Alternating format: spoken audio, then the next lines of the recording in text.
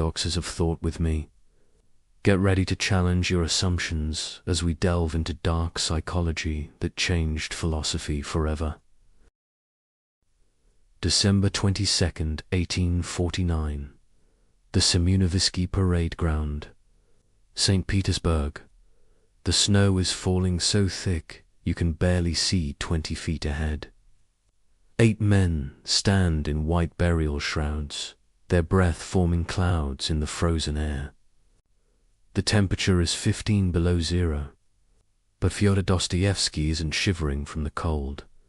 In exactly 60 seconds, he's going to be shot through the heart. The firing squad raises their rifles. That metallic click of hammers being pulled back echoes across the square. And here's the thing that nobody talks about when they tell this story. Dostoevsky isn't praying. He isn't crying. He isn't even thinking about God, or his mother, or the novel he'll never finish. He's staring at the man next to him, studying his face with the intensity of a scientist observing a specimen under a microscope. He's watching, really watching what happens when a human being dissolves, when everything that makes a person who they are just evaporates. The man's eyes are still open, but there's nothing behind them anymore.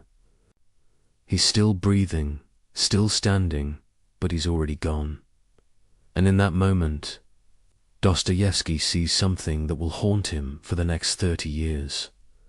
The drums suddenly thunder across the square. The rifles lower. It's a mock execution. The Tsar's idea of a psychological experiment. A lesson, a game. The other prisoners collapse. Some sob with relief. Some laugh hysterically. But Dostoevsky just stands there, because he understands something now that he didn't understand 3 minutes ago. Something in him died on that platform, eyed as surely as if those bullets had torn through his chest. But something else was born. Something that could see what the rest of us spend our entire lives trying not to see. For the next 3 decades, he'll write novel after novel, each one an attempt to explain what he discovered in those 60 seconds. He'll create characters that are so psychologically real they feel more alive than the people sitting next to you right now. He'll predict the horrors of the 20th century with such accuracy that reading him today feels like he's writing about tomorrow. But here's what's really unsettling. He wasn't writing about the future. He was writing about right now. About the thing that's happening in your mind at this very moment. That voice you hear beneath all the other voices. The one asking the question you don't want to answer. This is where our story really begins.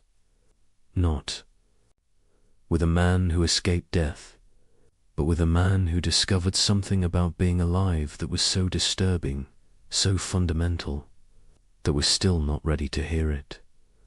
But tonight, we're going to hear it anyway. Let me take you back to that morning, but this time, we're going to live through it minute by minute, thought by thought.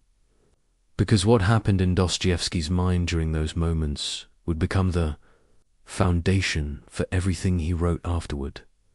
The condemned men had been waiting in the Petropavelskaya fortress since April, 8 months in solitary confinement. And now, December 22nd, they're told nothing except to put on their white execution shrouds. These aren't clothes, they're theater costumes, designed to make the men look like ghosts before they become ghosts. The Tsar, you see, was an artist of punishment. He understood that death was simple, but the anticipation of death, that was complex. That was interesting. Dostoevsky is led out with the others into the square. The snow is falling, and here's a detail he would obsess over for years. The way the snowflakes landed on his eyelashes and melted, how that felt like the world crying for him, but also how absurd it was to notice something so small when you're about to stop existing. The human mind doesn't become profound in its final moments, becomes chaotic, noticing everything and nothing simultaneously. They're arranged in groups of three. Dostoevsky is in the second group, which means he has approximately 4 minutes to live while watching the first group die. And this is where the real torture begins, not in watching death approach like a mathematical certainty. 3 men, then 3 more, then you. It's death as an equation, and Dostoevsky, who loved to gamble, who understood probability, suddenly realizes that for the first time in his life, there's a game with absolutely no variables, no chance, no hope, just arithmetic, the first 3. Men are tied to the posts, and now something happens that Dostoevsky will write about in 4 different novels, each time trying to capture it more precisely. He becomes hyperfocused on the church dome in the distance, the way the morning sun is hitting its gold surface. He can't stop staring at it. In his mind, this dome becomes everything. God, Russia, his mother's face, every book he's ever read, every woman he's ever loved, but also nothing, just metal and light, he thinks, and these are his exact words that he later wrote to his brother. In 5 minutes, I will either be that light, dissolved into the universe, or I will be nowhere at all. Think about that for a moment. Not I will be in heaven or I will be with God, but I will be that light or nothing. This is Dostoevsky's mind at the edge, not religious, not atheistic, but something more terrifying. Complete uncertainty at the exact moment when you most need certainty. The squad raises their rifles at the first group. Dostoevsky is studying. The man next to him, now Nikolai Grigoriev, a fellow member of the Patrashevsky circle. Grigoriev's face is doing something Dostoevsky has never seen before. It's not fear, exactly. It's like watching someone solve an impossible equation in their head. The features are rearranging themselves, becoming younger and older simultaneously. The eyes are seeing something beyond the square, beyond Petersburg, maybe beyond existence itself. And then Dostoevsky has the thought that will haunt every novel he ever writes. We are most alive in the moment before we die. Not during life, when we're distracted by trivial concerns. Not after death, when we're nothing, but in that razor-thin moment when we're saying goodbye to existence. Every character he creates, Raskolnikov, Prince Mishkin, Ivan Karamazov, they're all trying to get back to this moment. To feel this alive, without having to die. The drums suddenly explode across the square. The rifles lower. A carriage races in with a messenger from the Tsar. It's a pardon. No, not a pardon. A commutation.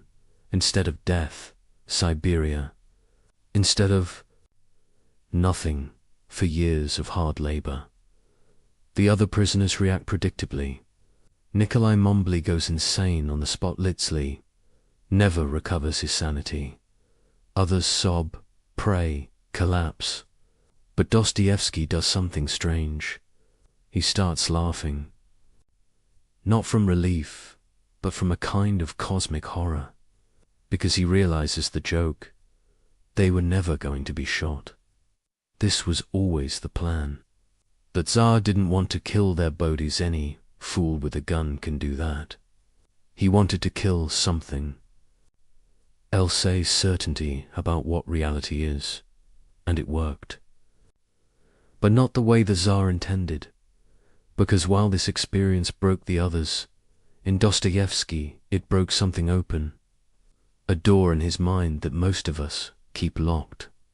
The door that separates our daily consciousness from the awareness of what we really are: biological machines pretending to have souls. or souls pretending to be biological machines, and no way to know which dot in the idiot. Prince Mishkin describes an execution he witnessed, but listen to the language carefully. He says the worst part isn't the pain or the fear, it's the certainty. In an hour, in 10 minutes, in half a minute, now, this very instant, your soul will leave your body, and you will be a human being no longer. That word certainty appears 17 times in that passage, because uncertainty, Dostoevsky realized, is what keeps us sane. The moment we become certain about death, we go mad. But the moment we become certain about life, we also go mad. This is why he would later write that consciousness is a disease, not metaphorically, literally a disease. A malfunction in the animal that makes it aware of its own existence and therefore its own known existence. Every animal dies, but only humans know they're going to die, and that knowledge poised everything. But here's where Dostoevsky's insight becomes almost unbearable. This isn't a bug in human consciousness, it's a feature. We need this disease. Without it, we're just clever apes. With it, we're something unprecedented in nature creatures who can imagine our own non-existence and keep living anyway. The guards unchained them and lead them back to the fortress. But Dostoevsky knows something now that he didn't know an hour ago. Everyone, the guards, the officials, the crowd that gathered to watch, they're all dead people who don't know they're dead. They're walking through life in a kind of sleep, thinking about dinner or money or sex, never realizing they're on the scaffold every moment. The only difference between him and them is that he can't forget anymore. He's been kicked out of the dream. Years later, when he's famous, people will ask him if he forgives the Tsar for this cruelty. And he'll say something that nobody understands. It wasn't cruel.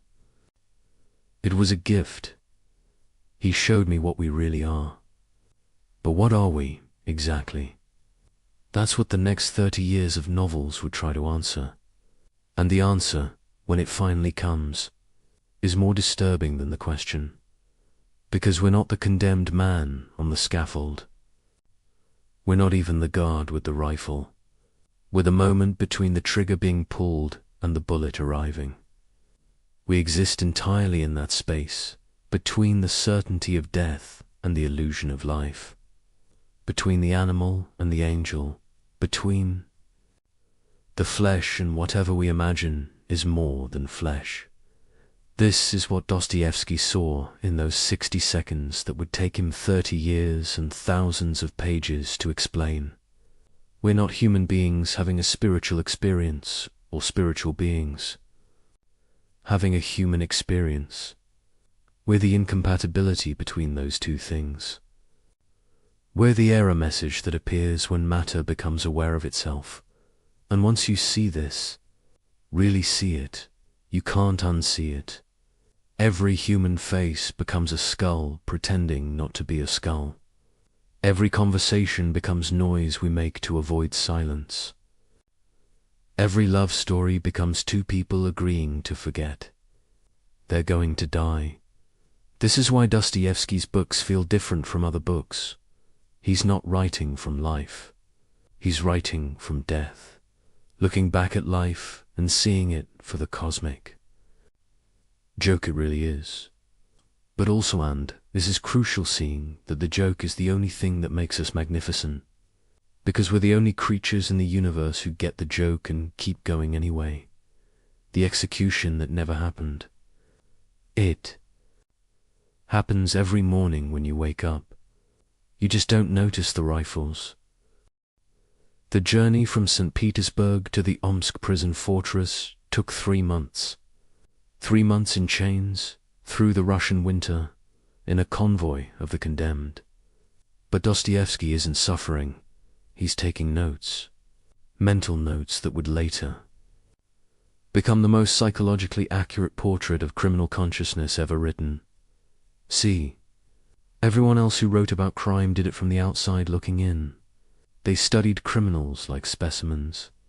Dostoevsky would live as one, eat with them, sleep beside them, share their punishments, their fever dreams, their moments of unexpected grace.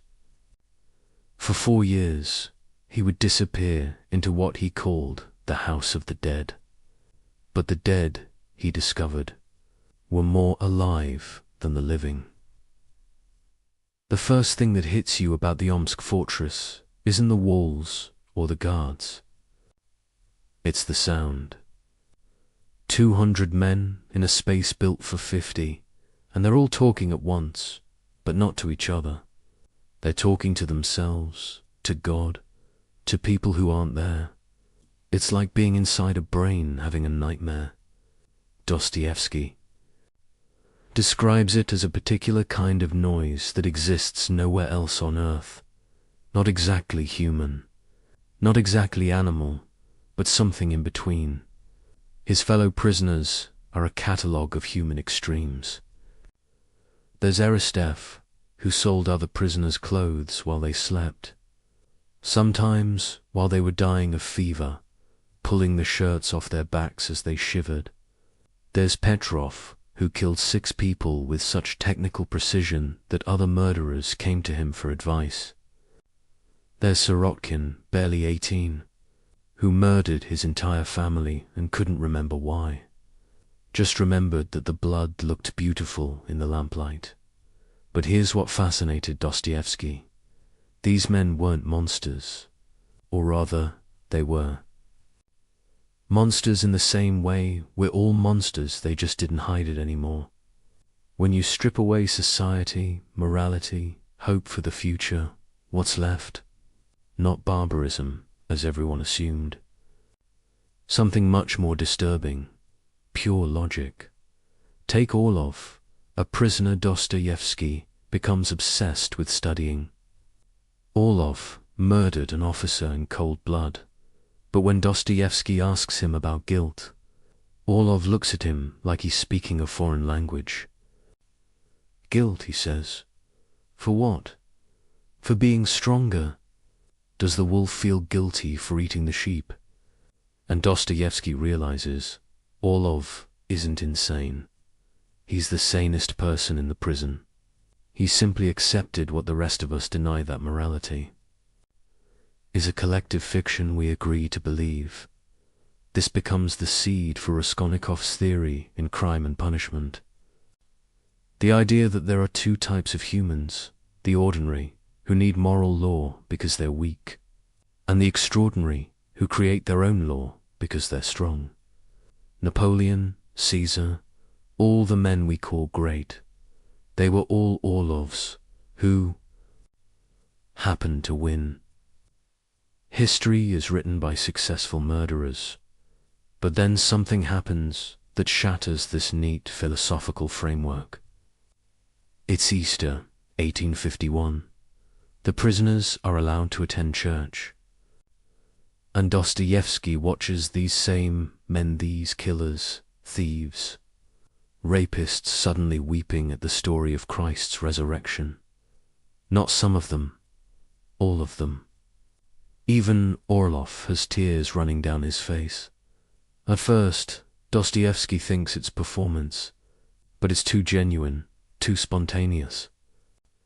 These men who 5 minutes ago were describing their murders with technical pride are now sobbing like children at a 2,000-year-old story about divine forgiveness. How is this possible?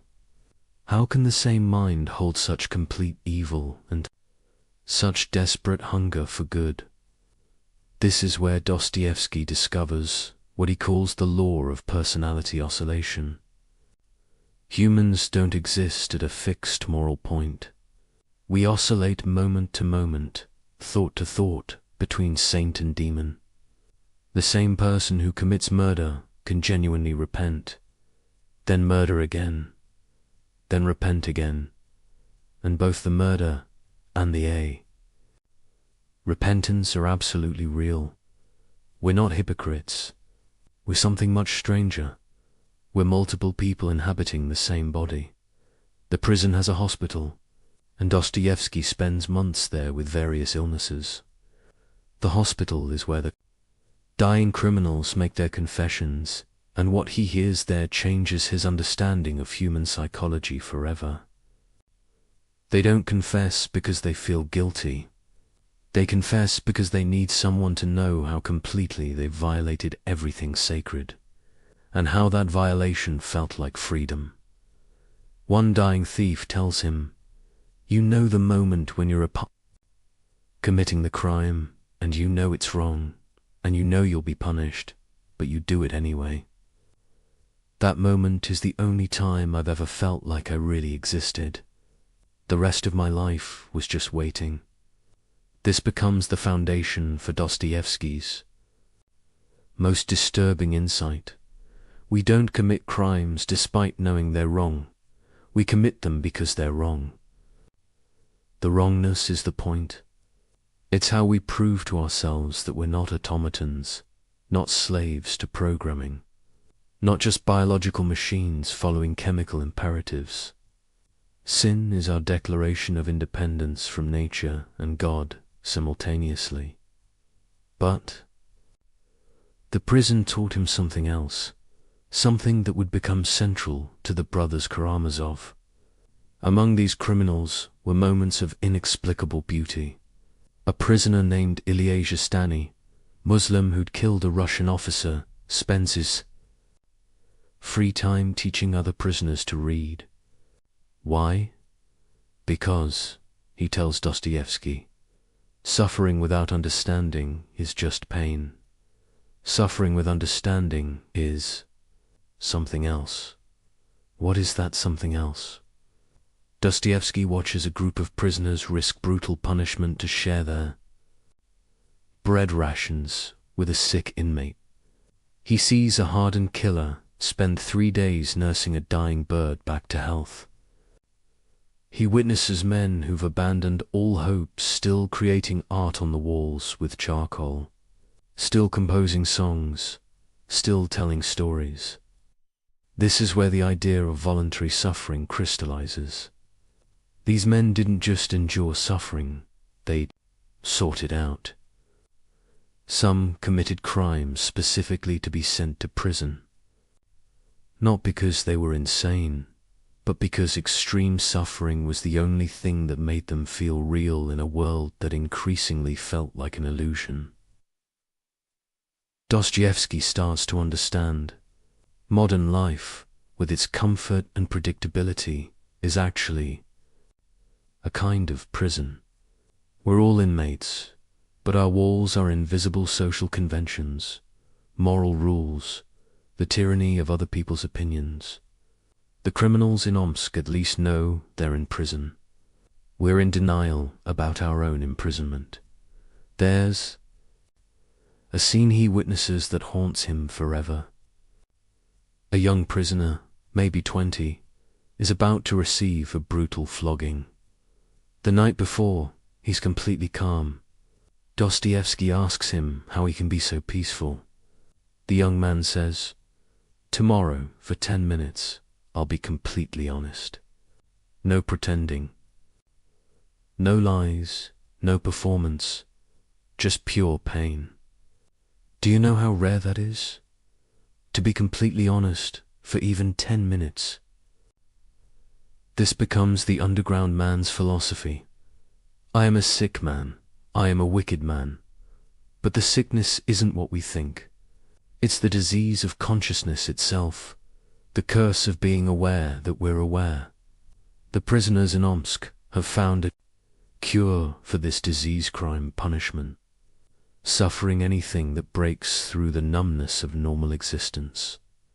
As his sentence ends, Dostoevsky realizes he's learned something in prison that no university could teach. He's seen the basement of human consciousness, the foundation everything else is built on. And that foundation isn't reason or morality or love. It's something much more primitive and much more sophisticated. the need to feel that we exist, even if that feeling comes through pain. The other prisoners are released and disappear back into their lives. But Dostoevsky can't leave, not really. He carries the prison with him. Every character he creates will be, in some sense, a prisoner. Every novel will be an escape attempt, and every reader will become, without realizing it, an inmate in Dostoevsky's psychological laboratory, because here's what those 4 years taught him: we're all in prison. The only difference is that some of us know it and some don't. And the ones who know it, the criminals, the underground men, the addicts, the madmen, they're not the sick ones. They're the diagnoses, the house of the dead. It's not a prison. In Siberia, it's the world we wake up to every morning, pretending we're alive while secretly knowing we're just rehearsing for our own funerals. The criminals Dostoevsky lived with for 4 years weren't different from us. They were us with the mask off. Picture this scene. It's 1867 in the German spa town of Wiesbaden. A man sits at a roulette table at 4 in the morning, his hands shaking not from fear, but from something closer to religious ecstasy. He's just lost everything again. His wife's wedding ring is in the pawn shop. The advance from his publisher, meant to last 3 months, survived exactly 3 days. This man wrote Crime and Punishment, one of the most psychologically complex novels ever created. He understands human nature better than almost anyone alive. And yet here he is, destroyed by a spinning wheel and a rolling ball. But wait before you judge him. Before you dismiss this as simple addiction, let me tell you what Dostoevsky discovered at that roulette table. He wasn't losing his money. He was conducting an experiment. The same experiment we all conduct every day, just without the honesty to admit it. See? Everyone who knew Dostoevsky tried to cure him of his gambling. His wife Anna, God bless her, she tried everything. She controlled his money, she reasoned with him, she cried, she threatened to leave. His friends staged interventions. His publishers refused to give him advances, but they all misunderstood what was happening. They thought he was trying to win money. He wasn't. He was trying to prove something much more important, that he existed. Let me explain through his own words. In a letter to Anna from Baden, after losing literally everything, including the money for his hotel room, he writes something extraordinary. You might think I'm in despair. I'm not. I'm more alive right now than I've been in months. Every nerve is firing. Every thought is crystal clear. I can feel my blood moving through my veins. This is what resurrection feels like. Now, any addiction counselor reading that would say it's the dopamine talking, the gambler's high. But Dostoevsky is describing something deeper. At the roulette table, all the comfortable lies we tell ourselves evaporate. You can't pretend you're a good person when you're gambling your families. Food, money. You can't maintain the fiction that you're rational when you're betting on red after it's come up. Black 17 times in a row. You're stripped down to what you really are. A collection of impulses and desires with no coherent center. And here's the terrifying part: Dostoevsky found this state liberating. Finally, for once, he didn't have to pretend to be Fyodor Dostoevsky, the great writer, the Orthodox Christian, the husband, the father. He could just be a body in space, making insane decisions for no reason. You know that voice in your head that constantly judges everything you do. At the roulette table, it finally shuts up. This becomes the core of his novel, The Gambler. But the character Alexei isn't really addicted to gambling. He's addicted to the moment right before the ball drops into a slot. That suspended second, where anything is possible, where he might win everything or lose everything, where he exists in pure potential. The actual result, win or lose, is always disappointing because it collapses possibility into actuality. Think about your own life for a moment. When do you feel most alive? It's not during the comfortable, predictable moments. It's during the risks, the uncertainties, the moments when everything could go wrong. That first kiss, that job interview, that moment when you say what you really think despite the consequences. We're all gambling all the time, we just use different tables. But Dostoevsky discovered something even more disturbing at the casino.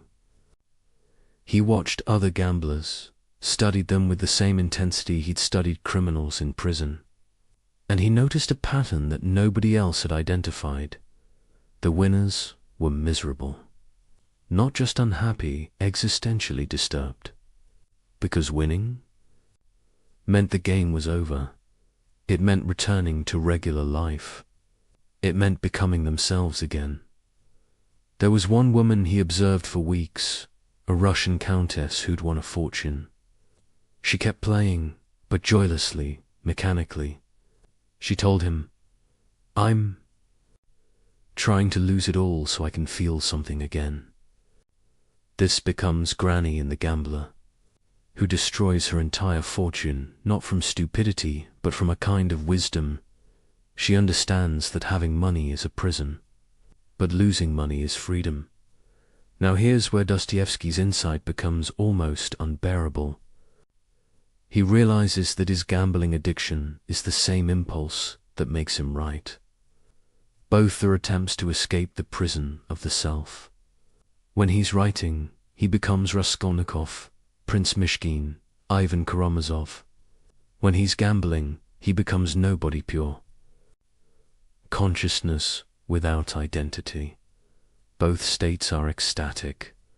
Both are unsustainable. Both are more real than normal life. Consider this letter to his friend Strakov. They say, "I'm destroying myself at the tables." But where is this self they speak of? Show it to me. Is it my body that changes every 7 years? Is it my thoughts? They contradict each other hourly. Is it my soul? I don't even know if I have one. At the roulette table, at least, I know exactly what I am. A fool making foolish choices. There's something honest in that. This is the gambler's paradox. We destroy ourselves to prove we exist. It's not masochistic. It's the opposite. It's the most life-affirming thing possible. Every loss is proof that we're free. Every stupid bet is a declaration of independence. From cause and effect, from logic, from the tyranny of consequences. But here's what makes Dostoevsky different from other gambling addicts.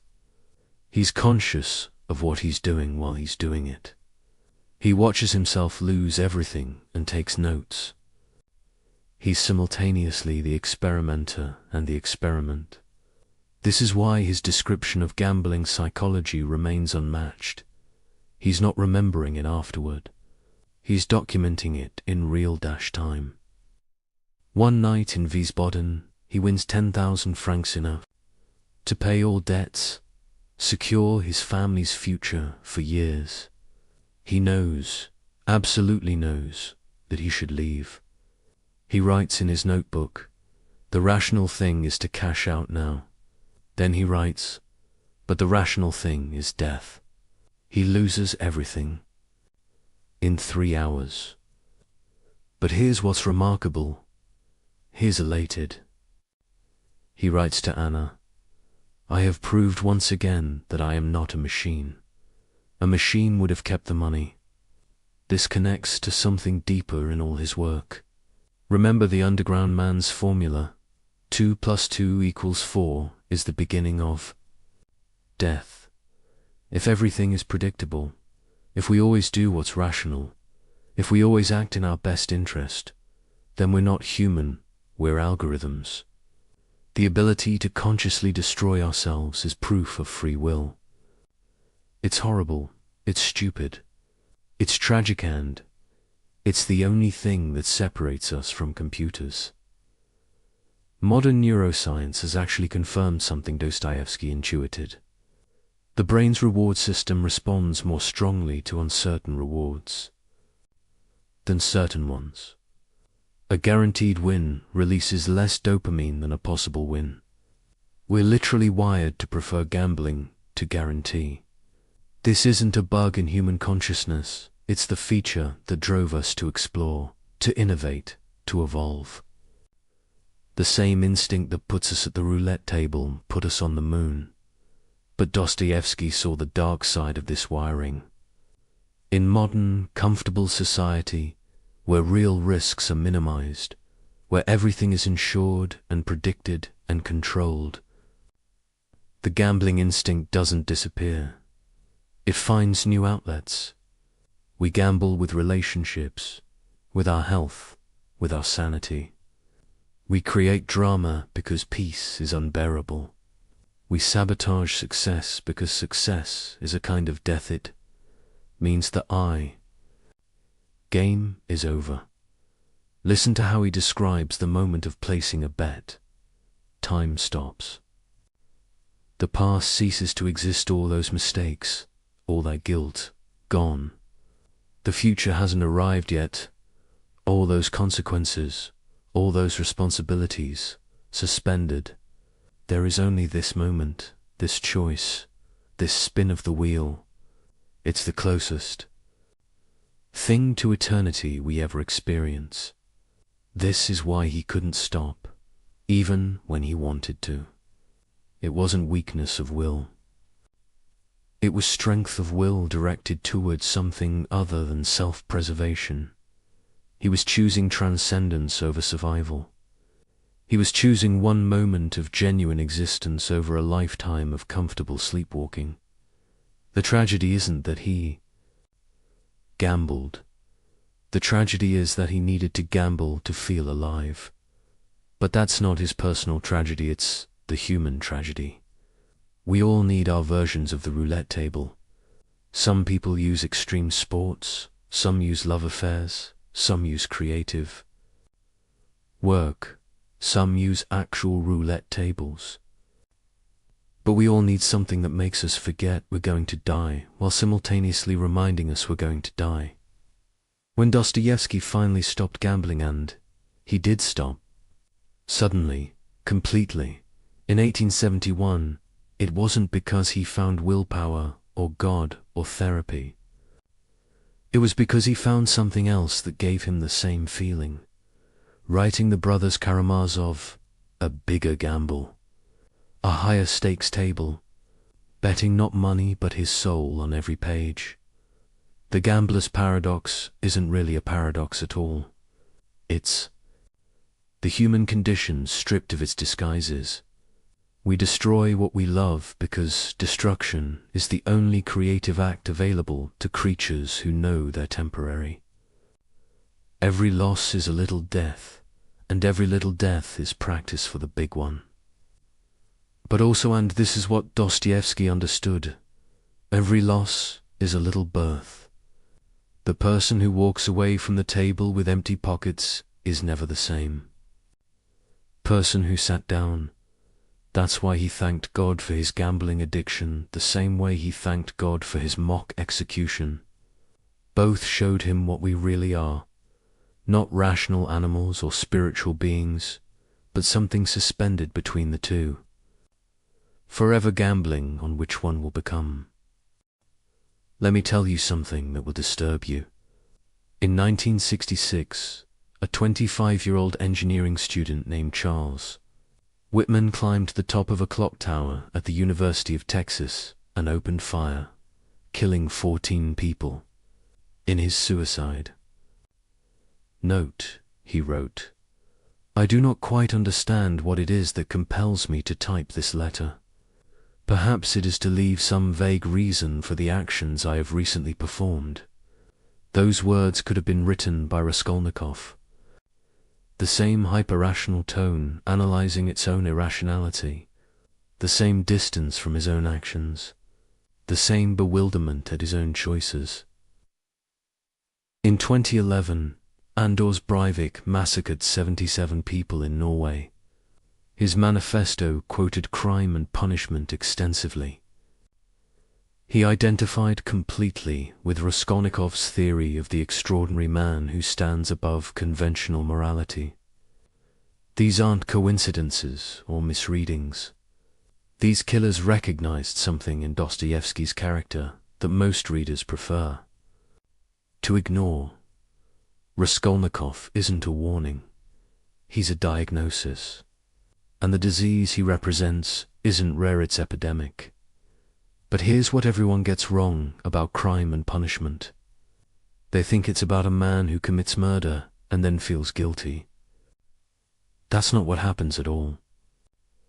Raskolnikov feels guilty before the murder, indifferent during it, and confused after it. The guilt isn't about what he did, it's about what he is. And what he is, Dostoevsky suggests, is what we all are when we're honest with ourselves. Let's trace the actual psychology, not the simplified version they teach in literature class. Raskolnikov doesn't wake up one day and decide to kill someone. The murder grows in his mind like a tumor, starting with an abstract thought experiment. If Napoleon had needed to kill an old pawnbroker to fund his rise to power, would that have been wrong? History says no, we celebrate Napoleon despite the millions who died in his wars. So why is killing one useless old woman worse than killing millions of useful young men? This isn't sociopathic thinking. It's actually rigorously logical. Every society honors its successful killers. We call them heroes, generals, founding fathers. We build statues to men who killed thousands. But kill one person for personal gain, and you're a monster.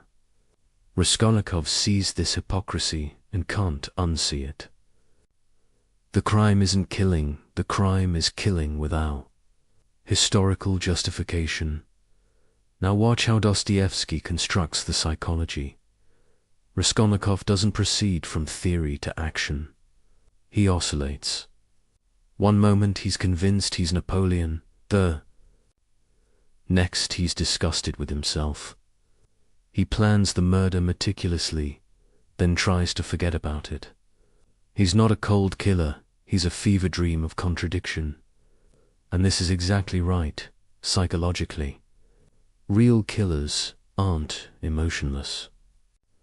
They're experiencing all emotions simultaneously, which looks like no emotion from the outside. The actual murder scene is the most psychologically accurate depiction of violence ever written. Raskolnikov doesn't feel powerful or evil or righteous. He feels nothing. His body commits the murder while his consciousness floats somewhere near the ceiling, watching. He notes irrelevant details, the pattern on the wallpaper, a fly buzzing, the way the blood pools in a perfect circle. This dissociation isn't dramatic invention. Every soldier, every police officer who's killed someone describes the same phenomenon. The mind can't process the enormity of ending another consciousness, so it focuses on trivia. But here's where Dostoevsky's genius reveals itself. After the murder, Raskolnikov doesn't run or celebrate or collapse. He becomes obsessed with weather. He remembered to close the door. That's it. The most important question in the universe becomes, did I close the door? Because the human mind, faced with the infinite implications of murder, retreats to the finite, manageable question of a door, the cat and mouse. Game with the investigator Porfiry isn't really about solving the crime. Porfiry knows Raskolnikov is guilty almost immediately. What he's doing is far more sophisticated. He's trying to make Raskolnikov understand what he's actually done. Not killed an old woman. That's just the physical fact. What he's done is attempt to step outside the human community, to become a pure individual, responsible to no one but himself. And that, Dostoevsky shows, is impossible. Not immoral-impossible. Asterisk, asterisk.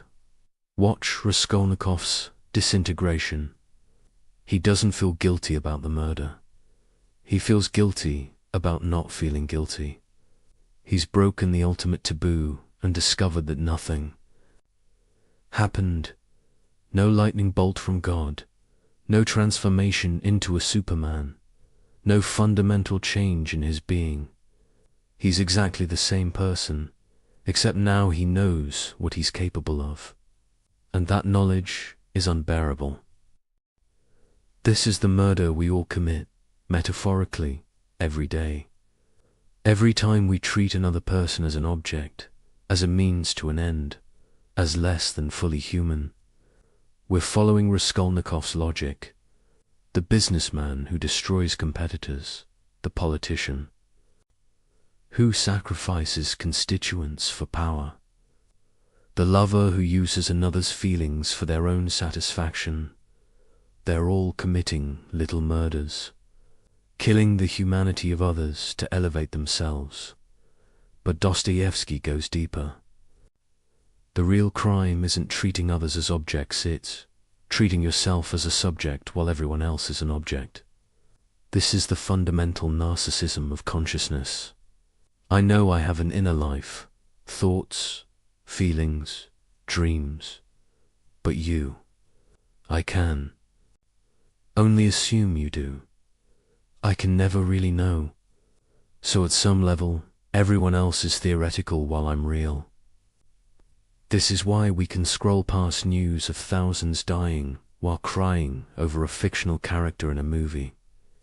The fictional character feels more real because we have access to their inner life. The thousands of real dead people are just statistics. Raskolnikov's theory about ordinary and extraordinary people isn't wrong, it's incomplete. He thinks extraordinary people are rare, but Dostoevsky shows they're everywhere. Everyone thinks they're extraordinary. Everyone believes they're the exception to the rules they apply to others.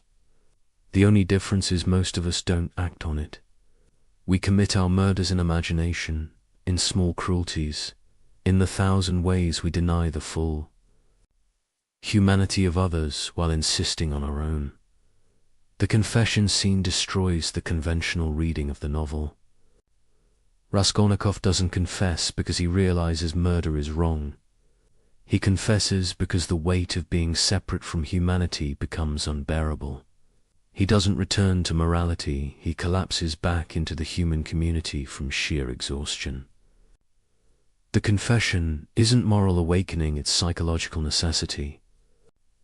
No one can sustain the position of being truly individual, truly separate, truly extraordinary. We need others to confirm we exist, even if that confirmation comes in the form of punishment. Look at the online communities that worship Raskolnikov. Today, young men, usually isolated, usually intelligent, who read the novel and think, he's literally me. They missed the point catastrophically. Raskolnikov isn't a hero or an anti-hero. He's a warning about what happens when intelligence curves back on itself, when thinking replaces feeling, when theory replaces reality. He's what happens when you mistake understanding life for living it. But here's the truly disturbing part. These young men aren't wrong to identify with him. They're recognizing something real. The conditions that created Raskolnikov, alienation, intellectual isolation, the collapse of traditional meaning systems, the reduction of everything to economic transaction. These aren't 19th century Russian problems. They're the default state of modern existence. We're all living in Raskolnikov's shabby apartment, lying on his sofa, thinking his thoughts. The difference is, we've normalized it. We've made alienation comfortable. We've gamified isolation. We've made thinking ourselves special into a consumer product. Every social media profile is a little announcement of extraordinary status. Every post is a small murder of others' reality in favor of our own. We're all Raskolnikov, but with better apartments and more sophisticated rationalizations. Dostoevsky predicted this with terrifying accuracy. In his notes for the novel, he wrote, "The disease of isolation will spread until it becomes the norm. Then murder, physical or spiritual, will become as common as breathing. Look around. Mass shootings by isolated young men who've convinced themselves they're extraordinary. Suicide rates that climb even as material comfort increases. The casual cruelty of online interaction where others aren't fully human. Just text on a screen." But Dostoevsky doesn't leave us in despair. The epilogue, which most readers find unconvincing, actually contains the real message. Raskolnikov's redemption doesn't come through understanding or accepting that murder is wrong. It comes through Sonia, the prostitute who represents degraded humanity.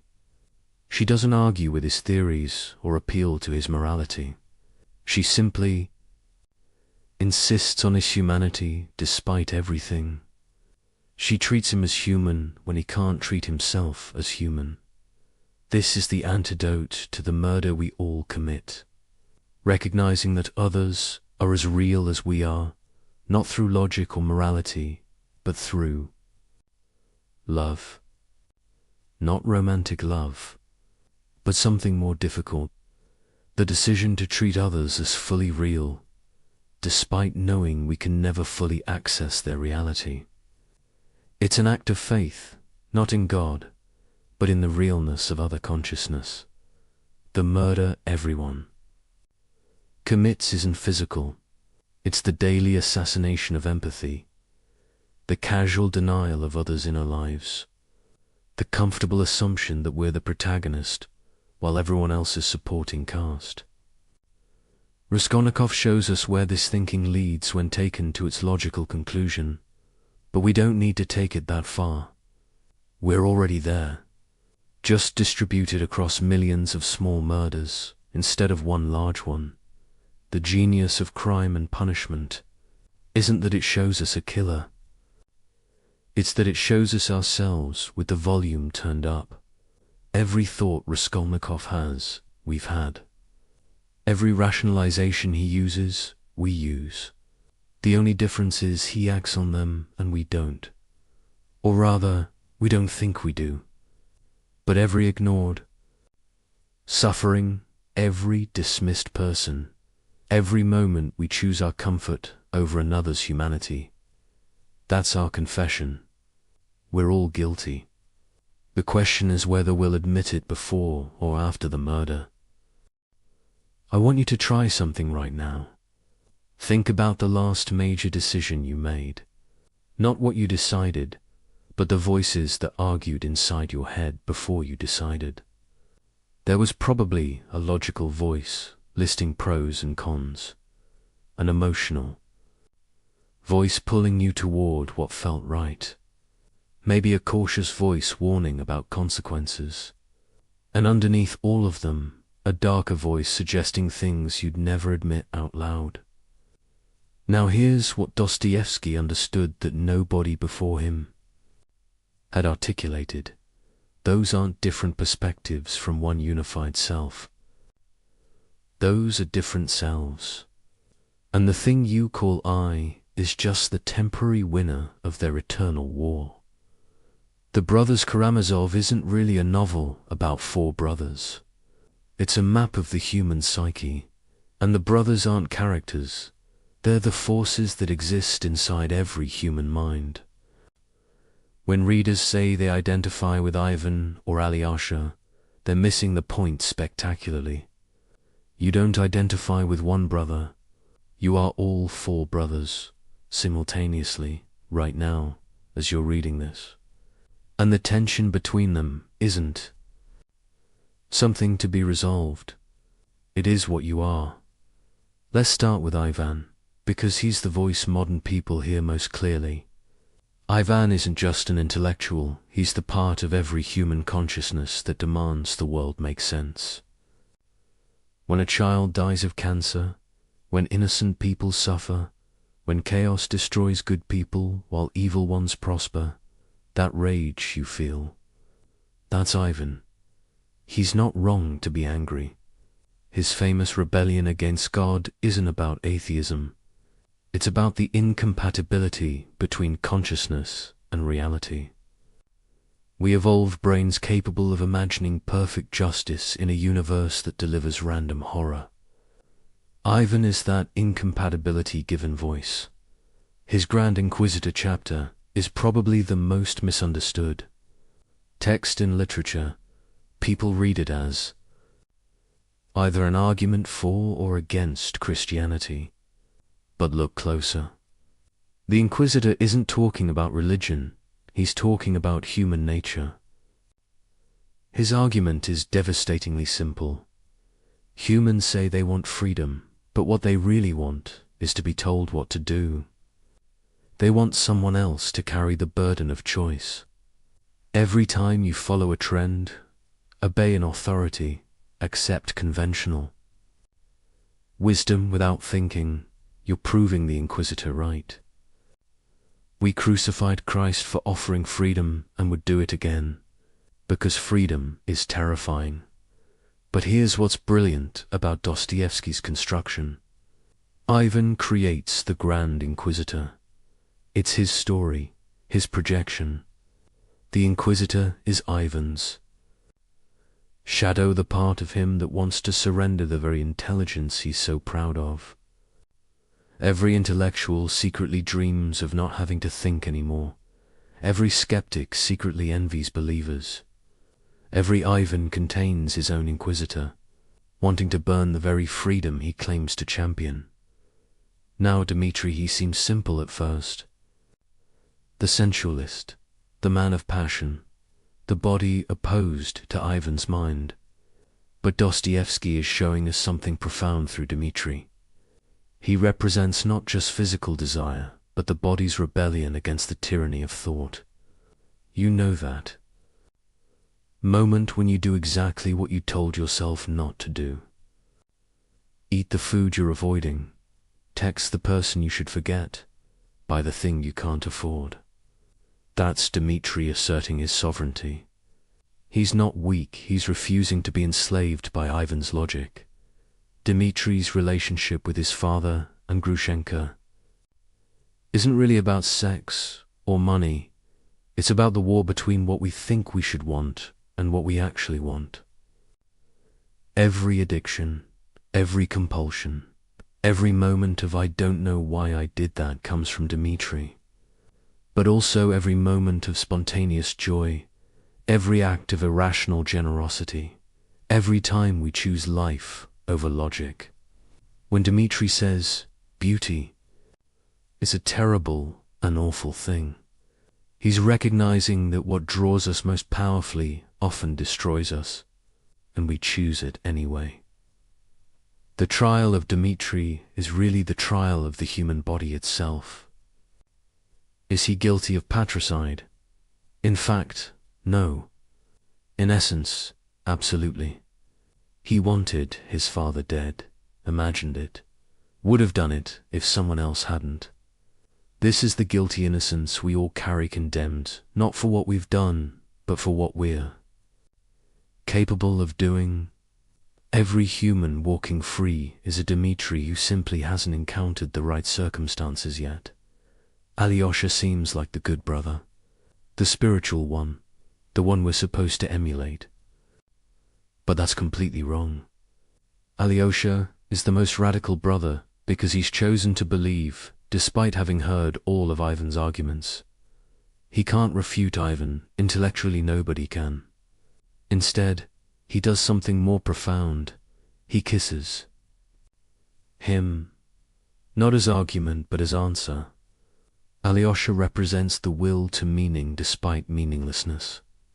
The choice to love despite evidence that love is just chemistry. The decision to act as if life matters despite knowing it doesn't. When Alyosha has his crisis of faith after Father Zozima's body corrupts and stinks proving he was just flesh. Not a saint, this isn't weakness, it's honesty. Even our Alyosha voice doubts itself. Faith isn't the absence of doubt, it's the presence of doubt and choosing faith anyway. Every time you hope despite evidence, trust despite betrayal, try again despite failure. That's Alyosha refusing to let Ivan win. But now we come to the hidden brother, the one nobody wants to claim, Smerdikov, the bastard. The servant, the epileptic. He's disgusting, fawning, resentful. Nobody identifies with Smerichukov. But he's the most important brother because he's the one who actually acts. Ivan provides the theory that everything is permitted. Dmitri provides the passion and motive. But Smerdikov commits the murder. He's not the shadow, he's what happens when the shadow takes control. Here's what's terrifying about Smerdikov. He's the logical conclusion of Ivan's philosophy. If there's no God, no inherent meaning, no absolute morality, then why not kill the old man and take his money? Smerdikov is an evil, he's perfectly rational. He's Ivan's thoughts without Ivan's inhibitions.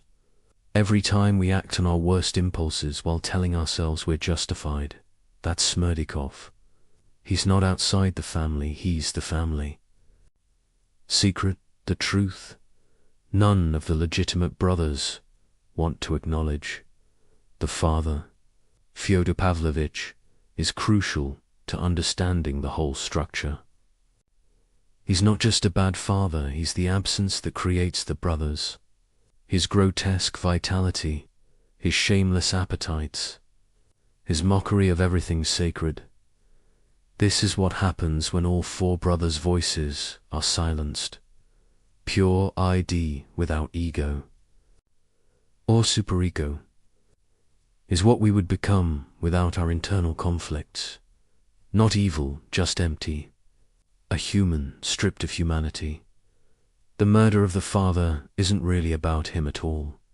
Each brother kills him in their own way. Ivan kills him intellectually by removing the moral framework that would prevent murder. Dmitri kills him emotionally through pure hatred. Alyosha kills him spiritually by failing to prevent what he senses coming. And Smerdikov kills him physically. But only as the final expression of what the others have already done.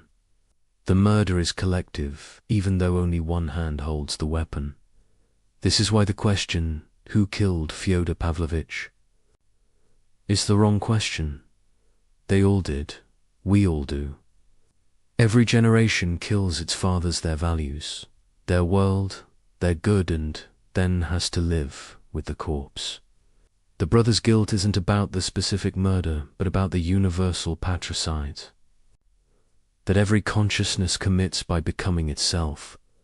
But here's Dostoevsky's most profound insight. The brothers need each other. Ivan without Dmitri becomes paralyzed by thought.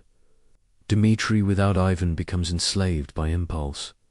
Alyosha without Smerdikov becomes naive about evil. Smerdikov without the others becomes mechanical, inhuman. The conflict between them isn't a problem to be solved, it's what creates consciousness itself. Modern psychology wants to integrate these voices to achieve some kind of internal harmony. Dostoevsky says that's impossible and undesirable. The tension is the point. We are the I. argument between Ivan and Alyosha, the fight between Dmitri and Smedekov. Mental health isn't choosing one voice, it's accepting the permanent civil war and learning to live productively within it. When you next face a major decision, listen to the argument in your head. You'll hear Ivan analyzing, Dmitri wanting, Alyosha hoping, and yes, Smerdikov calculating what you could get away with. They're all you. The decision isn't really about what to do, it's about which brother wins this round. But remember, even the winner is still you. The brother who loses is also still you. You are the entire family, the entire argument, the entire impossibility of being human. This is why people who say they've found inner peace are either lying or dead inside. Peace would mean one brother has murdered the others. What we call maturity is just learning to manage the family dysfunction, to let each brother speak without letting any of them dominate completely. We are not individuals, we are individuals, divided within ourselves. And that division is what makes us human rather than machines. The brothers Karamazov isn't asking which brother you identify with or which one is right.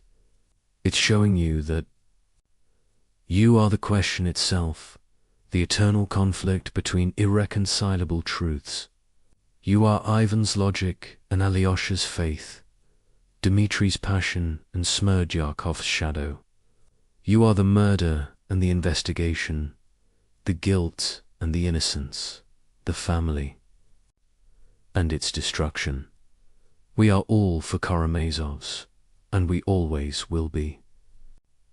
The only choice is whether we acknowledge it or spend our lives pretending we're only one. But the pretense is exhausting, and eventually, usually at 3 a.m, when all the masks are off, we hear all 4 voices clearly, and in that moment of terrible clarity, we understand what Dostoevsky understood. We are not troubled because we're divided. We're human because we're divided. In 1878, Dostoevsky stood before a crowd in St. Petersburg and said something that made people think he'd gone mad. He said that within 50 years, Russia would be consumed by a revolution that would kill millions. That ideology would replace religion, that children would turn in their parents for wrong thinking, that the state would become God. The audience laughed. 50 years seemed impossibly far away, and besides, progress was inevitable. Humanity was getting better, more rational, more civilized. Everyone knew this. 39 years later, the Bolsheviks took power. Everything Dostoevsky predicted came true with such specific accuracy that Soviet scholars spent decades trying to explain it away. But here's what's really unsettling. That wasn't his final prophecy. He saw something bigger coming. He saw the 21st century. He saw us. Let me show you something extraordinary. In The Devil, sometimes translated as the possessed or demons, written in 1872, Dostoevsky describes a character named Stavrogin. Stavrogin is handsome, charismatic, influential. Everyone is obsessed with him. But here's the thing, he feels nothing. He's completely empty inside. He commits horrible acts, not from evil, but from boredom. He influences thousands while believing in nothing. Sound familiar? He's not a 19th century Russian nobleman. He's a 21st century influencer.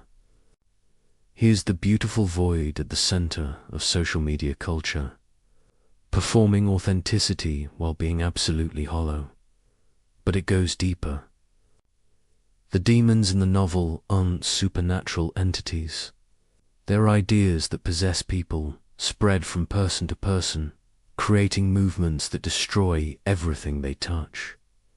Dostoevsky is describing viral ideology, how a tweet becomes a movement, becomes a mob, becomes a massacre. He's showing how ideas don't need to be true or even coherent to possess millions. They just need to fill the void where meaning used to be. The character Pyotr Vensky is even more prophetic. He's not a traditional revolutionary. He doesn't believe in the cause he promotes. He's a chaos agent, someone who destroys for the pleasure of watching things burn. He understands that in a meaningless world, destruction feels like creation. Every internet troll, every mass shooter manifesto, every person who spreads conspiracy theories they don't even believe there, all were Kavinsky's children. He predicted the weaponization of nihilism, but here's what Dostoevsky saw that we're only beginning to understand. The specific type of nihilism that emerges not from suffering but from comfort. The underground man isn't poor or oppressed. He has enough money, education, freedom.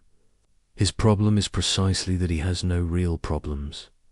He creates suffering because comfort is intolerable to conscious beings. We're living in the most comfortable era in human history, yet anxiety and depression are epidemic. We're all becoming underground people, burrowing into our comfortable caves, raging at existence itself. Listen to how the underground man describes his condition. I am a sick man. I am a wicked man. But then he immediately contradicts himself. He's not really sick or wicked. He's hyperconscious. He can't stop thinking about thinking. He can't just live. He has to analyze living while he's living it. This is the curse of modern existence. We're all simultaneously living and watching ourselves live, performing and critiquing our performance, being and observing our being. Social media didn't create this condition, it just made it visible, and Monet is able. The crystal palace that the underground man rails against Dostoevsky's symbol for utopias. Silicon Valley's promise realized. A world where all problems are solved by technology, where algorithms predict our needs before we know them, where efficiency and comfort reach perfection. But Dostoevsky saw the horror of this paradise. Humans will destroy it, not despite it being perfect, but because it's perfect. We'll choose suffering over comfort, chaos over order, meaning over happiness, simply to prove we're not machines. Look at what's happening right now. We have access to all human knowledge in our pockets, yet we choose to believe obvious lies. We can connect with anyone on earth, yet we're lonelier than ever. We've eliminated most physical dangers, yet we're paralyzed by anxiety about theoretical threats. We've created the crystal palace, and we're smashing it from the inside, just like Dostoevsky predicted we would. But the most terrifying prophecy is in his notes about the coming ant heap, a society where everyone's needs are met. Everything is organized rationally, all problems are solved, but nobody knows why they're alive. He writes, they will have everything except the one thing necessary reason to exist. And in their desperation, they will create artificial problems, imaginary enemies, fictional catastrophes, anything to feel that life has stakes, that choices matter, that existence has weight. Isn't this exactly what we're doing? We've largely solved the problems of survival, so we've created new problems. We're outraged about things that would have seemed absurd to previous generations. We've turned politics into entertainment, identity into brand, trauma into currency. We're so desperate for meaning that we'll accept any narrative, however absurd. That makes us feel like protagonists in a story rather than extras in a simulation. Dostoevsky's solution isn't what anyone wants to hear. He doesn't say we should return to tradition or embrace progress or find balance. He says something much more difficult. Accept suffering as intrinsic to consciousness. Stop trying to eliminate it. Stop seeing it as a problem to solve. The attempt to create heaven on earth inevitably creates hell, because heaven would be a her place where nothing matters. And humans can't tolerate a world where nothing matters. This is why every utopian project becomes dystopian. The Soviet Union tried to create the perfect society and created the Gulag. Silicon Valley tried to connect humanity and created the attention economy. Every attempt to eliminate suffering multiplies it, because suffering isn't a bug in human. Consciousness, it's a feature. It's what makes us human rather than algorithms. In his final notebook, written while dying, Dostoevsky wrote, "They will organize everything so perfectly that there will be no more questions."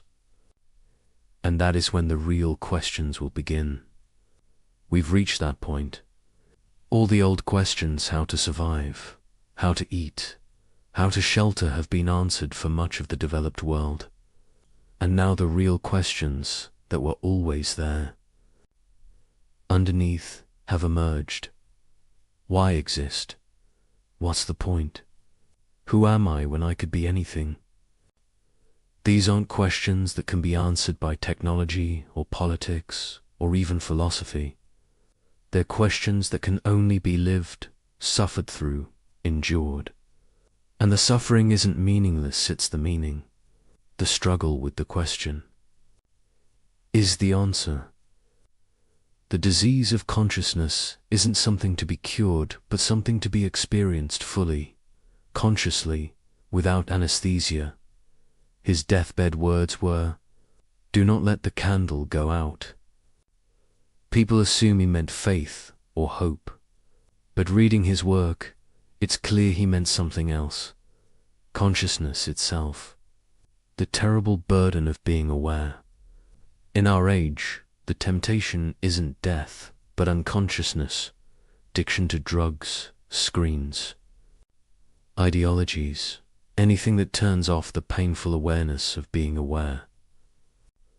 We're all trying to extinguish the candle because its light shows us things we don't want to see. But here's Dostoevsky's final message. The candle is all we have. The consciousness that makes us suffer is also the only thing that makes us real. We can drug it, distract it, deny it, but we can't eliminate it without eliminating ourselves. The pain of being human isn't a problem to be solved, but the price of existing as something more than meat or machine. He saw us coming. He saw our comfortable despair, our connected isolation, our informed ignorance. He saw that we would create paradise and then destroy it, not from wickedness, but from the simple inability to tolerate perfection. He saw that we would have everything and feel nothing, know everything and understand nothing, be able to do everything and choose nothing. But he also saw something else. He saw that we would survive this, not by overcoming our nature, but by accepting it. We are the impossible creatures, suspended between animal and angel, matter and spirit, determinism and freedom. We are the glitch in the universe, the things that shouldn't exist but do. And our suffering isn't evidence that something's wrong. It's evidence that we're awake. The prophecy isn't that things will get better or worse. It's that things will become exactly what they are: intolerable and necessary, meaningless and significant, impossible and actual. We're living in Dostoevsky's prophecy right now. The only question is whether we'll live it consciously or spend our lives trying to sleep through it. But even our sleep will be troubled, because the candle can't really be extinguished. It can only be covered, and the shadows that creates are worse than the light. We've come full circle now, but like all true circles, we're not arriving at the same place we started. Let's return to that December morning in 1849, to the Semyonovsky parade ground, to the snow and the rifles and the white burial shrouds. But this time, we're going to look at it from a different angle, entirely not through Dostoevsky's eyes as he faced the firing squad, but through our own eyes, right now, as we face something remarkably similar. You see, after everything we've explored, the prison years, where he discovered the criminal within every saint, the roulette tables where he proved free will through self-destruction, the novels where he mapped the impossible geography of human consciousness. For all of this, we need to understand that the mock execution never really ended. Not for Dostoevsky, and not for us. We're all standing on that scaffold all the time, in every moment of our conscious lives. Think about what Dostoevsky actually saw in those final seconds before the drums announced his reprieve. He didn't see death approaching that would have been too simple, too clean. What he saw was life itself, but life as it actually is, rather than as we pretend it to be. Life stripped of all the comfortable illusions we use to make existence bearable. And what is life without illusions? It's standing on a scaffold with a rifle pointed at your heart, knowing you have 60 seconds left, except the 60 seconds never end and the rifle never fires, but also never lowers. This is what consciousness actually is, not thought, not awareness, but the permanent state of being about to cease existing while simultaneously being unable to stop existing.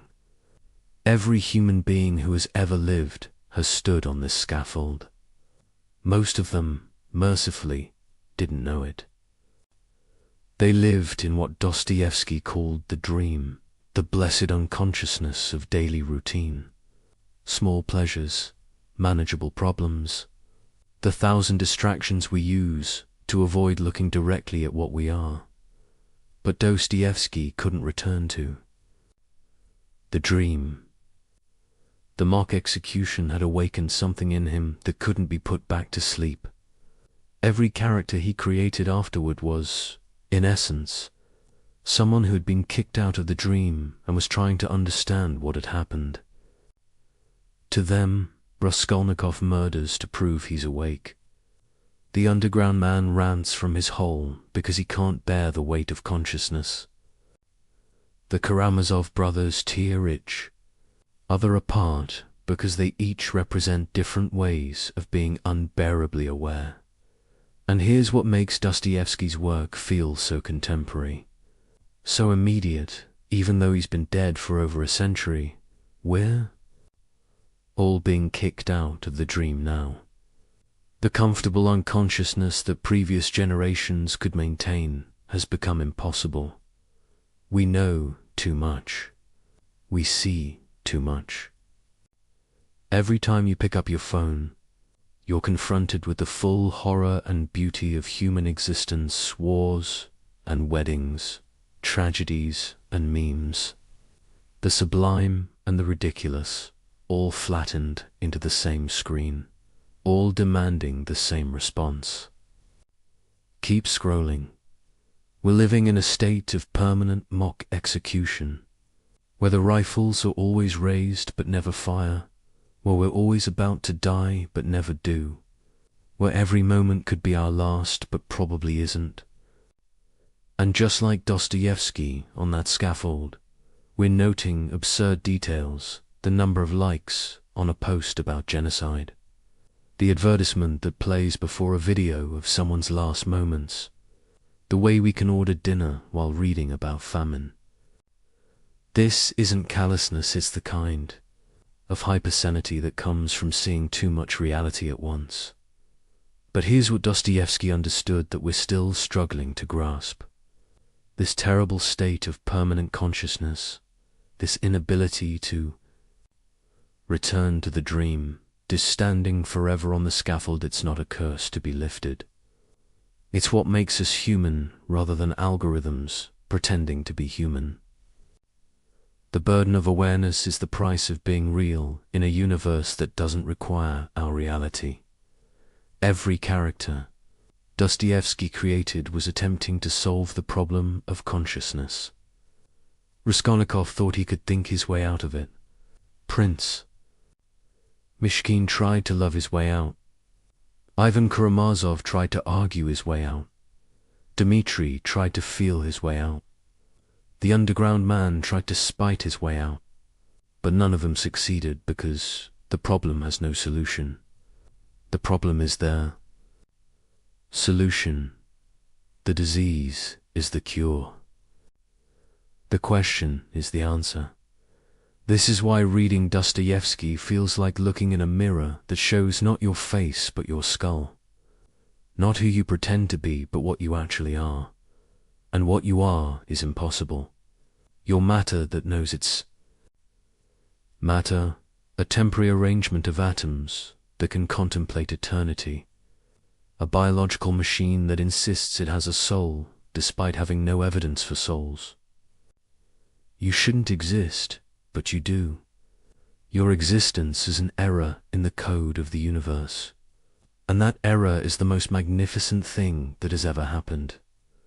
The question Dostoevsky leaves us with isn't whether God exists, whether morality is real, whether life has meaning. These are all variations of the same fundamental error. The belief that there's an answer that would make consciousness bearable. The real question, the one he spent 30 years after his mock execution trying to articulate, is this: knowing what you now know about human nature, about your own nature, about the impossible contradiction of being a conscious being in an unconscious universe, how will you live? And notice not, how should you live? That would imply there's a correct answer. But how will you live? Because you will live, despite everything, despite knowing what you know. You'll wake up tomorrow and pretend you're not on the scaffold. You'll make plans as if you're not about to die. You'll love people who are also about to die and pretend together that you're not. You'll create meaning in a meaningless universe. Not because meaning exists, but because creating it is what conscious beings do. Dostoevsky already knew how you'll live because he knew how he lived after his mock execution. You'll live exactly as you always have, but now with a terrible addition: consciousness of what you're doing. You'll see yourself living, watch yourself choosing, observe yourself pretending. You'll be simultaneously the performer and the audience, the experiment and the experimenter, the prisoner and the guard, and in rare moments maybe at 3 in the morning when you can't sleep, maybe during a profound loss, maybe in inexplicable joy, you'll feel what Dostoevsky felt on that scaffold. The membrane between you and reality will dissolve.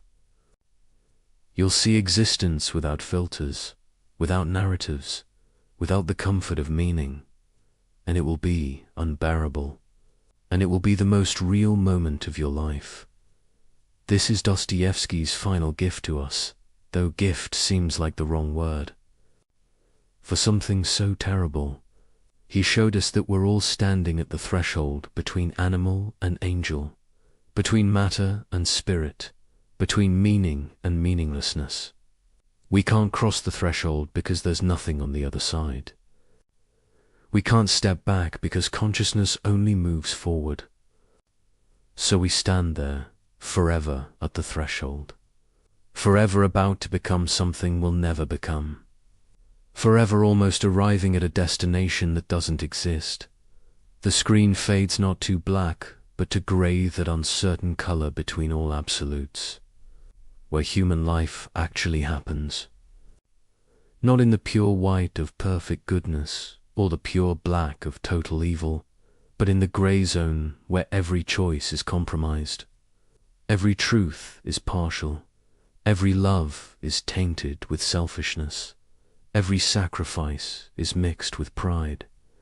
This is where we live, have always lived, will always live in Dostoevsky's underground, which isn't below the earth but inside consciousness itself. His message isn't hope or despair. It's something more difficult: acceptance without resignation, struggle without victory, question without answer. We are the impossible beings, and our impossibility is not a problem to be solved, but a reality to be lived. The candle, he told us not to let go out. It's not faith or hope or love. It's the terrible, beautiful burden of knowing that we know that we know.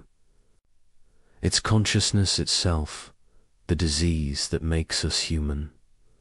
The gift that feels like a curse. The curse that might be a gift. We're all standing where Dostoevsky stood in 1849, waiting for the rifles to fire, knowing they never will, knowing will. Stand here forever, noting the way the snow falls, the way the light hits the church dome, the way our heart beats its futile rhythm against the approaching silence that never quite arrives. This is what it means to be human in the shadow of Dostoevsky's vision. Not to have answers, but to be the question. Not to solve the mystery, but to embody it. Not to escape the scaffold, but to recognize that the scaffold is everywhere. Always has been, always will be, and that standing on it with full awareness of what we're doing is the closest thing to meaning we'll ever find. Dear friends, thank you for being with me tonight.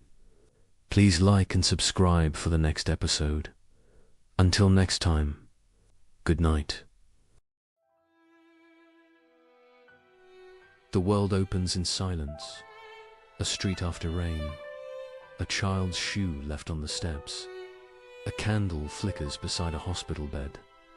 Everywhere, the same question whispers through the noise of living. If there is a good and powerful God, why does the world suffer? This question is older than philosophy itself. It hides in every prayer, in every cry for meaning. It waits behind our smiles, watching as we pretend not to hear it. People have given it many names. Philosophers call it the problem of evil. Poets call it heartbreak. But it is one thing, the shock, that goodness and pain share the same sky. Long before us, a man named Gottfried Wilhelm Leibniz faced that question. He lived in a Europe torn by war and disease. He saw kings rise, cities burn, and faith fracture into doubt. Yet through all of it, he believed something extraordinary. He said, "This world, with all its sorrow, is still the best of all possible worlds." At first it sounds absurd. How could a world filled with hunger, betrayal, and grief be the best? How could a wise God choose this, when so many gentler worlds seem possible? But Leibniz was not blind. He saw pain clearly. He just refused to believe it was meaningless. He imagined God not as a careless ruler, but as a divine architect. Every law of nature, every heartbeat, every lost bar of a structure too vast for any single mind to see. He believed reason itself was holy. That creation, even in its chaos, followed a pattern deeper than tragedy. Still, the heart resists. The mind protests. If this is the best world, what does the worst look like? Look at war. Look at children lost before they grow. Look at the innocent crushed by the greed of the strong. Surely, no amount of hidden harmony can justify that. And yet, Leibniz asked us to look again, not to deny evil, but to ask what kind of world could even make goodness possible. He said the question itself hides the clue. If we can name evil, it means we know good. If we know good, it means reality contains standards that do not come from chaos. So the question, painful as it is, already points toward order. Leibniz believed creation had limits, not limits on God's power, but limits of logic itself. Even God cannot make a circle with corners. Even God cannot make freedom exist without the risk of misuse. He compared creation to a composer writing under rules. The composer cannot play every note at once. Harmony requires contrast. So does life. Some goods exist only if certain dangers are real. Courage needs fear. Forgiveness needs wrongdoing. Growth needs loss. Take away the risk, and those goods disappear. Perhaps. Leibniz said, the best world is not the one without pain, but the one where pain makes goodness possible. He called his explanation theodicy, the defense of divine goodness in the face of evil. He never said this world was perfect. He said it was complete, a world balanced between freedom and law, reason and love. The ideas spread, and so did misunderstanding. Many heard only the optimism, not the reasoning. They thought Leibniz believed everything was fine as it was, but he never said that. He believed progress mattered, compassion mattered, justice mattered, because they are the ways goodness unfolds inside imperfection. To him, creation was like a vast tapestry seen from behind. From our side, we see only knots and dark threads. From the front, seen by God, every twist joins a greater picture. When we suffer, we live on the backside of that tapestry. We see chaos. We forget the pattern could be real. There is a quiet strength in his view. He does not ask us to enjoy pain. He asks us to trust that pain is not the final word. That the story of existence includes chapters we have not yet read. Many have mocked that faith. Voltaire would later turn it into satire. He wrote Candide, a tale where every tragedy is excused by foolish optimism. People laughed at Leibniz's idea for centuries after that. But laughter does not erase a question. What if Leibniz was not naive? What if he was trying to protect meaning itself from despair? He believed the universe follows the principle of sufficient reason, that nothing happens without a reason, even when the reason is beyond us. Not everything is good in itself, but every event connects to a greater good that reason would reveal if we could see far enough.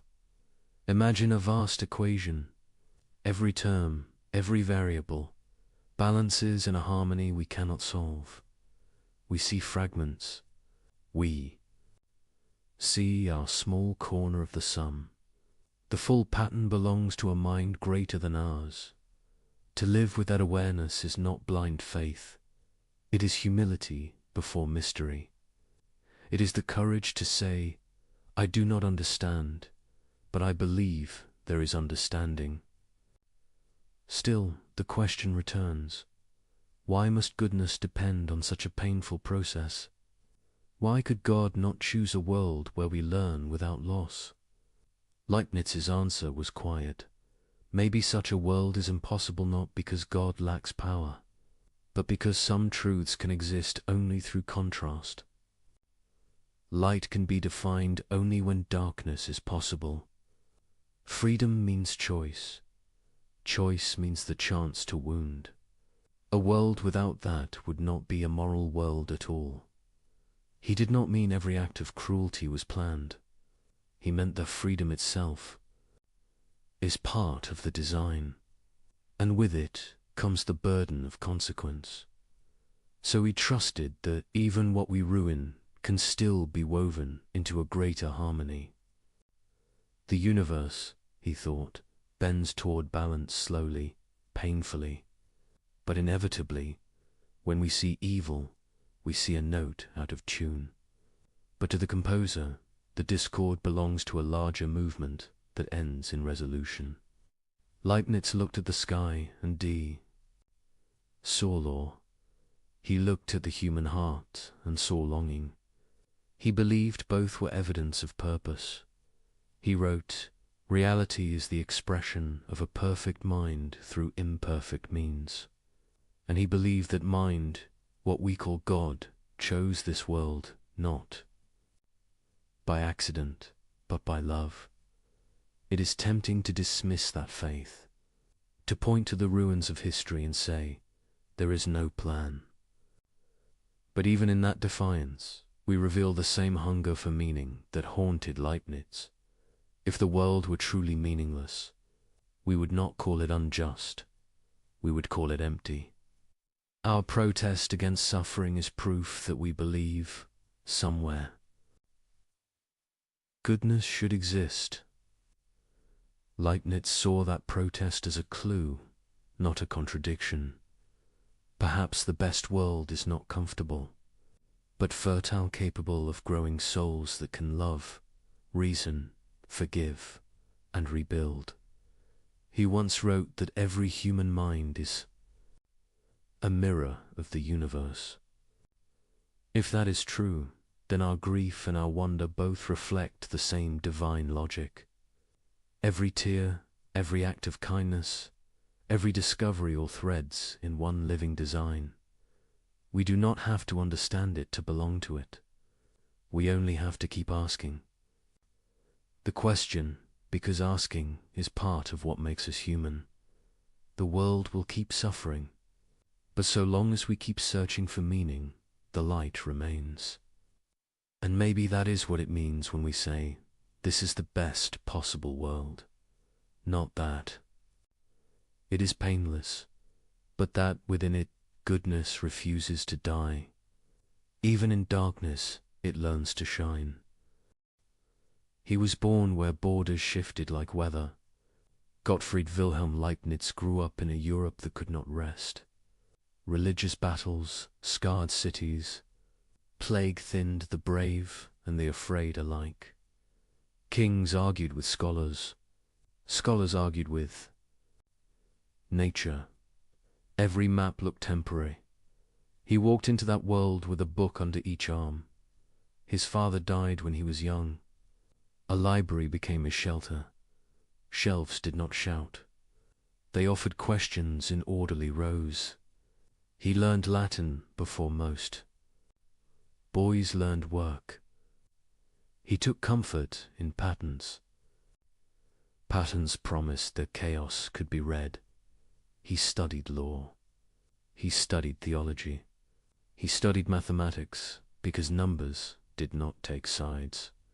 He studied history because people always did. He wrote quickly, yet he listened longer.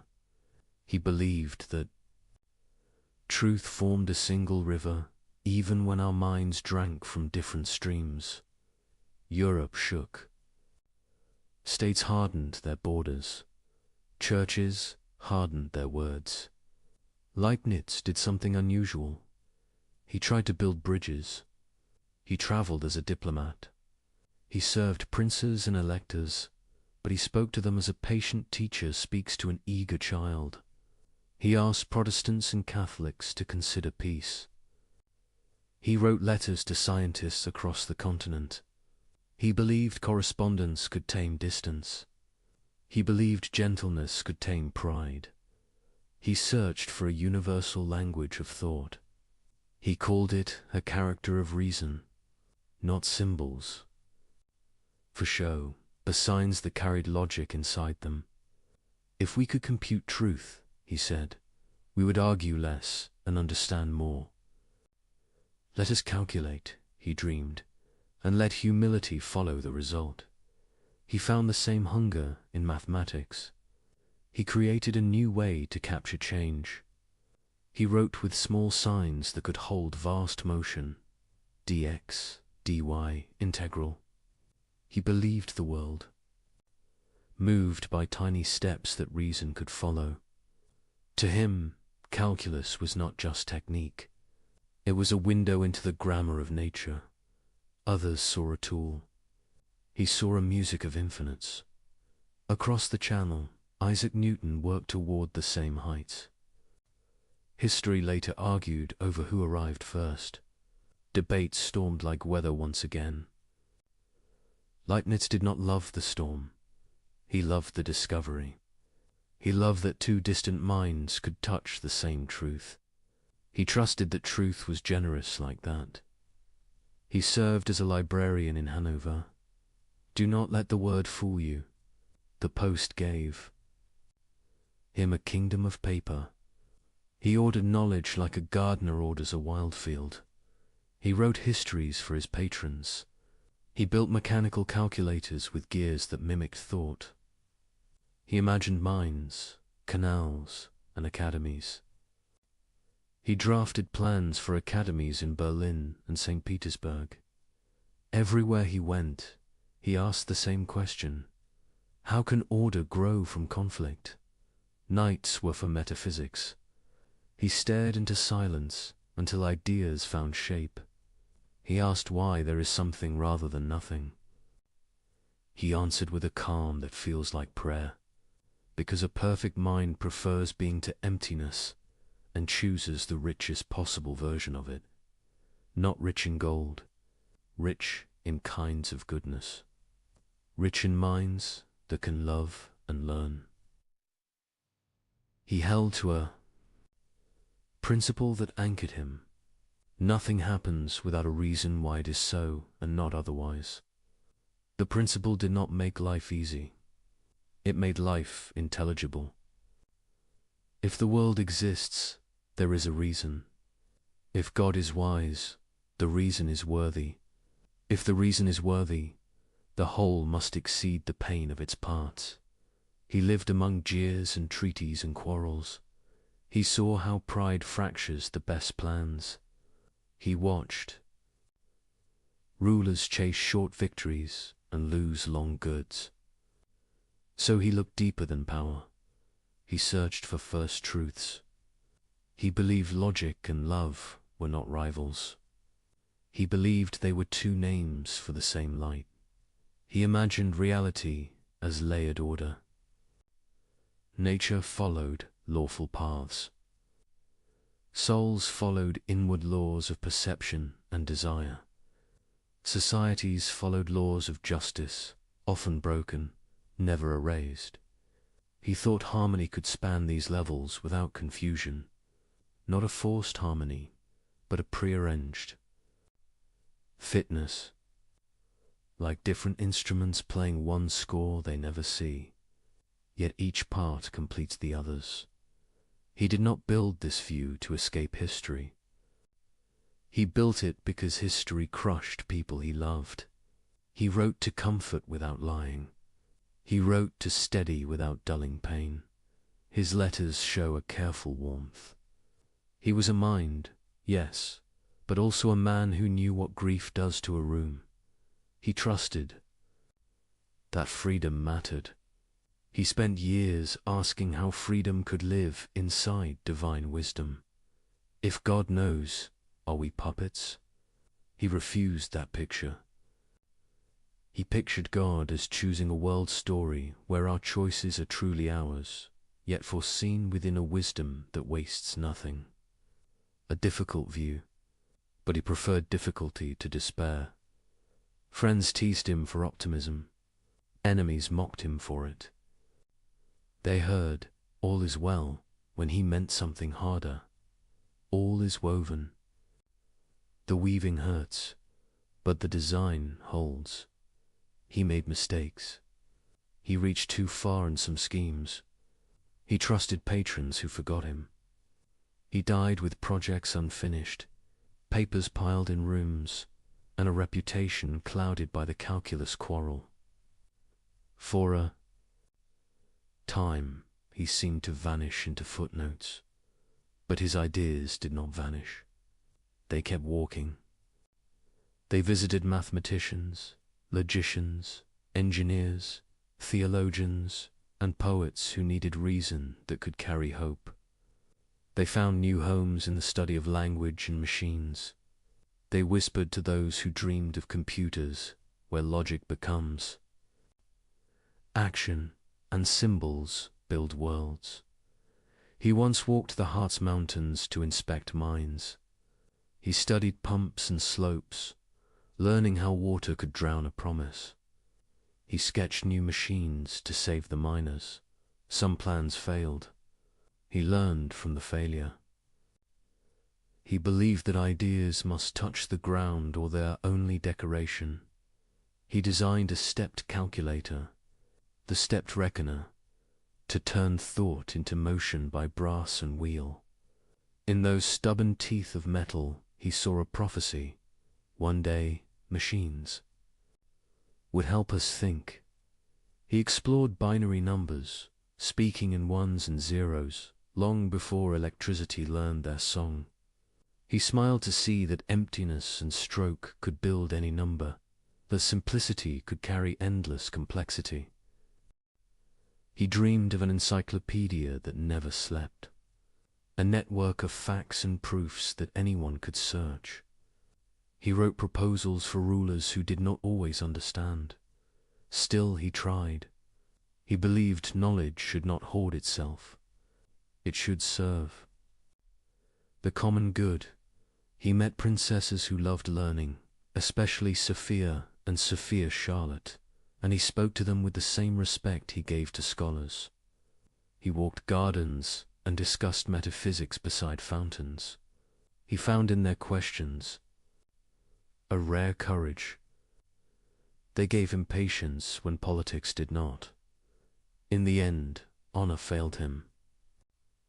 When he died, few mourned in public. Some patrons had turned away.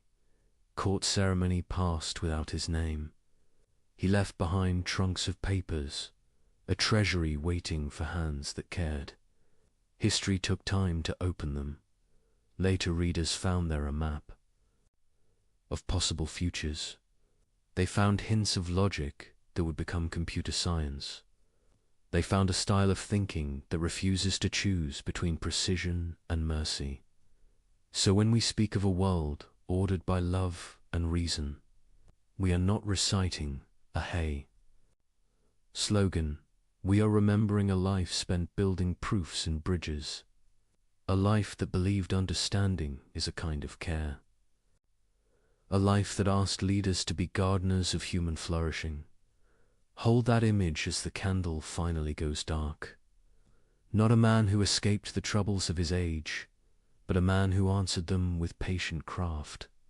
He left us a way to work, clear eyes, open hands, and hope that does the labor. He was born where borders changed with the wind. Gottfried Wilhelm Leibniz grew up in uneasy years. Europe argued with itself and with the sky. Faith broke into factions that guarded bitter memories. Plague moved through towns like a rumor with teeth. Kings traded letters and threats. Scholars hunted patterns inside the noise. He entered that world with wide eyes and a quiet hunger. His father died early. A library became a shelter and a guide. Shelves held their peace and offered a path. He learned Latin before most boys learned trade. He read history for the long view of suffering. He studied law to see how minds bind conflict. He studied mathematics to feel the calm of order. He studied theology to ask whether order loved us back. He learned to think in layers. He sensed that events had roots in secret joints.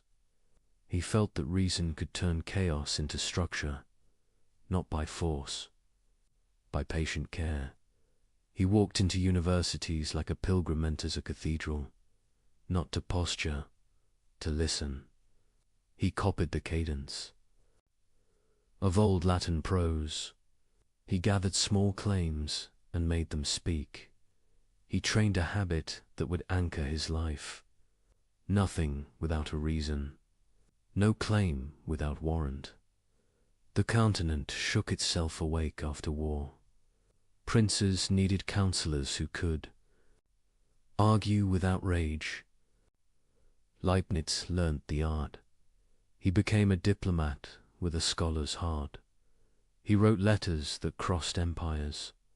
He promised calm when tempers tore. He asked Protestants and Catholics to breathe. He searched for grounds they held in common. He believed understanding could outrun pride. He wanted a language that could tame confusion. He dreamed of a character of reason, a calculus of thought that would settle disputes. Not with swords, with symbols anyone could follow. "Let us calculate," he said. "Let the answer teach us to bow." He built machines that could lend a hand to the mind.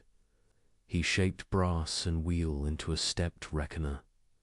He loved the stubborn truth of metal. He loved that a gear holds its argument.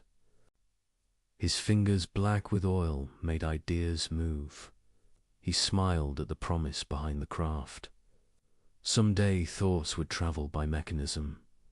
He found music and change itself rates. Slopes, sums that grow by tiny steps. He wrote a new way to speak those. Motions, he named small differences with neat signs. dx, dy. He curved space into sense with the long stroke of integral. He felt he had touched the grammar of nature, not just a trick for engineers, a key to the world's inner rhythm. Across the channel, Newton climbed the same mountain. History still argues about who reached the ridge first. Leibniz disliked that. Quarrel. Truth did not need a crown. Two minds could touch the same light from different paths. The light would not mind Doc-Cord life, pulled him into Hanover. The word librarian hides the scale of the task. He took custody of a kingdom of paper. He tamed chaos with catalogues and summaries. He drafted histories that made patrons feel ancient and secure. He designed waterways and mines. He drew plans for academies that would train a gentler power. Berlin listened. So did St. Petersburg. Sometimes rulers kept their promises. Often they did not. He met Sophia and Sophia Schala. They loved ideas and asked hard questions with a steady gaze. He answered with patience and warmth. He did not flatter. He invited them into the work. Gardens became classrooms. Walks became seminars on being and justice. He found courage in their curiosity. His letters crossed mountains. He corresponded with scientists and ministers and monks. He asked for reports on tides and minerals and words. He sent designs for pumps and tax codes and libraries. He tried to bind Europe with paper bridges. He thought courtesies could rescue truth from vanity. Night made room for first principles. He faced the oldest question with steady breath. Why is there something rather than nothing? Because a perfect mind prefers being to emptiness, he wrote, and chooses a world rich in possibilities of good, not a world of soft comforts, a world fertile in meaning. He held to a rule that became his compass. For every fact, a reason why it is so. If the world exists, it exists for a reason. If God is wise, the reason is worthy. If the reason is worthy, the whole must exceed the pain of its parts. He did not claim to see the whole. He claimed the whole was there. He felt the pull of freedom. He knew we'd choose and also belonged to patterns. He would not trade freedom for neat equations. He imagined God choosing a story in which our choices are real, foreknown but not forced, seen but not scripted, a hard thought, yet kinder than a world of puppets. He spoke often of harmony, not a soft word, a strict art. Different lines can meet without collision. Different goods can coexist without theft. He imagined creation as lines of melody written to fit, no instrument. Here's the whole score, yet the music holds. He drew comfort from the lawfulness of nature. He saw law as a gift, not a prison. Law gives promise. Promise gives science its courage. What happens here and now can teach us there and then. Repeatable order is grace for finite minds. His mind moved toward synthesis. He hated false fights where both sides were partly right. He believed dispute. Hide a third view that honors what is best in both. So he looked for bridges between atom and soul, between number and mercy, between church and church, between chord and conscience. He also failed. He chased grand projects beyond the patience of patrons. He sent proposals to wide for narrow budgets. He trusted promises from men who counted only today. He watched doors close without ceremony. He kept writing anyway. He thought time nurses good seeds. He suffered neglect at the end. His name dimmed in halls, he once advised. He died without honors fit for his labor. Trunks of papers waited like sealed gardens. Readers came late and found the gates. What they saw changed their own plans. They found notes on a number system, built of yes and no. 1 and 0 could build any count. Simplicity could host infinity. He had seen the bones of future machines. They found a plan for a living encyclopedia, a book that never ended, a place where knowledge could answer to search. Many dismissed it as dreamful. Then centuries worked to make it ordinary. They found a spirit behind the papers, a man who believed thought is a form of care. He wrote as if clarity could bless. He wanted rulers to govern like gardeners. He wanted scholars to heal. He wanted citizens to reason without scorn. He knew that optimism is easy when you are blind. He was not blind. He saw cities die and children buried. He still believed the universe kept faith with order. He still believed the mind could be trained to hope with discipline. He did not confuse order with quiet. He knew reform makes noise. He praised argument when it sought the common good. He rejected cruelty dressed as zeal. He asked opponents to imagine they might be wrong. He asked allies to imagine they might be harsh. He loved thought experiments. That humbled pride. What if our vantage is too small, he asked. What if the part we hate becomes a cause for good elsewhere? What if the whole uses our losses to grow new strengths we cannot yet name? Not to excuse evil, to resist despair. He prized gentleness. He wrote to a friend that patience extends the reach of truth. Harshness shortens it. He told himself to prefer precise mercy over loud wit. He did not always succeed. He tried again. He believed in progress, but not in arrogance. He did not think history guaranteed wisdom. He thought wisdom must be chosen, must be practiced, must be taught by example and law. He wanted a Europe less drunk on triumph. He wanted victory measured in fewer widows. He wanted schools that trained heart as well as hands. He wanted power to kneel before reason and charity. He took long walks after rain. streets where lamps made small circles of trust. He listened to the city and heard a low request. Make us livable, not merely strong. Make us decent, not merely clever.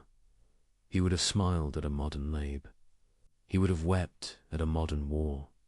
He would have urged us to write more letters and fewer insults, to fix what we can fix, to measure twice, to honor dissent that argues in good faith, to leave a clean desk and a kind note. His legacy is not only in theorems or machines, it is a way to hold mind and heart together, honor reasons, honor people, keep the world legible without sanding off its rough mercy.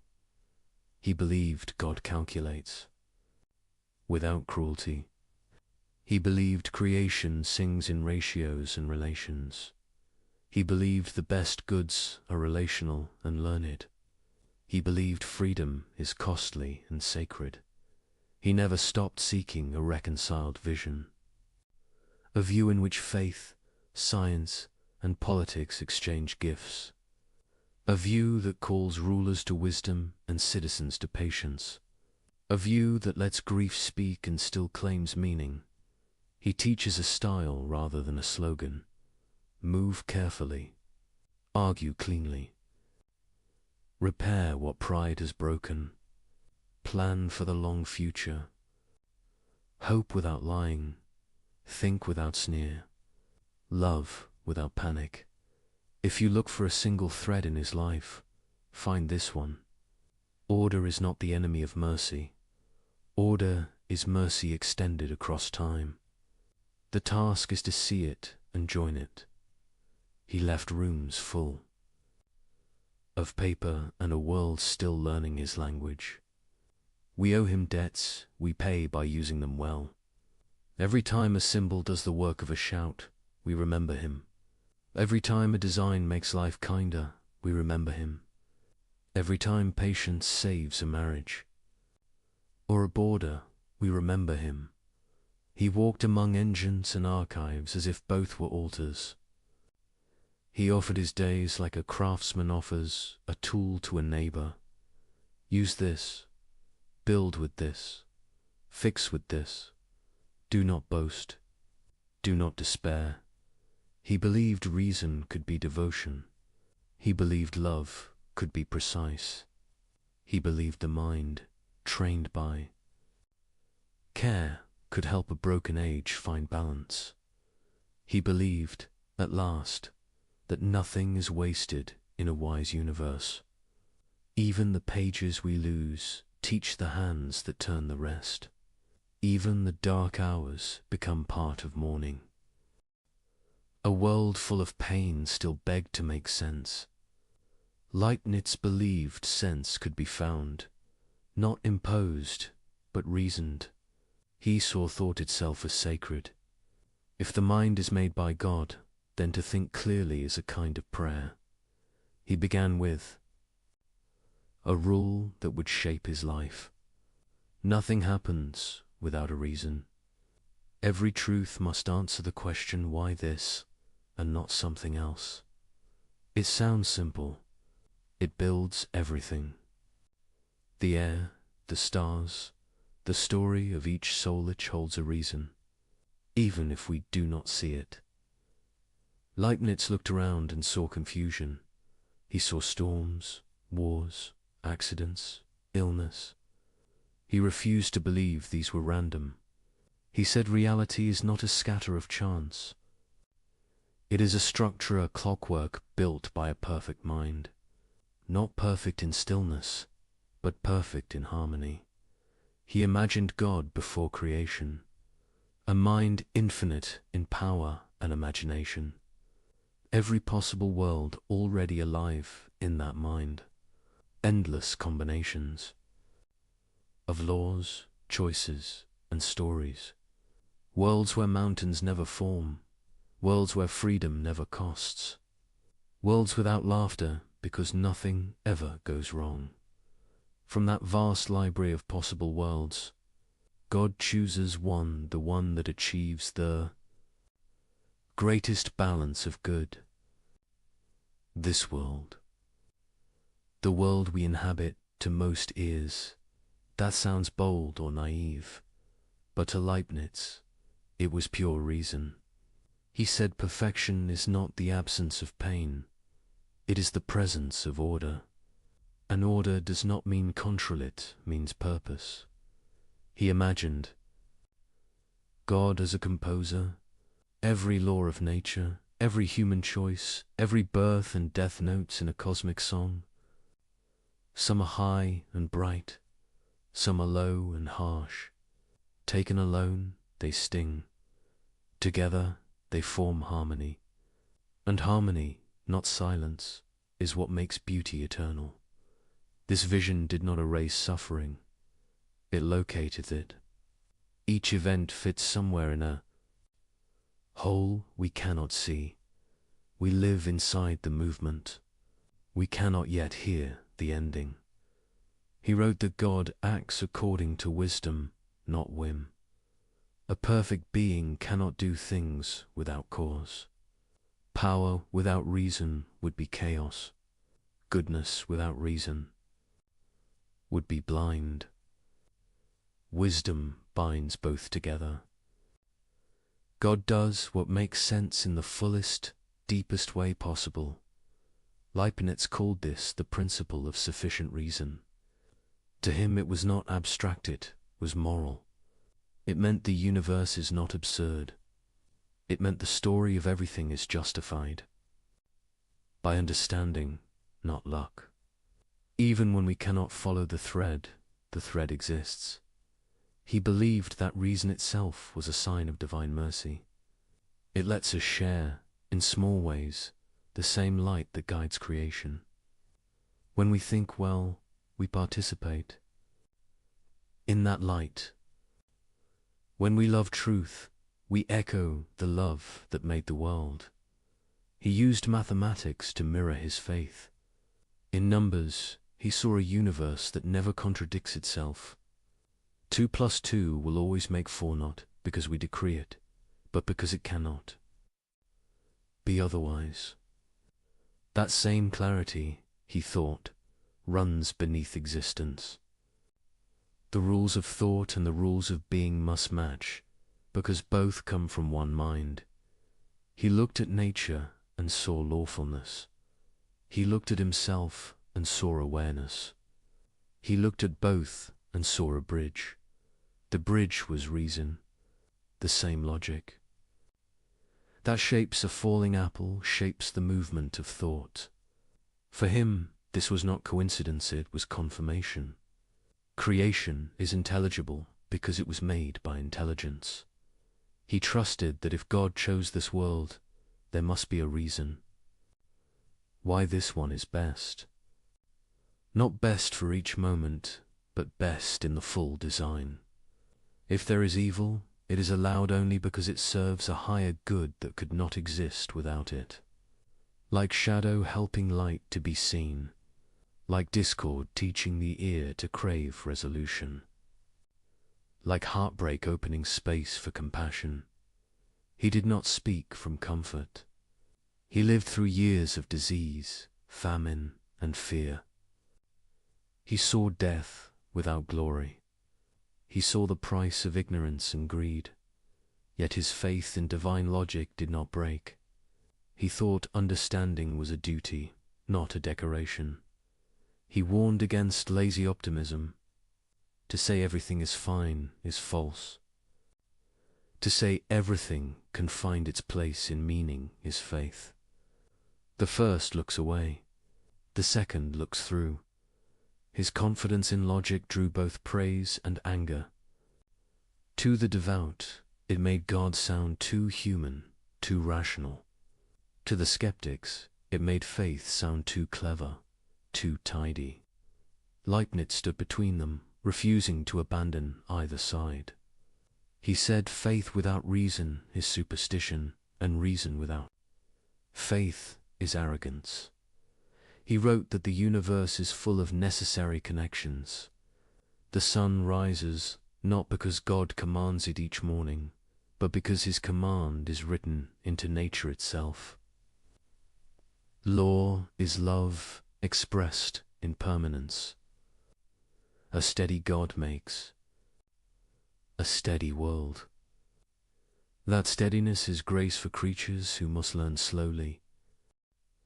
In his vision, miracles are not breaks in law. They are rare moments where the deeper law reveals itself more clearly.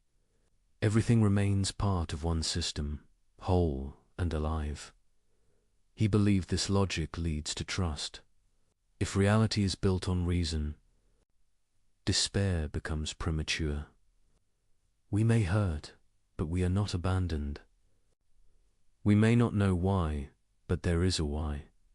He compared creation to geometry. Every figure must obey its axioms. The triangle cannot have four sides. The circle cannot be square. Likewise, creation must obey logic's shape. Even omnipotence cannot do nonsense. God cannot make freedom that is not free or goodness that requires no choice. So he made a world where freedom and law coexist in Horus, beautiful, alive. For Leibniz, this made sense of moral life. Our duty is not to escape the system, but to work within it wisely. We are parts that can act with grace toward the whole. When we do good, we harmonize with divine intention. When we choose evil, we introduce dissonance. But even that dissonance can be resolved in time. He trusted that time itself is part of the plan. Events unfold in sequence for beings like us who must learn by motion. God sees all at once. We see in line. We live in chapters. God holds the book. This idea gave him calm. He saw suffering as real, but not final. He saw evil as tragic, but not victorious. He saw knowledge as slow, but sure. The logic of creation became his comfort and his challenge. It demanded humility. No mind smaller than infinity can judge the total work. But it also gave dignity. Even our questions, when honest, participate. In truth, he pictured reality as a great chain of being, each link necessary, each link contributing to the strength of the whole. From dust to angels, from numbers to hearts, every piece reflects the wisdom that chose it. The structure holds even when we tremble. He ended many letters with a simple phrase, "Everything is linked." For him, it was not a slogan. It was the quiet joy of someone who found reason deep enough to believe in. To understand Leibniz is to feel his gratitude. The world is not perfect, but it is intelligible. It is not painless, but it is purposeful. In every storm, he imagined a pattern, still intact. And in every moment of clarity, he heard a distant echo of the mind that made it. That echo is the dream of divine logic, a belief that reason is not cold machinery, but the language through which love builds a world. There is a silence that follows disaster. It is not peace. It is the stunned quiet of people asking why Leibniz never turned from that silence. He called it the hardest sound in the world. He said the question of suffering is the question that will not die. If this world is the best possible world, then how can it hold so much pain? Why earthquakes? Why disease? Why cruelty? If a perfect mind built the universe, why are its children broken? He faced these questions without flinching. He did not hide behind words. He looked straight at the horror that others ignored. He saw war. He saw famine. He saw sickness take people before they could finish a sentence. He felt the grief of nations and of single hearts. He said we cannot talk about goodness until we have faced evil. He wrote that to justify the world is not to deny its pain, it is to understand how pain fits into a larger law. He called that search the Adusia defense of divine justice.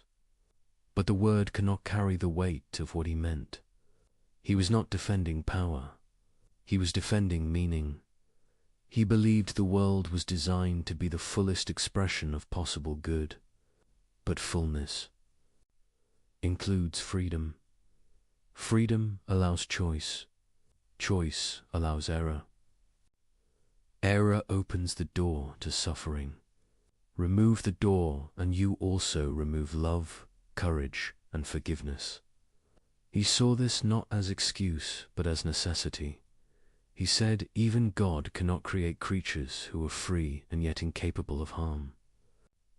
To do so would be to make nonsense real.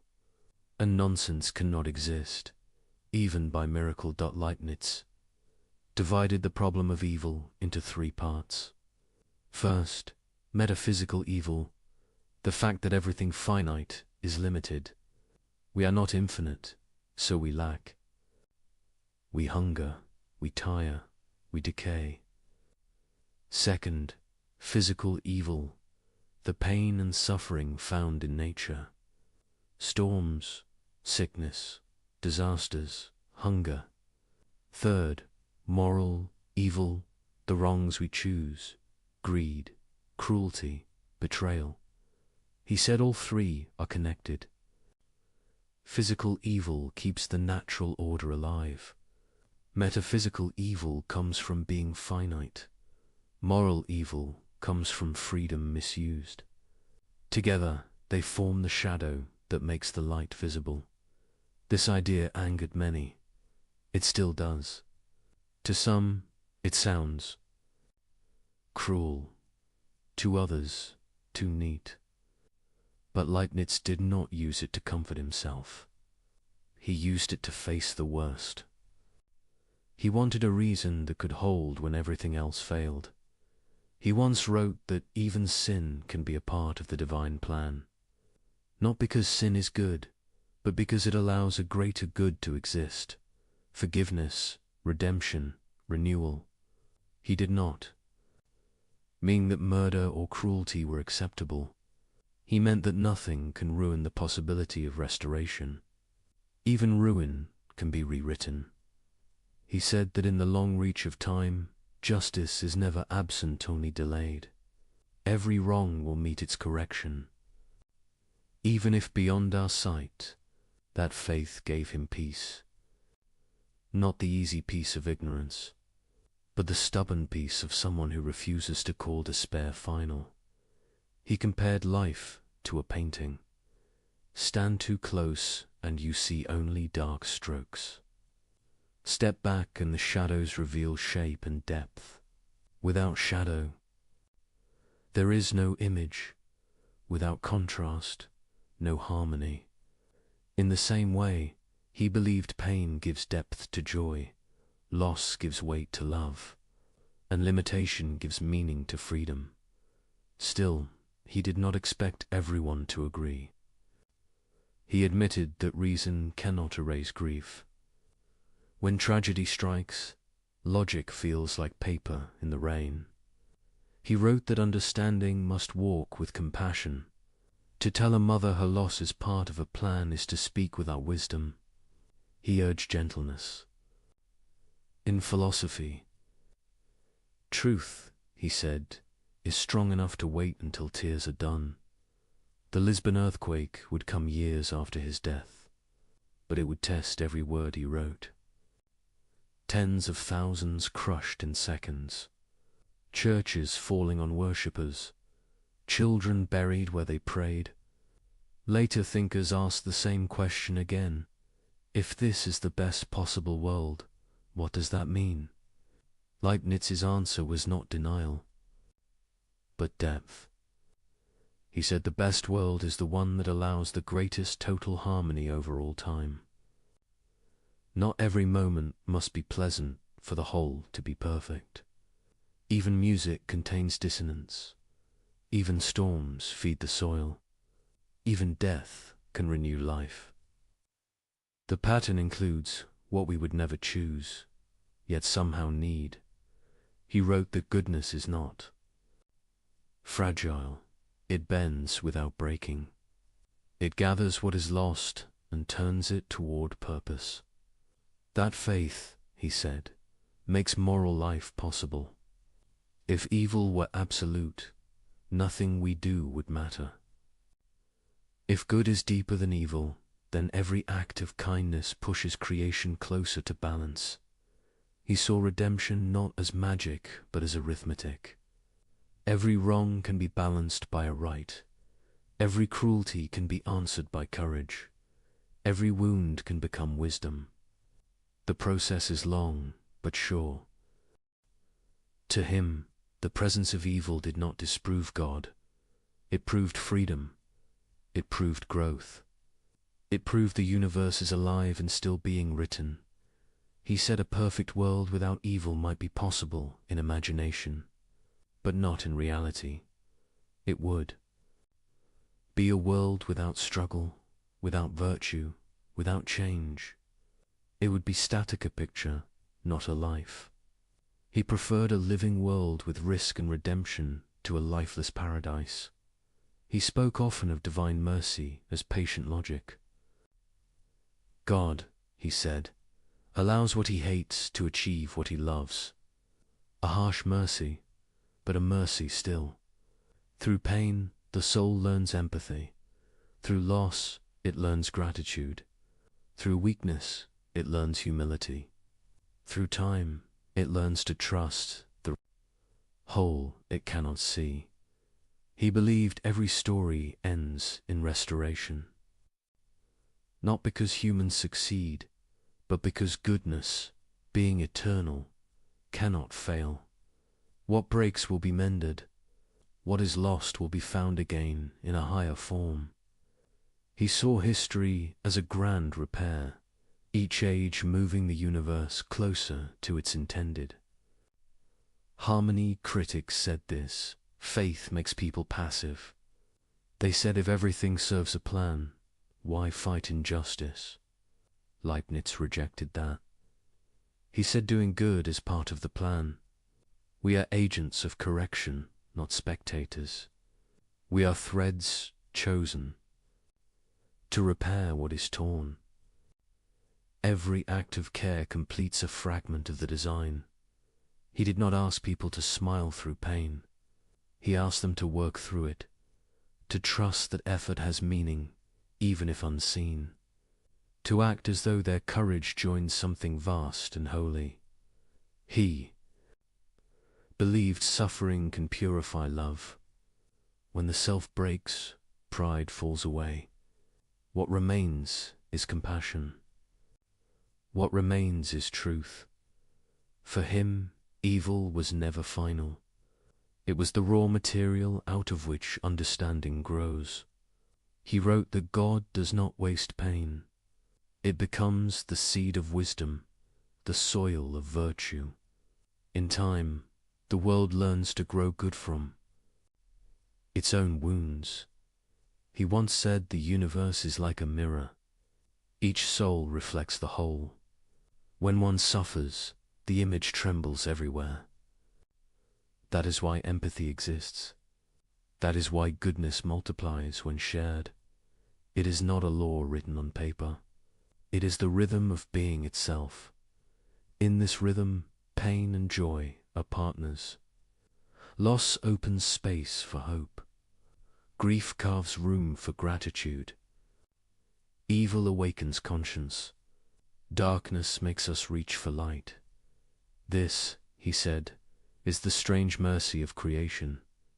It allows us to become part of its redemption. We cannot erase suffering, but we can answer it. We can create small harmonies within the greater one. Leibniz died before he could see how deeply his words would divide people. To some, he was the last great optimist before the storm of modern doubt. To others, he was the first thinker brave, enough to stare at evil and still believe in good. He offered no escape from tragedy, only a way to hold it without despair. He taught that a wise heart can look at pain and still say, "There is meaning here, even if I cannot see it. There is purpose here, even if it waits beyond my reach." He trusted that one day the universe will reveal itself whole, and that every tear will have its place in that revelation. Until then, we live in the shadow. We struggle, question, grieve, and keep going. And in that persistence, in that refusal to surrender meaning, we already begin to prove him right. The age loved wit more than patience. Salons filled with bright talk and bright candles. People wanted answers that sparkled. They wanted laughter sharper than a knife. Into that room walked Voltaire. He lived through exile, censorship, and danger. He hated cruelty and hated stupidity more. He wrote to wake the conscience with shock. He believed the pen should make tyrants tremble. He loved speed. He loved clarity. He loved the clean cut of satire. He heard the claim that this world is the best possible world. He heard it not as careful reasoning, but as comfort for the comfortable. To him, such optimism looked like a rich man's coat, warm, expansive, and blind to the cold outside. He sharpened his reply until it glittered. He created a teacher who spoke in polished certainties. The teacher said that all is for the best. Disaster followed disaster. The teachers smiled through each one. The students suffered. The world burned around them. The smile did not move. Readers laughed, then winced, then laughed again, because the mask looked familiar. This was the power of satire. It compressed the debate into a single gesture, a serene face amid wreckage. Optimism turned into a costume. Faith turned into a habit of denial.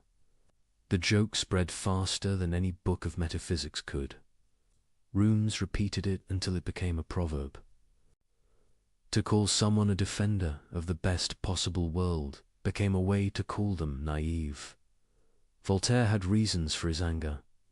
The world around him dealt pain without shame. Censors punished truth. Clergy protected cruelty.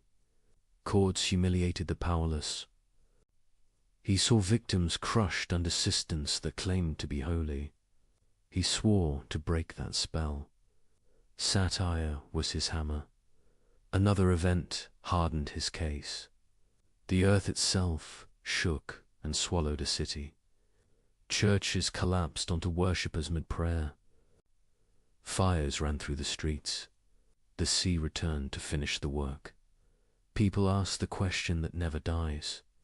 Where was God? Where was meaning? Where was the best possible world? Voltaire wrote with the speed of grief. He made the pain visible and near. He refused to let philosophy stand at a safe distance. He demanded an answer that could look at rubble and not blink. The attack landed.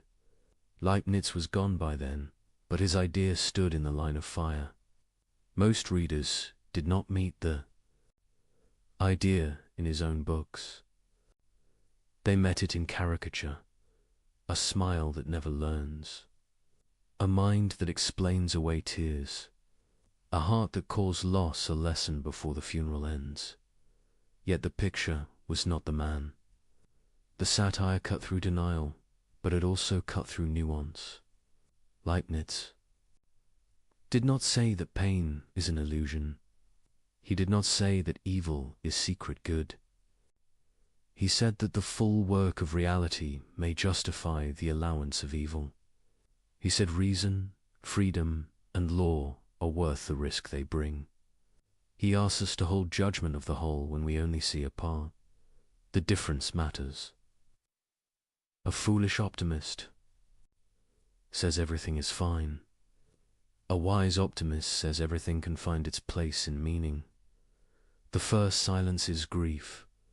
The second makes room for it and still believes. Why did the caricature win? Because stories beat systems. A one-page scene of suffering will outrun 1,000 pages of argument.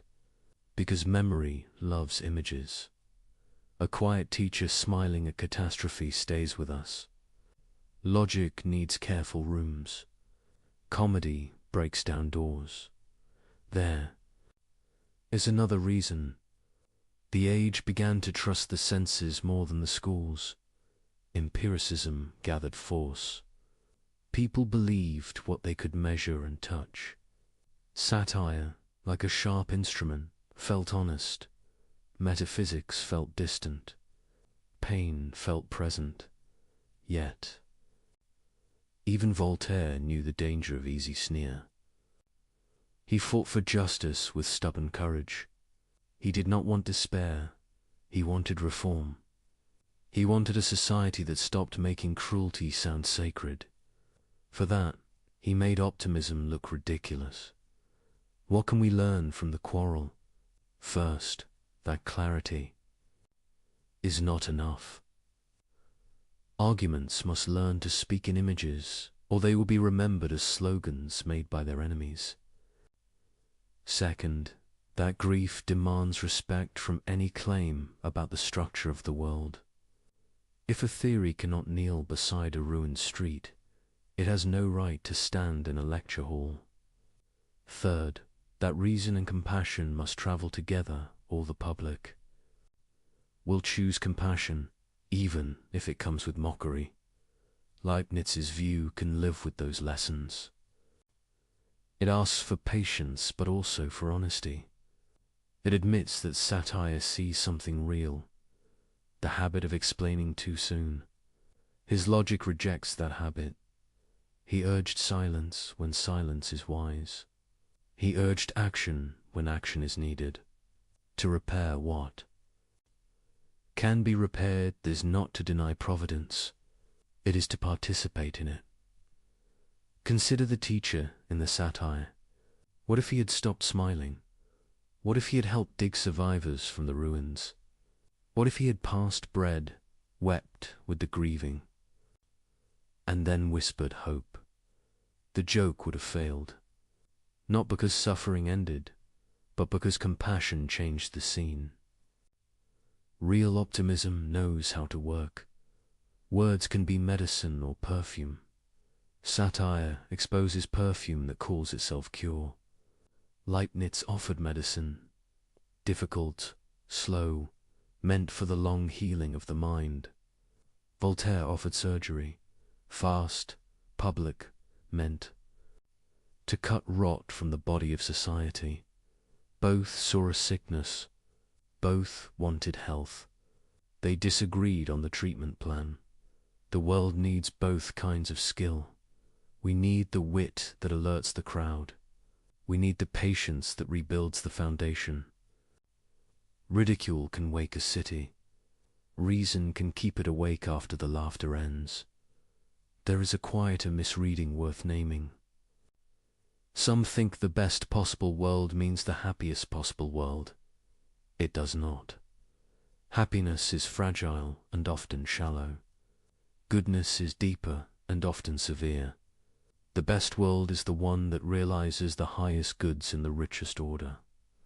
Those goods include freedom, courage, justice, and mercy. They bloom in harsh weather. They need risk and time.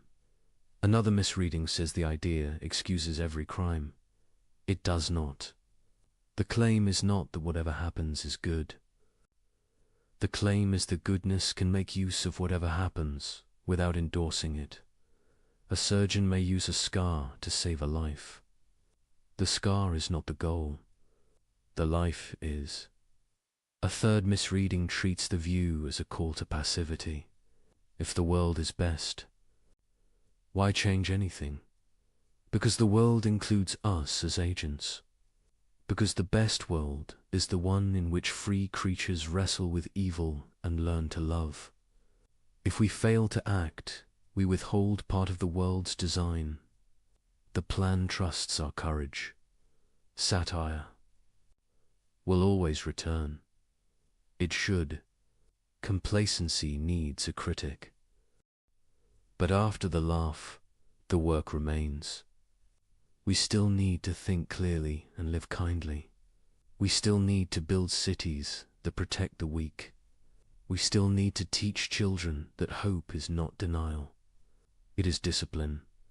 Voltaire asked for justice now. Leibniz asked for trust across time. These are not enemies. They are different horizons of the same moral life. One fights the day's cruelty. The other defends the reason for fighting at all. There is a scene that binds them. A town after thee. Storm. Neighbors search the wreckage. One lifts a beam. One holds a child's hand. One speaks words that steady shaking breaths. The critic and the metaphysician are both there. One says, we must never allow this neglect again. The other says, do not give your heart to despair. Goodness still has roads to walk. The town needs both. The future needs both. The story of the idea did not end with a joke. New thinkers rose who tried to carry what was true in both voices. They learned to distrust, lazy comfort and lazy scorn. They asked for reasons that can face rubble and keep their dignity. They searched for a vision of reality that honors law and honors tears. From this struggle, a better understanding of optimism can grow. Not optimism that refuses to see blood on the ground. Optimism that sees it, binds the wound, and still believes. The wound will heal. Not optimism that replaces action with slogans. Optimism that treats action as the very method by which Providence writes the next page. When people quote the satire, let them. It is a warning against glib speech. Answer by living in a way that makes the joke misfit the scene. Serve, build, study. Refuse cruelty. Refuse despair. Let your hope have calluses. A last thought about laughter. It can humiliate. It can also cleanse. Used well, it clears the stage of pretense so truth can speak. Used poorly, it makes cynicism look like wisdom. The difference is compassion. Satire with love heals. Satire without love scars. If the world is the best possible world, it is not because pain is good.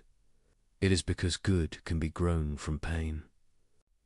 By minds and hearts that cooperate with reason and grace. The task before us is simple and severe. See clearly. Help quickly.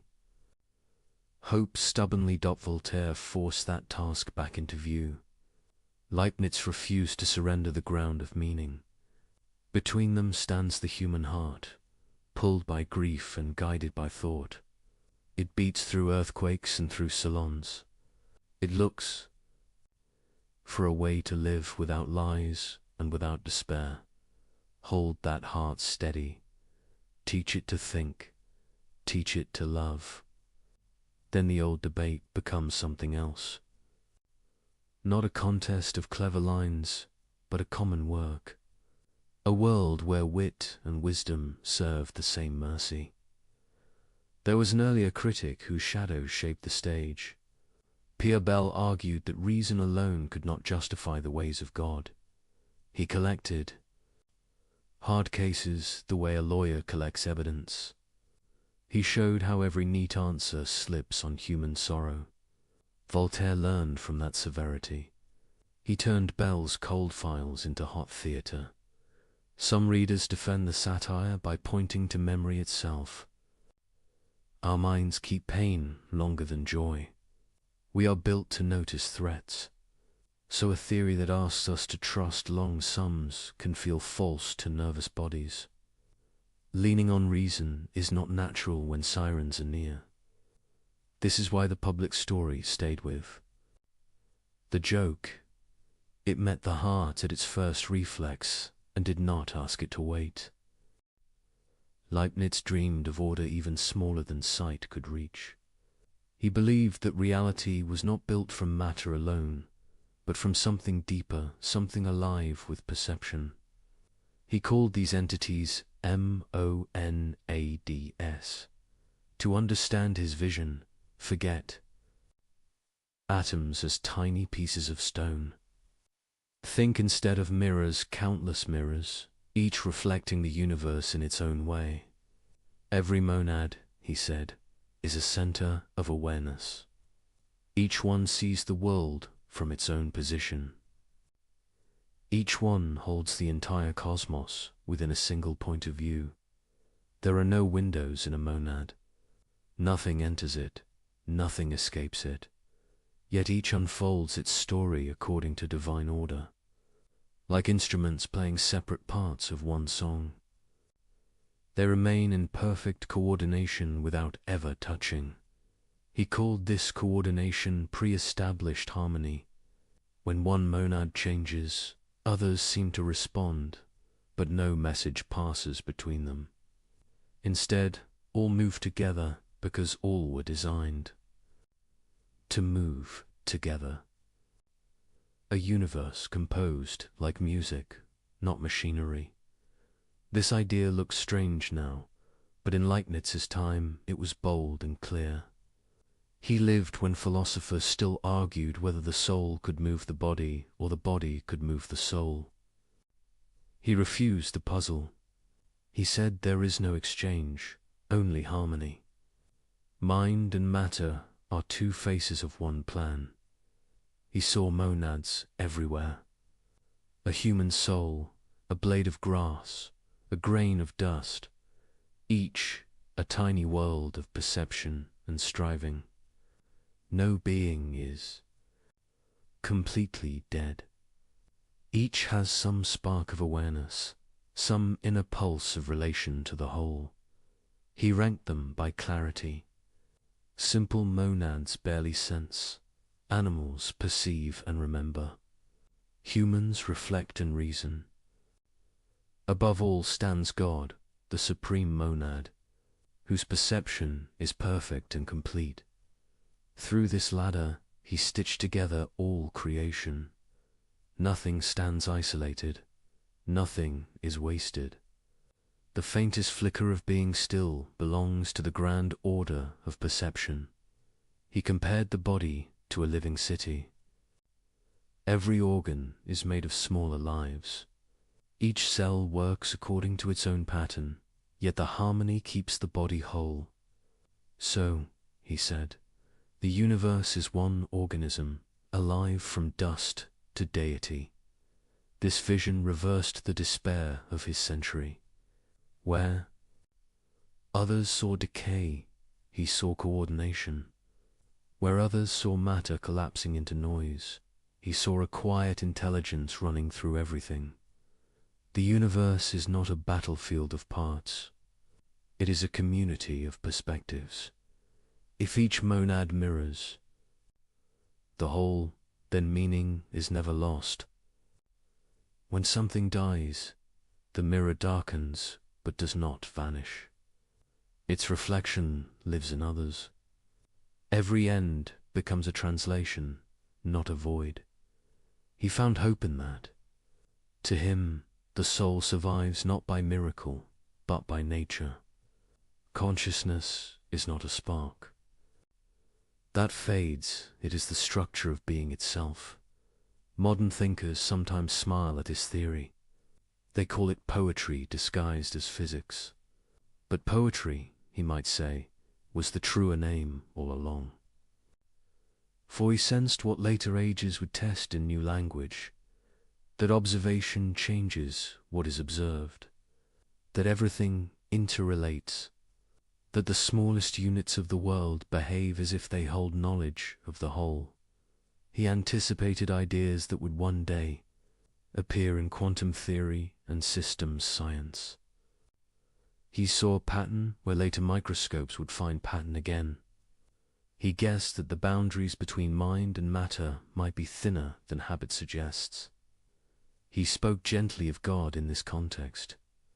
God, to him, was not an intruder fixing errors from above. God was the continuous source of harmony, the composer whose music sustains the movement. Every monad follows its inner law, and those inner laws together create the outer world. That meant the universe did not need miracles to keep running. Its consistency was the miracle. The order written at the beginning was enough to carry all. Time forward, he found in this an answer to loneliness. No creature is truly separate. Each stands connected through shared design. When you look at a stone or a tree, you are not facing emptiness. You are meeting another expression of the same source. He believed perception runs on a spectrum. Even when we sleep, our monad continues to dream faintly. Waking only means perception grows brighter. Death is a change in clarity, not extinction. Awareness shifts, but it does not stop. It fades into subtler harmony until it brightens again. For Leibniz, this was not fantasy, it was moral philosophy. If everything is alive with perception, then cruelty becomes ignorance of kinship. To harm another being is to disturb harmony. To live well is to play one's part in tune. He said God chose this structure because it maximizes both order and freedom.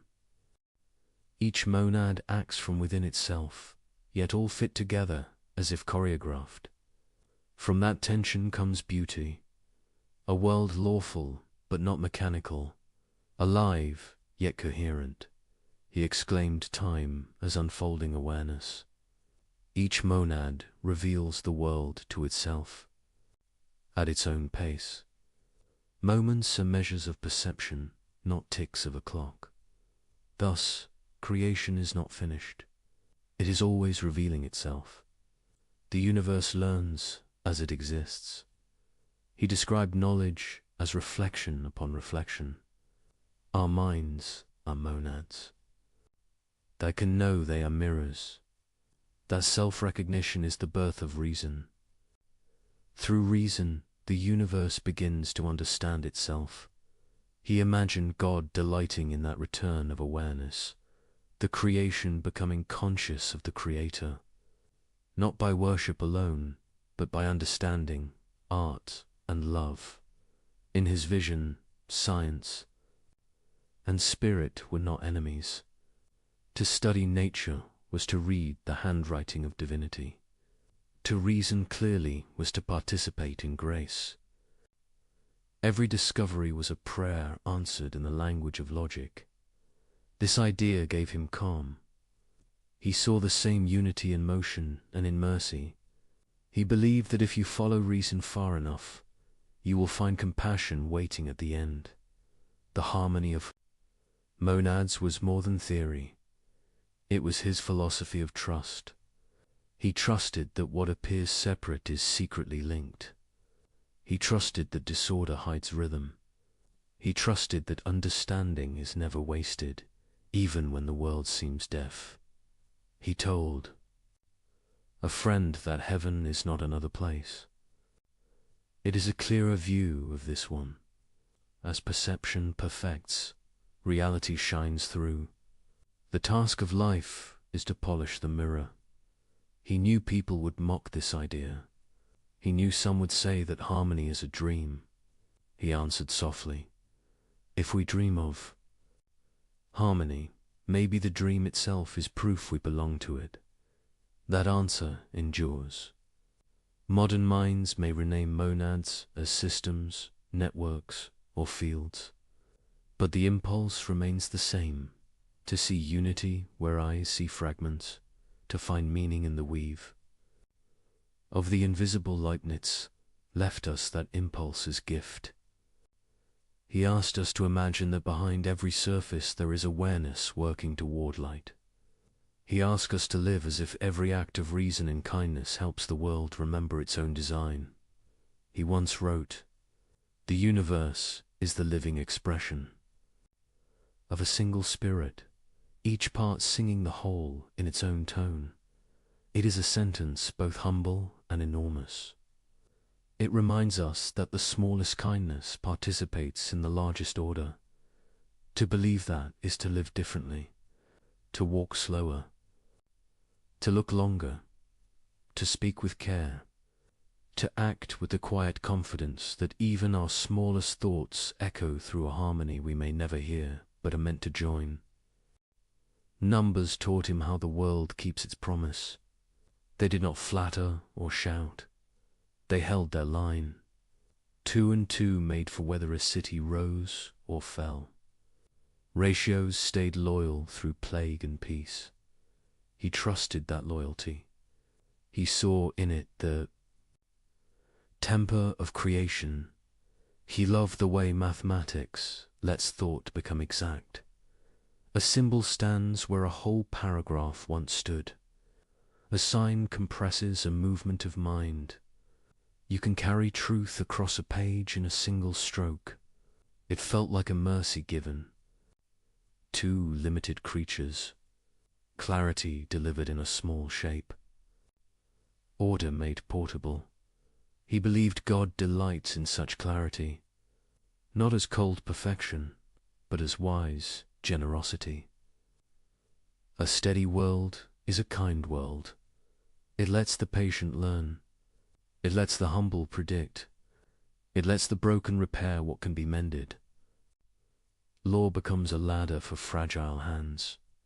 He listened to nature and heard count and curve. An apple falls in a known way.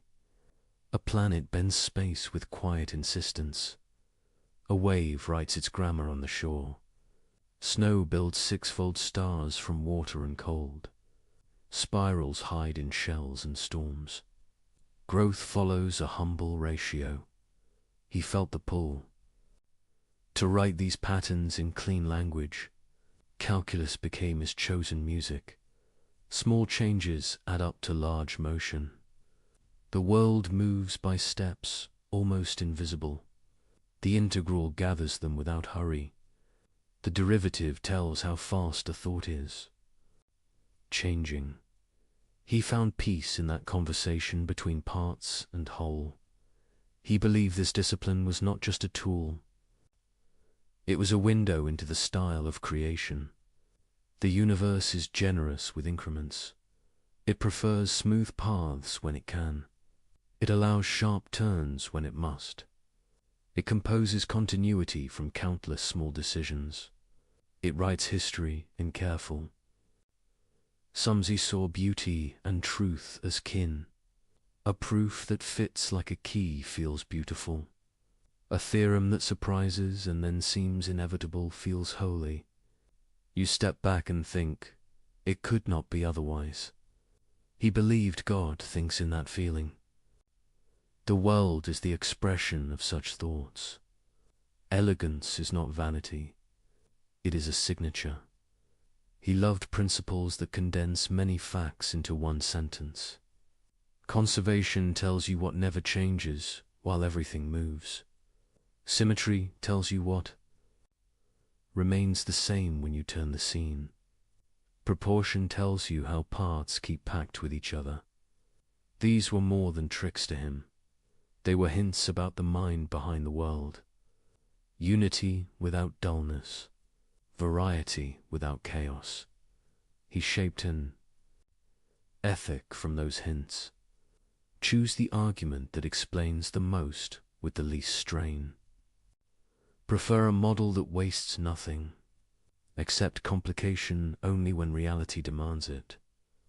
He called this respect for reason a kind of devotion. To think carefully is to honor the giver of order. To speak precisely is to love your neighbor, he trusted. That divine choice follows similar lines. From all the worlds God could create, the chosen one is not the simplest by count. but the richest by relation. It wastes nothing. It carries the largest goods with the leanest laws. It folds freedom into law without tearing either. He once hinted that God calculates, not as an accountant counting coins, but as a composer balancing voices. You can feel the restraint inside abundance. You can feel the thrift inside glory. That double feeling marks wisdom. It marks this world. He kept returning to harmony. Musicians know a chord can hold tension and still resolve.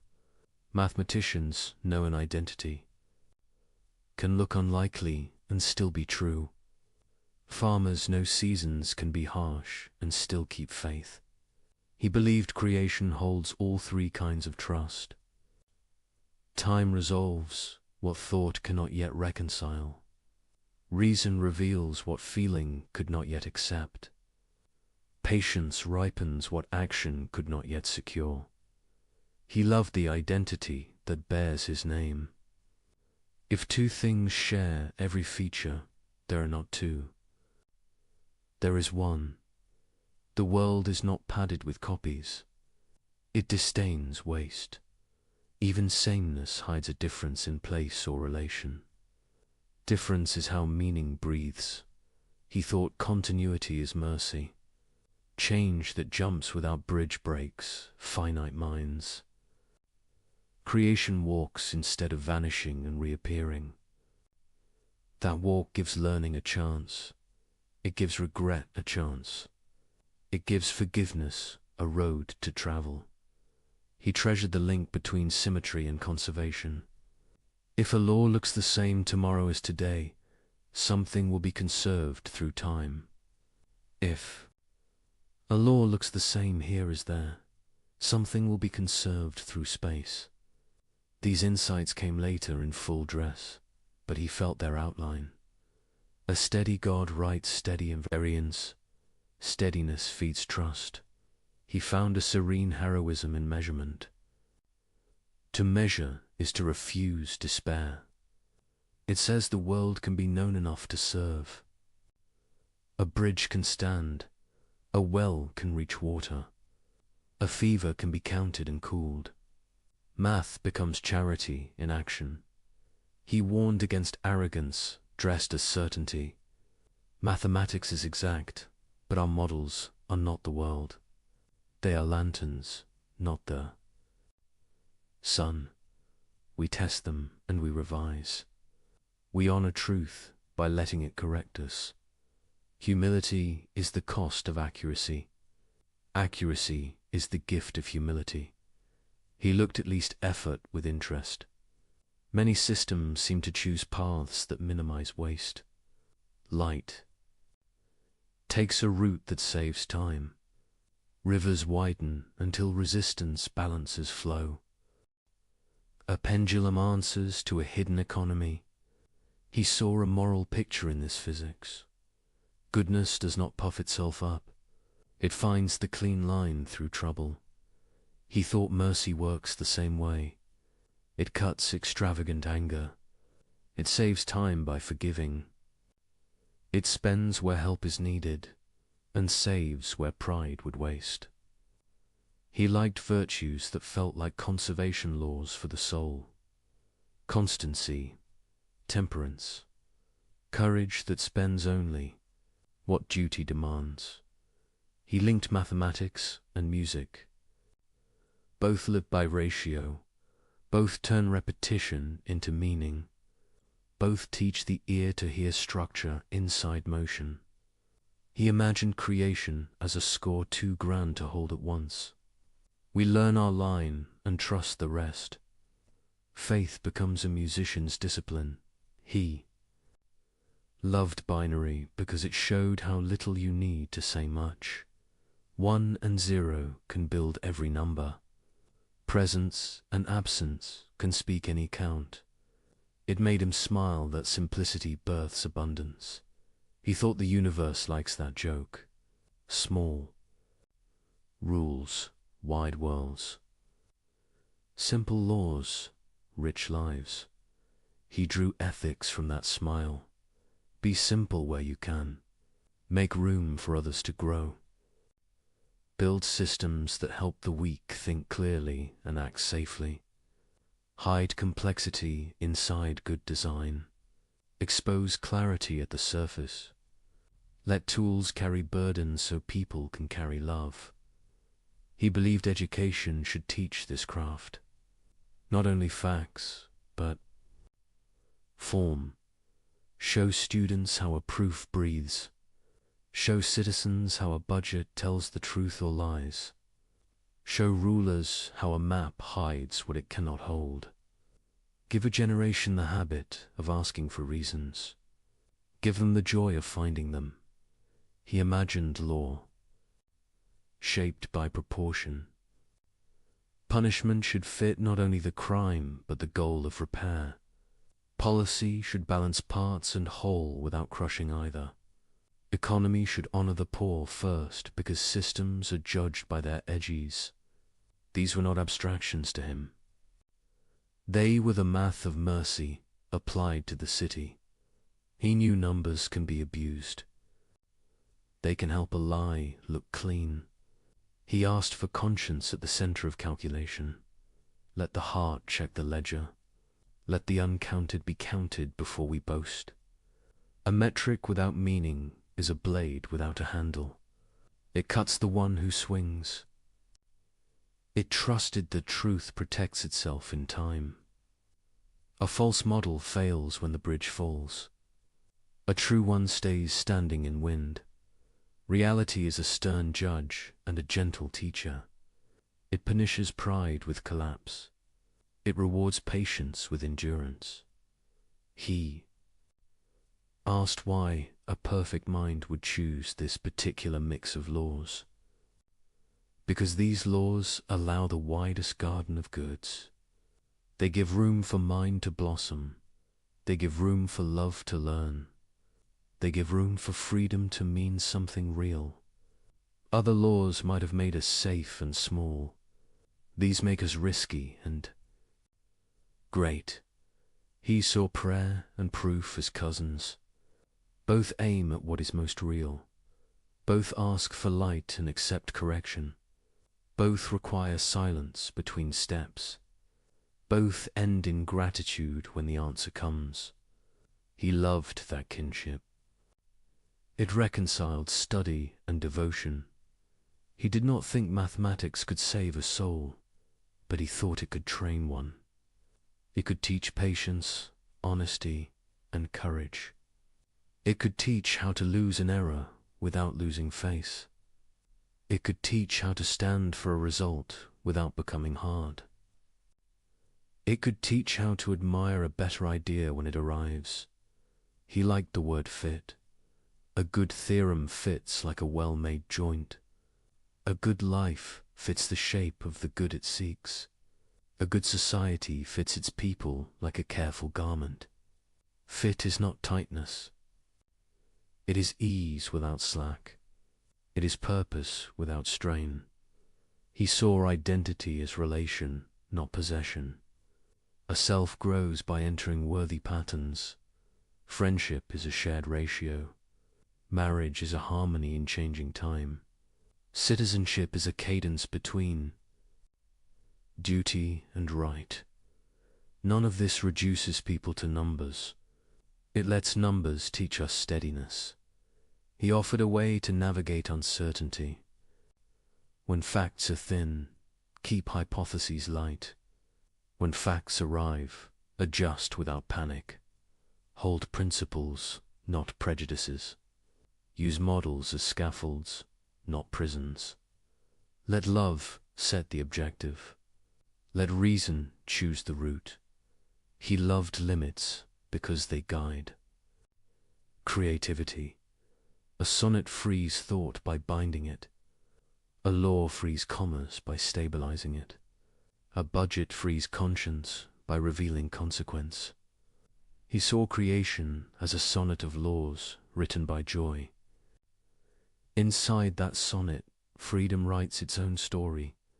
The rhyme is real, so is the choice. He believed the deepest goods are relational and learned. Justice learned in courts and homes. Mercy learnt in loss and return. Wisdom learnt in mistakes that were not final. Numbers could help such goods flourish by restraining folly. They could not replace them. They could serve them. He taught that truth loves company. Different disciplines carry pieces of one answer.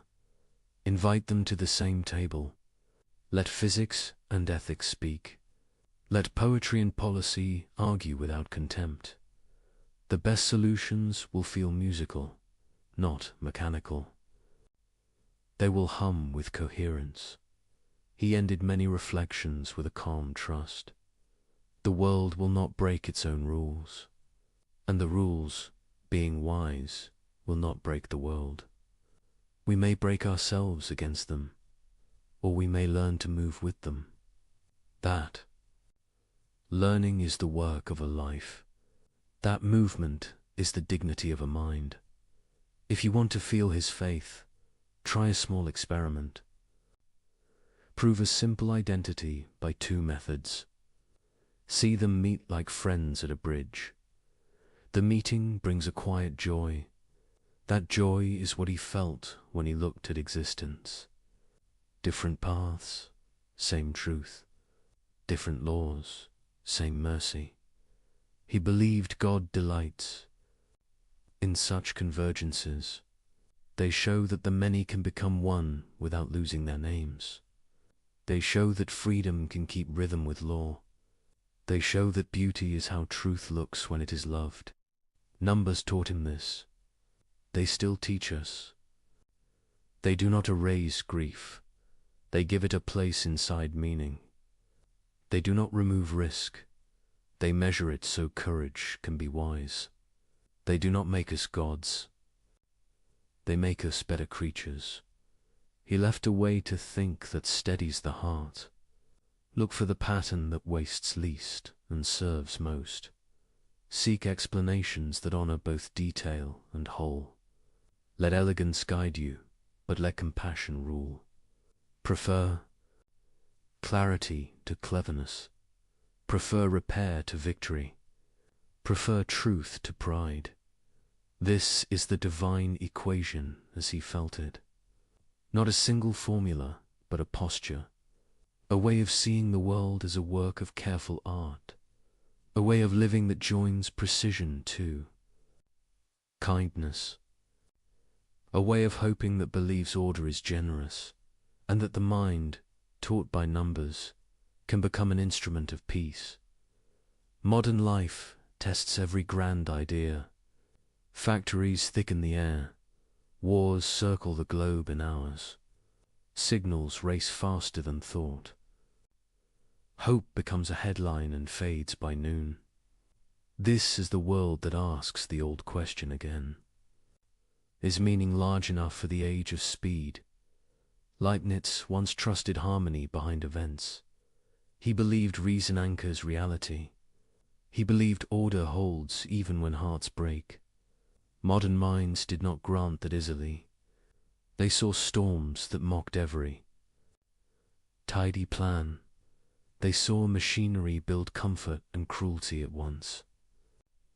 They saw empires preach ideals and export pain. The 19th century trained the Tao. Darwin described life as struggle and change. Nature showed tooth and hunger in plain light. Earthquakes and plagues looked impersonal, not punitive. Chance seemed to guide as much as law. The old picture shook on its nails. Was this the best world, or only a hard one? Other voices pressed the wound. Dostoevsky asked if any future joy could justify a child's tears. Nietzsche accused optimism of hiding fear. He said, "We invented heavens to excuse our weakness." He declared God dead and asked who would carry the weight. Camus stared at absurdity and urged revolt without illusion. The 20th century put a fist on the table. It demanded reasons that could look into an open grave and still speak. 2 world wars answered with smoke. Cities burned from the sky. Camps turned people into ash and numbers. Tyrants marched under banners of progress. The word best felt obscene. If harmony exists, it was too quiet to hear. Yet even in ruins, reason did not die. Science mapped the atom and the star. Medicine pushed death back from many doors. Law learned new words for human dignity. Artists grieved on canvas and in sound. Communities rebuilt, brick by honest brick. The storm did not erase the mirror, it cracked it. The pieces still reflected light. Leibniz would have told us to look closely at those shards. Do not worship them. Use them. A broken mirror still shows the face of truth, if turned the right way.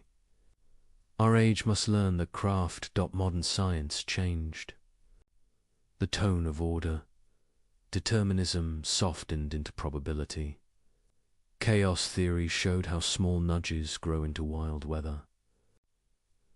Entropy taught us that systems drift toward dispersion. We measured noise and found pattern inside it. We measured pattern and found it tinged with chance. Order and uncertainty learned to share the same room. This does not kill optimism. It matures. If the world is lawful and yet open, then freedom has room to matter. Then wisdom has work worth doing. Then prudence becomes a daily art. We manage risk. We design redundancies. We seek policies that bend danger without breaking spirit. The moral field also changed. Colonialism taught bitter lessons about pride. Dressed as purpose, movements for civil rights named evils that law had blessed.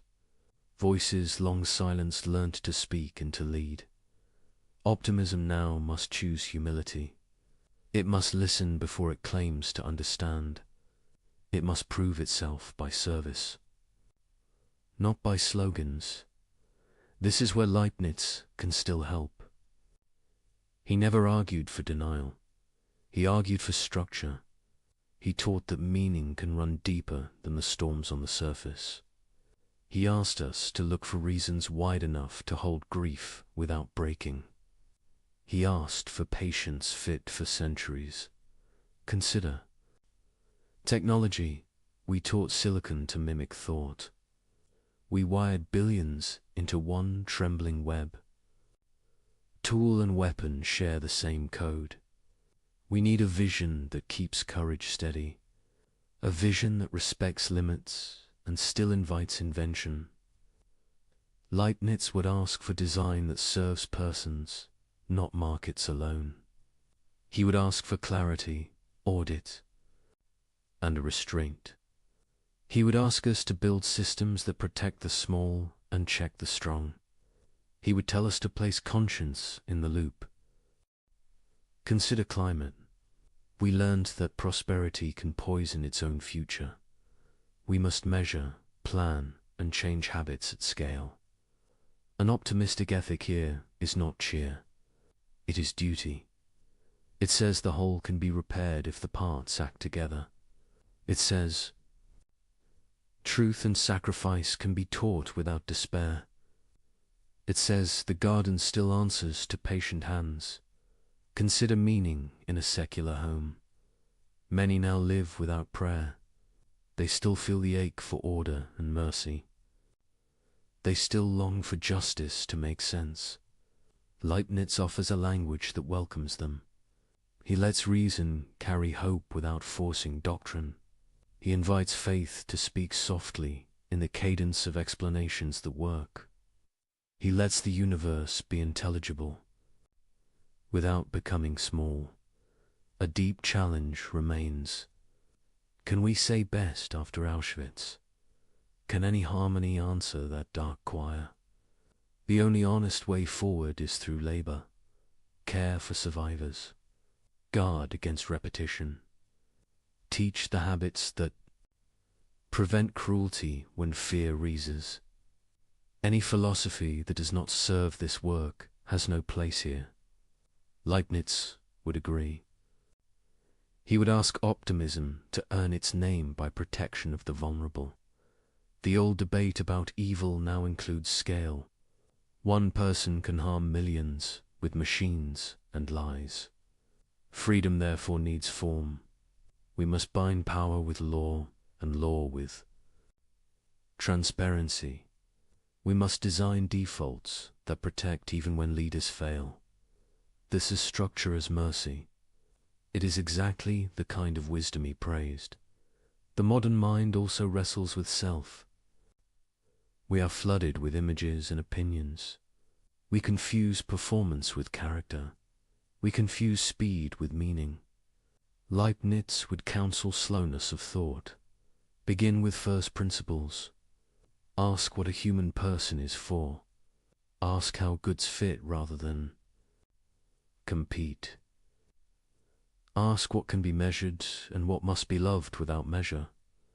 He would praise small communities that practice truth, schools that teach reasoning with kindness, courts that value restoration over spectacle, churches and civic groups that protect conscience and neighbor alike. He would prefer many modest repairs to one noisy triumph. He would say that harmony grows by local fidelity. He would also invite courage, not loud courage, the steady kind, the kind that keeps its promises under pressure, the kind that returns the wallet and refuses the bribe, the kind that speaks for the unseen worker and the silent child. This courage is the rhythm of a best world. It makes free order a daily. Fact. Modern philosophy explored despair with skill. It mapped the absurd. It measured nausea in honest sentences. It deserves respect. But despair cannot build. It cannot raise children or bury dead with hope. It cannot design a bridge or a constitution that lasts. Optimism, rightly shaped, can. It does not promise ease. It promises purpose that survives. What about randomness? Quantum events look lawless to untrained eyes. Yet we use them to build tools with perfect reliability. We average uncertainties into stable effects. We draw strength from statistics. This is harmony by large numbers. The world allows trust to rise from noise. That is not far from Leibniz at all. What about pain that teaches nothing? There is plenty. Accidents without lesson. Loss without growth. We must be honest about this remainder. No theory can harvest meaning from every corner. Here humility is the proper tone. We grieve without lecture. We sit with the broken and say little. We let our hands speak what logic cannot. A best world, if real, gives space for silence and for care. Many today practice hidden goodness. Nurses in long corridors, teachers in tired rooms, programmers writing code that prevents harm, parents holding the line for a child's dignity. These are harmonies in plain clothes. They do not erase evil. They limit it. They do not complete. Justice they prepare its way. A fair reading of our time finds both failure and fruit. We have become efficient at harm. We have also become better at rescue. We discovered vaccines in record time. We built networks of aid after storms. We learned to name trauma and treat it. We wrote new laws when old habits broke lives. It is not enough. It is not nothing. Leibniz would call this the work of the middle. We live between promise and completion. We carry pieces of the whole without seeing it. We serve goods whose full harvest we may never witness. That service is not wasted. It becomes part of the calculation that only love can finish. The storm still speaks. It says power corrupts. It says suffering spreads. It says meaning is fragile. The mirror answers with a quieter voice. It says order persists.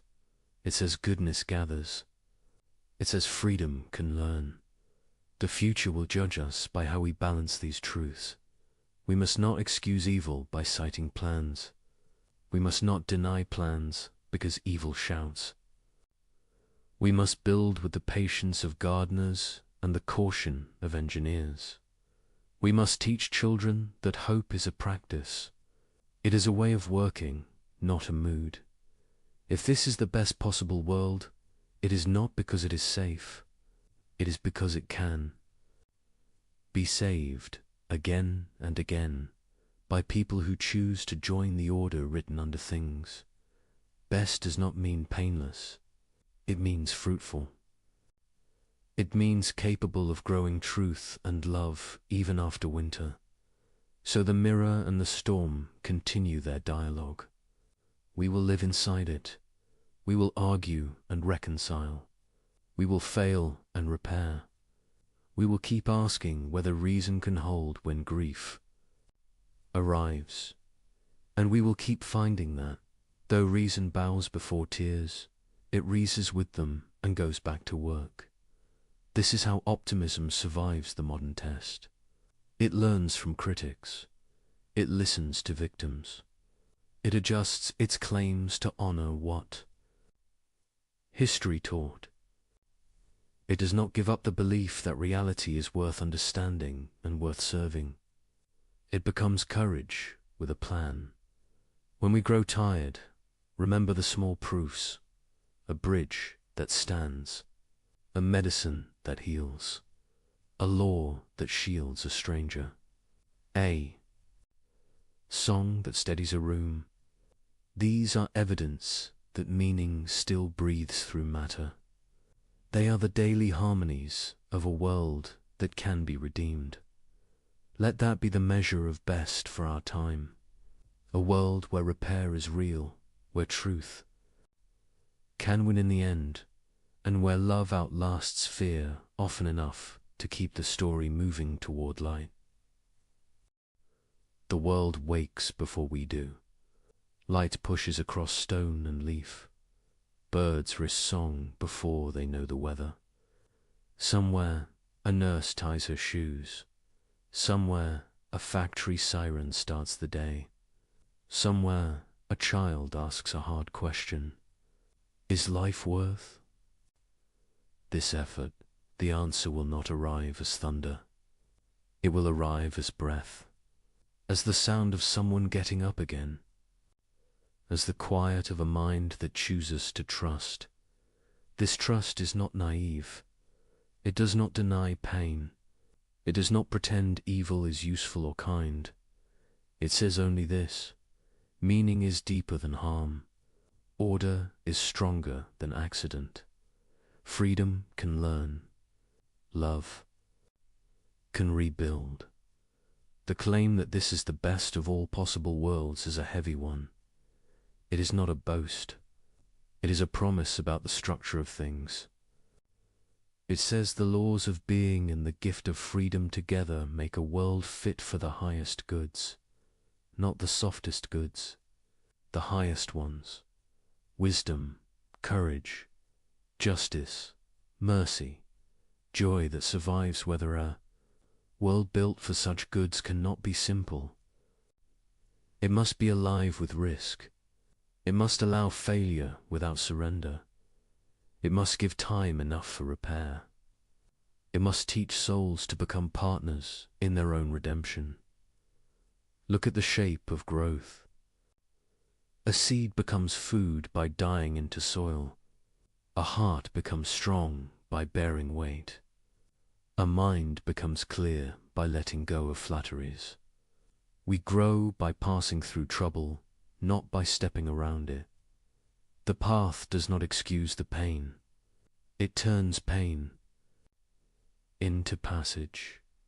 If this world is best, it will show its quality in recovery. not in how little we suffer, but in how much goodness can rise after we suffer. Not in how seldom we fall, but in how many can stand again with help. Not in a lack of storms, but in towns that learn to shelter each other when storms return. There is a phrase worth repeating. Nothing is wasted. Our failures become warnings. Our losses become guardians of what remains. Our grief teaches their hands their duty. Even our ignorance, once seen, becomes need that knowledge can serve. Providence is not a billboard. It is a long arithmetic that refuses to stop at a deficit. If meaning runs beneath events, we have work to do. We must design laws that help truth keep its footing. We must build institutions that make cruelty expansive and care efficient. We must make room for conscience to act without fear. We must teach children how to reason and how to forgive. We must protect time for prayer or reflection, because silence is where the mind learns its scale. A best world is not automatic. It includes us. It expects our help. We are part of the calculation. We are the agents by which many goods arrive. When we refuse that role, pieces go missing. When we accept it, the design strengthens in places no ruler can see. Notice the small proofs that hope is not fantasy. A vaccine made in months rather than decades. A stranger pulling another stranger from dark water. A judge who listens longer than the room expected. A city that plants trees where heat once punished the poor. These are not miracles against law. They are miracles by law. They show a world willing to be healed by patient minds and willing hands. Some despair will say, this is only human effort. Yes, and the claim is that human effort belongs to the plan. Law and freedom are not enemies.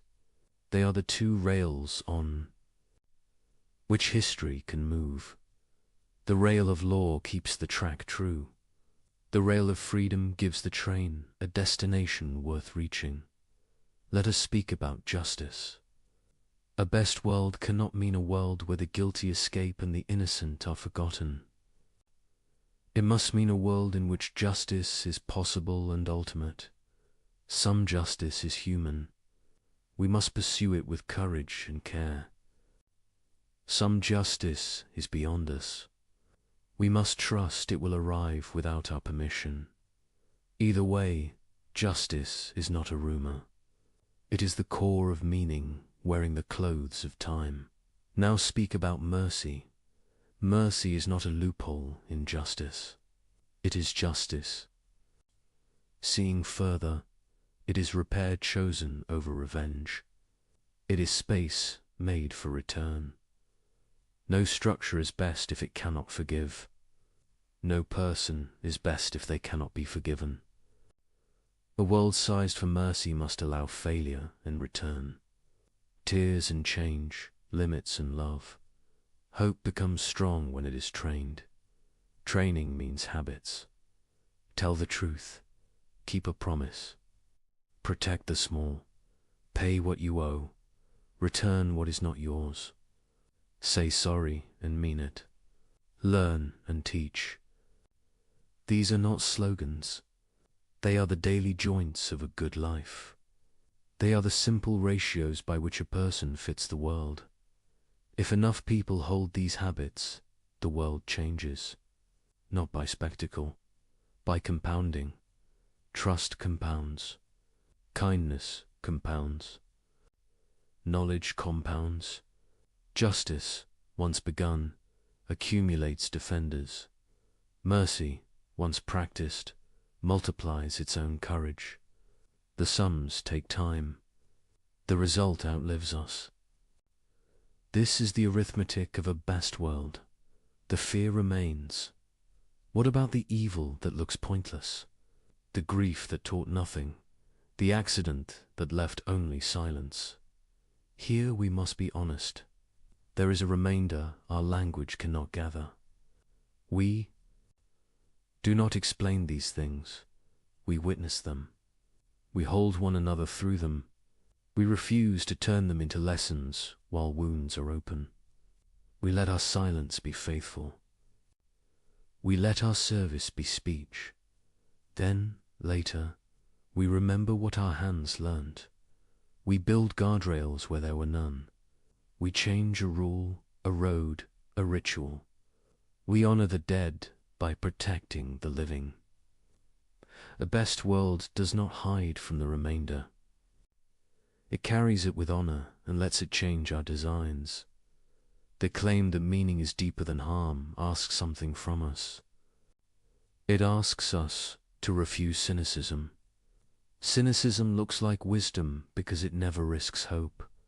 It says no before it listens. It calls love naive and courage performative. Leave cynicism to the tired. Choose realism alive with duty. Count costs. Face facts. Then do the next good thing. Let us talk about the soul. If each person is a mirror of the whole, then every dignity matters. Care for one becomes care for many. When you give attention to a single mind, you honor the order that made minds possible. When you protect a single child, you protect the future fact of justice. When you forgive one enemy, you write a new sentence in the story of the world. This is how greatness works here.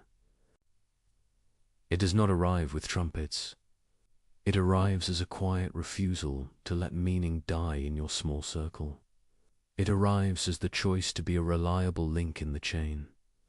It arrives as ordinary faithfulness over years. A best world is built by that kind of stature. It is measured by that kind of patience.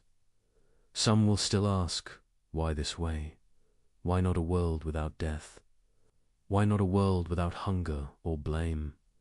Because certain goods require real edges.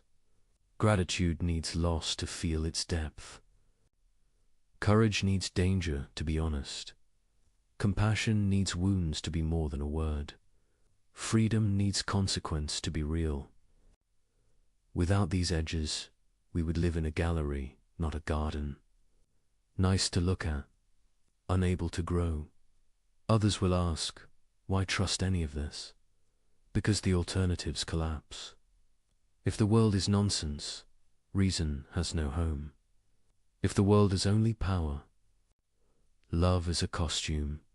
If the world is only accident, duty is a trick. Yet we live as if reason, love, and duty are real. We build laws and hospitals and promises as if they mean what they say. We cannot live the denial consistently. Our lives betray our deepest beliefs. Let our words match our works. This trust does not belong to one religion or one city. It belongs to anyone who treats truth as a home. It welcomes prayer and welcomes study. It lets doubt ask its questions and invites it to work. It lets joy rest without guilt. It lets grief speak without shame. It makes room at the table for the weary and the brave. Walk through a day with this posture. Begin with quiet. Thank the giver of order, whatever name you use. Set one clean intention. Do one difficult kindness early. Ask for correction. Offer it gently. Finish a task completely. Leave a tool ready for the next hand. In the evening, count the mercies without neglecting the wounds. Sleep as a steward, not an owner. Repeat now, lift your eyes and widen the scale. Cities can live this way. They can measure what matters and invite truth to shape budgets. They can count the unseen labor that keeps homes alive. They can plan for floods and heat with love for those at the margins. They can make rules simple. and serve the spirit, not the lobby. They can be honest about failure and quick to repair. Nations can live this way. They can hold power slowly. They can bind leadership with law on example. They can choose honor over spectacle. They can protect dissent and demand decency. They can aim their strength at mercy rather than display. They can tell the truth about the past and make amends. A planet can live this way. It can treat atmosphere as covenant. It can treat oceans as inheritance. It can treat species as neighbors. It can build a future worth giving to children whose names we do not yet know. This is not utopia. This is work. Work is how a best world shows itself. What of death? It will take all of us. Even so, it need not take our meaning. If the soul endures, it carries what it learnt further on. If the soul ends, its gifts remain in those it shaped. Either way, love outlasts the body. Either way, goodness continues its calculation.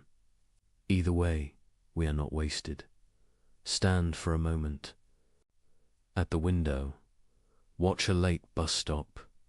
Watch someone run to make it. They catch the door. A stranger steadies their step. A small cheer rises inside you, though no one hears it. That is hope, remembering its reasons. That is meaning proving it still knows the route. The phrase best of all possible worlds is easy to mock. Leave the slogan to the careless. Keep the substance. The substance is a way of seeing and a way of living. It is the decision to treat. Reality is intelligible and worthy of fidelity. It is the courage to answer evil with repair. It is the discipline to prefer justice to victory. It is the mercy to forgive without lying. It is the patience to plant trees whose shade will bless people you will never meet. There is a promise humming under all of this. We are not alone. We belong to an order that cannot be broken, only resisted. We can join it in thought and in action. When we do, we feel the world receive our effort. Sometimes with quick fruit, often with slow change. Always with the quiet rightness of a key turning true. The final word is not argument, it is invitation. Build something that lasts. Reconcile where you can. Protect someone who will never know your name. Learn until your pride melts into gratitude. Love until your fear learns to rest. Trust that the goodness under things is not fragile. Trust that your smallest faithful act is part of a vast design. Trust that, beyond our sight, the story closes in joy. If the world is truly best, it is because goodness wanted partners. It is because freedom deserved a worthy stage. It is because love asked for a world that could answer back. Here we are. Answer well. Trust begins small. It begins with a kept promise. It begins with a door held open and a bill paid on time. It begins with honest numbers in a quiet ledger. From there, it grows. It builds the shape of a life that other people can lean on. It turns strangers into neighbors and neighbors into friends. This is how meaning becomes daily. This is how a best world shows its face. The idea sounds large. It must be lived small. The mind that designed galaxies also designed mornings. So begin there. Rise with one clean intention. Decide one task worth doing for the sake of someone. Else, give it your full attention. Finish it without show. When the day closes, test your heart for peace. Then begin again. Repair is the heart of the work. We are not asked to erase history. we are asked to mend. Mending is humble. It respects the shape of what was. It listens for how parts want to meet. It does not force. It persuades. It uses patience. Where power would only tear, repair starts with truth. Tell the truth about the wound. Name what broke and who broke it. Facts come first. Without them, peace is only a pause. Truth is not cruelty. It is care shaped like a sentence. It says, "Here is what happened. Now let us see what justice asks." Justice is not a slogan. It is a craft. Punishment alone cannot raise a community. Revenge cannot build a bridge. Justice seeks safety, repair, and return. It asks how to stop harm, how to heal victims, and how to shape change in those who caused it. It weighs the whole. It sets a course that allows tomorrow to be kinder than. Today, mercy walks beside justice. Mercy is not weakness, it is vision. It looks beyond the moment and sees what a soul can still become.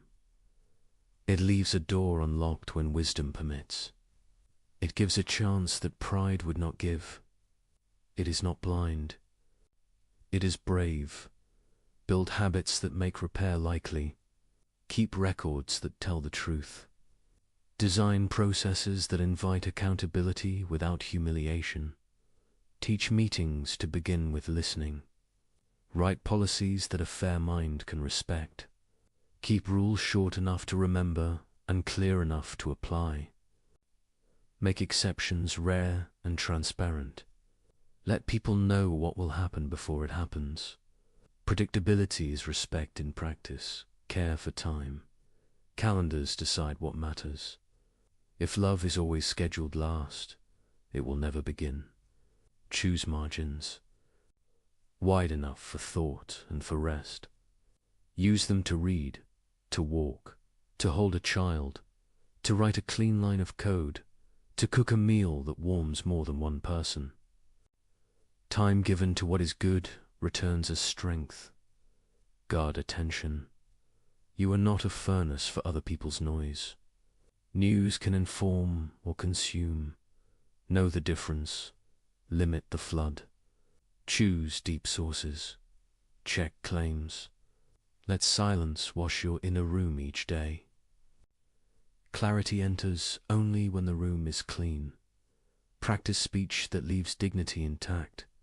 Say less when anger swells. Ask questions that lean toward understanding. If a debate makes you clever and cruel, step back. Reread your aim. A win that hardens. Your heart is a loss. A loss that teaches you respect is a gain. Choose the gain. Make work that lasts. Build for maintenance, not for display. Name things plainly. Write comments that teach. Design for the next pair of hands. Return tools to their place. Leave a map. Someone will bless your name when you are gone. Treat money as a moral material. Every budget tells the truth about a soul. Spend on what protects and repairs. Cut what flatters and wastes. Pay the invisible labor that makes public success possible. Reward patience and honesty more than drama and speed. You will lose applause and gain sleep. Honor the edgiers. Systems are judged by how they treat those at their margins. Design with the elderly, the child, the stranger, and the poor in mind. If a rule harms them, rewrite it. If a road isolates them, reroute it. If a form confuses them, simplify it. If a fee excludes them, remove it. That is what best requires. Practice restitution. When you break something, repair it. When you cannot repair, replace. When you cannot replace, serve.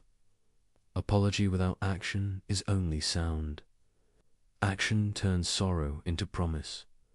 Learn a craft. A craft trains patience inside the fingers. It teaches you to measure twice and cut once. It teaches you to accept the limits of the material. It trains respect for reality. When the joint does not fit, the wood is not wrong. Your cut was, try again. Craft makes virtue tactile. Study something that humbles you. Mathematics will do. So, will a language you do not yet speak? So will music played slowly and true. Humility learned in one domain follows you into others. It protects you from the lie that certainty and contempt are kin. Practice gratitude as discipline. Name 3 mercies each night. Let them be small. The cup that did not spill. The bus you barely caught. The message that arrived with a kind tone. Gratitude trains the eye to notice order still at work. It does not blind you. It steadies you. Teach the young. Teach them to think, to doubt, to test, and to love. Train their eyes to see patterns and their hearts to prefer mercy. Give them stories where courage is quiet and real. Let them practice responsibility while the price of failure is small. Set examples that make virtue look like freedom, not prison. Practice forgiveness and distinguish it from permission. Forgiveness releases a debt. It does not erase a boundary. You can bless and still say no. You can love and still leave. Let your boundaries protect what you are called to guard. Keep faith with the dead. Tell their stories fairly. Honor their achievements without hiding their flaws. Let the truth be whole. Memory without honesty becomes propaganda. Honesty without memory becomes neglect. Hold both. Walk toward the suffering that is yours to meet. You cannot carry every cry. Carry the ones assigned to your reach. Bring water. Bring bread. Bring a plan. Bring a second plan. Stay until the work is handed safely to another. Practice civic hope. Vote with care. Volunteer where the city leaks dignity. Run for a small office if you can. Study the budget. Attend the meeting. Champion clear laws. Demand fair enforcement. Be patient with the pace of the possible and stubborn against cruelty. Choose clean pleasures. They leave no debt in the soul. A long walk. A page that lights the mind. A song that brings back courage. A table with friends. A well-cooked meal. These make room for conscience to breathe. Welcome correction. Invited. Make it safe for others to tell you the truth. Reward the person who saves you from a mistake. Say thank you with more than words. Return the favor. Let your work on a scale. Some tasks fit a day. Some require a decade. Know the difference. Do not demand the thrill of the urgent from the patient labor of the important. Protect long projects from the hunger of applause. Quiet custody achieves what noise cannot. Keep promises to yourself that improve your capacity to serve. Sleep enough. Move your body. Eat food that gives tomorrow strength. Leave screens before they steal your morning. You are a steward of a mind and a body on loan. Care for them as you would care for a tool trusted by many hands. Practice clean. Exates. End meetings on time. End arguments when they stop yielding light. End roles when your gifts no longer fit the need. End days with a small ritual that thanks and releases. Good endings protect good beginnings. Make room for art. Art trains attention to notice and to cherish. It keeps cynicism from sealing over. The heart. It lets grief speak without harming. It lets joy rise without gloating. It renews imagination, which is foresight in tender clothes. Let mystery stand where it must. Not every why will bow to you. There are rooms you may enter only by reverence. Stand there without hurry. Say little. Call the moment holy if the word fits your mouth. Then go back to work with a clearer mind. Keep your circle honest. Choose friends who will not sell your conscience for your comfort. Choose partners who can be trusted with your silence. Choose colleagues who prize truth over tribe. If you lead, build a room where the quiet speak first. Protect dissent that seeks the good of the whole. Give away credit. Praise in detail.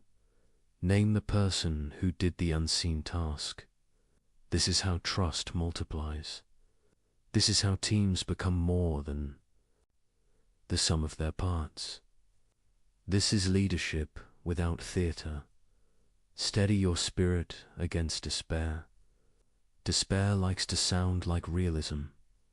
It is not. It is a shrinking of the map. It hides resources and partners and second chances. When it speaks, ask. For evidence, when it cannot provide it, return to the work. Be ready to start over. Plans fail. Lives break. Markets turn. Begin again with what remains. Begin again with who remains. Begin again with lessons learned. A best world is a school built for many new starts. Keep an altar of remembrance in your mind. Not to worship pain, but to honor what it taught. Let the altar hold names, dates, and debts you will not forget. Visit it when pride reases. Visit it when fear reases. Let it return you to gratitude and resolve. Prepare a legacy that can be carried by ordinary hands. Write clear notes. Make guides. Record passwords for the right people. Teach someone younger how to do what you do. Make yourself replaceable. It is a gift to those who come after and a guard against your own vanity. Live as if small faithfulness is the unit of meaning, because it is. The world is not saved by crescendos alone. It is saved by steady rhythm, by the repeated act of care, by the daily choice to add one stitch where the fabric thins. If the world is truly the best possible world, it is not because it saves us from duty. It is because it trusts us with it. It hands us tools and a pattern and says, join. The pattern is large. We will never see it whole, but our section can be clean. Our seam can hold. Let the final measure be simple. Did you tell the truth? Did you keep your word? Did you protect the small? Did you forgive and seek forgiveness? Did you build something that made goodness easier for those after you? If so, you stood with the order under things. You helped the world choose its better name. Go on then, work with hope, rest with gratitude, begin again. This is repair. This is how love becomes structure. This is how structure becomes mercy. This is how mercy becomes a world worth waking to. Night settles over familiar streets. Windows hold small islands of light. Somewhere a train passes, steady as a pulse. Someone washes a single cup and sets it to dry. Someone turns off a lamp and waits for sleep to come. In these plain moments, the question returns without ceremony. Was any of this worth the day it cost? We answer not with thunder, but with choices. We answer by the work our hands remember. We answer by the care that outlived our mood. Meaning reveals itself in the keeping of small promises. It shows itself when no audience is near. It grows in silence and greets us like a friend. Leibniz believed a perfect mind chose this world. He said the choice honored reason and honored love. He said the choice made room for freedom to matter. He trusted that nothing real is finally wasted. He trusted that justice is slow and exact. He trusted that mercy is strong enough to rebuild. We have walked through his vision with open eyes. We have seen war and famine and grief. We have seen laughter used as a blade. We have watched satire mock what it half understood. We have watched faith speak too soon and be rightly rebuked. We have tried to keep what is true in both voices. Now the film grows quiet and returns to one life. Yours, the world will not ask. You for speeches. It will ask for attention and for steadiness. It will ask for honest words and clean work. It will ask for the courage to stay kind when anger is cheap. The best world, if real, is not a luxury. It is a discipline that begins. At the edge of your reach, help where you stand. Repair what you can touch. Protect whoever is within your power to protect. Let that be your prayer in the language of action. You do not need certainty to start. You need a reason strong enough to move your feet. Begin with the person in front of you. Begin with the task that serves without applause. Begin with the truth that refuses to be convenient. Begin again tomorrow when fatigue returns. Remember what this vision asks of the mind. Ask why this and not something else. Test your stories against the world they describe. Let correction be a gift rather than a wound. Let humility be the partner of every claim. Let gratitude be the closing line of every day. Remember what this vision asks of the heart. Hold grief without rushing its lessons. Hold joy without gripping it to death. Hold enemies as people before you hold them as positions. Hold yourself to standards that do not bend for mood. Hold to hope with a grip that respects facts. Remember what this vision asks of our common life. Write laws that fit the vulnerable. First, design systems that explain themselves to the tired. Reward patience and the courage to revise. Punish cruelty with clarity and restraint. Invite dissent that seeks the good of the whole. If this world is chosen for the greatest harmony, then harmony is not a metaphor. It is the work of arranging goods without destroying others. It is the art of balancing present need with future. Right? It is the skill of saying no to what flatters. It is the wisdom of saying yes to what strengthens. You will fail in this work. Everyone does. Failure is not the end of your sentence. Return is allowed and expected. Apologize without performance. Repair without delay. There will be pain that teaches nothing you can name. There will be loss that leaves only quiet. Do not lie about it. Sit beside it until it changes shape. Let compassion be the language you speak when words fail. Let presence be the answer you give to questions without answers.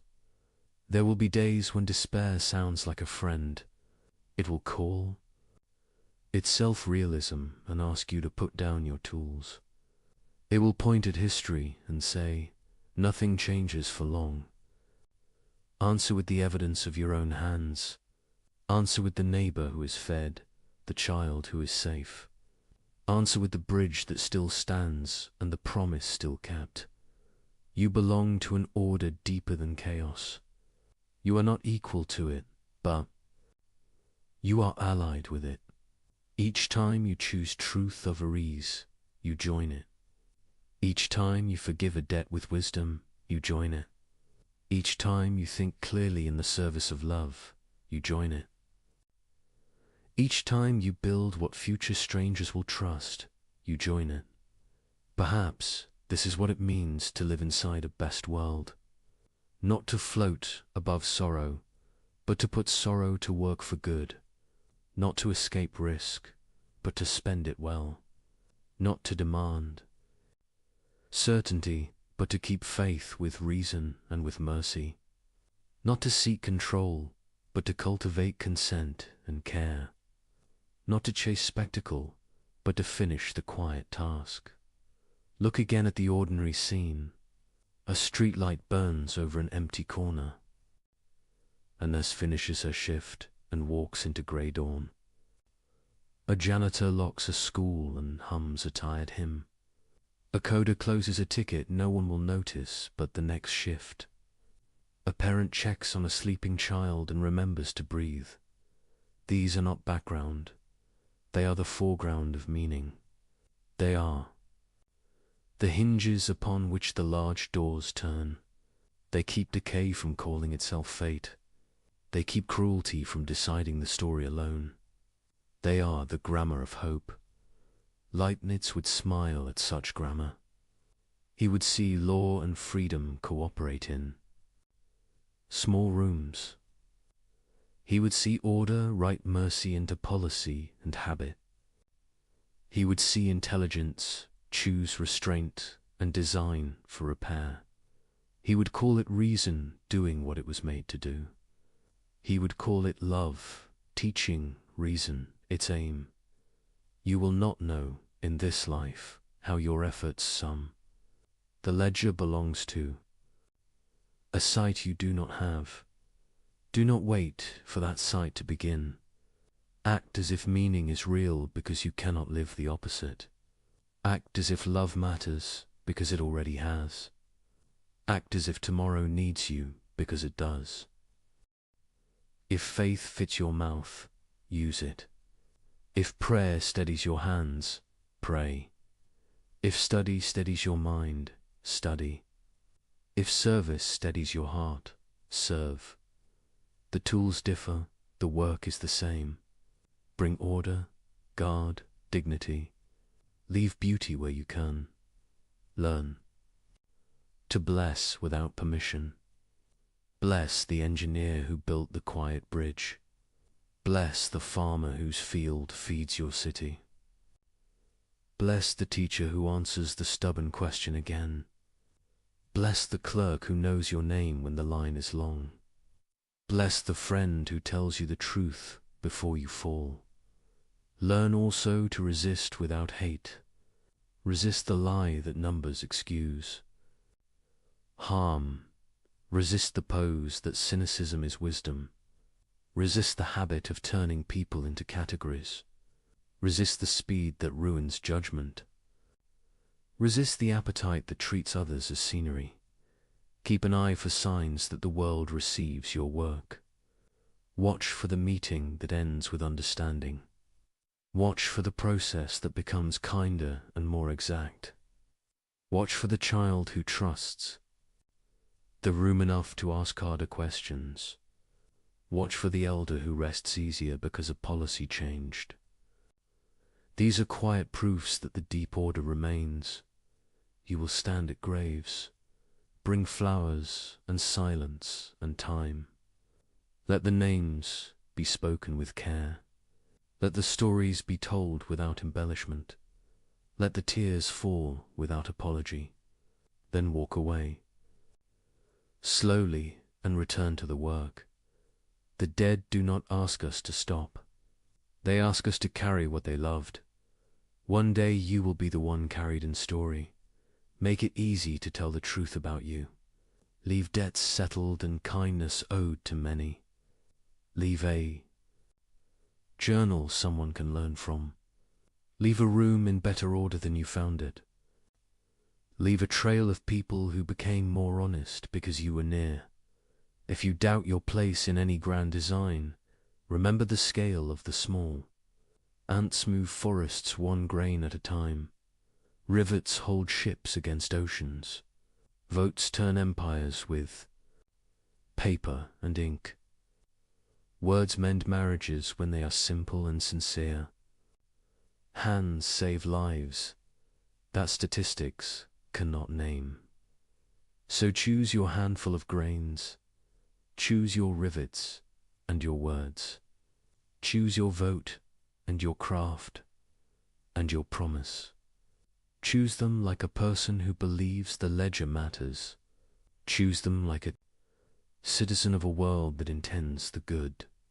Choose them like a student of a mind that wastes nothing. When morning comes, rise with one sentence ready. Today I will join the order under things. Let that be your vow. Keep it as best you can. Forgive yourself when you fail and begin again. Teach it to others without pride. Receive it back from them when you are tired. This is the quiet proof that Leibniz trusted. Not a theorem written on marble, but a life that answers despair with patient structure. A home put in order for guests. A budget that tells the truth and protects the poor. A law that binds the strong and frees the weak. A habit of attention that notices the person left out. If this is the best world, it is because it invites you. It invites you to think with care and to love with discipline. It invites you to build, forgive, and try again. It invites you to hold both reason and mercy in the same hands.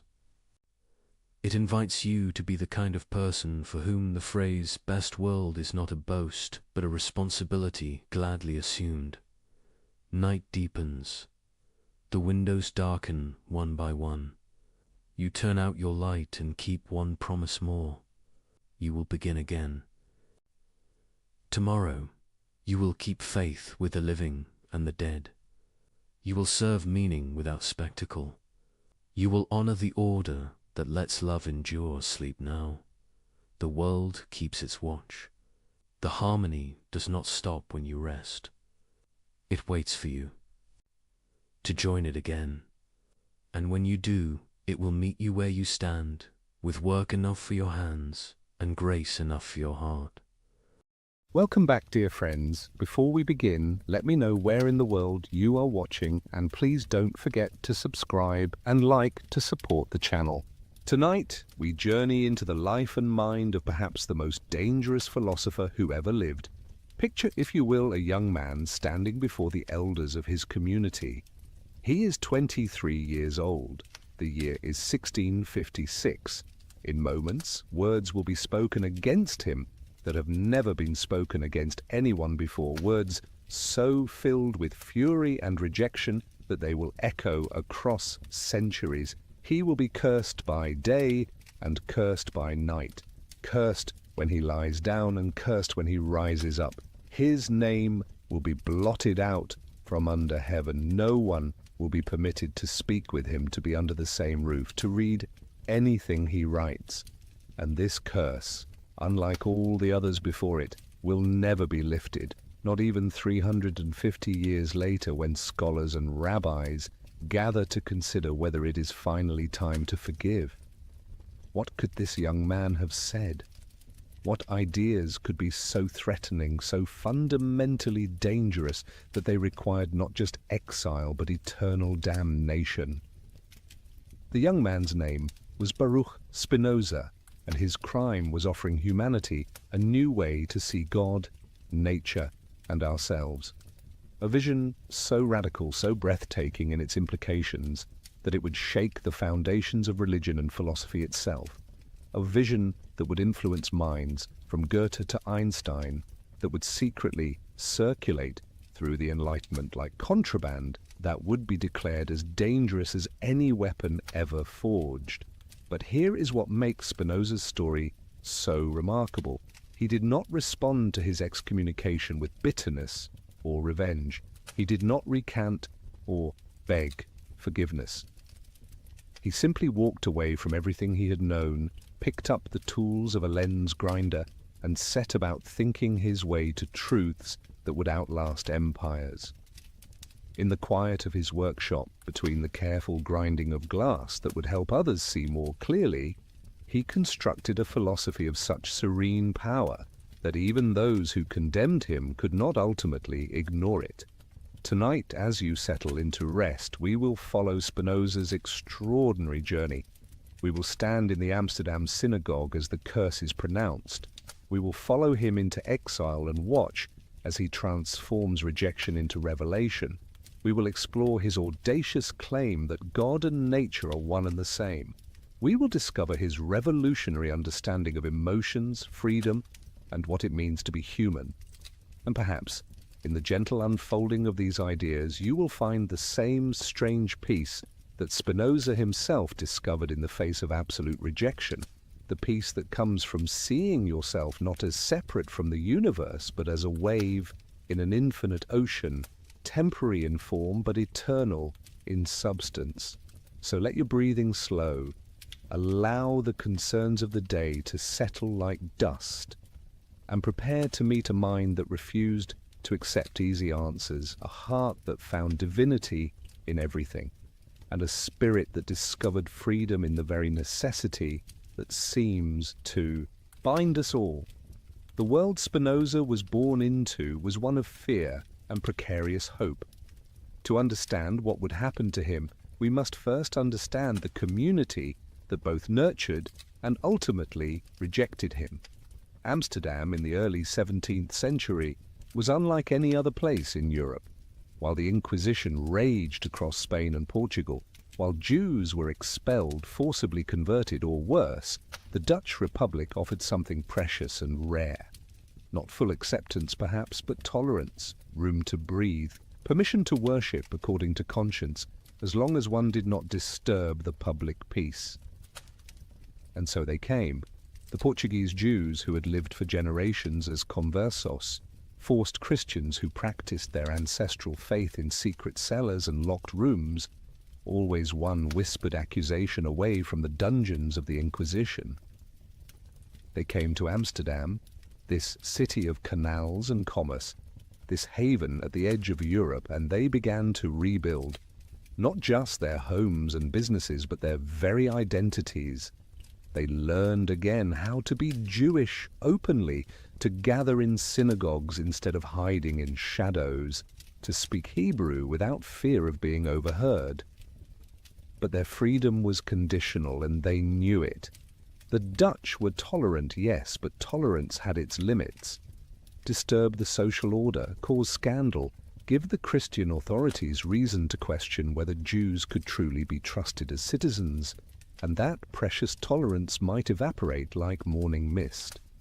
The Portuguese Jewish community of Amsterdam lived with this knowledge every day. They policed themselves rigorously. They watched one another for signs of deviation, not out of cruelty, but out of survival. One person's heresy could endanger everyone. Into this world, on the 24th of November, 1632, a boy was born. His parents named him Baruch, which in Hebrew means blessed. The Portuguese form of the name was Bento. Later, he would adopt the Latin version, Benedict. 3 names, all meaning blessed, for a child who would grow up to challenge every traditional understanding of what blessing might mean. His father, Michael de Spinoza, was a merchant of moderate success, respected in the community, involved in the synagogue's affairs. His mother, Hannah Deborah, was a woman history has largely forgotten, leaving us only the bare facts of her existence. She died when Baruch was 5 years old, a loss that would haunt the boy in ways we can only imagine. To lose a mother at such an age is to lose the very ground beneath your feet. Perhaps it taught him early that nothing is permanent, that even the most fundamental relationships can dissolve without warning. Perhaps it planted the first seeds of the philosophy he would later develop, a philosophy that would insist we must find our peace not in the temporary, but in the eternal. The boy grew up in a household where books were valued, where Hebrew learning was taken seriously, where the great questions, of theology and law were discussed around the table. He attended the Talmud Torah school, the community's center of learning, and from the beginning his brilliance was obvious. He absorbed Hebrew, he mastered the Torah and Talmud, he excelled at the intricate logical arguments that Talmudic study required. His teachers must have looked at him with pride, seeing perhaps a future rabbi, a scholar who would bring honor to the community that had suffered so much. But something was stirring in the boy's mind that his teachers did not see or chose not to see. Questions without easy answers, contradictions in the texts he was studying, claims about God that seemed to make God small, petty, almost human in weakness. If God was truly infinite, truly perfect, how could he be moved by prayers or sacrifices? How could he make mistakes, change his mind, feel jealousy or anger? These were the emotions of humans, not of anything that could be called divine. As he entered his late teens, Baruch began to seek learning beyond the synagogue. He found his way to Franciscus van den Enden, a former Jesuit who had become something quite different. An atheist, some whispered, a radical certainly, a man who taught Latin and introduced his students to the new philosophy flowering across Europe, Descartes, who had dared to doubt everything until he found something certain, Hobbes, who had looked at human society with cold, clear eyes and seen not divine ordination, but natural force. These men were rebuilding philosophy from the ground up, sweeping away centuries of scholastic cobwebs, insisting that reason alone must be the guide. For Baruch, it must have felt like emerging from a dim room into sunlight. Here was a way of thinking that did not start with scripture and twist logic to fit predetermined conclusions. Here was a method that asked only, what is true? What can we know with certainty? What follows necessarily from clear principles? The young man who had memorized so much rabbinic commentary, who knew the Torah so thoroughly, began to see these texts differently, not as eternal revelation, but as human documents shaped by their times, full of contradictions because humans are contradictory. And once you see text that way, once you begin to question whether these words truly came from God, everything else begins to unravel. If the Torah is not literally divine, then the laws it contains are not binding. If Moses did not receive the commandments on Sinai, then why observe them? If the soul is not immortal, then why worry about divine reward and punishment? If God does not intervene in human affairs, then why pray? These thoughts were dangerous beyond measure. In a community still traumatized by persecution, still desperate to maintain its fragile security, such ideas were not just wrong, they were threatening. They threatened the very cohesion that kept the community safe. If young people started thinking this way, what would become of the religion their parents had risked everything to preserve?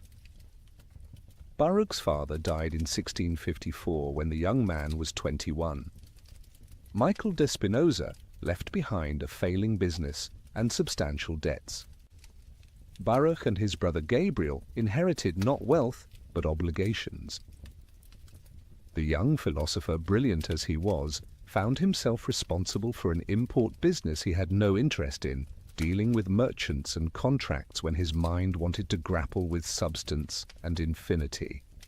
The business struggled, creditors circled, and Baruch, in a move that would enrage the community's leaders, appealed to Dutch civil courts rather than the Jewish community's internal arbitration to resolve his father's debts.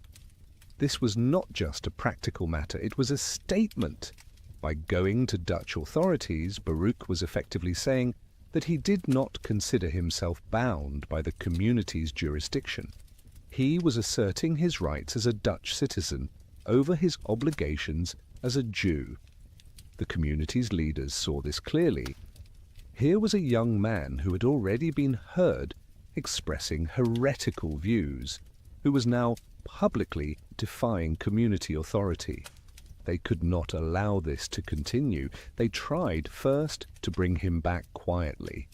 There were meetings, conversations, arguments. Some sources suggest they even offered him money, a stipend, to keep quiet about his views, to at least maintain the appearance of conformity. Imagine that scene. Baruch, perhaps in his early 20s, sitting across from the community elders, men he had known his whole life, men who had known his father. They are trying to help him in their way, trying to save him from himself. Can he not see the danger? Can he not understand that some truths are too dangerous to speak aloud? But Baruch could not, would not conform. The truth, as he had come to see it, was too important. More important than money, than community, than belonging. He had glimpsed something vast, something that made the small rituals and rules seem like children's games. How could he go back to pretending? And so they were left with no choice, or so they believed. In July of 1656, the community's leaders made a decision that would echo through centuries. They would issue a herem, a ban of excommunication. But not an ordinary herem. This would be the harshest punishment they had ever pronounced. A curse so comprehensive that it would leave no room for ambiguity, no possibility of reconciliation. Picture the scene. The 27th of July, 1656. The synagogue of Talmud Torah, the magnificent building that represented all the community, had built in Amsterdam. The scrolls of Torah are brought out. The ark is open. The community has gathered, though whether Baruch himself was present, we do not know. Perhaps he stood in the back, watching calmly as his fate was sealed. Perhaps he stayed away, having already accepted what was coming. One of the elders begins to read. The document is in Portuguese, the language the community uses for official matters. The words roll out with terrible formality. By decree of the angels and by the command of the holy men, we excommunicate, expel, curse, and damn Baruch de Espinosa. The voice continues, gathering force. With the consent of God, blessed be he, and with the consent of the entire holy congregation, and in front of these holy scrolls, with the 613 precepts which are written therein. Then come the curses themselves, pulled from every corner of Jewish tradition, piled one upon another like stones, meant to crush utterly. Cursed be he with the excommunication with which Joshua banned Jericho, and with the curse which Elisha cursed the boys, and with all the castigations which are written in the book of the law. The list goes on. Cursed be he by day, and cursed be he by night. Cursed be he when he lies down, and cursed be he when he rises up. Cursed be he when he goes out, and cursed be he when he comes in. No aspect of existence is left uncursed. The ban extends to everything. The Lord will not spare him, but the anger of the Lord and his jealousy shall smoke against that man, and all the curses that are written in this book shall lie upon him, and the Lord shall blot out his name from under heaven. And finally, the practical implications. No one should communicate with him neither in writing, nor accord him any favor, nor stay with him under the same roof, nor come within 4 cubits in his vicinity, nor shall he read any treatise composed or written by him. It was comprehensive, total, final. The community that had nurtured him, that held his family history, that connected him to generations of ancestors, was cutting him off completely. He was to become as one dead. His name, which meant blessed, was to be erased from the book of life. He was to wander the world alone, without community, without the support system that had defined Jewish survival for millennia.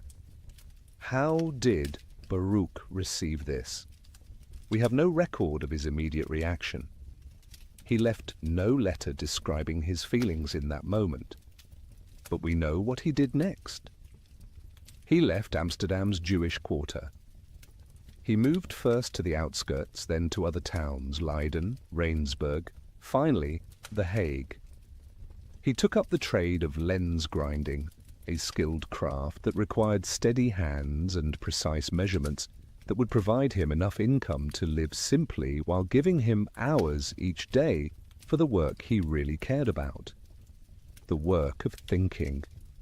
There is a story impossible to verify but telling in what it reveals, that shortly after the excommunication, Baruch was leaving the synagogue when a young man approached him with a knife, perhaps a fanatic who thought he was defending God's honor, perhaps someone looking to prove his loyalty to the community.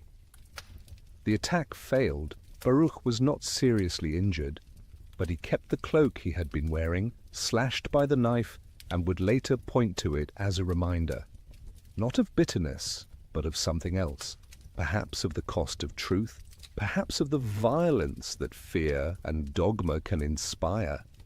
And now, alone, rejected, cursed by day and by night, the young man who had been called blessed began the work that would make his name immortal. He began to write down the vision that had cost him everything, the vision of a universe so ordered, so necessary, so beautiful in its iron laws that it would transform how humans understood their place in existence. At the heart of Spinoza's philosophy lies an idea so simple in expression and so revolutionary in implication that it would shake Western thought to its foundations. 3 Latin words that would be whispered in philosophical circles like a secret too dangerous to speak aloud: Deus sive natura, God or nature. God or nature, as if they were interchangeable, as if there were no difference between the divine being who supposedly created the universe and the natural world itself. To understand how radical this was, you must understand what people believed about God in the 17th century. God was understood as a being separate from creation, existing before the universe began, choosing to create it through an act of will, then remaining apart from it, intervening occasionally through miracles, judging humans, rewarding the righteous, and punishing the wicked. God was like a king on a throne, infinitely powerful, but also separate, distant, other. You prayed to this God, you pleased or displeased him through your actions. You hoped for his mercy because his justice was terrifying. Spinoza looked at this picture of God and saw nothing but projection. Humans imagining the divine as a magnified version of themselves. A cosmic father figure, a supernatural emperor. And what Spinoza proposed instead was not quite atheism, though many called it that, but something stranger and in some ways more profound.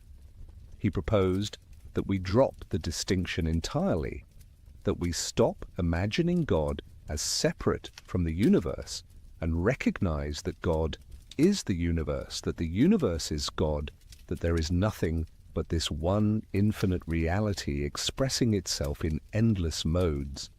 In his magnum opus, The Ethics, which he spent years writing, and which would only be published after his death, Spinoza laid this out with geometric precision. He began with definitions, as Euclid had done with geometry. What do we mean by substance, by attribute, by mode? And then, step by step, proposition by proposition, he built his argument. There can be only one substance, infinite and eternal. This substance is what we call God. This substance is what we call nature. They are not two things, but one thing seen from different perspectives. Think of it this way. When you look at the ocean, you see waves. Each wave seems distinct, separate, with its own identity, its own moment of rising and falling, but no wave is truly separate from the ocean. Each is a temporary form that the ocean takes. The wave is not something other than the ocean. It is the ocean, expressing itself in that particular way at that particular moment. And so Spinoza would say, with all of existence, you are not separate from God. You are a mode of God, a temporary form that the infinite substance takes, Everything you see around you, every tree and stone, every person and animal, every thought and feeling, all of it is God expressing itself, nature in its infinite creativity. Now this might sound beautiful and perhaps mystical, and indeed many later thinkers, particularly the Romantics, would embrace Spinoza for this apparent unity with nature. But Spinoza meant something more rigorous and more challenging than mystical union. He meant that everything that happens follows from the nature of God with the same necessity that the properties of a triangle follow from its definition. There is no room for chance, no room for divine whim, no room for miracles that violate natural law, because natural law is divine law, is simply how God necessarily acts. This means that when terrible things happen, when children die and earthquakes destroy cities, these events are not punishments from an angry deity. They are not even mysterious workings of divine providence that we cannot understand. They are simply the necessary unfolding of natural causes and effects. God does not intervene because God is not separate enough from the universe to intervene. God is the system of natural law itself. You can perhaps see why this philosophy terrified religious authorities. If there are no miracles, then the foundation stories of every religion become suspect. If God does not judge and reward and punish, then what is the point of religious law? If everything happens by natural necessity, then what becomes of sin and salvation? Spinoza's philosophy seemed to drain away all the meaning that traditional religion provided, but Spinoza himself did not see it this way. He saw his philosophy as liberating us from fear of divine punishment, from the need to appease an angry God, from superstition and ritual that claimed to manipulate supernatural forces. Instead, we could study nature, understand its laws, work with them rather than against them. We could find our peace, not in begging favors from a cosmic tyrant, but in understanding our place in the eternal order of things. And yes, there was still room for something he called the intellectual love of God, but this was not the fearful love of a servant for a master. It was the joyful understanding of how we fit into the infinite whole. It was the pleasure of seeing clearly, of knowing things as they truly are. When you understand that you are not a lonely, isolated ego, but a wave in an infinite ocean, when you grasp that your existence is necessary and eternal in its essence, even if temporary in its current form, then you can rest in a peace that religious anxiety never provided. The great physicist Albert Einstein, centuries later, would declare that he believed in Spinoza's God. Einstein understood, as Spinoza had, that the natural laws themselves were so elegant, so beautiful in their mathematical precision, that they inspired something like religious awe. Not awe at a being separate from nature, but awe at the magnificent order that nature itself displays.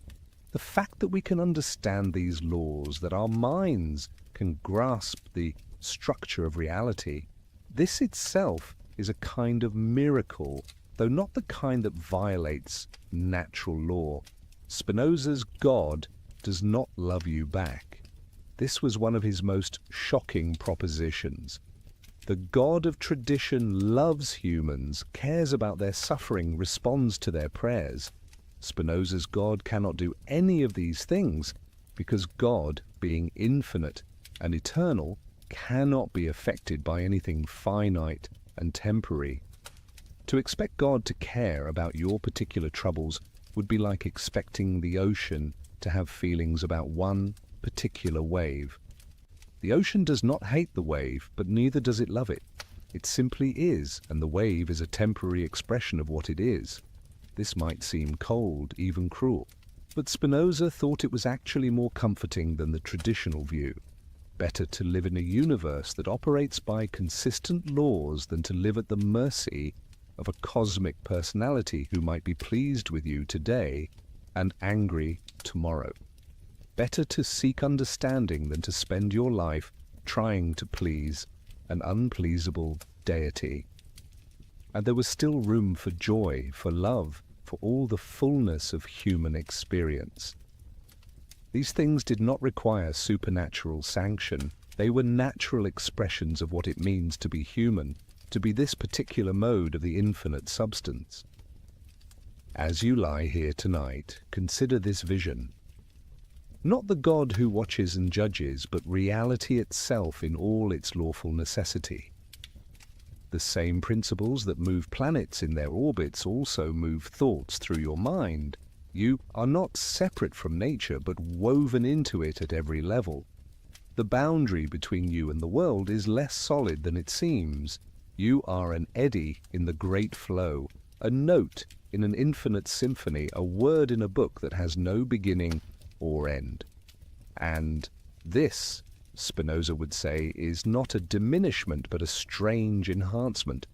To know yourself as part of God is to know yourself as necessary, as eternal in your essence, as having always belonged to the infinite whole.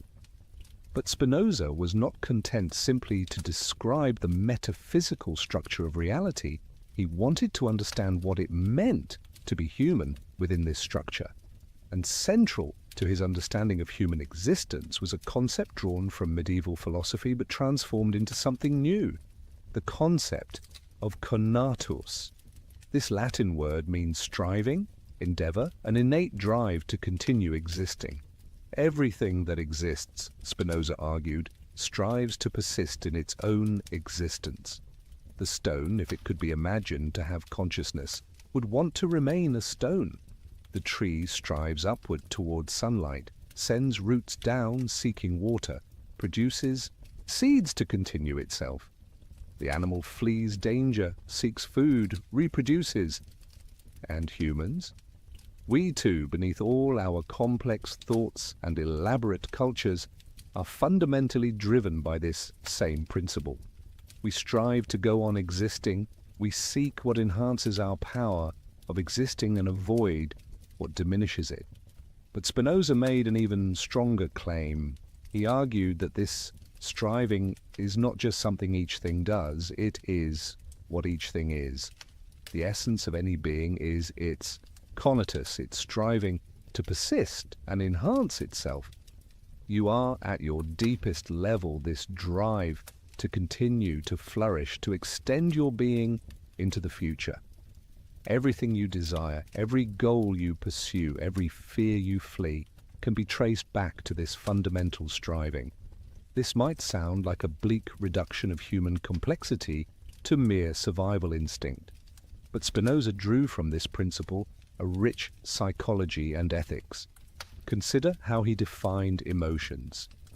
There are, he claimed, three primary affects from which all others derive.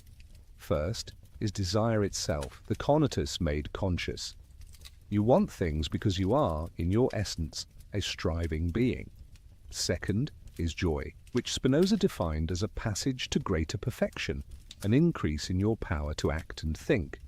When something aids your striving, when it enhances your capacity to exist and flourish, you experience joy. Third is sadness, the opposite, a passage to lesser perfection, a decrease in your power. When something hinders your striving, diminishes your capacity, you experience sadness. All other emotions are variations or combinations of these three. Love is joy accompanied by the idea of an external cause. You love what brings you joy. Hate is sadness accompanied by the idea of an external cause. You hate what brings you sadness. Hope is inconstant joy arising from the idea of a future thing whose outcome we doubt. Fear is inconstant sadness from the same source. Jealousy, pride, envy, compassion, Spinoza traced them all back to these fundamental patterns of striving, of passing to greater or lesser power. But here is what makes this analysis so profound. These emotions are not arbitrary. They are not mysterious forces that descend upon us from outside. They are natural expressions of our conatus encountering a world that sometimes aids and sometimes hinders our striving. To understand your emotions is to understand how your being is interacting with the world, where you are gaining power and where you are losing it. And this understanding, Spinoza argued, is the key to freedom. We feel most enslaved when we are tossed by emotions we do not understand, when anger seizes us, or fear paralyzes us, or desire drives us toward things that ultimately harm us. These states of being ruled by emotion, Spinoza called bondage. We are in bondage when external things determine our internal states, when we react rather than act, when we are passive rather than active. But we can move toward freedom by understanding our emotions. When you feel anger rising, you can ask why. What striving of yours has been blocked? What diminishment of power are you experiencing? And in asking these questions, in understanding the anger as a natural response to a natural situation, something shifts. The anger does not necessarily disappear, but it loses some of its compulsive power. You are no longer simply anger happening. You become someone who understands that anger is happening and why. Spinoza worked out this psychology in extraordinary detail in Part 3 of the Ethics, cataloguing dozens of emotions, showing how they relate to one another, tracing their origins back to the fundamental principles of striving and the passages to greater or lesser power. He approached emotions with the same geometric precision he brought to metaphysics. And his goal was not to make us emotionless, not to turn us into cold, rational calculators, but to help us move from passive to active, from being controlled by emotions to understanding and thereby gaining some measure of control over them. The free person, in Spinoza's vision, is not someone who never feels emotion. That would be to cease being human. The free person is someone who feels emotions clearly, understands their origins, and acts from adequate ideas rather than confused ones.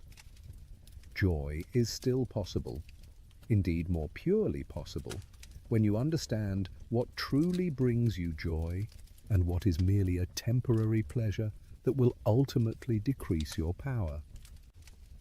Love is still possible, indeed more deeply possible, when you love from understanding rather than from need or fear.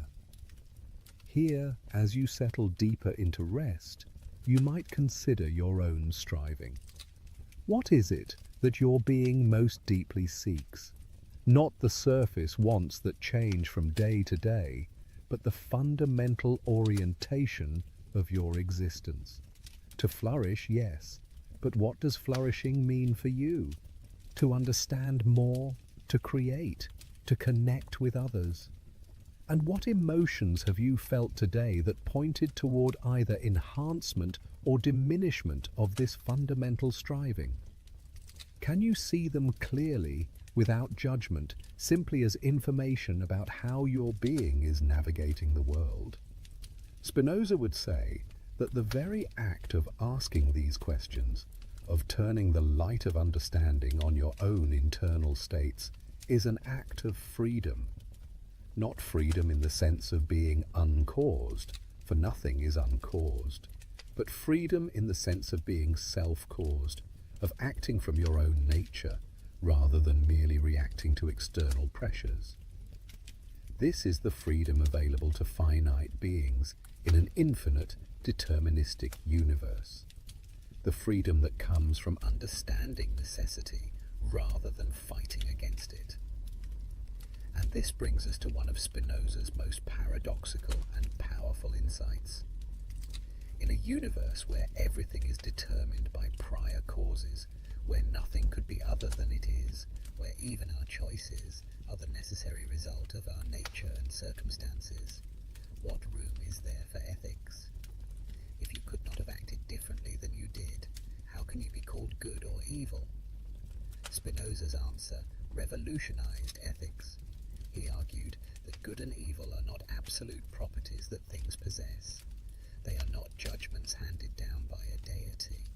They are simply shorthand for what aids or hinders our striving.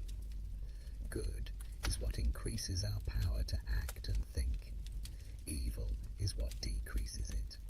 And since different things have different natures, what is good? For one might be evil for another. What helps a plant flourish might kill an animal. What enhances one person's power might diminish another's. But for rational beings, for humans who can think clearly and understand their own nature, there is a convergence. Because we all share the same fundamental nature, because we are all instances of the same human essence, what is truly good for me is, in large measure, good for you as well. Spinoza was not advocating a crude selfishness. He was advocating rational self-interest, which turns out to require cooperation, community, mutual support. Why? Because humans are not self-sufficient. We need each other to flourish. A person alone, even a person of great talent, can accomplish far less than people working together. And more subtly, we are social creatures by nature. Our striving is not just for physical survival, but for understanding, for connection, for the joy that comes from shared existence. The person who harms others, who takes pleasure in cruelty, who sees other people as mere obstacles or tools, has not understood their own nature. They have not grasped that their deepest good requires the good of others. This led Spinoza to a remarkable conclusion about virtue. Virtue is not obedience to divine commands. It is not the suppression of natural desires. Virtue is power. To be virtuous is to be fully yourself, to act from adequate understanding of your own nature, to enhance rather than diminish your conatus.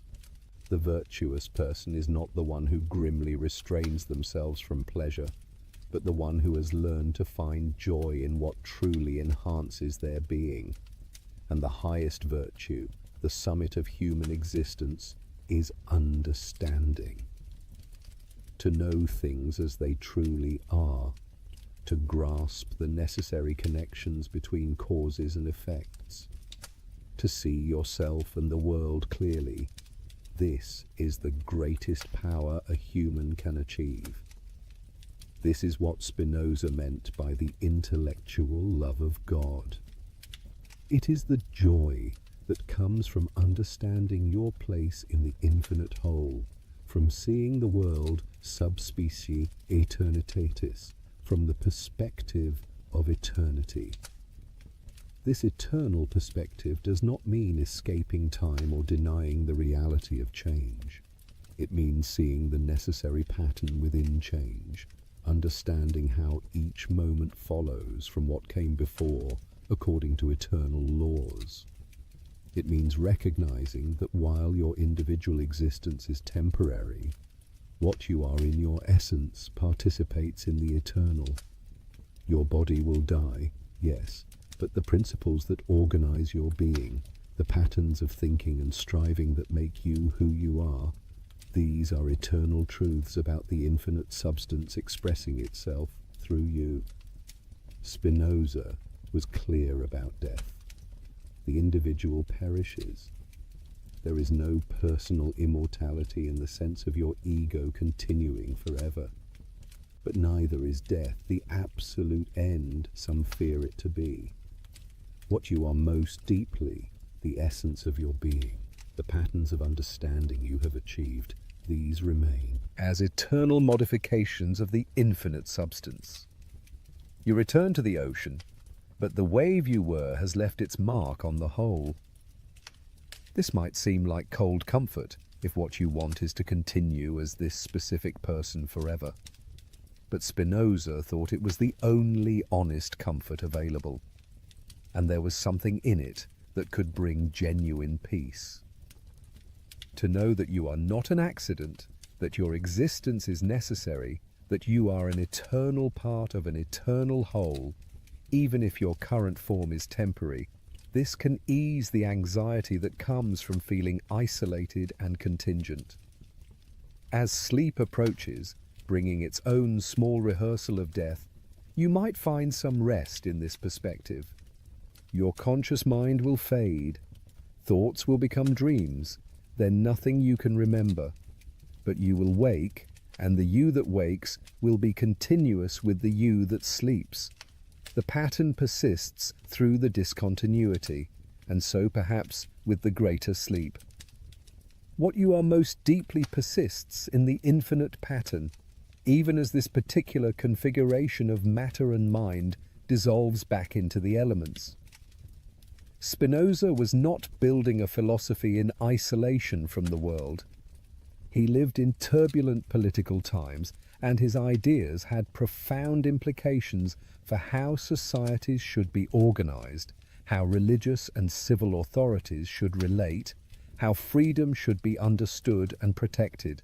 And these implications would nearly get his books banned and destroyed. In the Dutch Republic of the 17th century, there was more freedom than in most of Europe. But that freedom was under constant threat. The Republican government that had thrown off Spanish rule was engaged in an ongoing power struggle with the House of Orange and with the Dutch Reformed Church. Different factions wanted different things. The Republicans wanted more openness, more tolerance for different religions and philosophies.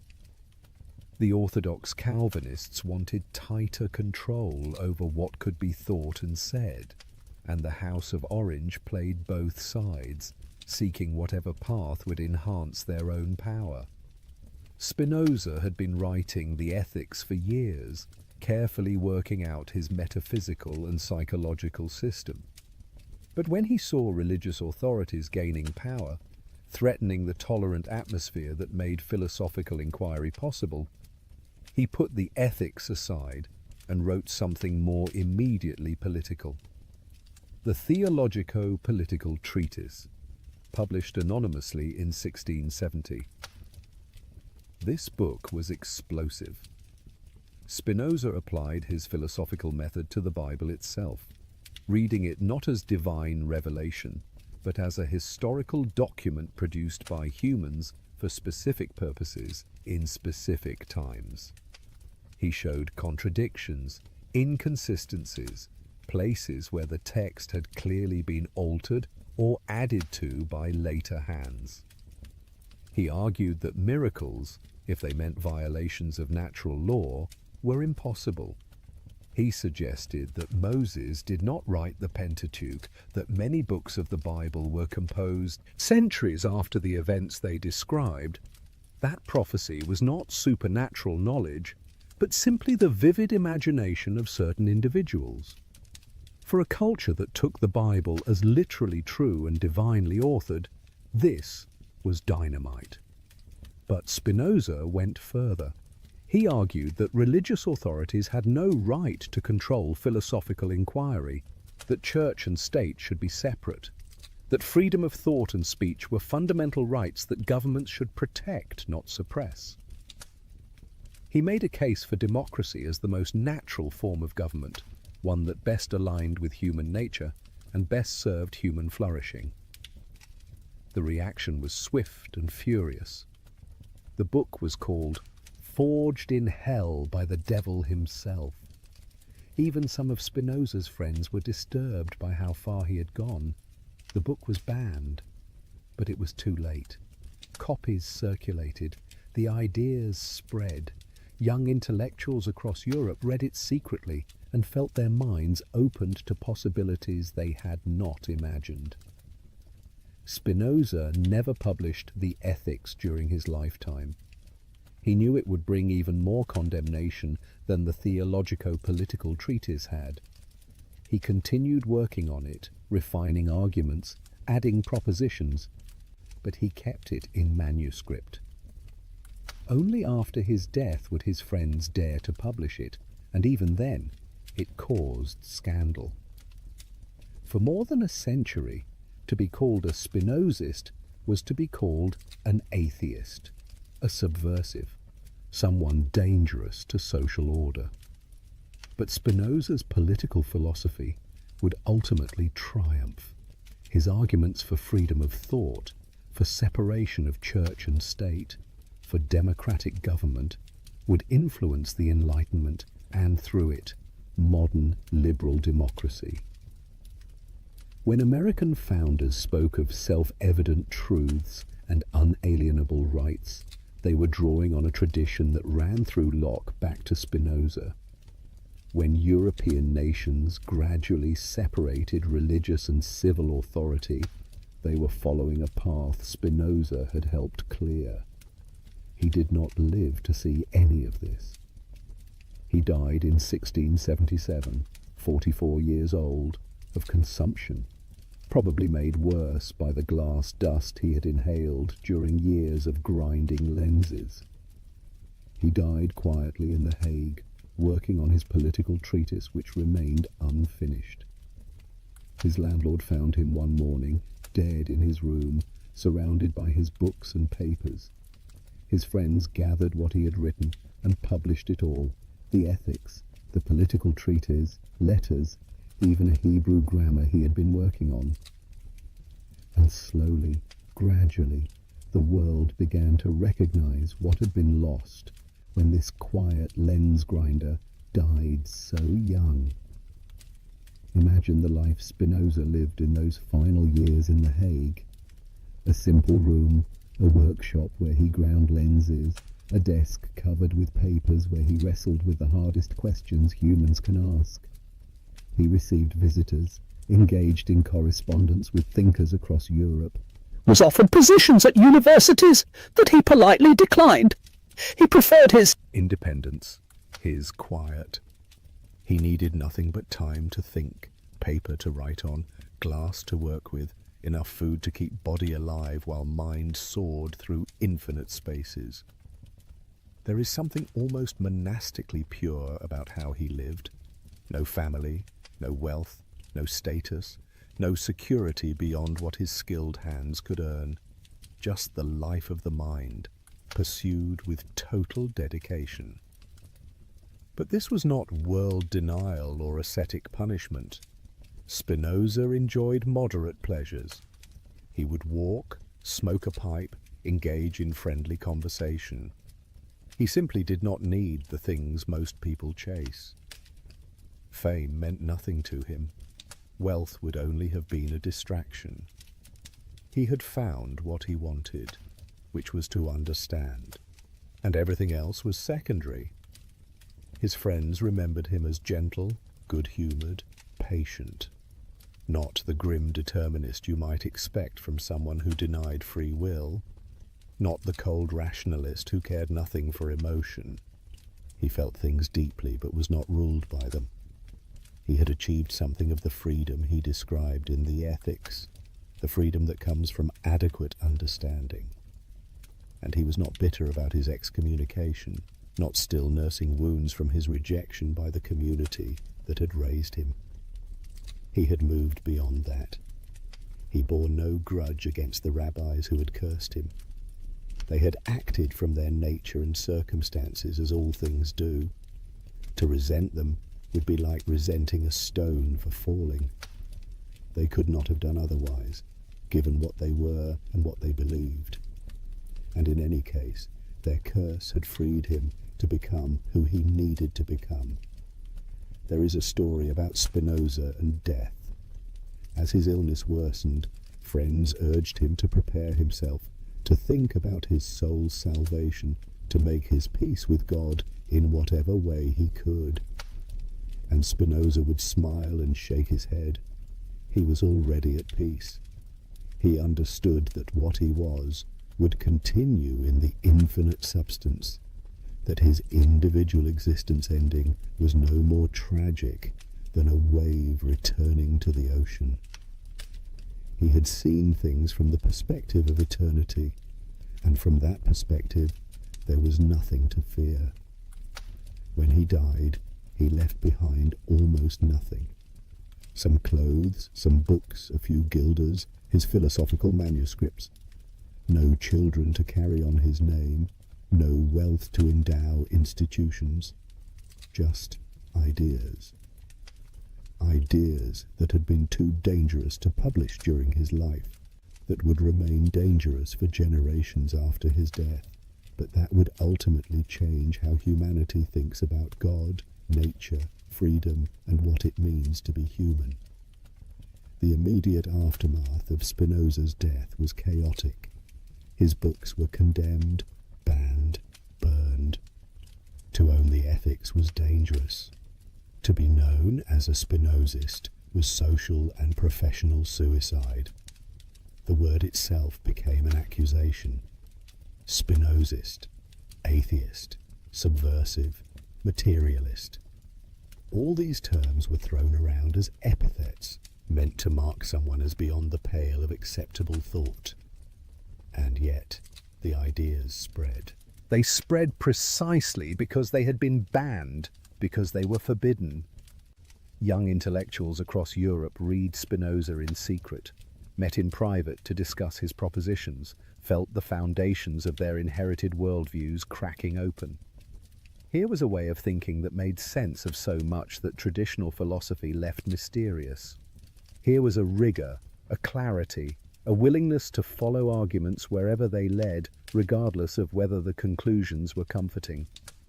The Enlightenment, that great flowering of rational inquiry and political reform, owed more to Spinoza than many of its proponents wanted to admit. Voltaire read him. Diderot was influenced by him. The great encyclopedia of human knowledge that Enlightenment thinkers compiled drew on his principles even when it did not cite his name. His critique of biblical authority, his insistence on freedom of thought, his vision of a society based on reason rather than revelation, all of this became part of the intellectual atmosphere of the 18th century. But it was the Romantics who really embraced Spinoza, who rescued him from the charge of being cold and mechanistic. Goethe read him and felt he was looking at the universe with new eyes. Here was not a dead machine, but a living whole, God and nature one and the same, divinity flowing through everything. Wordsworth and Coleridge, though they never mentioned Spinoza by name, were breathing Spinozistic air when they celebrated nature as the dwelling place of the divine. And in Germany, the philosophers who rebuilt metaphysics in the wake of Kant's critical philosophy, thinkers like Hegel and Schelling, they saw in Spinoza a precursor, someone who had glimpsed the absolute, even if he had not quite grasped it correctly. They argued with him, revised him, claimed to move beyond him, but they could not ignore him. He had become part of the bedrock of European philosophy. In the 19th century, Spinoza's reputation began to shift from dangerous heretic to honored philosophical ancestor. Universities included him in their curricula. Scholars wrote learned commentaries on the ethics. His metaphysics might be rejected, yes, but he was respected for his rigor, for the purity of his commitment to reason, for his personal integrity in standing by his convictions at such cost. And then, in the 20th century, something remarkable happened. Scientists began to see that Spinoza had been, in some ways, ahead of his time. His determinism, which had seemed so bleak to earlier generations, started to look less like fatalism and more like a recognition of natural law. Einstein's universe, ordered by mathematical principles where everything followed necessarily from the laws of physics. This was Spinozistic. Einstein himself said he believed in Spinoza's God, the God that reveals itself in the orderly harmony of everything that exists. More recently, philosophers of mind and cognitive scientists have found in Spinoza's theory of emotions and his understanding of the mind-body relationship insights that anticipate modern thinking. His idea that mind and body are not two separate substances, but two aspects of one reality. This parallels what neuroscience tells us about the inseparability of mental and physical processes. His analysis of how emotions arise from our evaluation of whether things aid or hinder our striving, this has been revived in theories of affect and motivation. Even his ethical theory has found new defenders. In a world that has largely abandoned belief in divine commands or absolute moral laws, Spinoza's naturalistic ethics, grounded in what actually contributes to human flourishing, seems less radical and more sensible. If there is no God above to tell us what is good, then perhaps good is indeed what enhances our power to live well, and evil what diminishes it. And his excommunication? In 2015, more than 350 years after that terrible curse was pronounced, scholars and rabbis gathered in Amsterdam to debate whether it should finally be lifted. The Portuguese Jewish community, still existing in the same city though vastly changed, considered whether the time had come to acknowledge that they had been wrong, that Spinoza's ideas, however challenging, did not deserve eternal condemnation. The debate was passionate. Some argued that lifting the ban would remove a stain from Judaism's history, would show that the tradition could acknowledge error and embrace one of its most brilliant children, even posthumously. Others, including the chief rabbi, argued that Spinoza's ideas remained incompatible with basic Jewish principles, that to lift the ban would be to suggest the community accepted his pantheism, his rejection of traditional doctrine. In the end, the ban was not lifted. It remains in force, the only harem in the community's history that has never been rescinded. Perhaps that is fitting. Spinoza did not need their forgiveness. He had not asked for it in life, and his ideas do not require it in death. He stands as a figure who chose truth over belonging, understanding over comfort, the infinite perspective over the security of community. His excommunication, far from diminishing him, has become part of what makes his story powerful. Here is someone who paid the full price for his convictions and yet found peace, who was utterly alone and yet connected to everything, who was cursed and yet blessed with insight few humans have achieved. Tonight, as consciousness begins its nightly fading, as the thoughts that seemed so important scatter like dreams, you might hold lightly to something of Spinoza's vision. You are not separate from the universe, but woven into it at every level. Your striving is the universe striving through this particular form. Your consciousness is the infinite substance becoming aware of itself through you. When you disappear into sleep, you return momentarily to something like the ocean from which you arose, and in the morning, you will surge forth again as an individual wave, temporary but necessary, finite but participating in infinity. Spinoza offers no promise of personal immortality, no guarantee that suffering has meaning beyond itself, no assurance that someone is watching over you with love. What he offers instead is perhaps more valuable, the knowledge that you belong, that you are not an accident or an alien in the universe, but an essential expression of what is. That understanding itself is a kind of salvation, not from the world, but within it. That freedom is possible even in a determined universe, the freedom of acting from your own nature rather than being blown about by confused ideas and unexamined emotions. As your breathing slows and deepens, as the boundary between waking and sleeping grows permeable, you are enacting something Spinoza understood well. The self is not as solid as it seems. It is a pattern maintained by continual effort, the conatus asserting itself moment by moment. In sleep, that effort relaxes. The pattern loosens. and you do not cease to exist, but exist differently, in a mode less bounded, less defended, more fluid.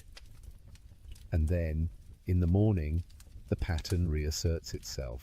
You wake as yourself, memories intact, identity resumed, ready to strive another day. This daily cycle of dissolution and reconstitution might be preparation for the greater dissolution that awaits us all. And if Spinoza is right, that dissolution is not annihilation but transformation, not ending but returning, the wave becoming ocean once more.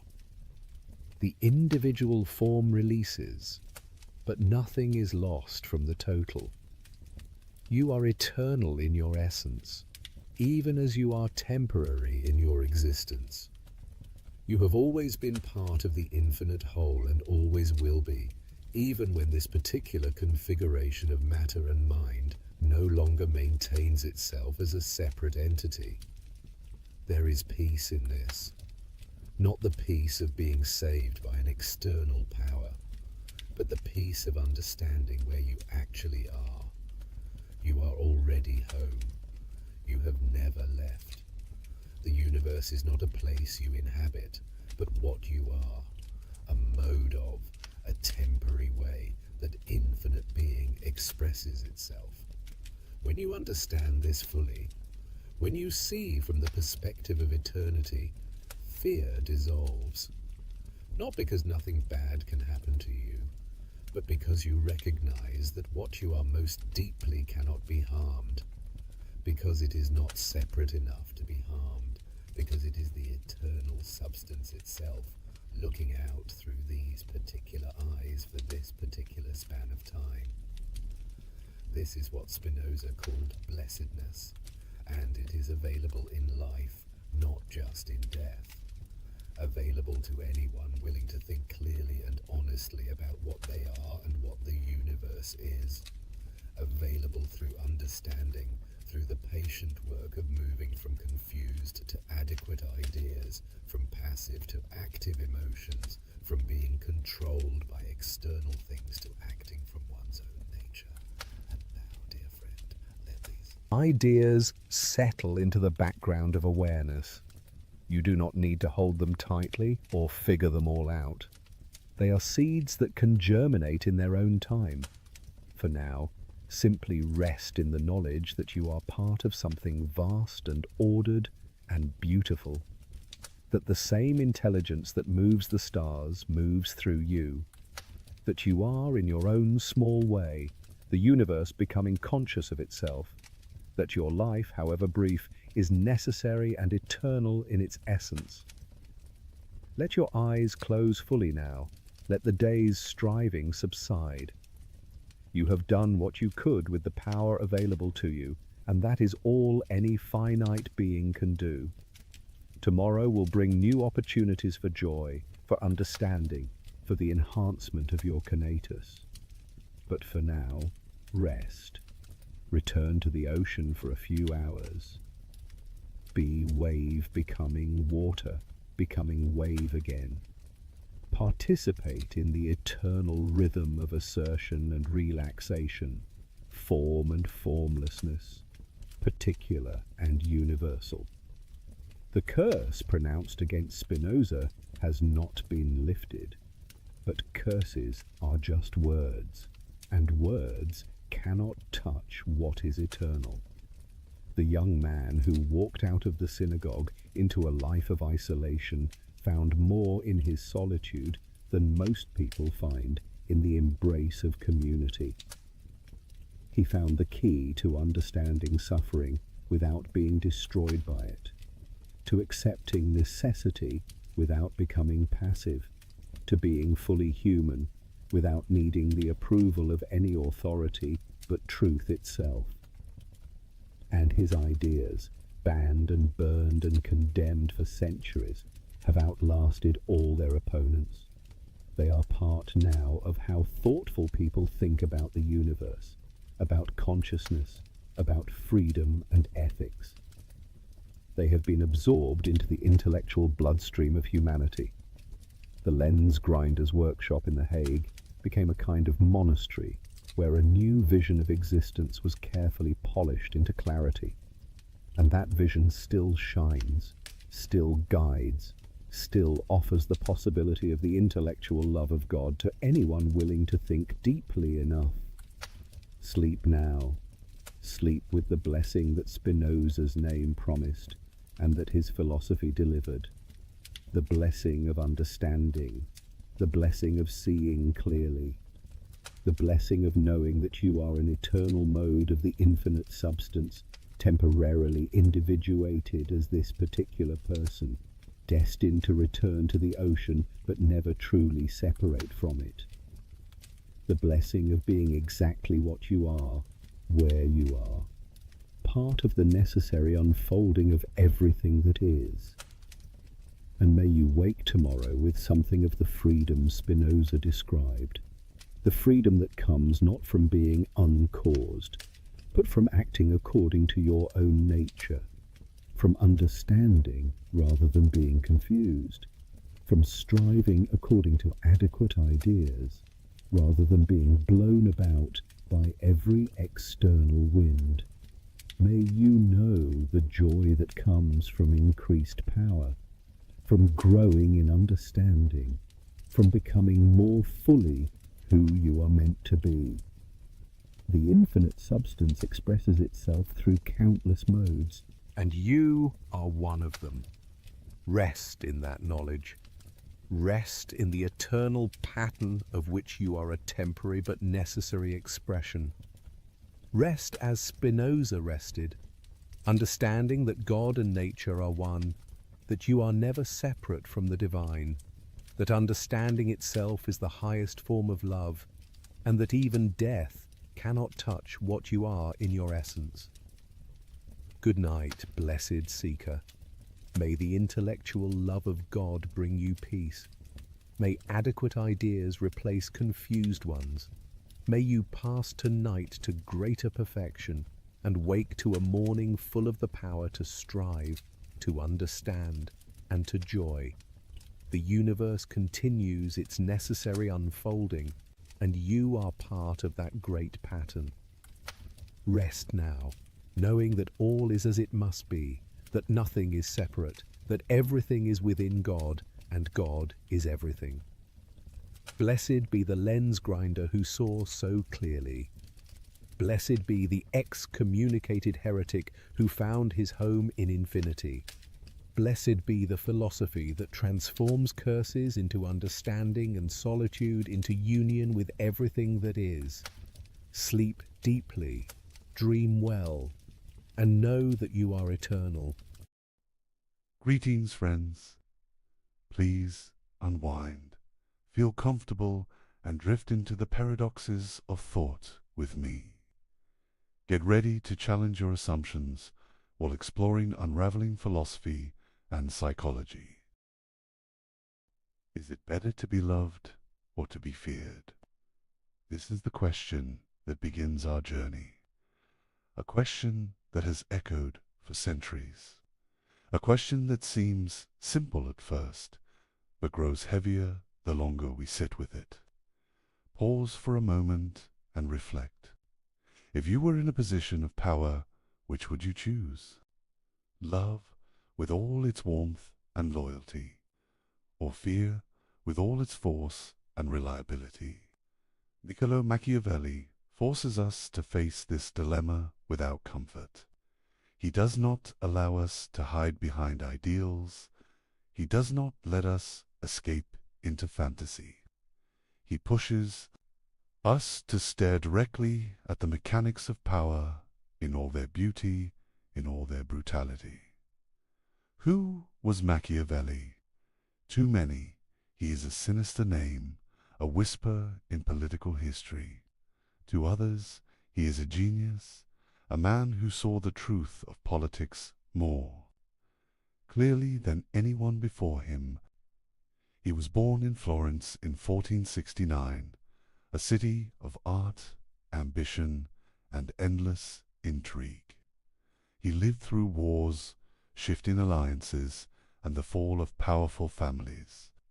For a time, he served as a diplomat, moving between the courts of kings and popes. He saw power up close. He studied how men rose and how they fell. But Machiavelli's life was not one of endless triumph. When the Medici family returned to power in Florence, he was cast out. He was accused of conspiracy, imprisoned, even tortured. When he was finally released, he was forced into exile. His career seemed broken, his influence gone. Yet it was in that exile, stripped of privilege and honor, that he wrote his most famous work, The Prince. Many read The Prince as a manual for tyranny, a book that teaches rulers how to deceive, manipulate, and control. Others see it as satire, perhaps a veiled attack on the very leaders it appears to praise. Some read it as a desperate plea from a man trying to win back his position. Whatever the case, it remains one of the most controversial books ever written. It is both admired and despised. It is quoted and condemned, and it is still alive in political thought today. But tonight, we are not here to simply read The Prince as a historical artifact. We are here to open Machiavelli's entire playbook, to move through his writings, his ideas, his warnings, to understand not only what he wrote, but why his words still matter. Machiavelli does not give us a clean theory of government. He does not build grand systems like Plato. He does not argue for natural law like Aristotle. Instead, he studies the battlefield of politics as it really is. He watches men seize power, and he asks why some succeed while others fail. He pulls apart the myths that rulers tell, and he exposes the machinery beneath. This is why he unsettles us. He reminds us that behind every ideal of justice, there is calculation. Behind every display of mercy, there is strategy. Behind every speech about unity or faith, there is ambition. Machiavelli is not interested in how things should be. He is interested in how they actually are. And so this lecture is not simply a reading of old texts. It is an exploration of strategies that remain alive in politics, in business, in leadership, and in human behavior. Each section we will examine reveals another tool in Machiavelli's power playbook. Some tools are violent. Some are subtle. Some seem obvious, while others shock us with their coldness. Together, they form a portrait of power that is as fascinating as it is unsettling. We begin with questions, and we will not always end with answers. Because Machiavelli does not comfort us with certainty. He offers instead a mirror that reflects the ambition, the fear, the cunning, and the cruelty that drive human affairs. Over the course of this exploration, we will see how Machiavelli redefined ideas like virtue, fortune, loyalty, and cruelty. We will examine his metaphors of the lion and the fox, his warnings about mercenaries and corruption, his reflections on republics and monarchies, and his relentless insistence that power must be maintained through action, not through hope. Be prepared for ideas that may disturb you. Be prepared for truths that may feel uncomfortably close to the world you see today. And be prepared to find yourself returning again and again to that first question. Is it better to be loved or to be feared? Because by the time we have moved through Machiavelli's playbook, that question will not feel simple anymore. It will feel like the key that unlocks every struggle for power, from the courts of Renaissance Italy to the halls of modern governments. Corporations and even our own relationships. Let us begin. When we think of politics, we often imagine it wrapped in ideals. We picture justice, fairness, or virtue as the guiding lights of rulers. From Plato to Augustine, philosophers before Machiavelli told us that politics should aim at the highest good. They taught that leaders must embody wisdom, courage, and morality. They drew images of republics ruled by reason, kingdoms guided by divine law, and communities built upon virtue. Machiavelli cuts through these illusions with a single stroke. He says, in effect, that politics is not about what should be. It is about what is. The ideals may look beautiful, but they are fragile masks.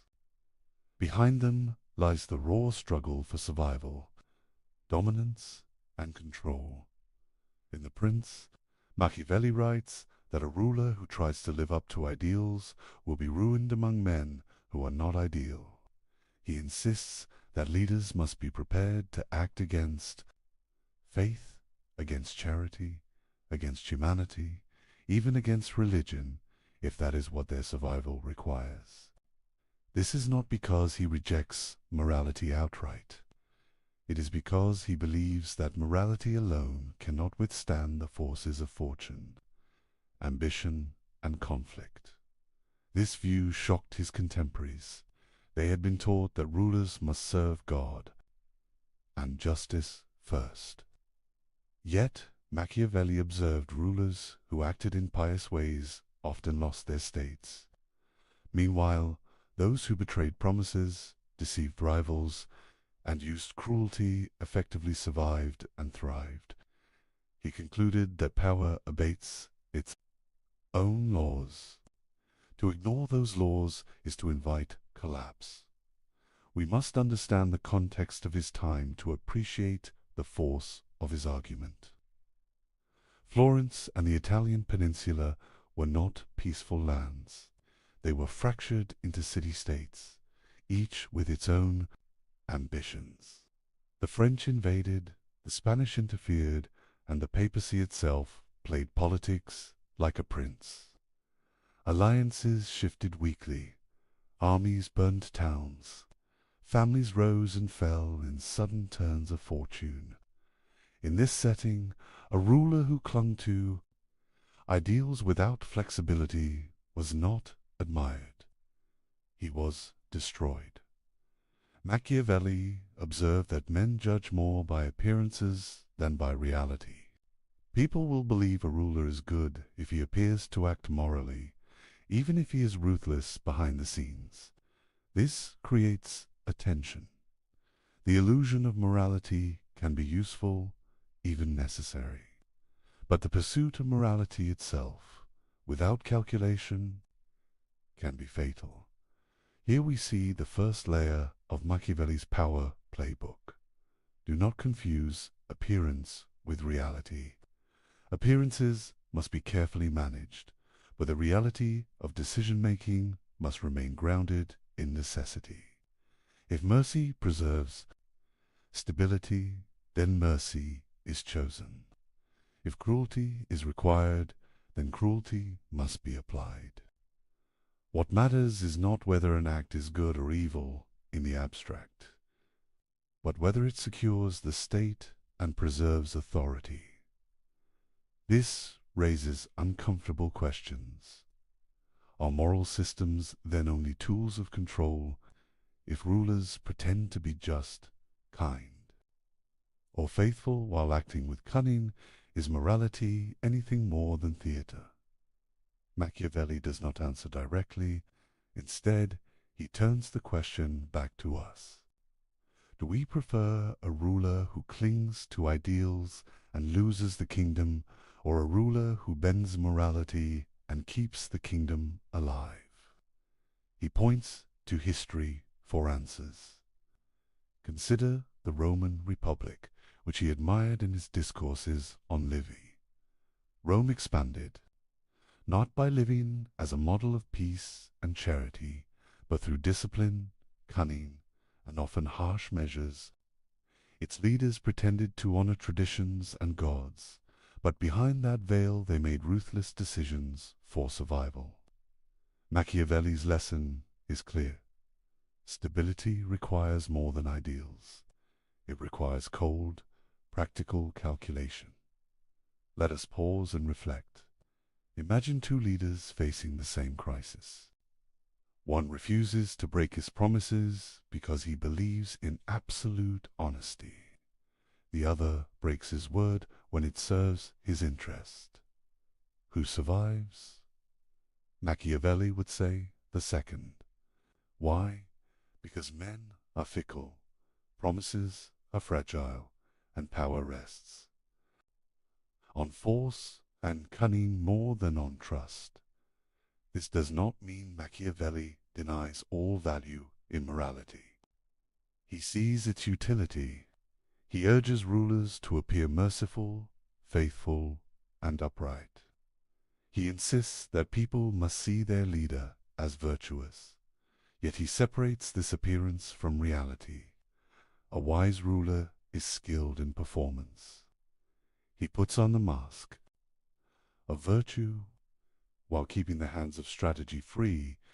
This duality between appearance and reality is one of Machiavelli's most unsettling contributions to philosophy.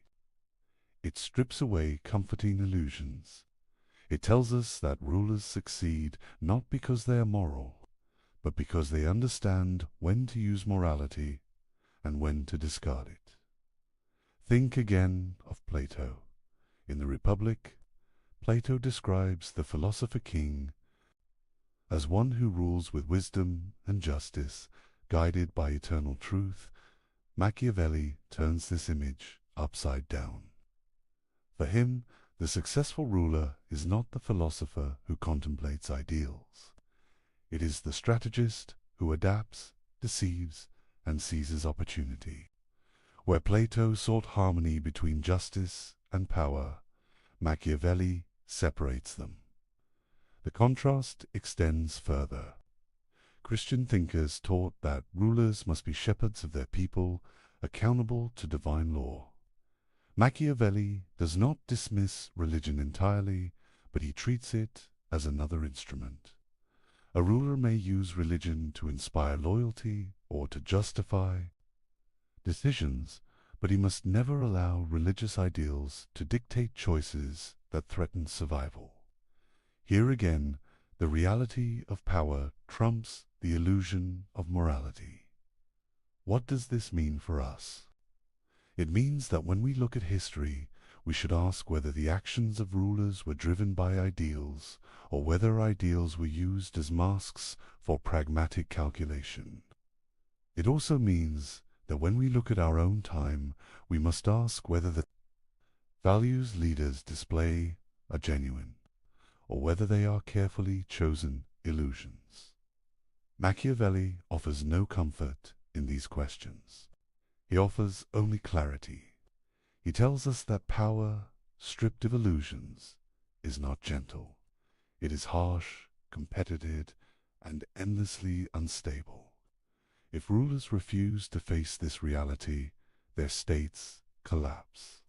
If rulers embrace it too openly, they risk hatred and rebellion. The art lies in walking the fine line between appearance and necessity. As we move deeper into Machiavelli's playbook, we must hold on to this tension. The illusions of morality are powerful, but the reality of power cannot be ignored.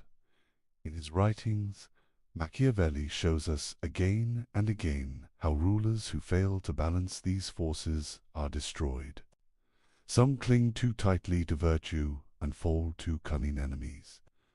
Others display cruelty without restraint and provoke hatred. The survivors are those who master the balance, who act without hesitation, yet who know how to clothe their actions in the garments of morality. This is why Machiavelli's work endures. It is not a celebration of evil, but a study of necessity. He strips away the comforting myths of political philosophy and forces us to confront the engine that drives human affairs. And once we see it, the illusions of morality can never fully shield us again. In Machiavelli's writings, two concepts dominate the landscape of power. These are fortuna and virtue. To understand his playbook, we must first understand them. Fortuna is often translated as fortune or luck. It represents the unpredictable elements of life. It is the flood that can sweep away kingdoms. It is the sudden death of a prince. It is the betrayal of allies, the revolt of citizens, the invasion of foreign armies. Fortuna is chaos made tangible vertake. On the other hand, is not morality. It is not virtue in the sense of goodness or justice. It is a kind of strength, skill, and decisiveness. It is the ability to shape circumstances. It is a capacity to act boldly, to plan wisely, and to respond quickly. Virtue allows a ruler to confront fortune and, when possible, to bend it to his will. Machiavelli presents these two forces as intertwined.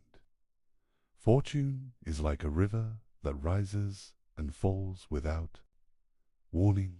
Virtue is the dam, the levee, or the engineer who redirects the waters. Without virtue, fortuna will destroy even the strongest ruler. Without fortuna, virtue has no challenges to overcome, but its presence is constant. It tests leaders, punishes hesitation, and rewards audacity. Consider his famous river metaphor. Machiavelli describes fortune as a river that floods suddenly. The flood destroys villages, drowns cattle, and scatters crops. Those who prepare levees, who build channels, who anticipate the rising waters, survive. Those who do not are swept away. In human affairs, fortune functions in the same way. Wars, betrayals, deaths, and revolutions can overwhelm a state in an instant. Virtue is the preparation, the adaptability, and the courage to confront these forces. This does not mean that fortune can be fully controlled. Machiavelli is clear. Fortune is unpredictable and often cruel, but it can be mitigated. A prince who acts boldly, decisively, and with cunning can reduce the power of fortune. He can turn its unpredictability into opportunity. History is full of examples. Leaders who hesitated in crises perished. Leaders who seized the moment thrived. Machiavelli observes that fortune favors the bold vertic also requires knowledge and action. It is not enough to be courageous. A ruler must understand the world in which he lives. He must study the patterns of human behavior, the weaknesses of rivals, and the strengths of allies. Virtue is intelligence applied to power. It is flexibility combined with decisiveness. It is the ability to act swiftly when opportunity appears and to recover quickly when disaster strikes. Machiavelli repeatedly emphasizes that virtue must be practicable. A prince cannot rely on ideals alone. He must take risks, sometimes calculated, sometimes bold, to secure his position. He must not wait for luck or hope for fortune to protect him. Fortune may knock on the door, but only Vert can open it. The interplay of fortune and virtue appears in Machiavelli's historical examples. Consider Cesare Borgia. He inherited a position of power and expanded it through audacity and strategy. He knew when to use force, when to deceive, and when to negotiate. He acted decisively against enemies, and fortune, in some measure, favored him. Yet Borgia's success was not guaranteed. When his father, Pope Alexander VI, died, fortune turned. Borgia's enemies struck, and his state collapsed. This demonstrates the limits of Vertec when fortune is overwhelming. Machiavelli also examines the role of timing in Vertec. Acting too soon can provoke resistance before power is secure. Acting too late can allow enemies to consolidate their strength. A wise ruler observes carefully, prepares meticulously, and strikes with precision. Vertec is the skill of timing. It is the combination of preparation, courage, and intelligence. We must also consider the human dimension. Vertec is not only strategic, it is psychological. A ruler must inspire confidence, command respect, and manage fear. Vertec allows a leader to read the hearts of men, to discern who will betray, who will follow, and who will hesitate. It is the skill of understanding not just events, but people. Fortune tests the world. Vertec tests human nature. There is a deeper lesson here. Machiavelli does not glorify luck. He does not suggest that fortune alone creates great leaders. He insists that a ruler's success depends on his ability to seize opportunity, adapt to changing circumstances, and act decisively. Vertec is the engine that drives mastery over fortune. Without it, chaos reigns. With it, a skilled prince can turn crises into triumphs. This interplay explains why Machiavelli values preparation. A ruler must study war, politics, and human behavior. He must anticipate rebellion, treachery, and misfortune. Vertec is cultivated through experience, observation, and learning. A leader cannot rely on theory alone. Action, informed by knowledge, is the only path to stability. Yet Machiavelli warns against arrogance. Vertec is not omnipotence. It does not make a ruler invincible. Fortune will always remain partially beyond control. A wise leader recognizes this, adapts, and uses every opportunity to shape events. The balance of Vertec and Fortuna is delicate.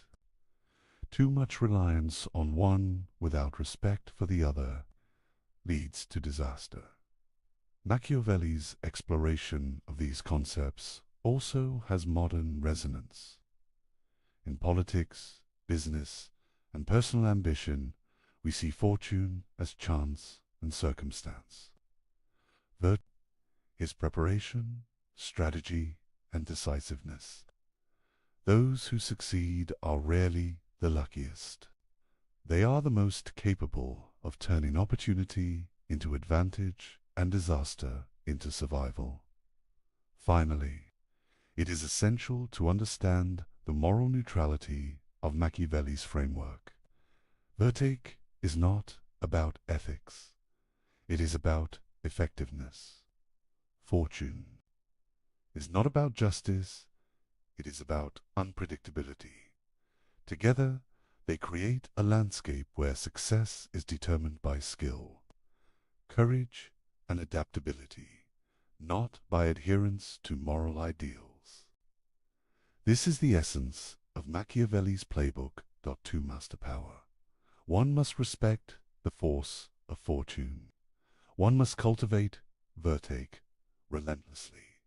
One must act decisively when opportunity arises. One must recognize the limits of human control and act within those boundaries. This is the anatomy of fortune and Vertec. It is the foundation upon which all other strategies of Machiavelli will build. By understanding this, we begin to see how a ruler can survive in a world that is uncertain, dangerous, and ever-changing. Fortune will challenge him. Virtue will guide him. The wise prince knows when to bend, when to strike, and when to appear steady. This is the essence of the strategy that underlies every decision in Machiavelli's writings. Machiavelli confronts one of the most enduring questions of power. Is it better for a ruler to be loved or to be feared? This is not a question of morality. It is a question of survival. Leaders throughout history have struggled with it. The answer, according to Machiavelli, is complex, but it carries a clear warning. He begins by observing human nature. Men are generally self-interested. They will break promises, betray allies, and abandon leaders if it suits their advantage. They are fickle and changeable. Their loyalty is often dependent on circumstances rather than conviction. A ruler who relies solely on love risks being abandoned when it is inconvenient. Fear, in contrast, is more reliable. When men fear the consequences of disloyalty, they are less likely to act against a ruler. Fear can be controlled, punishments can be applied consistently. Laws and consequences create order. In Machiavelli's view, fear provides stability in a way that love cannot always guarantee. Yet Machiavelli does not advocate cruelty for its own sake. He warns against excessive cruelty that provokes hatred. Hatred is dangerous. It can unite enemies, inspire rebellion, and destroy a ruler. The wise leader uses fear strategically. He applies it decisively and at the right time. Fear must be measured and directed at threats, not at loyal subjects. Love, however, cannot be ignored entirely. People prefer to follow a leader who is respected and admired. Popular support reduces the need for harsh enforcement. A ruler who is loved can govern with less constant pressure. The ideal balance, according to Machiavelli, is to be feared without being hated. This requires skill, judgment, and careful management of perception. He illustrates this with historical examples. Consider Cesare Borgia. He was feared by his enemies and respected by his allies. He applied cruelty swiftly and decisively, eliminating threats before they could grow. Yet he avoided widespread hatred among the populace by controlling his image and demonstrating fairness to those who served him faithfully. Borgia's ability to combine fear with calculated generosity allowed him to maintain power effectively. Machiavelli also emphasizes the role of appearance in managing loyalty. A ruler must cultivate the perception of virtue, kindness, and justice. People must believe in his good intentions, even if they know he acts with calculation. This combination of fear and the appearance of love creates a form of control that is both effective and sustainable. He cautions against relying solely on love. History is full of rulers who were adored, but who fell because their followers placed personal interest above loyalty. Affection alone cannot ensure obedience. Love is fragile, easily broken by greed, ambition, or external pressure. Fear, however, can endure because it is grounded in consequences.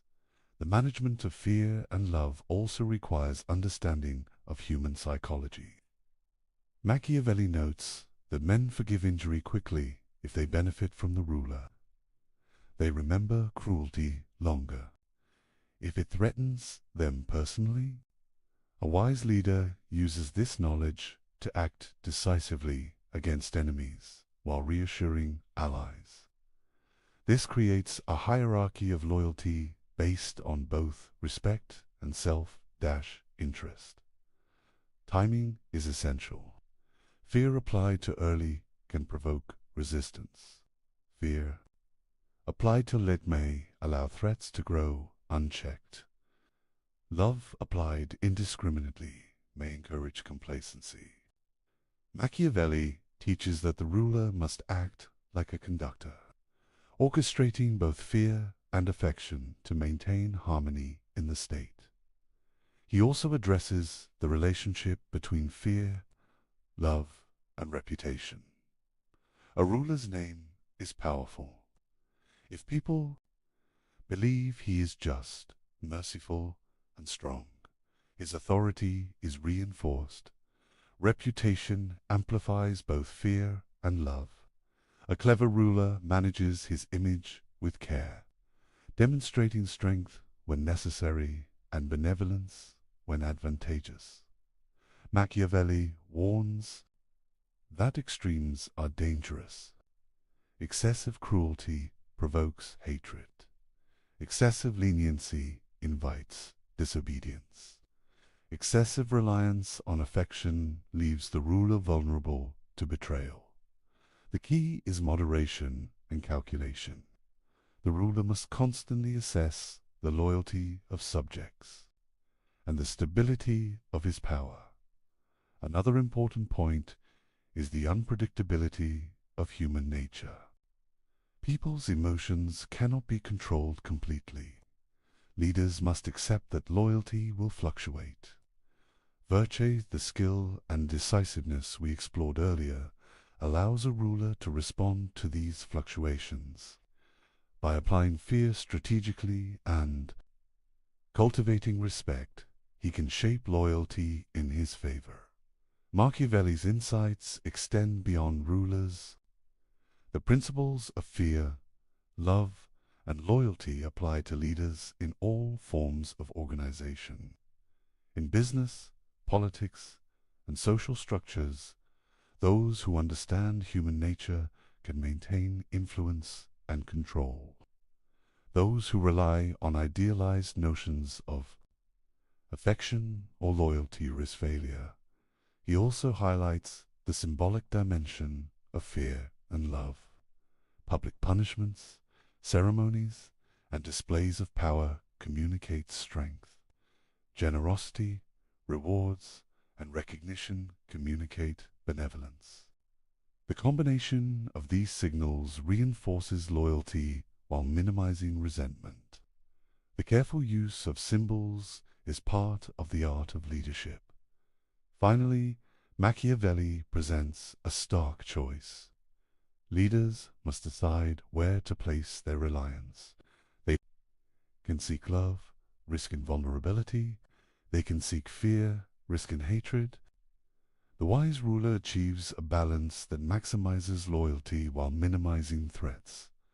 This balance is not fixed. It changes with circumstances, enemies, and the temperament of the populace. Constant attention and adaptation are required. Through these lessons, Machiavelli demonstrates that power is not granted. It is constructed.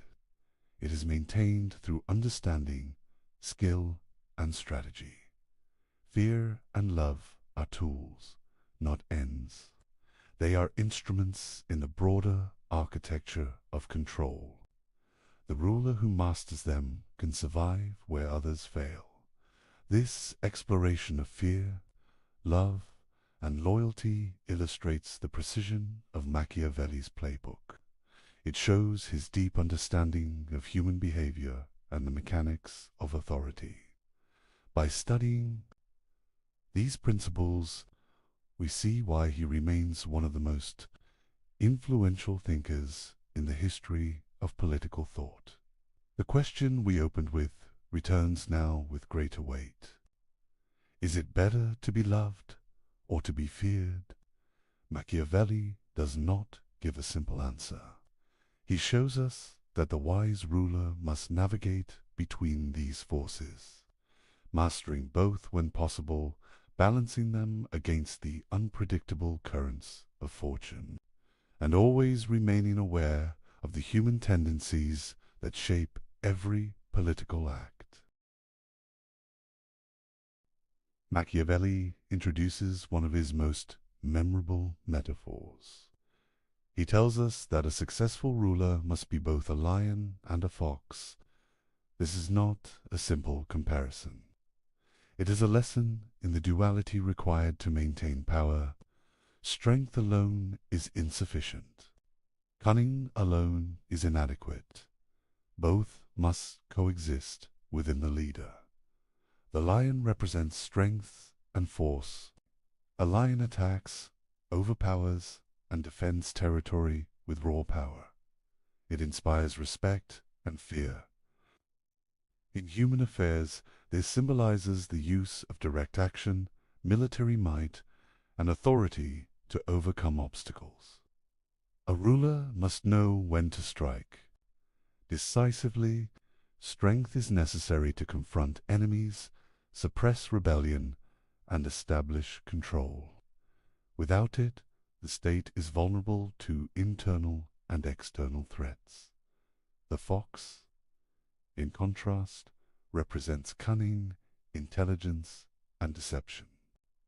A fox senses traps and avoids danger. It uses strategy rather than brute force.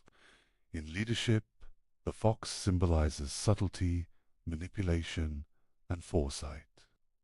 A ruler must be able to recognize hidden threats, negotiate effectively, and manipulate appearances. Without cunning, even the strongest leader can be outmaneuvered. Machiavelli emphasizes that one quality without the other leads to failure. A ruler who relies only on strength may crush enemies, but he will be blind to subtler dangers. He may be betrayed by those he trusted or undermined by those he underestimated. A ruler who relies only on cunning may deceive allies and opponents. But he may lack the force to defend his power when open conflict arises. Survival requires a combination of both. He illustrates this through historical examples. Consider Cesare Borgia once again. Borgia combined military skill with political cunning. He knew when to fight directly and when to manipulate alliances. His ability to assess both open threats and hidden dangers allowed him to expand his influence. Quickly, when one element failed, his dual approach often compensated, demonstrating the importance of flexibility. The metaphor also highlights the adaptability required of a leader. The world is unpredictable. Enemies change tactics. Allies shift loyalties. Fortune intervenes. A ruler who is rigid, relying solely on force or solely on deception, risks destruction. The lion and the fox symbolize the capacity to switch strategies depending on circumstances. This adaptability is a cornerstone of Machiavelli's philosophy. Machiavelli warns that deception is often necessary. The fox allows the ruler to recognize traps, to anticipate betrayal, and to use appearances to maintain stability. A ruler may need to present mercy while acting ruthlessly, or appear weak while preparing to strike. The cunning use of perception enables a leader to shape events before they become crises. Strength, however, cannot be neglected. The lion ensures that the ruler can enforce decisions, command armies, and eliminate threats decisively. Without strength, cunning alone cannot secure power. A deceptive strategy without the capacity to enforce it fails. The world tests the ruler physically, and he must respond with force when required. This duality is not only practical, it is psychological. Subjects respond differently to strength and cunning. Fear of force demands respect. Awareness of cunning generates uncertainty in opponents, preventing them from acting impulsively. Loyalty, obedience, and alliance are shaped by both elements. The ruler who embodies both is unpredictable and therefore secure. Machiavelli also considers timing. The lion and the fox must be deployed according to circumstances. A time of rebellion may demand the strength of the lion. A time of diplomacy may demand the subtlety of the fox. A ruler who cannot read the situation or who applies the wrong method invites disaster. Success is contingent upon judgment as much as skill. The duality extends to internal governance as well. Rulers must manage advisors, nobles, and citizens with both strength and cunning. They must reward loyalty, punish betrayal, and manipulate perception. The lion ensures the power to act decisively. The fox ensures the capacity to navigate complex social and political networks. Together, they allow the ruler to maintain stability over time. Machiavelli also notes that appearances matter. The ruler should project the qualities of both animals. Even when they are not fully exercised, a leader who appears strong can deter enemies. A leader who appears cunning can prevent plots.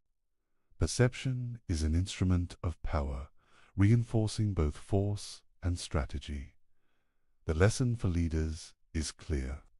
One cannot rely solely on morality, ideology, or a single skill. Survival demands versatility, perception, and intelligence applied to action. The lion and the fox are not symbols of good or evil. They are tools for navigating the realities of human behavior. Leaders who master both can withstand fortune, outmaneuver enemies, and maintain control. Machiavelli's metaphor also has a modern application. Leaders in business, politics, and society face challenges similar to those of Renaissance princes. Threats come from competitors, shifts in power, and unpredictable circumstances.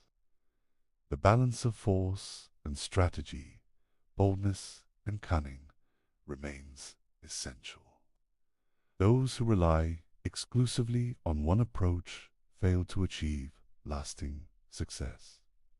Finally, this duality emphasizes preparation and self-awareness. A ruler must cultivate both strength and intelligence continually. Complacency in one domain invites disaster. The combination of lion and fox requires constant vigilance, learning, and adjustment. Leadership is not a static condition. It is an ongoing process of adaptation and mastery. Machiavelli's insight is that the art of power is not a single skill. It is a composite of capabilities applied with judgment. The lion and the fox exemplify this. They teach that power is dynamic, conditional, and deeply intertwined with human nature. A leader who embodies this duality understands both the threats he faces and the opportunities he can seize. By studying this principle, we begin to see the depth of Machiavelli's strategy. Power is never absolute. It must be constantly managed. Force and cunning are complementary tools. They must be balanced, applied with foresight, and adapted to shifting circumstances. This understanding sets the foundation for every further strategy in Machiavelli's playbook. Machiavelli addresses one of the most controversial aspects of his philosophy. He argues that cruelty, when applied correctly, can be necessary for the stability of a state. This idea challenges conventional morality. It is not intended to shock. For its own sake, it is practical. It is rooted in the realities of human behavior and political survival. He begins by distinguishing between types of cruelty. There is cruelty that is well used. There is cruelty that is excessive or poorly timed. Well-used cruelty is decisive. It is applied quickly and with purpose. It eliminates threats, prevents rebellion, and secures authority. Poorly used cruelty is endless and arbitrary. It breeds hatred, fear without respect, and eventual collapse. Machiavelli explains that cruelty is most effective when it is limited and targeted. A ruler may need to eliminate rivals or punish conspirators. When this is done decisively, the message is clear. Potential enemies understand the consequences of opposition. This type of cruelty prevents disorder, it consolidates power, it does not invite continuous resistance because it is controlled. Historical examples illustrate his point.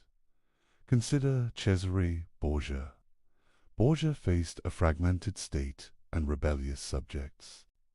He acted with ruthless efficiency against those who threatened his authority. Ramiro di Orco, one of his lieutenants, was sent to enforce discipline. The people initially resented the actions, but Borgia quickly executed di Orco, presenting himself as just. The cruelty served a purpose, and then it ended. This calculated approach stabilized the region.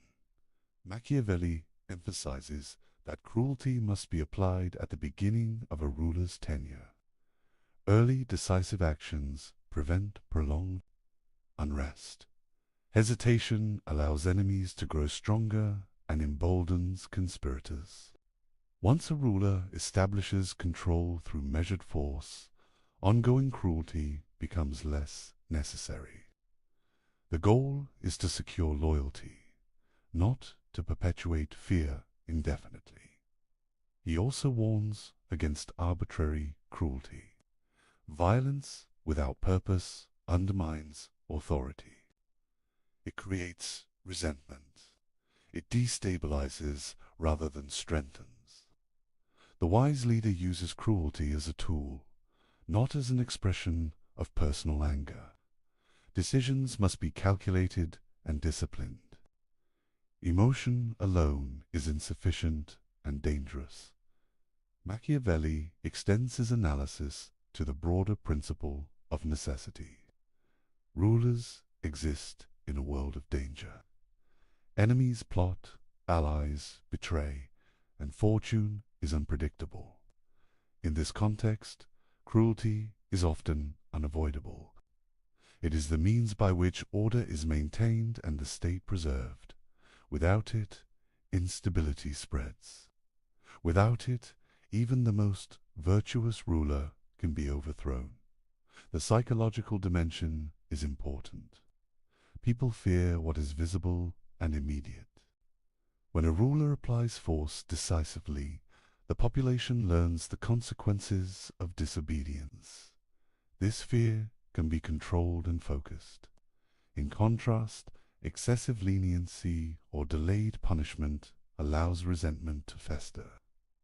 Threats multiply when cruelty is inconsistent or unclear. Machiavelli also highlights the perception of cruelty. A ruler should not appear cruel for its own sake.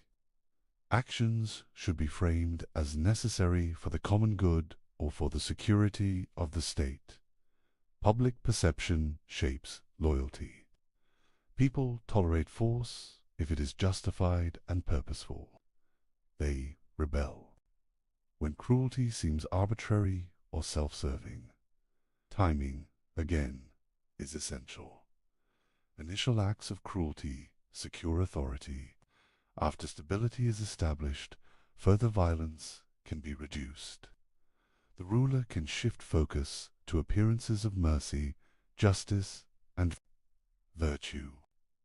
This balance between force and benevolence creates a stable environment where loyalty is earned and rebellion is minimized. He contrasts this approach with inaction. Leaders who hesitate to apply necessary force often face prolonged conflict. Revolts persist, enemies grow bolder, and alliances shift unpredictably. The failure to act decisively in critical moments leads to greater suffering and eventual downfall. Cruelty, when properly applied, prevents this escalation. Machiavelli also warns against cruelty motivated by personal desire. A ruler must never act purely out of vengeance. The goal is not to indulge anger or assert ego. The goal is the preservation of the state. This disciplined use of force distinguishes effective rulers from tyrants who provoke hatred and rebellion. He explores the relationship between cruelty and fear. Cruelty generates fear, but fear must be carefully controlled. The ruler who is feared but not hated maintains authority. Those who apply excessive, indiscriminate cruelty provoke hatred and ultimately destabilize their position. Fear must be directed strategically, not indiscriminately. Machiavelli's insights extend beyond the battlefield. Internal governance, management of nobles, and handling of conspiracies all require careful application of force. The principles of decisive action, targeted punishment, and public perception apply in political, social, and administrative contexts. Modern examples illustrate these principles. Leaders who act decisively to confront threats often maintain stability, while leaders who hesitate or act inconsistently invite chaos. Strategic force, applied with purpose, is not cruelty for cruelties. Saki, it is a calculated method of maintaining order. Finally, Machiavelli emphasizes the moral neutrality of these actions. Cruelty is neither inherently good nor evil. Its value is measured by results. The wise ruler considers the long-term stability of the state. He acts decisively when necessary, restrains force when possible, and manages perception carefully. Through this lens, cruelty becomes a tool, a necessary instrument for survival. It is not arbitrary, it is not personal, it is part of the disciplined exercise of power. To ignore this principle is to misunderstand the realities of governance. To apply it without judgment is to invite destruction. The balance, timing, and purpose of cruelty determine the ruler's success. By understanding the necessity of cruelty, we begin to see how Machiavelli redefines power. He strips away comforting illusions. He shows that stability requires action, decisiveness, and control. Leaders must confront danger, manage perception, and use force strategically. This principle underpins much of the remaining strategies in his playbook. Machiavelli understood that power is not only about force or cunning, it is also about perception. How a ruler is seen can determine whether he succeeds or falls. Reputation is a currency of authority. Image shapes loyalty. The theater of power is the stage on which a ruler performs to maintain control. He begins by emphasizing that appearances matter more than reality in the eyes of the public. People judge leaders based on what they see, not always on what they know. A ruler may act with calculation, manipulation, or even deception. But the perception of virtue, justice, and courage solidifies authority. Maintaining this perception is essential to survival. Machiavelli notes that a ruler must project qualities that inspire both respect and admiration. He should appear merciful, faithful, humane, and religious. Yet he should also demonstrate strength, decisiveness, and strategic intelligence. These qualities may not always exist fully in practice, but their display maintains confidence among subjects and allies. He illustrates this through historical examples. Consider the Medici family in Florence. Their authority relied heavily on appearances. They cultivated images of piety, patronage, and civic responsibility, even while engaging in ruthless political maneuvers. The perception of virtue protected their power and allowed them to govern effectively. Public ceremonies and symbolic actions are central to the theater of power. Processions, proclamations, and displays of generosity communicate a ruler's qualities. These rituals reinforce authority and shape public opinion. A wise ruler uses symbolism strategically to complement practical governance. Actions and appearances together create stability and influence. Machiavelli warns against inconsistency between image and action. If a ruler is perceived as just but acts cruelly without explanation, trust erodes. If he appears merciful but fails to act decisively when necessary, fear and respect diminish. The alignment of perception and action is delicate. Leaders must cultivate both carefully. He also emphasizes that reputation affects both allies and enemies. Allies are more likely to support a ruler who is respected and admired. Enemies are more likely to hesitate if they believe a leader is capable, decisive, and shrewd. Reputation amplifies the impact of both fear and love. It extends influence beyond immediate actions and creates strategic leverage. Machiavelli explores the importance of consistency. While flexibility is essential in tactics, the public perception of a ruler must appear stable. Sudden changes in behavior or values can create uncertainty and doubt. A stable image fosters loyalty, trust, and deference. A reputation for strength, wisdom, or justice protects a ruler from instability. He examines how rulers can manipulate perception deliberately. Deception is not inherently evil in this context. It is a tool. A ruler may appear merciful while acting decisively or appear humble while exercising authority firmly.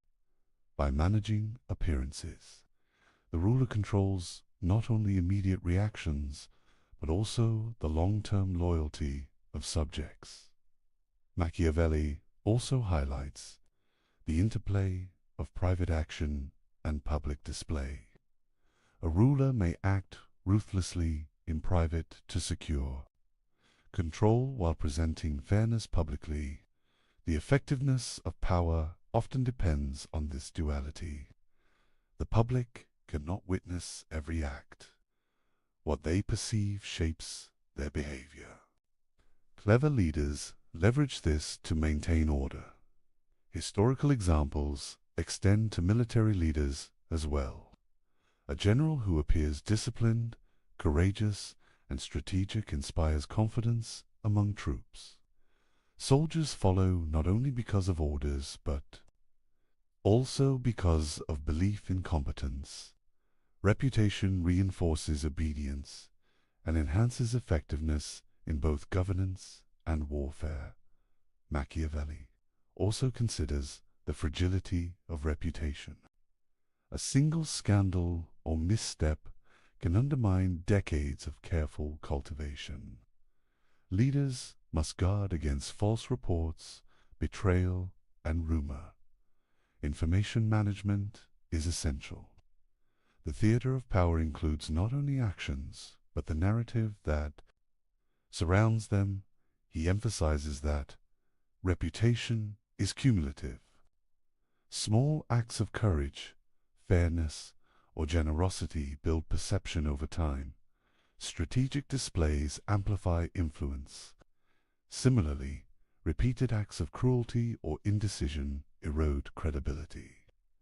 The ruler must understand the long-term effects of each decision. On public perception, Machiavelli also examines the use of storytelling and legacy. Leaders often shape their image through narratives that highlight successes and obscure failures. Propaganda, public records, and controlled accounts of events all contribute to the theater of power. The ruler who controls the story controls the memory of his rule. He warns that relying solely on appearances without substance is dangerous. A ruler may deceive temporarily, but if underlying weaknesses exist, fortune will expose them. Strength, cunning, and decisiveness must underpin image. Reputation amplifies power, but cannot replace competence. Modern parallels are clear. In politics, business, and society, leaders manage public perception constantly. Media, communication, and symbolic actions influence loyalty, respect, and obedience. The principles Machiavelli outlined centuries ago remain relevant. Reputation shapes decisions, alliances, and opportunities. Finally, Machiavelli emphasizes the integration of all elements of power: reputation, force, cunning, cruelty, and appearance are not separate. They interact. A wise ruler balances them to maintain authority. Perception enhances action. Action reinforces perception. Together, they create a resilient, adaptive, and effective system of governance. Through understanding the theater of power, we see that leadership is both practical and performative. A ruler must master not only the mechanics of control, but also the art of influence. Every gesture, decision, and public appearance contributes to the stability of the state. Reputation is the stage upon which all other strategies unfold. By studying these lessons, we begin to see Machiavelli not as a promoter of immorality, but as an analyst of survival and influence. Leaders who understand perception and cultivate their image can navigate challenges, inspire loyalty, and maintain power in ways that are both strategic and enduring. Machiavelli understood that power does not exist in isolation. A ruler is surrounded by allies, adversaries, and opportunists. Success depends on the careful management of relationships. Friendships, loyalties, and enmities are tools to be understood and used wisely. He begins by emphasizing the impermanence of alliances. People are motivated by self-interest. Allies today may become enemies tomorrow. Shared goals are often temporary. The wise ruler anticipates these shifts. He maintains awareness of the intentions and ambitions of those around him. Trust, Machiavelli argues, must be strategic. Blind faith in allies is dangerous. A ruler cannot assume loyalty based solely on past favors or friendship. Those who seem most devoted may betray at the moment of greatest opportunity.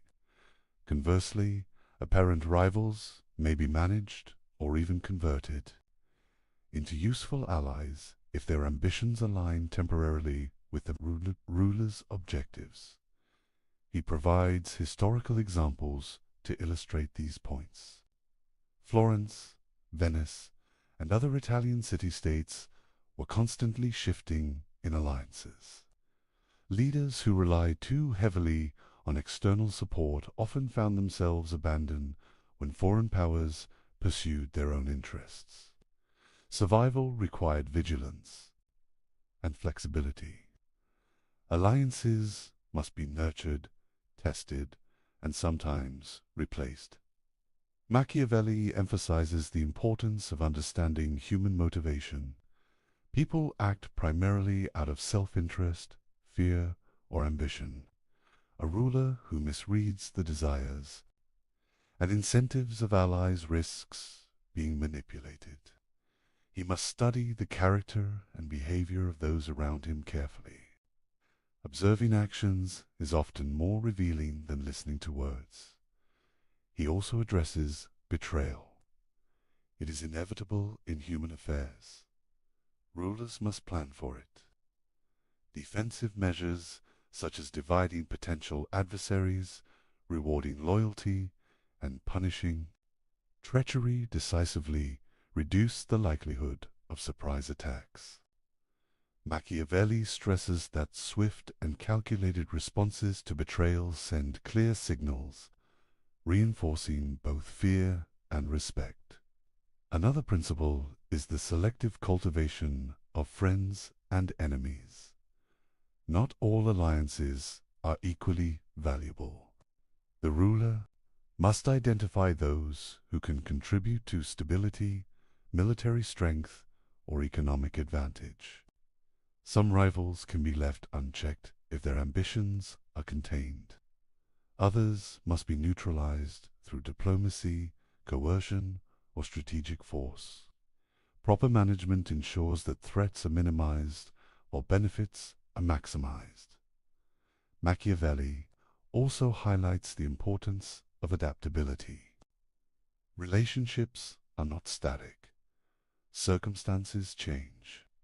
A once trusted ally may become dangerous. A previously hostile neighbor may become an opportunity for alliance. The successful ruler continually reassesses the political landscape. Decisions must be based on the current balance of power, not past assumptions or sentiments. He examines the role of deception in managing allies and enemies. Transparency can be exploited. The ruler must sometimes conceal intentions, provide misleading signals, or present false security to maintain advantage. Deception is a tool, not a moral failing. When used to preserve the state and protect power, historical examples reinforce these lessons. The Papal States frequently negotiated alliances with city-states and foreign powers. Those who overestimated loyalty or underestimated ambition often lost territory or influence. Leaders who balanced diplomacy with readiness for conflict maintained authority more effectively. Machiavelli's observations emphasized pragmatism over idealism. He also considers the psychological impact of power. Allies observe how a ruler handles threats, betrayal, and opportunity. Swift action and decisive judgment inspire confidence. Hesitation and indecision undermine trust. Reputation, decisively linked to behavior, shapes future relationships. Allies and enemies alike adjust their strategies based on perceived strength and intelligence. Machiavelli warns against over-reliance on any single ally. Dependence creates vulnerability. The ruler must cultivate multiple connections, balancing relationships to prevent any one party from gaining excessive influence. This approach reduces the risk of betrayal and maintains freedom of action. Conversely, the management of enemies requires both caution and initiative. Enemies left unchecked grow stronger. They form alliances, exploit weaknesses, and may strike unexpectedly. A prudent ruler observes potential adversaries, predicts their moves, and acts preemptively when necessary. Timing and decisiveness are essential. He further distinguishes between permanent and temporary alliances. Temporary alliances serve immediate goals. Permanent alliances require trust, compatibility, and ongoing management. A ruler must recognize the difference and treat each relationship accordingly. Mismanaging this distinction can lead to catastrophic failures. Machiavelli also emphasizes the value of balance. The ruler must reward loyalty, punish betrayal, and maintain the perception of fairness. Allies who feel secure are more likely to support the ruler. Enemies who see strength may hesitate or retreat. The art of maintaining equilibrium between friends and foes is central to stability. The chapter also explores contingency planning. The ruler must anticipate shifts in loyalty and the emergence of new threats. By preparing for multiple scenarios, he ensures that betrayal or unexpected opposition does not lead to collapse. Flexibility and foresight are the hallmarks of skillful leadership. Machiavelli concludes that the management of relationships is an ongoing task. Power is dynamic, and human behavior is unpredictable. The ruler's survival depends on vigilance, judgment, and adaptability. Understanding human ambition, fear, and self-interest allows the ruler to navigate complex networks of friends and enemies. Finally, these lessons have modern relevance. Corporate leaders, politicians, and social strategists face analogous challenges. Alliances form and dissolve. Rivals emerge unpredictably. Understanding motivations, maintaining reputation, and managing perception remain critical. Machiavelli's analysis of friends and enemies provides insight into human behavior and the dynamics of influence.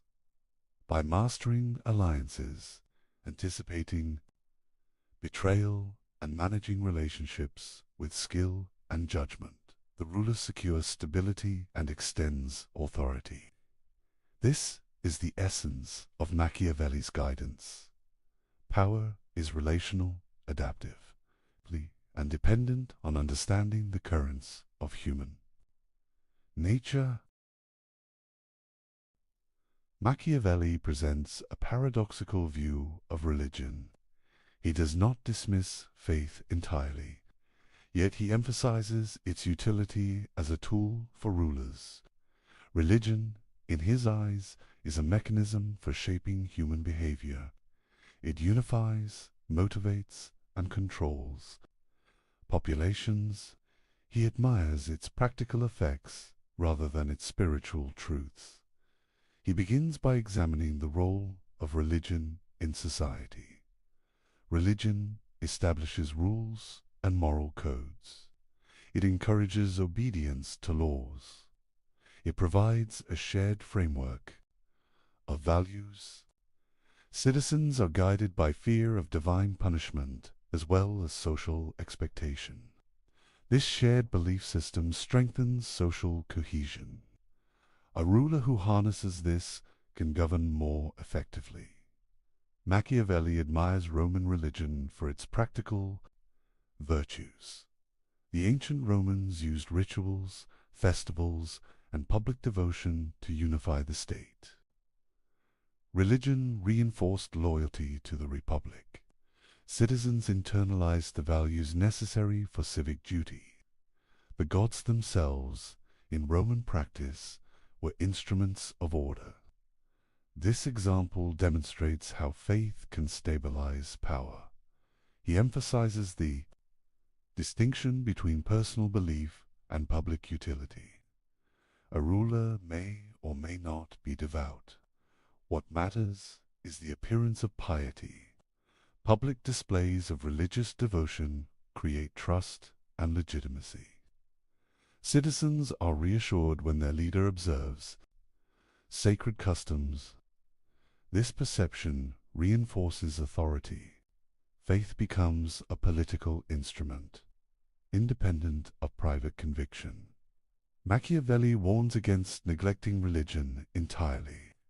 A state that appears irreligious or dismissive of sacred traditions risks alienating its people. Citizens may interpret this as moral weakness or disrespect for communal norms. Revolts, disobedience, and factionalism become more likely.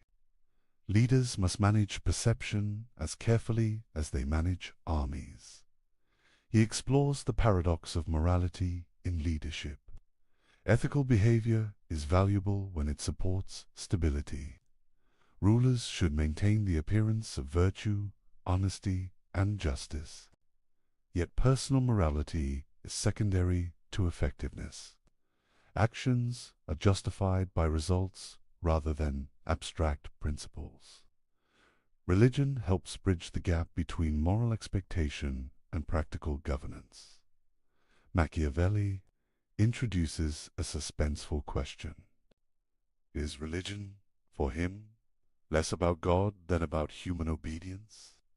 He implies that the sacred functions primarily to regulate behavior. The threat of divine punishment or social censure encourages loyalty. Citizens are motivated to act in ways that sustain the state. Faith becomes an instrument of political control. He analyzes how rulers can utilize religious structures.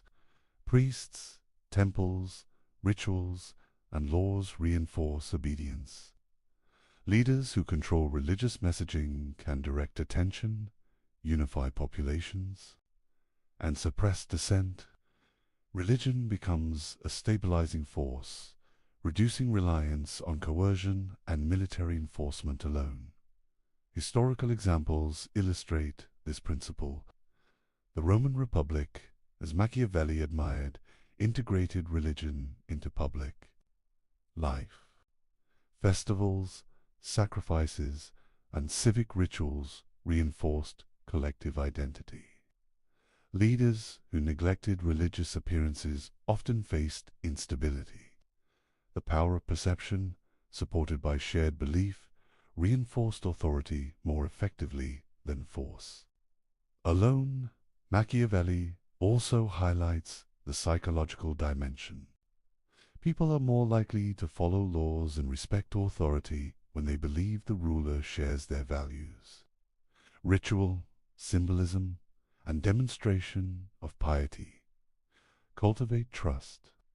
Even if a ruler privately doubts or manipulates faith, the public perception is what matters. Religion becomes a form of social technology. He contrasts genuine devotion with performative faith. Personal belief is not required for effective governance. What matters is consistent display. Leaders who observe sacred customs, attend ceremonies, and speak in morally resonant terms project stability. Citizens respond to visible piety. The mask of religion is a tool to maintain social order. Machiavelli further explores the consequences of neglecting this tool. A ruler who appears impious risks alienating both the people and the elite. Disrespect for religious norms can be interpreted as moral corruption, inviting rebellion and resistance. Maintaining the appearance of faith is therefore both pragmatic and necessary. He examines the interplay between religion and law. Laws gain additional authority when reinforced by moral and sacred frameworks. Citizens perceive obedience as both a civic duty and a spiritual obligation. This dual motivation enhances compliance and reduces the need for constant enforcement. Religion becomes intertwined with governance. Machiavelli also considers the long-term effects of religious manipulation. Stability achieved through shared belief can endure beyond a ruler's lifetime. Citizens internalize norms and expectations. Institutions anchored in religious or moral frameworks continued to function. Religion, in this sense, is both a stabilizing force and a legacy of authority. He warns that superficiality alone is insufficient. Religious appearances must be credible and consistent. Contradictions between words and actions weaken influence. Rituals, observance, and public demonstration reinforce credibility. The ruler who carefully manages both perception and action maintains legitimacy. Finally, Machiavelli emphasizes that religion is inseparable from the exercise of power. It is not simply a private matter. It functions as a tool, a mechanism for obedience, and a means of reinforcing social cohesion. The prudent ruler integrates faith into the architecture of authority, using it to stabilize the state while pursuing pragmatic objectives. By studying Machiavelli's approach, we see a ruler who understands human behavior deeply. Religion is valued not for spiritual enlightenment, but for its capacity to unify, motivate, and control. This principle demonstrates the sophisticated pragmatism at the core of Machiavelli's philosophy of power. Machiavelli places audacity at the center of political success. He asserts that fortune favors the bold. Leaders who act decisively seize opportunities, shape events, and maintain control. Hesitation, by contrast, invites misfortune and collapse. Boldness is not reckless. It is calculated, informed, and timely. He introduces the concept of fortune as a force that can be influenced. Fortune is unpredictable. It presents opportunities and challenges. Machiavelli famously writes that fortune must be beaten down like a woman. This brutal metaphor reflects his view that fortune yields to strength, courage, and action.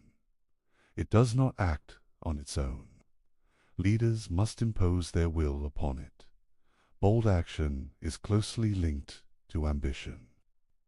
Leaders must pursue goals with energy and determination. Passive rulers wait for events to unfold. They react rather than shape outcome.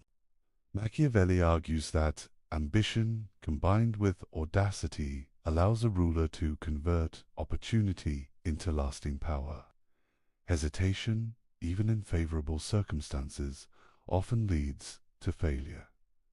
He contrasts decisive leaders with hesitant ones. Hesitant rulers analyze endlessly, delay action, and overvalue caution.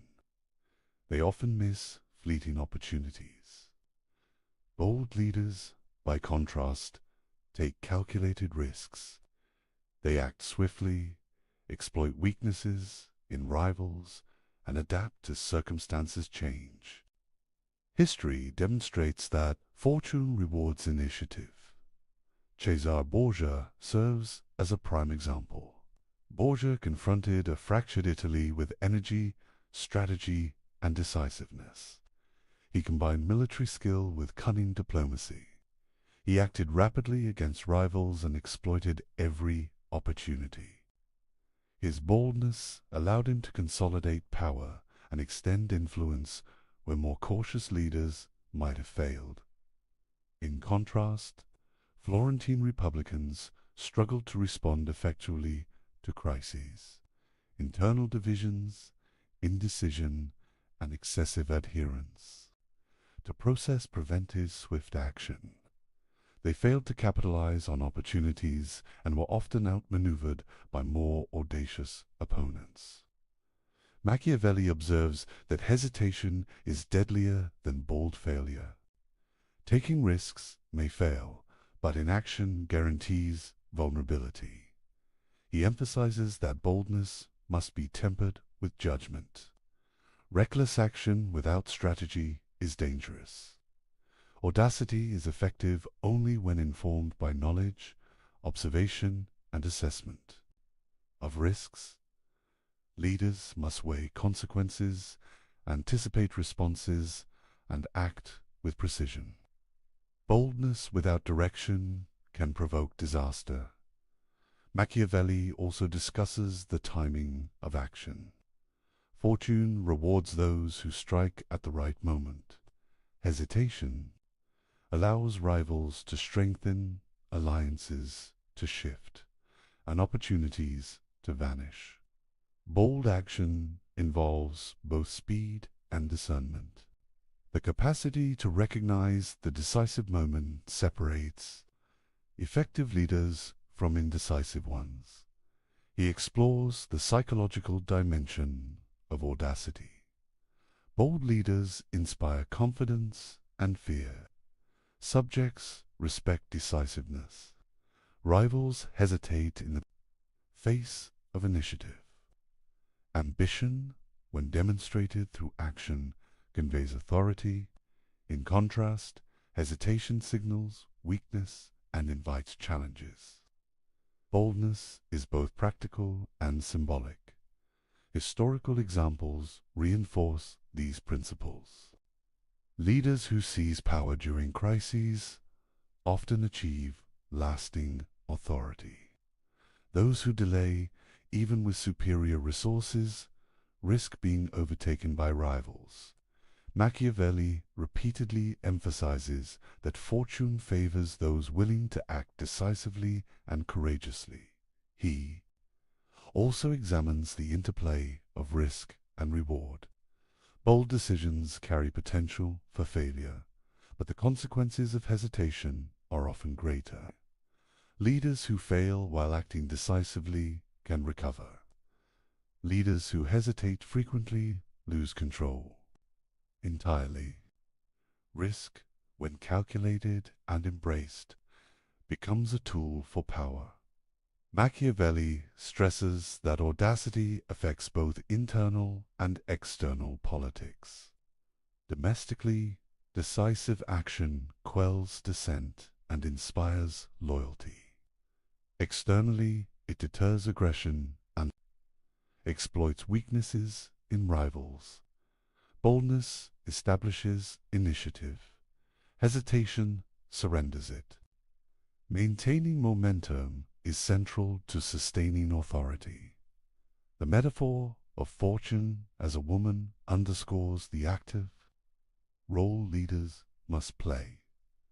Fortune does not yield passively. It responds to courage, energy, and assertive effort.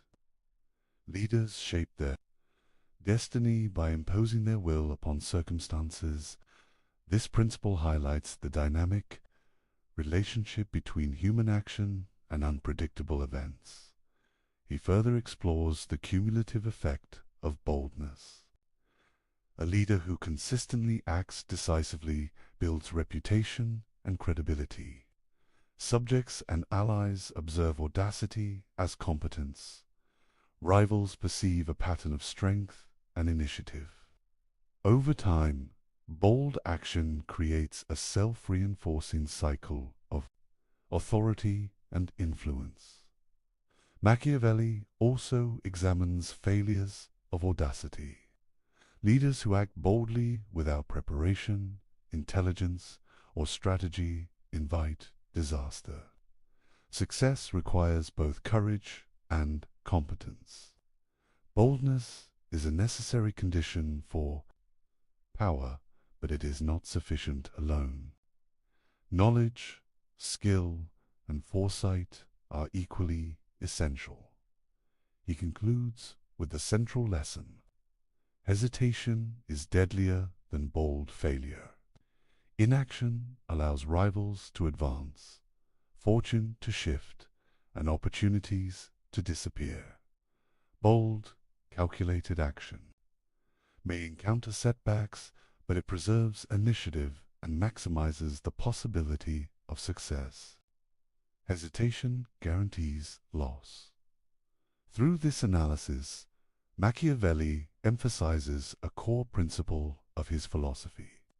Ambition, courage, and decisive action define effective leadership. Fortune favors those who confront uncertainty actively, shape events strategically, and refuse to be paralyzed by risk. Boldness is both a weapon and a shield in the machinery of power. Machiavelli admired the Roman Republic. He saw in it a model of political strength, resilience, and adaptability. Unlike principalities ruled by a single prince, republics distributed power. Authority was shared among institutions, citizens, and elites. This structure created stability, accountability, and long-term endurance. He begins by contrasting republics with monarchies. Principalities concentrate power in one individual. Decision-making is rapid but highly dependent on the ruler's abilities. The state is vulnerable if the prince is weak, indecisive, or corrupt. Republics, by contrast, distribute authority across councils, assemblies, and magistrates. This diffusion limits the impact of individual failings and strengthens institutions. Machiavelli praises the capacity of republics to harness civic virtue. Citizens are motivated to participate in governance because they have a stake in the states. Survival, engagement fosters loyalty, accountability, and shared responsibility. By contrast, subjects of principalities often lack initiative or investment in the welfare of the state. Civic participation strengthens resilience. He emphasizes that republics are not without challenges. Managing factions, competing interests, and popular ambitions requires skill. Balancing the influence of elites and the broader population is essential. The state must allow freedom while maintaining order. Too much liberty invites chaos. Too much control breeds resentment. The art of governance is in finding this balance. Machiavelli presents suspenseful insight. He is not simply a cynic focused on manipulation. He also values liberty when it is managed wisely. Freedom, in his philosophy, is not chaotic license. It is structured participation. Laws, institutions, and disciplined civic engagement enable citizens to exercise influence without undermining stability. Liberty, when harnessed, strengthens power. He analyzes Rome's example. The Roman Republic maintained equilibrium between the Senate, magistrates, and the people. Elites provided experience and strategic oversight. Citizens offered legitimacy, manpower, and engagement. This balance preserved stability, allowed flexibility, and mitigated risks posed by individual weaknesses. Machiavelli admires the synergy of collective governance. By contrast, principalities often rely on fear, coercion, or personal charisma to maintain authority. Stability is contingent on the ruler's competence and the loyalty of a few elites. This makes principalities more vulnerable to fortune, internal conspiracy, and rebellion. Republics, by dispersing power and fostering civic responsibility are better equipped to endure crises. Machiavelli also examines the role of laws in republics. Legal frameworks create predictable rules, reducing the influence of arbitrary decisions. Institutions enforce laws consistently, maintaining fairness and legitimacy. In principalities, law often depends on the ruler's whims. In republics, law is institutionalized, creating stability and long-term resilience. He highlights the importance of civic virtue. Citizens must be invested in the common good. Participation is not merely symbolic, it is functional. Civic education, military service, and public engagement cultivate loyalty and responsibility. A republic thrives when citizens act both freely and prudently. Liberty must be disciplined to be effective. Machiavelli also explores the dangers of imbalance. If elites dominate excessively, the population may rebel. If the people wield unchecked influence, disorder can follow. Successful republics manage tensions through structured participation, checks and balances, and the cultivation of respect for institutions. The equilibrium between freedom and control is delicate but achievable. He emphasizes that republics are dynamic. They adapt to changing circumstances, harness collective strength, and endure when well governed. Principalities, in contrast, often falter under poor leadership. When the ruler is incapacitated, the state's survival is threatened. Machiavelli's analysis suggests that republics are more resilient by design. Historical examples reinforce these lessons. Florence, Venice, and Rome illustrate the strengths and weaknesses of republics. Rome's system, in particular, demonstrates the power of structured liberty, balanced authority, and active citizenship. Machiavelli draws enduring lessons from these examples for both rulers and citizens. Machiavelli also notes that principalities and republics share common vulnerabilities. Corruption, factionalism, and complacency can destabilize any government. The difference lies in the mechanisms for managing these risks. Republics possess institutions and participation that absorb shocks. Principalities rely largely on the ruler's ability to respond effectively. He examines the tension between freedom and security. Citizens must feel free enough to engage, innovate, and participate, but constrained enough to prevent chaos. Machiavelli stresses that liberty is valuable when it serves the state's stability and long-term strength. Unmanaged freedom threatens survival. Carefully balanced liberty sustains power. Finally, Machiavelli concludes that the choice between republic and principality depends on context, skill, and circumstance. Principalities offer speed and centralized decision-making, but are fragile. Republics require management of complex relationships and institutions, but endure when cultivated wisely. Leaders must understand the dynamics of power and human behavior. To maintain authority in either system, by studying Machiavelli's analysis, we see that he values liberty, not abstractly, but as a practical instrument. Freedom strengthens the state when structured, disciplined, and balanced against control.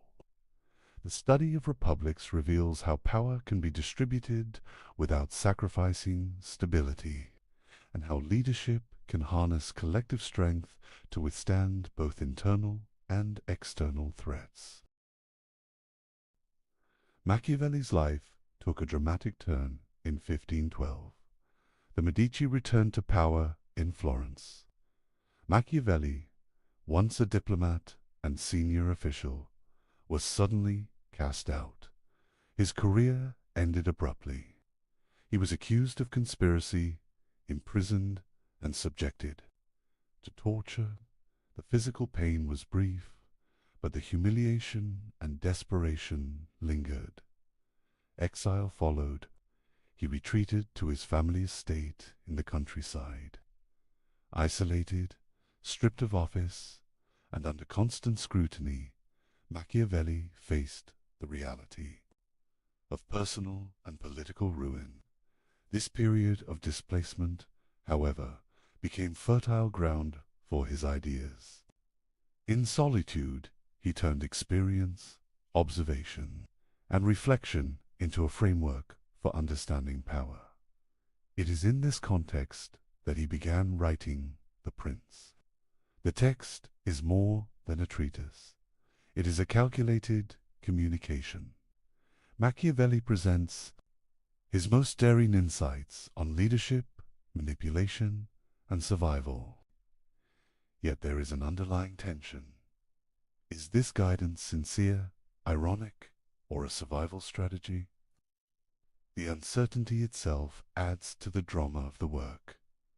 The Prince can also be seen as a job application to the Medici. Machiavelli presents himself as a thinker capable of advising rulers, particularly Lorenzo de' Medici. Every paragraph balances demonstration of knowledge with subtle flattery. It is strategic, persuasive, and highly personal. He seeks to regain influence and relevance through the written word. Suspense is central to understanding this moment. Imagine Machiavelli seated at his desk, quill in hand, contemplating the boldest ideas he has ever conceived. He writes of cruelty, deception, and manipulation, fully aware of the dangers these thoughts carry if misinterpreted. Every sentence is calculated, every example carefully chosen. He is both fearless and cunning. Machiavelli's writing reflects a mind sharpened by adversity. Exile forced him to analyze politics with clarity and detachment. Personal experience, observation of leaders, and historical case studies converge in his analyses. The Prince emerges as a concentrated playbook of power distilled from the turbulence of Italian politics. He also reflects on the morality of rulers. In exile, he confronts the paradox of ethics in governance. Leaders must act decisively and sometimes ruthlessly. Yet the survival of the state often demands choices that defy conventional morality. Machiavelli writes not as a moralist, but as a realist. The Prince is a mirror reflecting the world as it is, not as it should be. Historical examples animate the text. Cesare Borgia, notorious for cunning and decisiveness, embodies the lessons. Machiavelli admired. The strategies he describes are drawn from observation, not imagination. Each case illustrates the consequences of action or inaction, courage or hesitation, loyalty or betrayal. The examples lend urgency and credibility to his argument. The writing process itself is dramatic. Exile breeds tension, reflection, and intensity. Machiavelli composes a work that is audacious in content and form. He imagines the Medici reading his words, evaluating his intellect, and judging his insight. The stakes are personal and political. The Prince is a performance as much as a treatise. Suspense continues in the interpretation of the Prince. Scholars debate its intent. Was it sincere advice intended to guide rulers toward effective governance? Was it satire exposing the brutality of politics through exaggeration, or was it itself a mask, concealing Machiavelli's personal vulnerabilities and ambitions? The ambiguity enhances the text's power and intrigue. He also reflects on exile as a catalyst for intellectual creation. Removed from office, Machiavelli gains the freedom to think without constraint. Observations of power, human ambition, and political dynamics crystallize into concise, radical insights. Exile transforms adversity into opportunity, misfortune. Into intellectual productivity, the text combines theory and practice. Machiavelli does not write abstractly. He examines practical methods to acquire, consolidate, and maintain power. Each chapter addresses real threats, human weaknesses, and strategic possibilities. The Prince is simultaneously a manual, a demonstration of expertise, and a calculated appeal to potential patrons. He illustrates the tension between fear and love, fortune and audacity, cruelty and mercy. Each paradox is heightened by his own precarious situation. Writing from exile, Machiavelli confronts the realities he himself has endured, the dangers of fortune, the fragility of position, and the necessity of decisive action. Finally, he confronts his own legacy within the Prince. By distilling his observations into a coherent guide, Machiavelli ensures that his ideas endure beyond personal misfortune. Exile, pain, and political ruin become a backdrop for intellectual immortality. His analysis of power, paradoxical as it may be, survives as a testament to the synthesis of experience, reflection, and daring thought. Through this chapter, we understand The Prince not merely as a book, but as a dramatic act of survival, strategy, and insight. Machiavelli transforms personal catastrophe into a timeless exploration of power, human nature, and the enduring dynamics of politics. Machiavelli's influence extends far beyond his lifetime. His observations on power, human nature, and governance shaped political philosophy for centuries. From the Renaissance to the Enlightenment and into modern politics, his ideas continue to resonate. His work challenges leaders, theorists, and citizens to confront the realities of power without illusions. He begins by examining Machiavelli's immediate impact. During the Renaissance, rulers and thinkers studied his writings with keen interest. The Prince became a reference point for understanding strategy, diplomacy, and authority. Machiavelli's clarity in analyzing human behavior and political dynamics set him apart from moralistic or idealistic treatises of his time.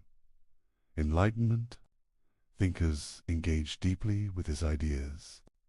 Figures like Rousseau and Montesquieu read Machiavelli as both a caution and a guide. His emphasis on observation, pragmatism, and the mechanics of power influenced debates about liberty, the structure of government, and the role of laws. Machiavelli's work helped shift political philosophy from abstract ideals to practical analysis. He also examines the adoption of his concepts by modern leaders. Military commanders, diplomats, and statesmen study his principles to understand negotiation, strategy, and human behavior. The capacity to anticipate rivals, manipulate perception, and act decisively remains central to effective leadership. Machiavelli's insights are applied not as prescriptions of morality, but as tools for practical advantage. The term Machiavellian illustrates his enduring reputation. It evokes cunning, calculation, and sometimes ruthless manipulation. While often used pejoratively, the term also recognizes his penetrating understanding of political dynamics. Leaders and scholars alike associate his name with the ability to navigate complexity, manage ambition, and maintain authority. His ideas remain a benchmark for evaluating power. Machiavelli's writings challenge assumptions about morality in politics. He separates ethics from efficacy. Leaders cannot rely solely on virtue or sentiment. Success depends on understanding human nature, anticipating behavior, and taking decisive action. This stark realism transformed political thought and remains relevant in contemporary analyses. He traces the influence on Republican theory. Discourses on Livy inspired debates about civic virtue, balance of power, and the role of citizens.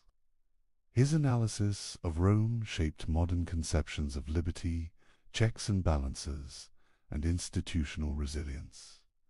Machiavelli demonstrated how historical examples inform the design of governance. Machiavelli's influence extends to strategy and military theory. His insistence on preparedness, citizen militias, and decisive action informs modern military doctrine. The principle that fortune favors the bold continues to guide leaders in contexts ranging from warfare to diplomacy. Action, timing, and audacity remain critical. He also explores the cultural and intellectual dimension. Machiavelli's work provoked controversy precisely because it forced readers to confront uncomfortable truths. He challenged idealistic notions of leadership, morality, and human nature. By framing power as a dynamic, often ruthless interaction, he encouraged critical thinking and realistic assessment of political life. Suspense builds as he considers the duality of his legacy. Some interpret Machiavelli as a teacher of cynicism, revealing the darker side of politics. Others see him as a realist, exposing truths that leaders must understand to govern effectively. His writings provoke reflection on whether morality is subordinate to survival, strategy, and practical wisdom. He examines how his ideas endure in modern political analysis. Political scientists, historians, and strategists draw on Machiavelli to understand negotiation, influence, and institutional dynamics. Concepts such as manipulation of perception, the balance of fear and love, and the management of alliances remain central in the study of governance. Machiavelli also shaped debates about liberty and authority. His distinction between republics and principalities informs discussions about democracy, centralized power, and citizen participation.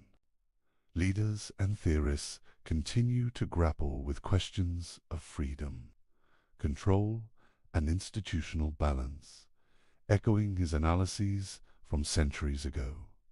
He highlights that his enduring influence is not merely theoretical. The real-world application of his principles demonstrates their practical value. Leaders who understand human ambition, fortune, and the dynamics of power are better equipped to maintain authority, anticipate threats, and shape events.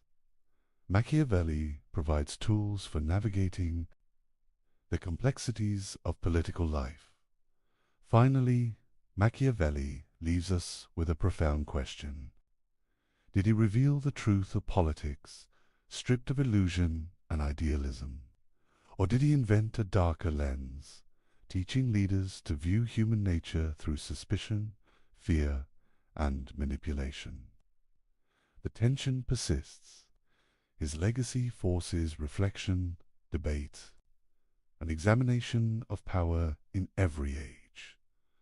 Through this chapter, we see that Machiavelli's influence endures because he confronts the realities of human behavior and political life with unflinching clarity. His work continues to challenge, provoke, and inform leaders, scholars, and citizens alike. The playbook he left behind remains relevant, controversial, and profoundly instructive. We return to the opening question. Is it better to be loved or feared? Machiavelli does not give a simple answer. He suggests that leaders must navigate a complex interplay of both. Love can inspire loyalty, but it can also breed weakness.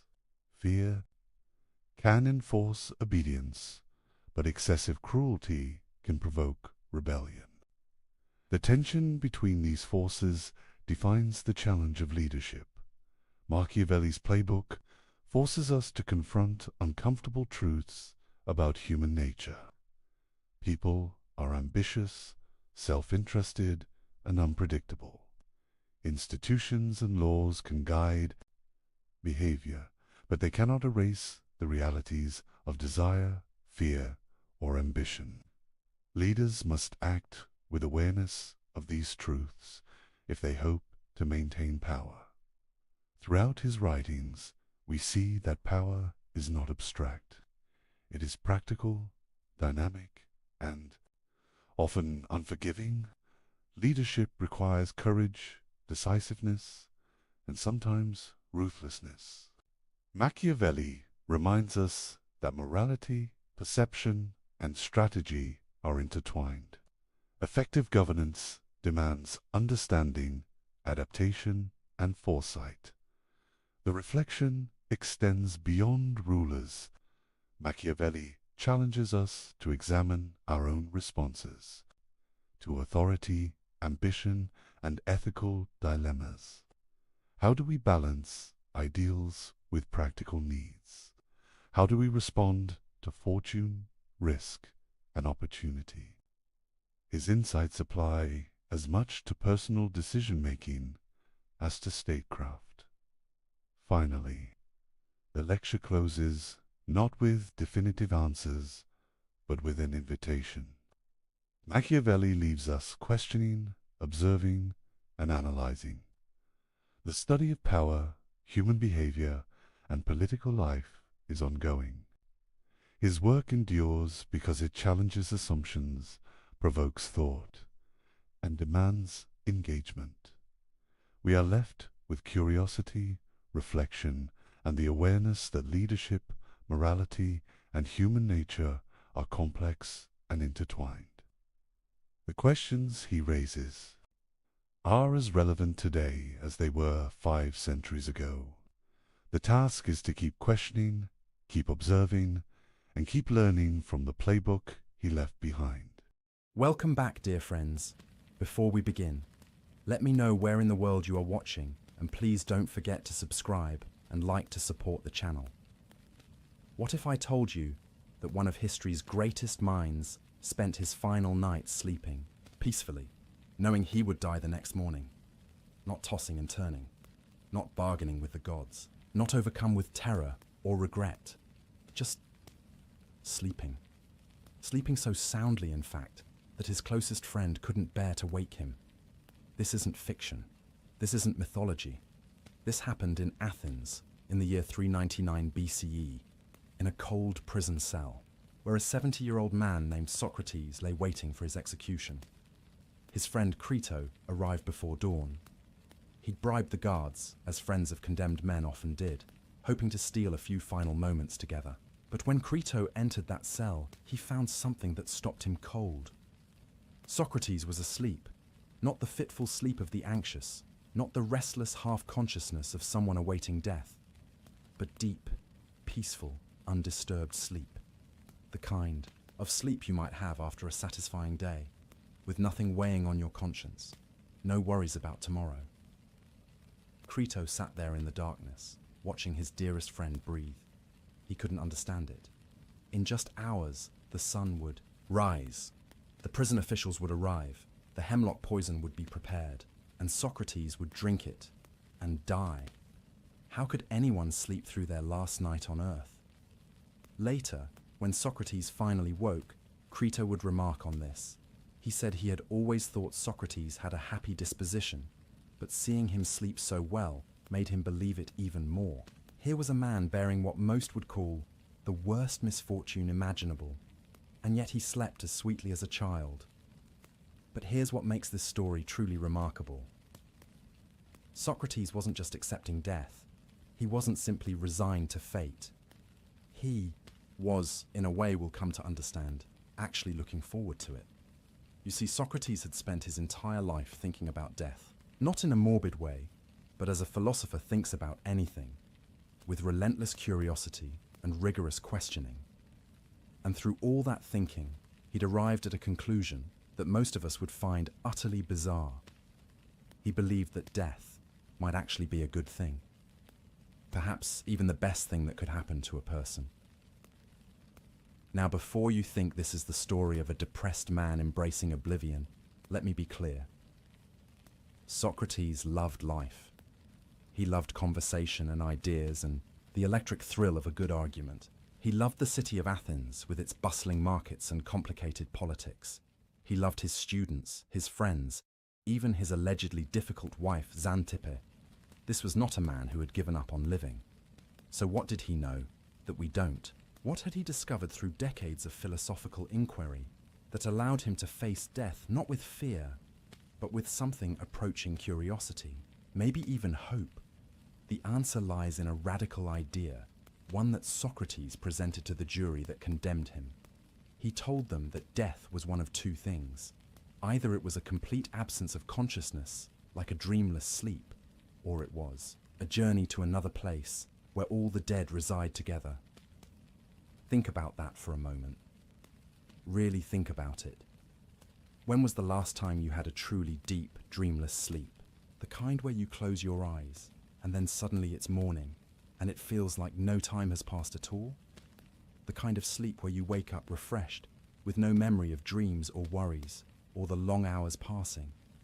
Socrates said that if death was like that, an eternal, peaceful, dreamless sleep, then it would actually be wonderful. A relief even. And if death wasn't annihilation, if consciousness continued, well then, Socrates reasoned, he would find himself in the company of all the great minds who had died before him. Homer, the legendary poet, Hesiod, who wrote of the gods, Odysseus, that clever hero, all the philosophers and wise ones who had puzzled over the same questions he spent his life exploring. And in that place, he imagined, he could do what he loved most: ask questions, seek truth, engage in endless philosophical dialogue. Except now, without the interruptions of hunger or tiredness, or the constant demands of maintaining a physical body. Either way, he concluded, death was nothing to fear. At worst, it was the best sleep you've ever had. At best, it was the ultimate education. But there's something else, something deeper in Socrates' attitude toward death that we need to understand. It wasn't just about what death might be, it was about what life had been. Socrates believed that a life well lived prepared you for death, that if you spent your time cultivating your mind, questioning assumptions, pursuing wisdom rather than pleasure or power or wealth, then when death came, you would greet it as an old friend. He had a phrase for this. He said that philosophy itself was practicing for death. Not because philosophers were morbid or life-denying, but because philosophy taught you to separate yourself from your body's endless demands. It taught you that your true self, your mind, your soul, whatever you want to call the thing that thinks and wonders and knows itself, was distinct from flesh and bone. The body needs constant maintenance. It gets hungry every few hours. It needs sleep. It gets sick, feels pain, grows old and weak. It's demanding and needy and, if we're being honest, kind of a nuisance when you're trying to think deep thoughts. Socrates joked about this. He said, that the body was always interrupting philosophy with its needs. You're in the middle of contemplating the nature of justice, and suddenly you're hungry. You're on the verge of a breakthrough about the meaning of courage, and you need to use the bathroom. So death, which separated the mind from the body's tyranny, was something a philosopher might actually welcome. Not because life was bad, but because death promised something potentially better. Either oblivion, which meant no more suffering, no more physical pain, no more needs, or continuation in a realm of pure thought, where you could finally focus on what truly mattered without biological interruptions. This is why Socrates could sleep that final night. He had lived the kind of life that prepared him for this moment. He had examined everything, his beliefs, his actions, his values. He had questioned relentlessly, even when it made him unpopular, especially when it made him unpopular. He had pursued truth over comfort, wisdom over wealth, virtue over victory. And now, as he lay in that prison cell with dawn approaching, he was at peace. Not because he was giving up, but because he was ready. He had done the work. He had lived the examined life, and death, whatever it turned out to be, held no terror for a man who had spent 7 decades preparing for it. When Crito finally woke him, Socrates greeted the day calmly. They would talk. One final philosophical conversation about duty and justice, and whether Socrates should escape, even though he had the chance. But we're getting ahead of ourselves. That conversation comes later. For now, I want you to hold on to this image. An old man, condemned to death, sleeping peacefully through his final night. And I want you to ask yourself, what would it take for you to sleep like that? What kind of life would you need to live? What kind of wisdom would you need to possess? What fears would you need to release? Because that's what this story is really about. Not just how Socrates died, but how he lived. Not just his philosophy of death, but his philosophy of life, and how the two were inseparably intertwined. In ancient Athens, in the year 399 BCE, something extraordinary happened.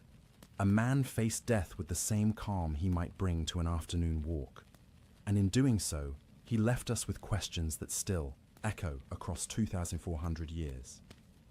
Questions about what matters, about what we should fear and what we shouldn't, about what it means to live well, and whether living well might actually be the secret to dying well.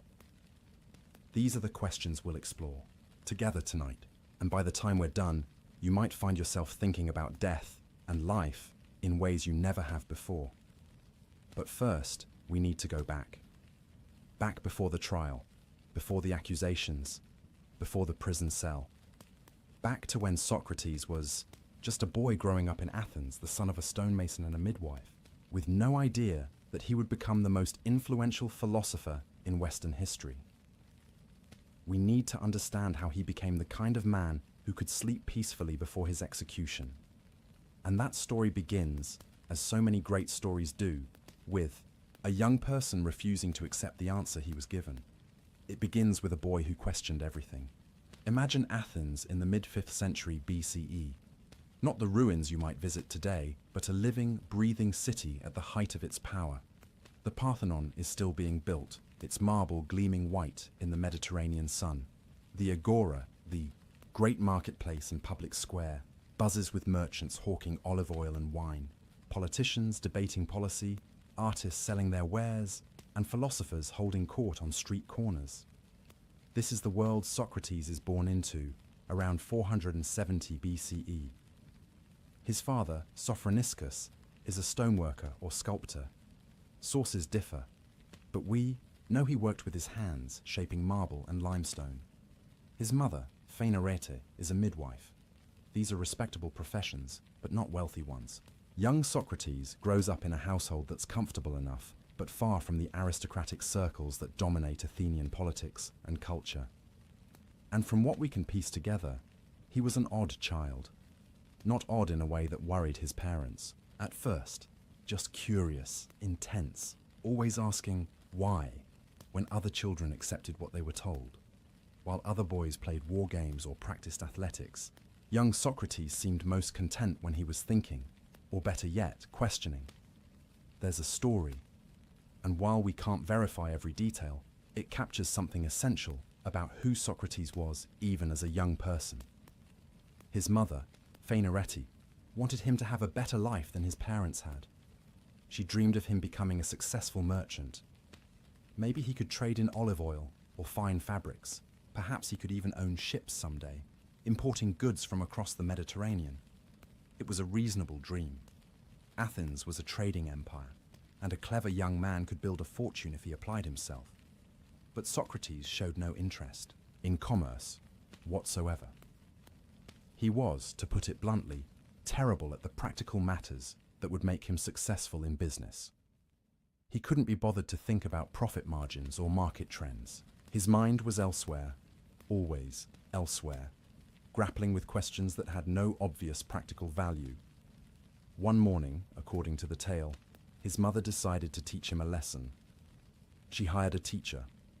Some accounts say it was a wise old man from the neighborhood to come and instruct young Socrates about the value of ambition and hard work. The teacher arrived and found the boy lounging in the courtyard, apparently lost in thought when he should have been studying or learning a trade. The teacher decided to use a parable, as teachers of that era often did. He told Socrates a simple story about two birds. One bird woke up early every morning and worked hard, catching the juiciest insects and feeding its young. The other bird slept in, and by the time it woke, all the good food was gone. It struggled to find anything to eat. The teacher finished his tale and looked at young Socrates expectantly. "Now, Socrates," he said, "what did you learn from this story?" The boy thought for a moment, and you can almost see the gears turning in his mind, even at that young age. Then he answered, "That the insects that wake up early get eaten by birds." The teacher blinked. Phaenaretti sighed. Because there it was, the essence of Socratic thinking, even in childhood. He had taken the expected lesson, turned it sideways, and found a completely different conclusion. He had questioned the very framework of the parable. After all, from the insect's perspective, waking up early wasn't a virtue, it was a fatal mistake. Now we should be careful not to read too much into this story. It might be apocryphal, a legend that grew up around Socrates to illustrate his character. But true or not, it tells us something important. Even as a young person, Socrates had a mind that couldn't simply accept what it was told. He had to examine it from every angle. He had to question the assumptions behind the lesson. And this tendency only grew stronger as he matured. As a young man, Socrates did follow in his father's footsteps for a time, working as a stonecutter or sculptor. Some ancient sources claim he was quite good at it.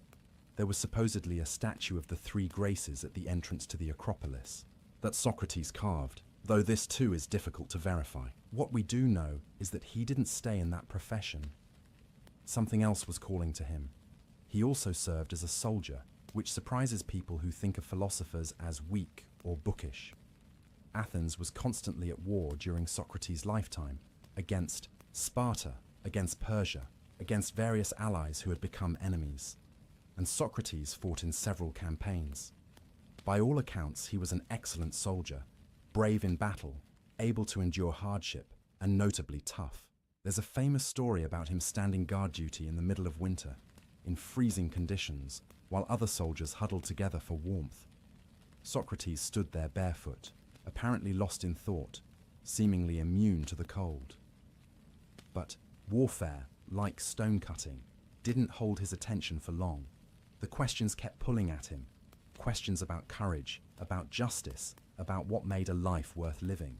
Questions that nobody seemed to have good answers to, even though everyone pretended they did. The turning point, the moment that changed everything, came when Socrates was in his 30s. One of his friends, a man named Chaerephon, made a pilgrimage to Delphi, to the famous oracle of Apollo. This was a common practice in ancient Greece. You would travel to Delphi, make an offering, and ask the oracle, a priestess who supposedly channeled the wisdom of the god Apollo, a question. Usually people asked about practical matters. Should I marry this person? Will my crops succeed? Should I start a new business venture? But Chaerephon Knowing his friend Socrates and his constant questioning and his obvious intelligence, asked the oracle something different. He asked, "Is anyone wiser than Socrates?" And the oracle gave an answer that would reverberate through a history. She said, "No one is wiser than Socrates." When Chaerephon returned to Athens and told Socrates what the oracle had said, Socrates was baffled, confused, even disturbed, because the one thing Socrates was absolutely certain of was that he wasn't wise. He didn't know the answers to the big questions. He didn't understand the nature of justice or courage or goodness. He was full of questions, not answers. But there was a problem. The oracle at Delphi was believed to speak divine truth. To dismiss the oracle's pronouncement would be impious, possibly even dangerous. So Socrates found himself in a paradox. The oracle said he was the wisest man in Athens, but he knew he wasn't wise. How could both things be true? This is when Socrates made a decision that would define the rest of his life. He decided to test the oracle's statement. He would go around Athens and find someone who was truly wise, someone who understood these deep questions about how to live and what was truly good. And when he found such a person, he would bring them to the oracle and prove that the oracle had been wrong, or at least unclear. So he started visiting people who had reputations for wisdom. First, he went to the politicians, the men who made decisions about war and peace, about law and justice. Surely they understood what justice really was. But when Socrates questioned them, really questioned them, their knowledge fell apart. They had opinions, certainly, strongly held opinions. But they couldn't defend those opinions under examination. They couldn't explain why they believed what they believed. They just believed it. Then he tried the poets and artists, thinking perhaps wisdom lived there. These were men who created beautiful works, who seemed to understand human nature in their tragedies and comedies. But again, when questioned, they couldn't explain the wisdom they seemed to embody in their art. They created by inspiration or instinct, but couldn't articulate the truths their work contained.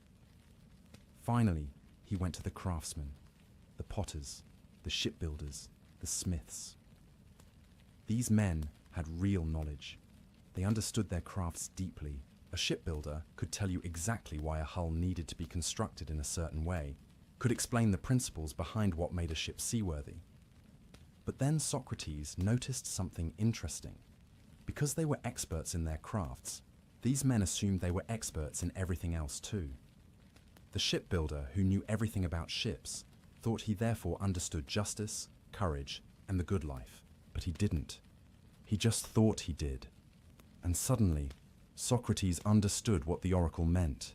He was the wisest man in Athens, not because he knew more than everyone else, but because he knew that he didn't know. Everyone else walked around thinking they understood things they didn't actually understand. Socrates, at least, was aware of his ignorance. And that awareness, that honest acknowledgement of not knowing, was a kind of wisdom in itself. This realization transformed him. It became his mission.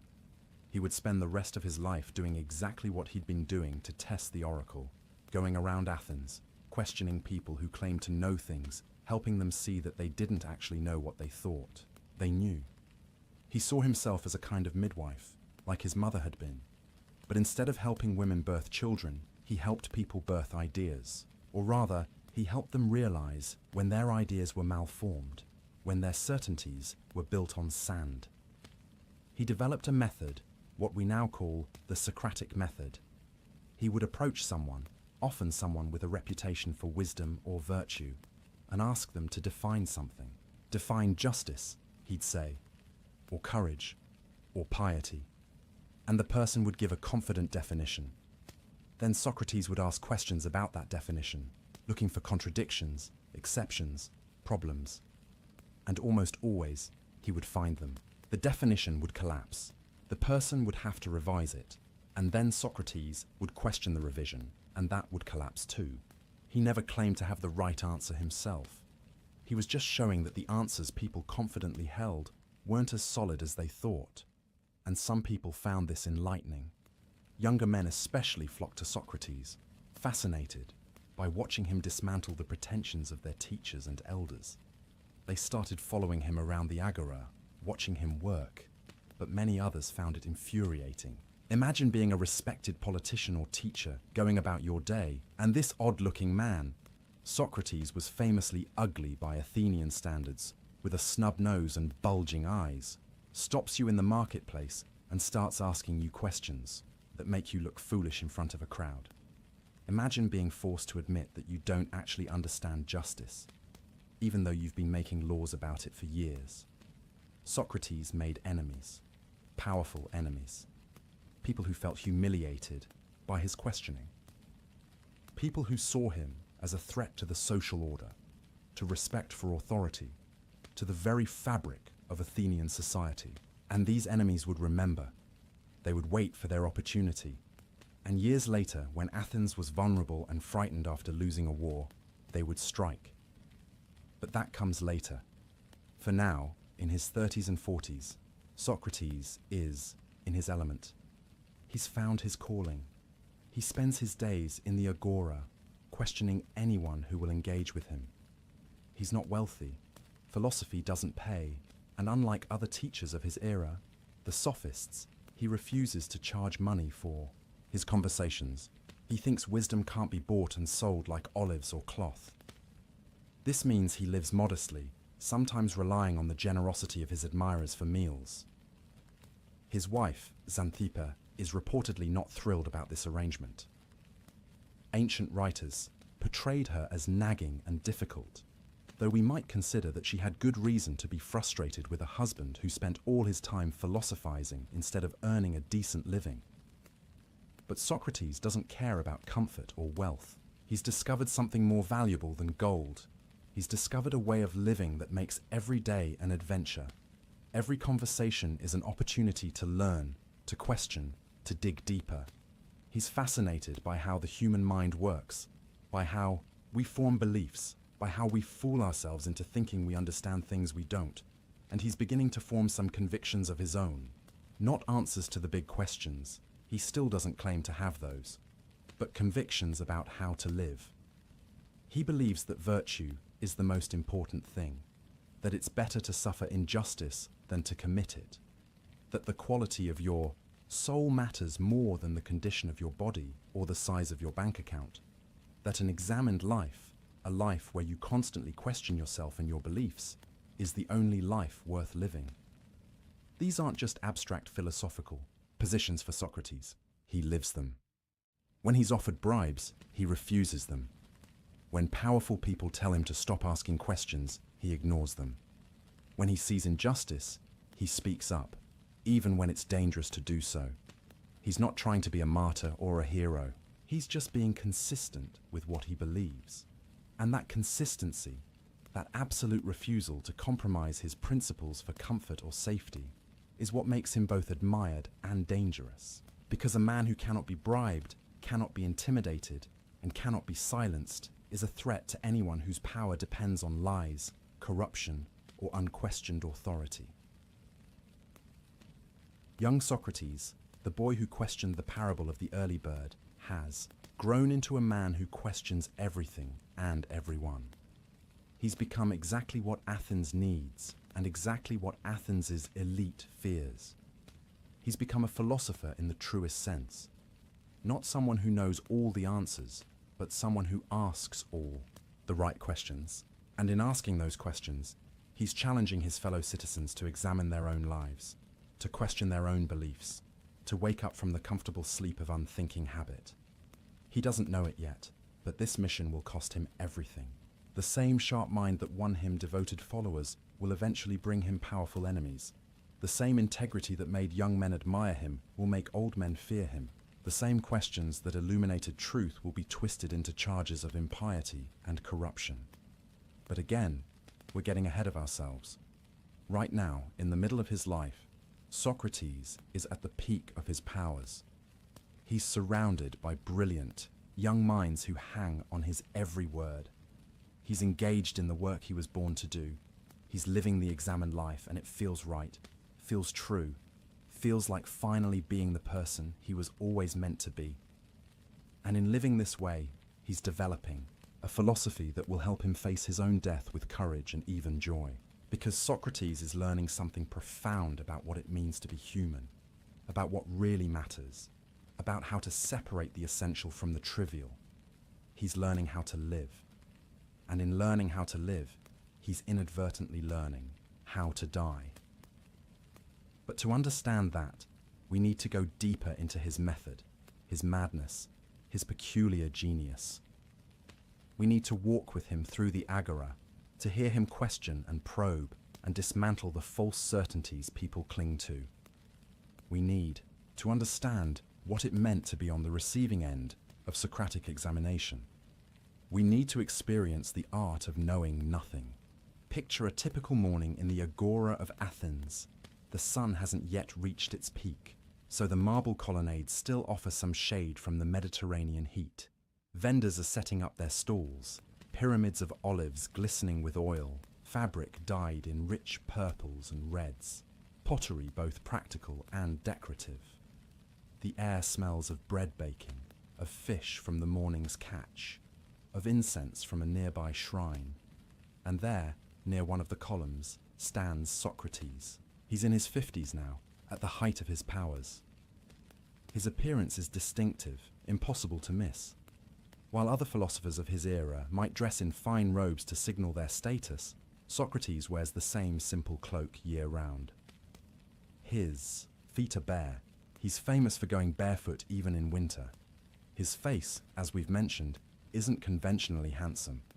Ancient sources describe him as looking somewhat like a satyr, those mythological creatures that were half man, half goat. But there's something magnetic about him anyway. When he speaks, people listen. A small crowd has already gathered around him. Some are his regular followers, young men from wealthy families who find traditional education boring, but find Socrates endlessly fascinating. Others are passers-by who've stopped out of curiosity. And approaching now is a man named Euthyphro, a religious expert who has a reputation for understanding the will of the gods. This is perfect for Socrates, because Euthyphro is on his way to the courthouse. He's prosecuting his own father for murder.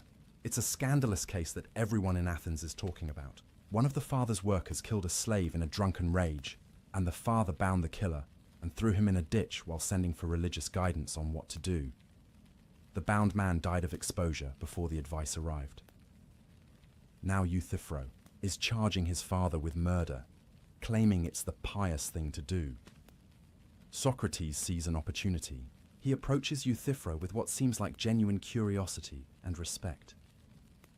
"Euthyphro, my friend," he says, "you must know a great deal about piety and impiety to be so confident in prosecuting your own father. Most men would worry about whether they were doing the right thing, but you clearly understand piety. Could you teach me?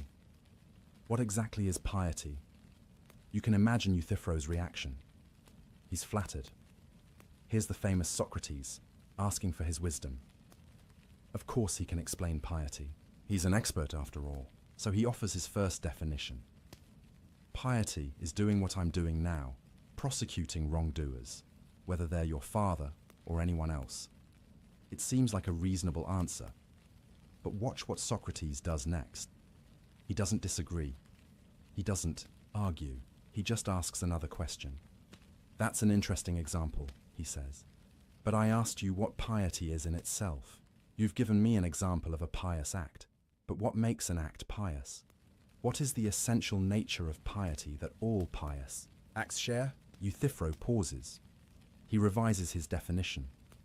Piety is what is loved by the gods. Better, Socrates agrees. That's more like a real definition. But then, and here's where the method gets interesting, he asks, "But which gods? Don't the gods disagree with each other? Zeus approves of some things that Hera despises. Ares loves war while Athena prefers wisdom. So if the gods disagree, how can we say something is pious simply because a god loves it?" Euthyphro sees the problem. He refines the definition again. Piety is what all the gods love. Now we're getting somewhere, Socrates says. But here comes The crucial question, the one that cuts to the heart of everything. Is something pious because the gods love it? Or do the gods love it because it is pious? Stop and think about that question for a moment. It sounds like word games, but it's not. It's asking something profound. Is piety just whatever the gods happen to approve of? In which case, piety is arbitrary, and if the gods change their minds, murder could become pious. Or is there something inherently pious about certain acts, something that exists independently of the gods' opinions, which the gods recognize and approve of? Euthyphro struggles with this. He tries several more definitions, each one sounding good at first, each one collapsing under Socrates' gentle questioning. And finally, frustrated, Euthyphro makes an excuse and hurries off to court, leaving Socrates with his crowd of onlookers, many of whom are now laughing or arguing among themselves about what piety really is. This is the Socratic method in action, and it's important to understand what just happened, because it's not what it might appear to be on the surface. Socrates didn't teach Euthyphro anything. He didn't provide a definition of piety. In fact, by the end of the conversation, Euthyphro is more confused than when he started. He came to the agora confident in his knowledge and left uncertain, even embarrassed. So what was the point? Was Socrates just being cruel? Was this intellectual bullying disguised as philosophy? No. This is where we need to understand something crucial about Socratic philosophy. Socrates believed that the first step toward wisdom was recognizing your own ignorance. Euthyphro thought he understood piety. He was so confident in that understanding that he was willing to prosecute his own father based on it. But he didn't actually understand it. He had opinions, strong ones, but they weren't built on solid ground. By questioning Euthyphro, Socrates wasn't trying to humiliate him. He was trying to help him, because as long as Euthyphro believed he understood piety when he really didn't, he would make decisions based on false knowledge. He might do terrible things, thinking they were pious. He would be dangerous to himself and others, precisely because of his unexamined certainty. But if Euthyphro could be brought to a state of aporia, that Greek word meaning at a loss, without a clear path forward, then something beautiful could happen. The certainty would crack open. Space would appear for real questioning, real learning. He would stop pretending to know and start genuinely seeking. This state of aporia, this experience of being at a loss, was essential to the Socratic method, and it wasn't comfortable. Imagine believing you understood something, building your life around that understanding, and then having someone show you through simple questions that you don't understand it at all. It's destabilizing, frightening even. This is why the young men loved Socrates. When you're young, you haven't yet built your entire life around certain beliefs. You're still flexible, still learning, still open to having your mind changed. Watching Socrates dismantle the certainties of your elders is thrilling. It's permission to question everything you've been told. It's liberation. But this is also why older men, established men, powerful men, hated him. They had reputations to protect. They had built careers on their supposed wisdom. They had made decisions, some of them life and death decisions, based on beliefs they now discovered were shaky at best. To admit uncertainty at that point in life felt like admitting their entire lives had been based on sand. Let me walk you through another example, because the pattern is so consistent, so revealing. One day, a famous general approaches Socrates. The man has won battles, led armies, received honors from the city. And Socrates asks him, "What is courage?" The general is confident. He knows courage. He's demonstrated it in battle. Courage, he says, is standing your ground in battle, not retreating even when the enemy advances. Socrates nods thoughtfully. That's interesting. But what about the Scythian warriors who use a different tactic? They retreat strategically, drawing the enemy into traps, and this leads to victory. Are they not courageous? The general sees the point. All right, courage is knowing when to stand and when to retreat in order to achieve victory. So courage is a kind of knowledge, Socrates asks.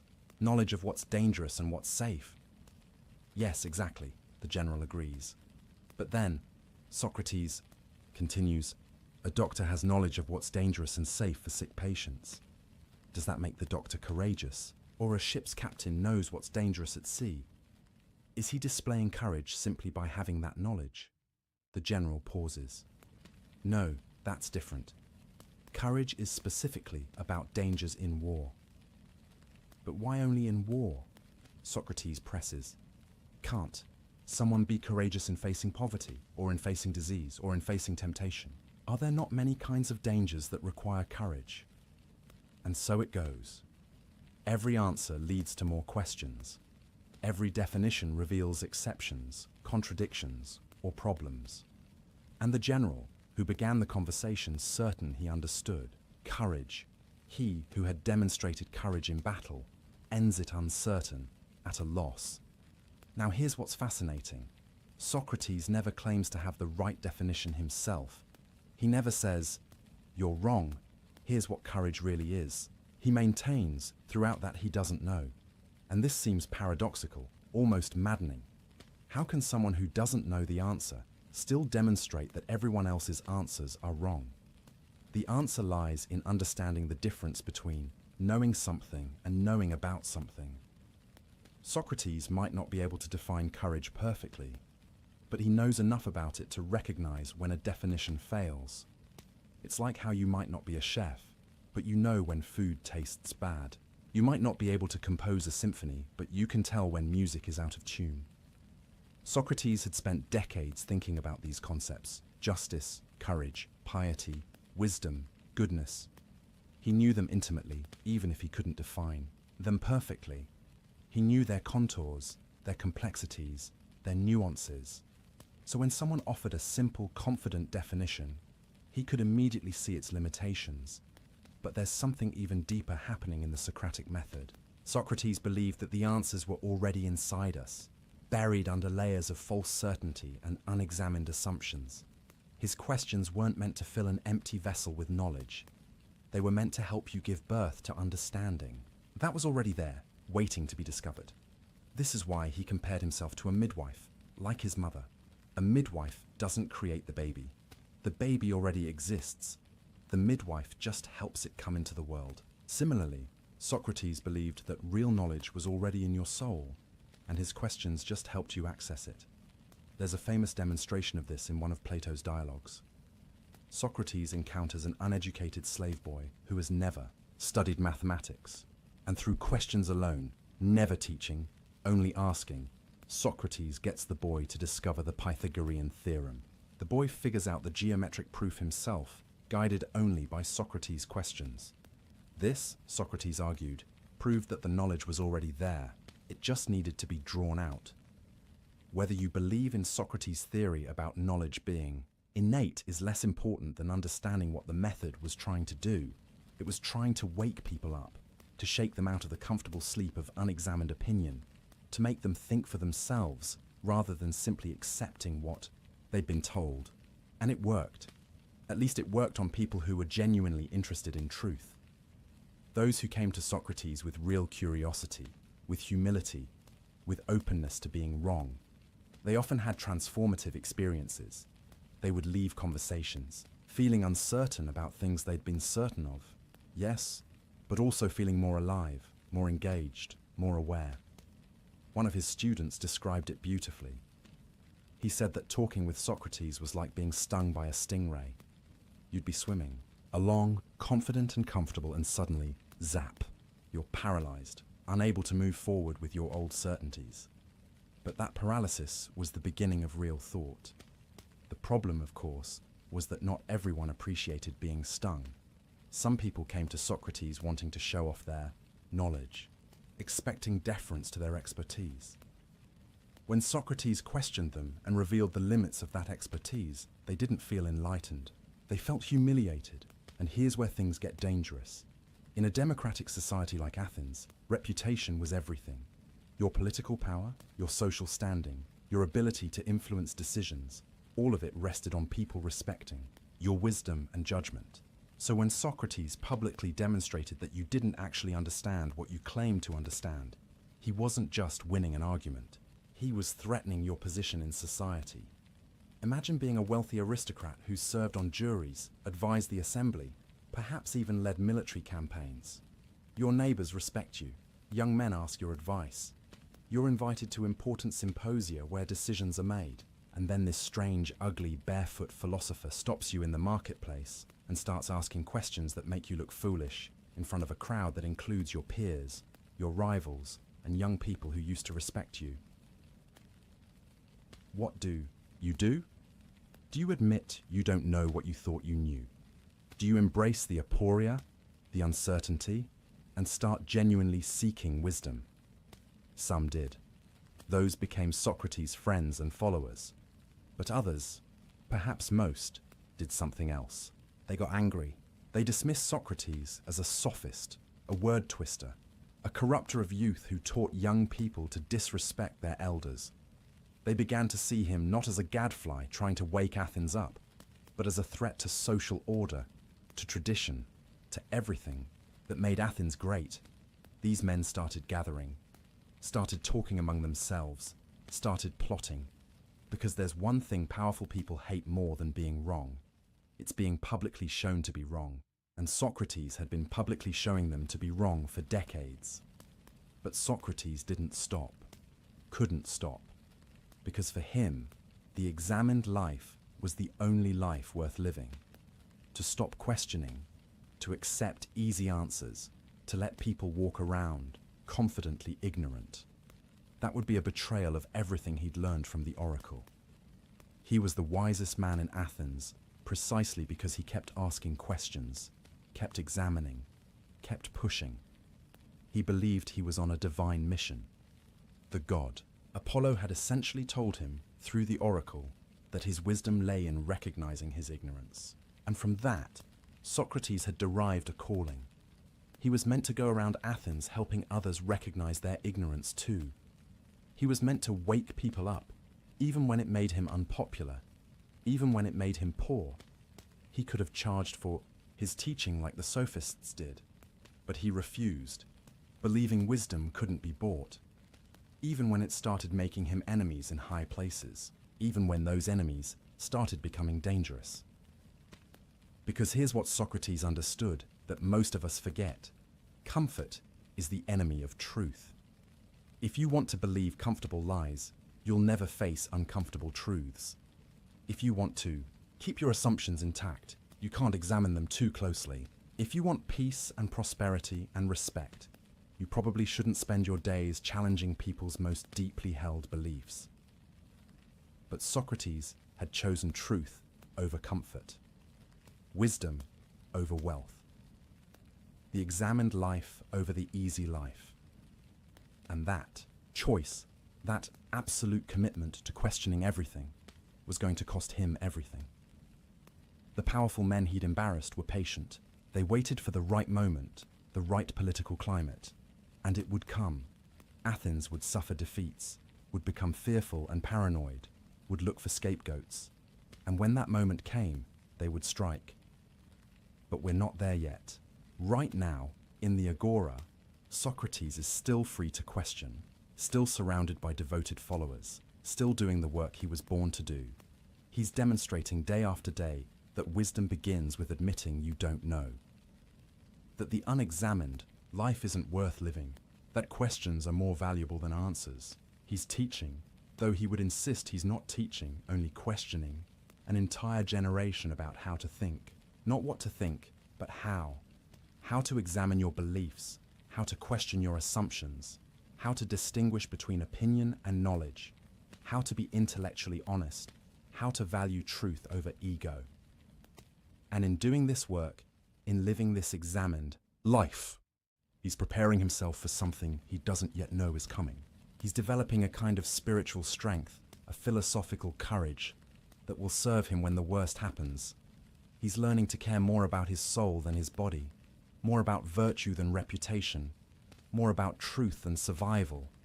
He's becoming the kind of man who could sleep peacefully the night before his execution, the kind of man who could drink hemlock without fear, the kind of man who could face death as he faced everything else, with questions, with curiosity, with absolute integrity.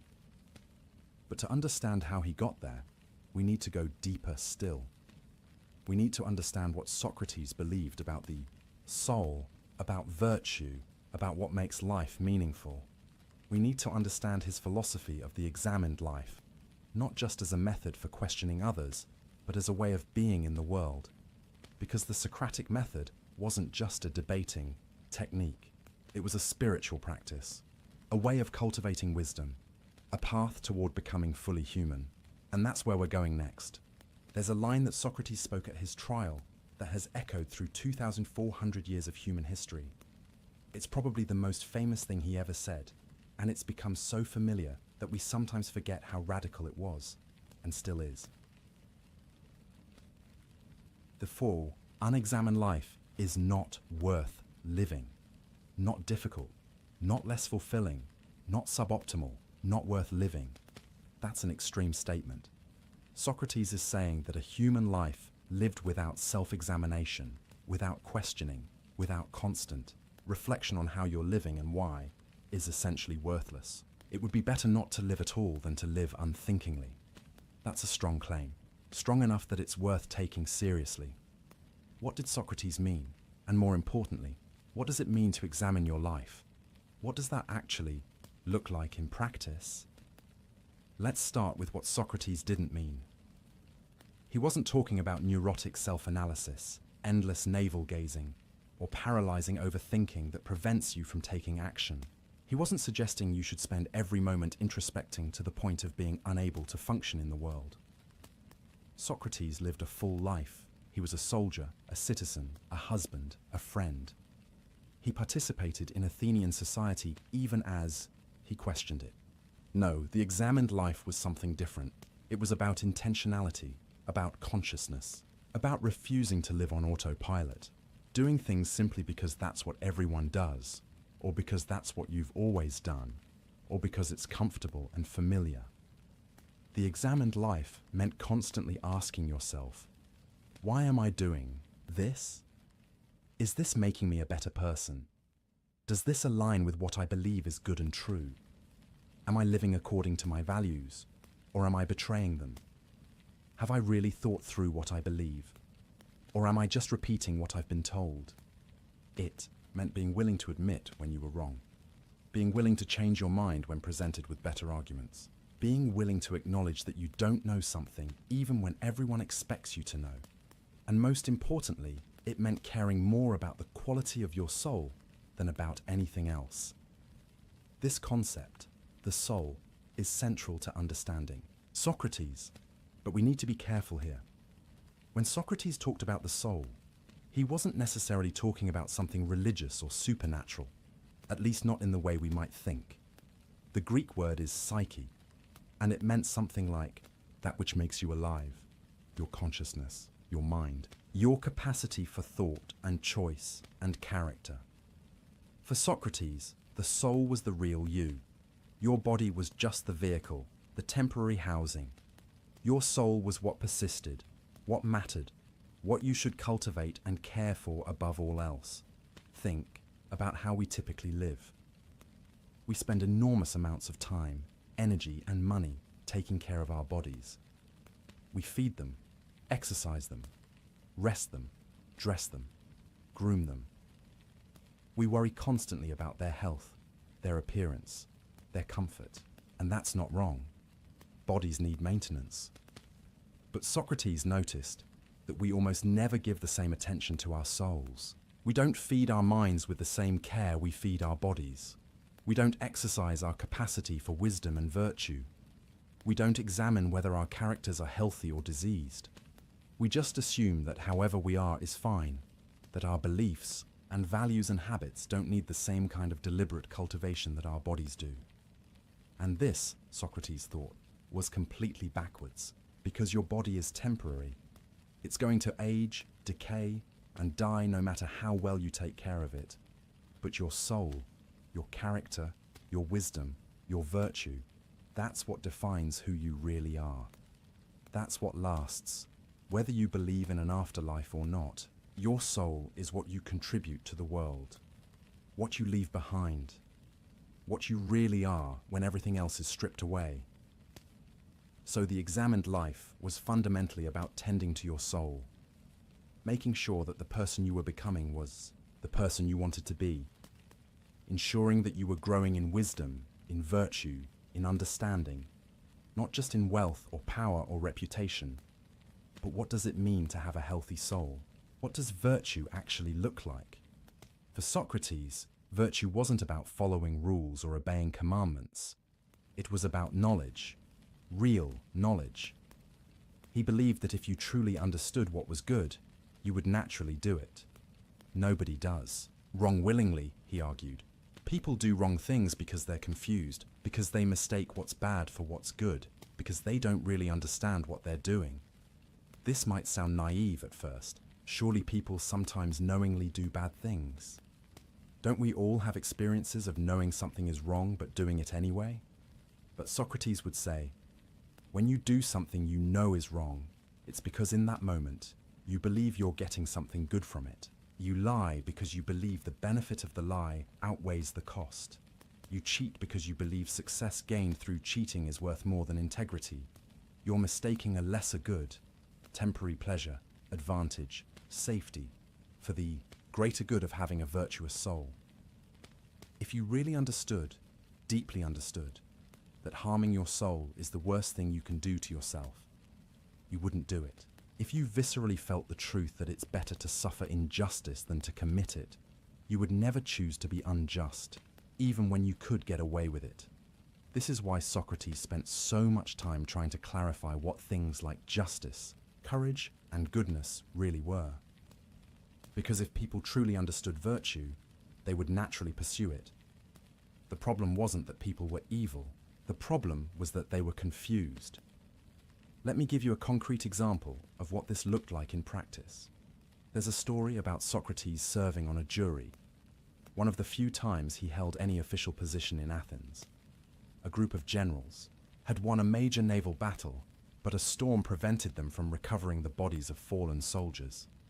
This was considered a serious religious violation in ancient Athens. The bodies needed proper burial rites, or the souls would wander restlessly. The Field Assembly, in its anger and grief, wanted to try all 10 generals together and execute them all. This was illegal. Each man had the right to an individual trial. But the mob was furious. They wanted justice, or what they thought was justice. They wanted revenge. Socrates was the one member of the presiding committee who refused to allow the illegal vote. He stood alone against the entire angry assembly. People threatened him. They could have charged him with obstruction. They could have harmed him. But Socrates wouldn't budge, because he had examined what justice required, and he knew that violating the law in order to punish people for violating the law was incoherent. It was wrong, no matter how many people demanded it. This is the examined life in action. Socrates had thought deeply about justice. He had questioned his assumptions about it. He had refined his understanding through countless conversations. And because of that work, when the moment came, he knew what to do. His examination had prepared him for the test. Most people, most of the time, operate on unexamined principles. They believe things because their parents believe them, or their society believes them, or they've always believed them. And these unexamined beliefs work fine until they're tested, until you're asked to compromise them for safety or profit or acceptance. Then they crumble because they were never really yours. You never really thought about whether you believed them. You just inherited them. But Socrates had examined everything. He had tested his principles against every objection he could think of. He had refined them through dialogue and debate. So when the moment came to act on them, he had the strength to do it. The examined life had given him certainty, not the false certainty of unquestioned assumption, but the earned certainty of hard-won understanding. This is also why Socrates insisted that virtue was knowledge. If you really know what's right, if you've examined it and tested it and made it truly yours, you'll do it. You won't be swayed by threats or bribes or social pressure, because you'll understand in your bones that compromising your soul for any external reward is a terrible trade. Now you might be thinking, this sounds exhausting. Do I really need to question everything all the time? Can't I just live, make reasonable decisions, try to be a decent person? And the answer is, you can live that way. Most people do, but Socrates would ask you, is that really living? Or is that just existing on autopilot? Letting circumstances and social pressure determine who you are. The examined life isn't about being perfect. It's not about never making mistakes. Socrates himself admitted constantly that he didn't have all the answers. The examined life is about being awake, being conscious, being intentional, making choices rather than just reacting to stimuli. It's about asking yourself regularly, am I living according to my values? What are my values? Why do I hold them? Am I becoming the person I want to become? If not, what needs to change? What am I assuming without questioning? Where am I lying to myself? Where am I choosing comfort over truth? These aren't comfortable questions. Examining your life means confronting things you'd rather not confront. It means admitting you've been wrong about things. It means changing behaviors you've grown comfortable with. It means acknowledging that you're not as good, as wise, as virtuous as you'd like to believe. But Socrates would say, isn't temporary discomfort worth it to actually become the person you should be? Isn't a moment of ego-bruising honesty better than a lifetime of self-deception? What's the point of being comfortable if you're comfortable with a lie? And here's where Socrates' philosophy connects directly to his view of death. Because if the quality of your soul is what really matters, if who you are is more important than what you have or how you appear, then death loses much of its power over you. Think about what we're usually afraid of when we fear death. We're afraid of losing our possessions, our status, our pleasures, our relationships, our experiences, all the things that make up our external life. But if you've spent your life cultivating your soul, if you've examined your life and found it good, if you know you've pursued wisdom and virtue to the best of your ability, then death is just a transition. If death is annihilation, you won't suffer. You'll simply cease to experience anything, like dreamless sleep. And if death is continuation, then you'll take your soul with you, and that's the only thing that really matters anyway. This is why Socrates could face death calmly, not because he was sure what death was. He admitted he didn't know, but because he had lived the examined life. He had tended to his soul. He had pursued virtue over pleasure, wisdom over wealth, truth over comfort. Whatever death turned out to be, he was ready for it. His soul was in good condition. Compare that to someone who has never examined their life, someone who has pursued wealth and power and pleasure, assuming those things made life meaningful. Someone who has built their identity on their body, their possessions, their social status. For such a person, death is terrifying, because death takes away everything they've spent their life accumulating, everything they've used to define themselves. But someone who has cultivated their soul, death can't touch what really matters to them. Their wealth might be taken away, but their wisdom remains. Their body might fail, but their character endures. Their reputation might be slandered, but they know who they really are.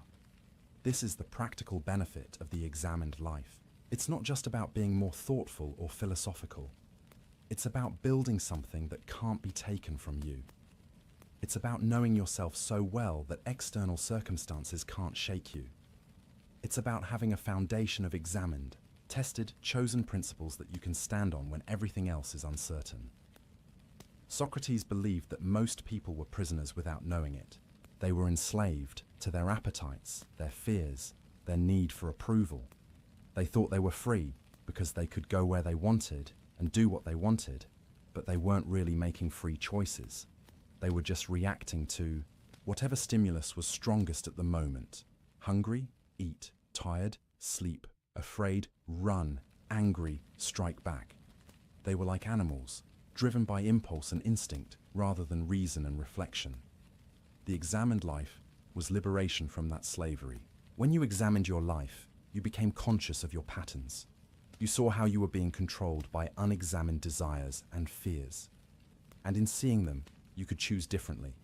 You could decide deliberately what kind of person you or wanted to be. You could cultivate some desires and starve others. You could face your fears and see which ones were rational and which were phantoms.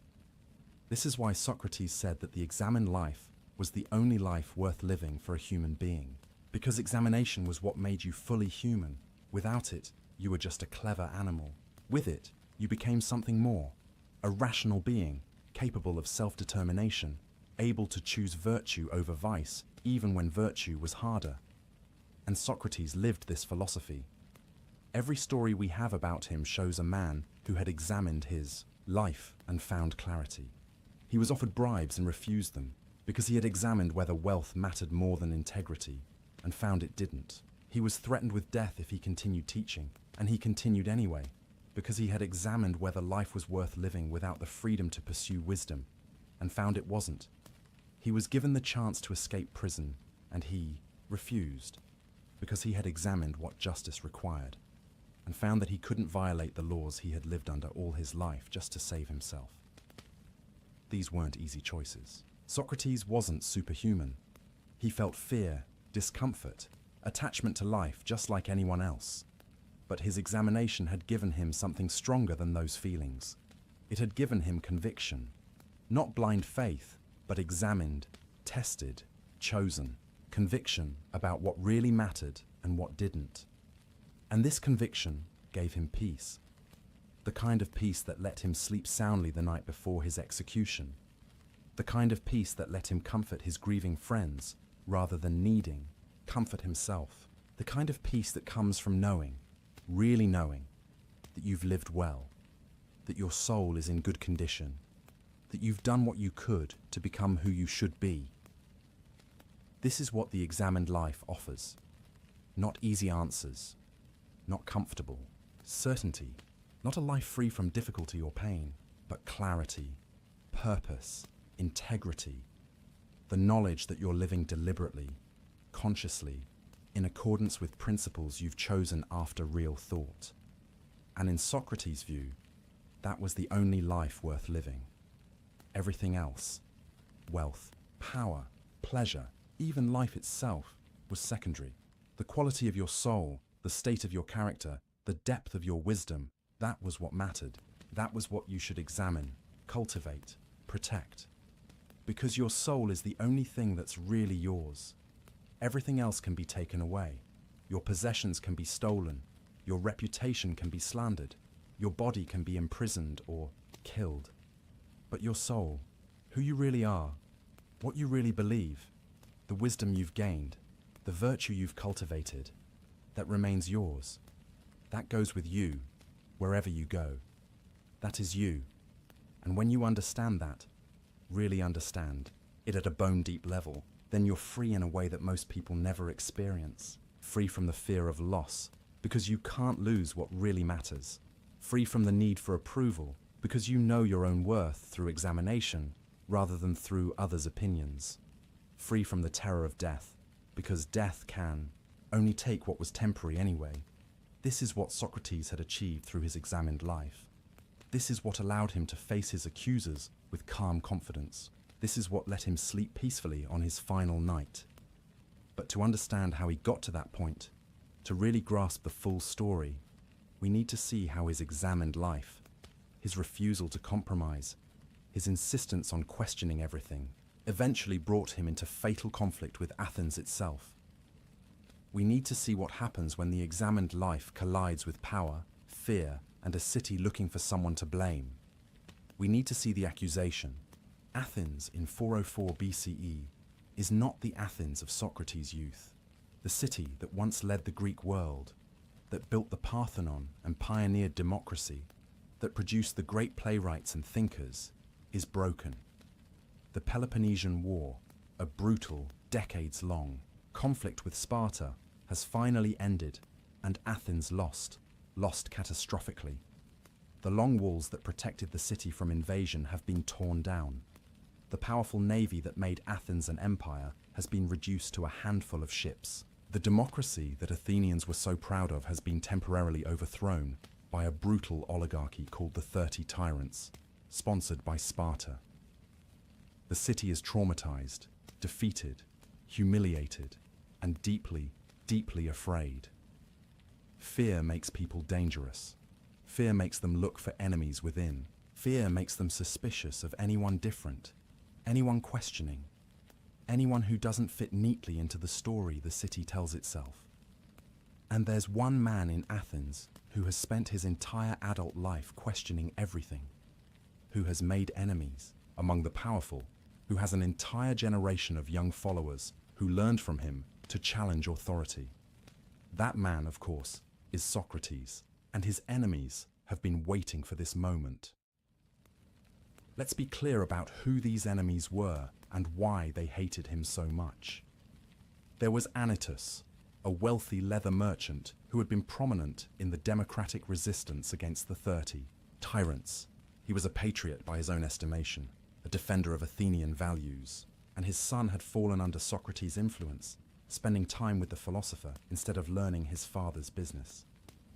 Worse, the young man had apparently started questioning his father's beliefs, using Socratic methods to point out contradictions in Anytus's thinking. You can imagine how well that went over. Then there was Miletus, a poet, or someone who fancied himself one. Socrates had probably humiliated him in public at some point, as he had so many self-important artists who claimed their work came from divine inspiration, but couldn't explain what wisdom their poetry actually contained. Miletus wasn't particularly bright or influential, but he was angry and willing to be used as a tool. And there was Lycon, a rhetorician, representing a whole class of professional speakers and teachers whom Socrates had spent years demonstrating weren't as wise as they pretended to be. These men and others like them had been collecting grievances for years. Every time Socrates embarrassed someone in the agora, every time he made a politician look foolish, every time a young man questioned his father's authority after studying with Socrates, every time someone's reputation suffered because Socrates exposed their ignorance. All of it had been building, accumulating, like a debt that would eventually come due. But they needed the right moment. You couldn't just charge Socrates when Athens was confident and secure. He was too well known, too well liked by too many people, including powerful ones. His students included Plato from one of Athens' most distinguished families, and Xenophon, who would become a famous general and historian. Alcibiades, one of Athens' most brilliant but controversial leaders, had been associated with Socrates. Ah, Alcibiades. There's a name that matters. This is important for understanding what happens next. Alcibiades was extraordinarily talented, charismatic, intelligent, ambitious, and completely unscrupulous. He'd been a student of Socrates in his youth. Later, he'd betrayed Athens, defecting to Sparta during the war. Then, he'd betrayed Sparta too. He was brilliant and immoral, exactly the kind of person who learns Socratic questioning, but uses it for manipulation rather than wisdom. When Athens was looking for someone to blame for its defeat, for its loss of moral character, for its young, men becoming disrespectful and cynical, it was easy to point at Socrates and say, look at what he produced, look at Alcibiades, look at Critias, another former associate who became one of the most brutal of the 30 tyrants. See what happens. When you teach young men to question everything, they lose respect for tradition, for the gods, for authority. They become dangerous. It was a profoundly unfair argument. Socrates had tried to teach Alcibiades virtue, not vice. He'd tried to show him that wisdom was more valuable than power. It wasn't Socrates' fault that Alcibiades had learned to argue, brilliantly, but had no interest in becoming good. But fair or not, the association was damaging. So, in 399 BCE, 5 years after the war ended, and 3 years after democracy had been restored, Socrates' enemies finally made their move. The city was still fragile, still paranoid, still looking for scapegoats. The timing was perfect. The charges were carefully crafted. 3 accusations, each one technically a capital offense. First, corrupting the youth of Athens. This was vague, enough to mean almost anything. It could refer to his questioning of authority, his influence on young men like Alcibiades, his encouragement of independent thinking. It played on every parent's fear that their children were being led astray. Second, not believing in the gods of the city. This was potentially the most dangerous charge.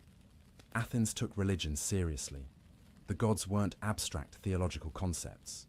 They were thought to directly influence the city's welfare. If Socrates didn't believe in them properly, if he was impious, he could be bringing divine wrath down on Athens. This could explain why Athens had suffered such devastating defeat. The gods were angry because men like Socrates had corrupted the city's piety. Third, introducing new divinities. This charge was interesting because it contradicted the second one. How could he both not believe in the gods and also introduce new ones? But the accusers were referring to something Socrates often talked about. His daimonion, an inner voice or divine sign that warned him away from certain actions. To his enemies, this sounded like he was claiming to have a private connection to divinity that bypassed the official religious channels. It sounded arrogant, heretical, dangerous. The penalty proposed? Death. When Socrates received the summons to trial, he must have known how serious this was. At 70 years old, he'd lived through enough Athenian politics to recognize a politically motivated prosecution. He knew these men. He probably knew exactly which of his past humiliations they were avenging. But here's what's remarkable.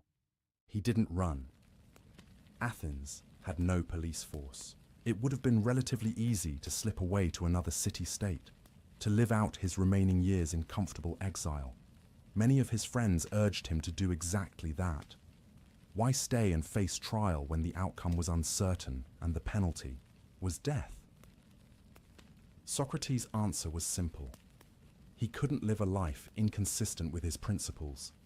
He had spent 70 years arguing that a good person never willingly commits injustice, that it's better to suffer wrong than to do wrong, that you should obey the laws of your city even when it's inconvenient. How could he flee now? How could he save his body by corrupting his soul? So he stayed, and when the day of the trial came, he walked into that courtroom prepared to defend not just himself, but his entire way of life. The trial took place in a large public court. 500 Athenian citizens served as jurors, a huge number by our standards, but typical for Athens. The accusers spoke first, presenting their case. Then Socrates would have his chance to defend himself. There were no lawyers. You represented yourself, made your own arguments. At the end, the jury would vote by dropping a pebble into one of two urns, one for guilty, one for innocent. We don't know exactly what Meletus and Anytus said in their accusations, but we have Plato's account of Socrates' defense speech, which he titled The Apology, though apology here means defense, not sorry. And what's astonishing about this speech is that it barely defends Socrates at all, at least not in the way you'd expect. A normal defendant in an Athenian court would have pulled out all the stops. He would have brought his children to weep and beg for mercy. He would have reminded the jury of his military service, his contributions to the city. He would have flattered the jurors, appealed to their emotions, done everything possible to win sympathy. Socrates did almost none of this. Instead, he used the trial as an opportunity to explain, to justify his entire philosophical mission. In a way, he put Athens itself on trial. He began by addressing the charges, but not in the straightforward way the jury expected. He said that before he could answer the formal accusations of Meletus, he needed to address older, deeper prejudices that had built up over decades. He needed to clear away the misconceptions.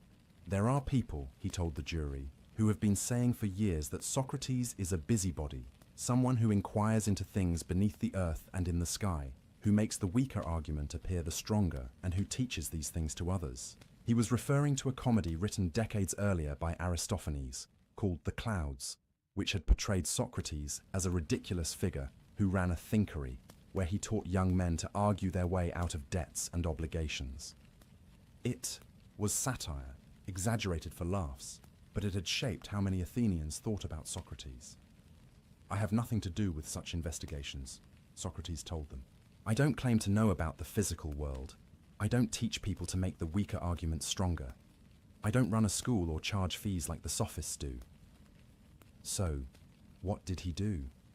Here Socrates told them about the oracle at Delphi, about his mission to test the oracle's claim that no one was wiser than he was. He explained how he'd gone to supposedly wise people and found they didn't actually know what they claimed to know. How he'd realized that his wisdom consisted in acknowledging his ignorance, while others claimed false knowledge. "This is what I still do," he told them. "I go around examining anyone who seems to be wise, and when I find they're not, I help the god by revealing this. This work keeps me busy. I'm so occupied with this mission that I've neglected my own affairs and live in poverty." Can you imagine how this sounded to the jury? He's on trial for his life, and instead of begging for mercy, he's explaining that he's on a divine mission to expose people's ignorance.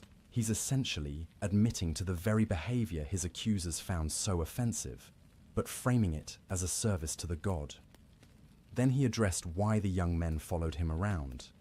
They enjoy hearing people questioned who think they're wise but aren't. And they try to imitate me, examining others. And when they do, those who are exposed get angry, but not at themselves for being foolish. They get angry at Socrates for supposedly corrupting these young men. It's a brilliant rhetorical move. He's saying, "You don't really think I'm corrupting the youth. You're just angry because I and my students have exposed your ignorance." But then he did something extraordinary, something that probably sealed his fate. He turned to Meletus directly and began to cross-examine him, right there in court, using the Socratic method on his accuser. "Meletus," he said, "you claim I corrupt the youth, but tell me, who improves them? Who makes them better?" Meletus, probably not expecting this approach, fumbled a bit and said, "The laws? No, I mean what person? Who has the knowledge to improve young people?" "The jurors," Meletus answered. "All of them?" "Yes." "What about the audience here, and the council members, and the assembly? Do they all improve the youth?" "Yes, all of them." "So according to you," Socrates said, "every Athenian improves the youth except me, and I alone corrupt them. Is that really what you're saying?" You can almost hear the trap closing, because obviously it's absurd to claim that literally everyone improves young people, except one man. Socrates was demonstrating, right there in court, that Meletus hadn't thought through his accusations. He was revealing the prosecutor's ignorance the same way he'd done to countless people in the agora. Then Socrates pressed further. "Tell me, Meletus, is it better to live among good citizens or bad ones?" "Good ones, obviously. And does anyone want to be harmed by those around them?" "Of course not." "Then you're accusing me either of corrupting the youth unintentionally, or of corrupting them knowing that they'll harm me. The first means I shouldn't be punished. You should educate me. The second makes no sense. Why would I intentionally make my neighbors worse, knowing they'd harm me?" It was classic Socratic argumentation. He was showing that the charges were incoherent. But he wasn't making friends with the jury.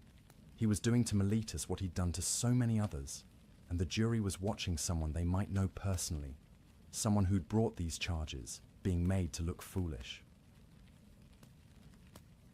When Socrates addressed the religious charges about not believing in the gods, he was even more pointed. He got Meletus to contradict himself, first saying Socrates didn't believe in gods at all, then saying he introduced new ones. "You can't have it both ways, Meletus. Either I'm an atheist, or I believe in new gods. Which is it?" By the time Socrates was done with Meletus, he'd thoroughly demolished the logical consistency of the charges. He'd shown them to be poorly thought out, contradictory, probably motivated by personal grudges rather than genuine concern for Athens. But then, and this is crucial, instead of stopping there, instead of pivoting to sympathy and mercy, Socrates doubled down. He told the jury that even if they offered to acquit him on the condition that he stop philosophizing, he would refuse. "I cannot stop," he said.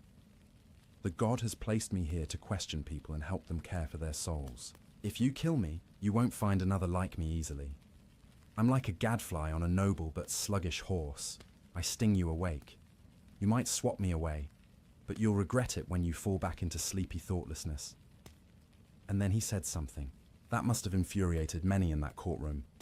I'm doing you a favor by being here.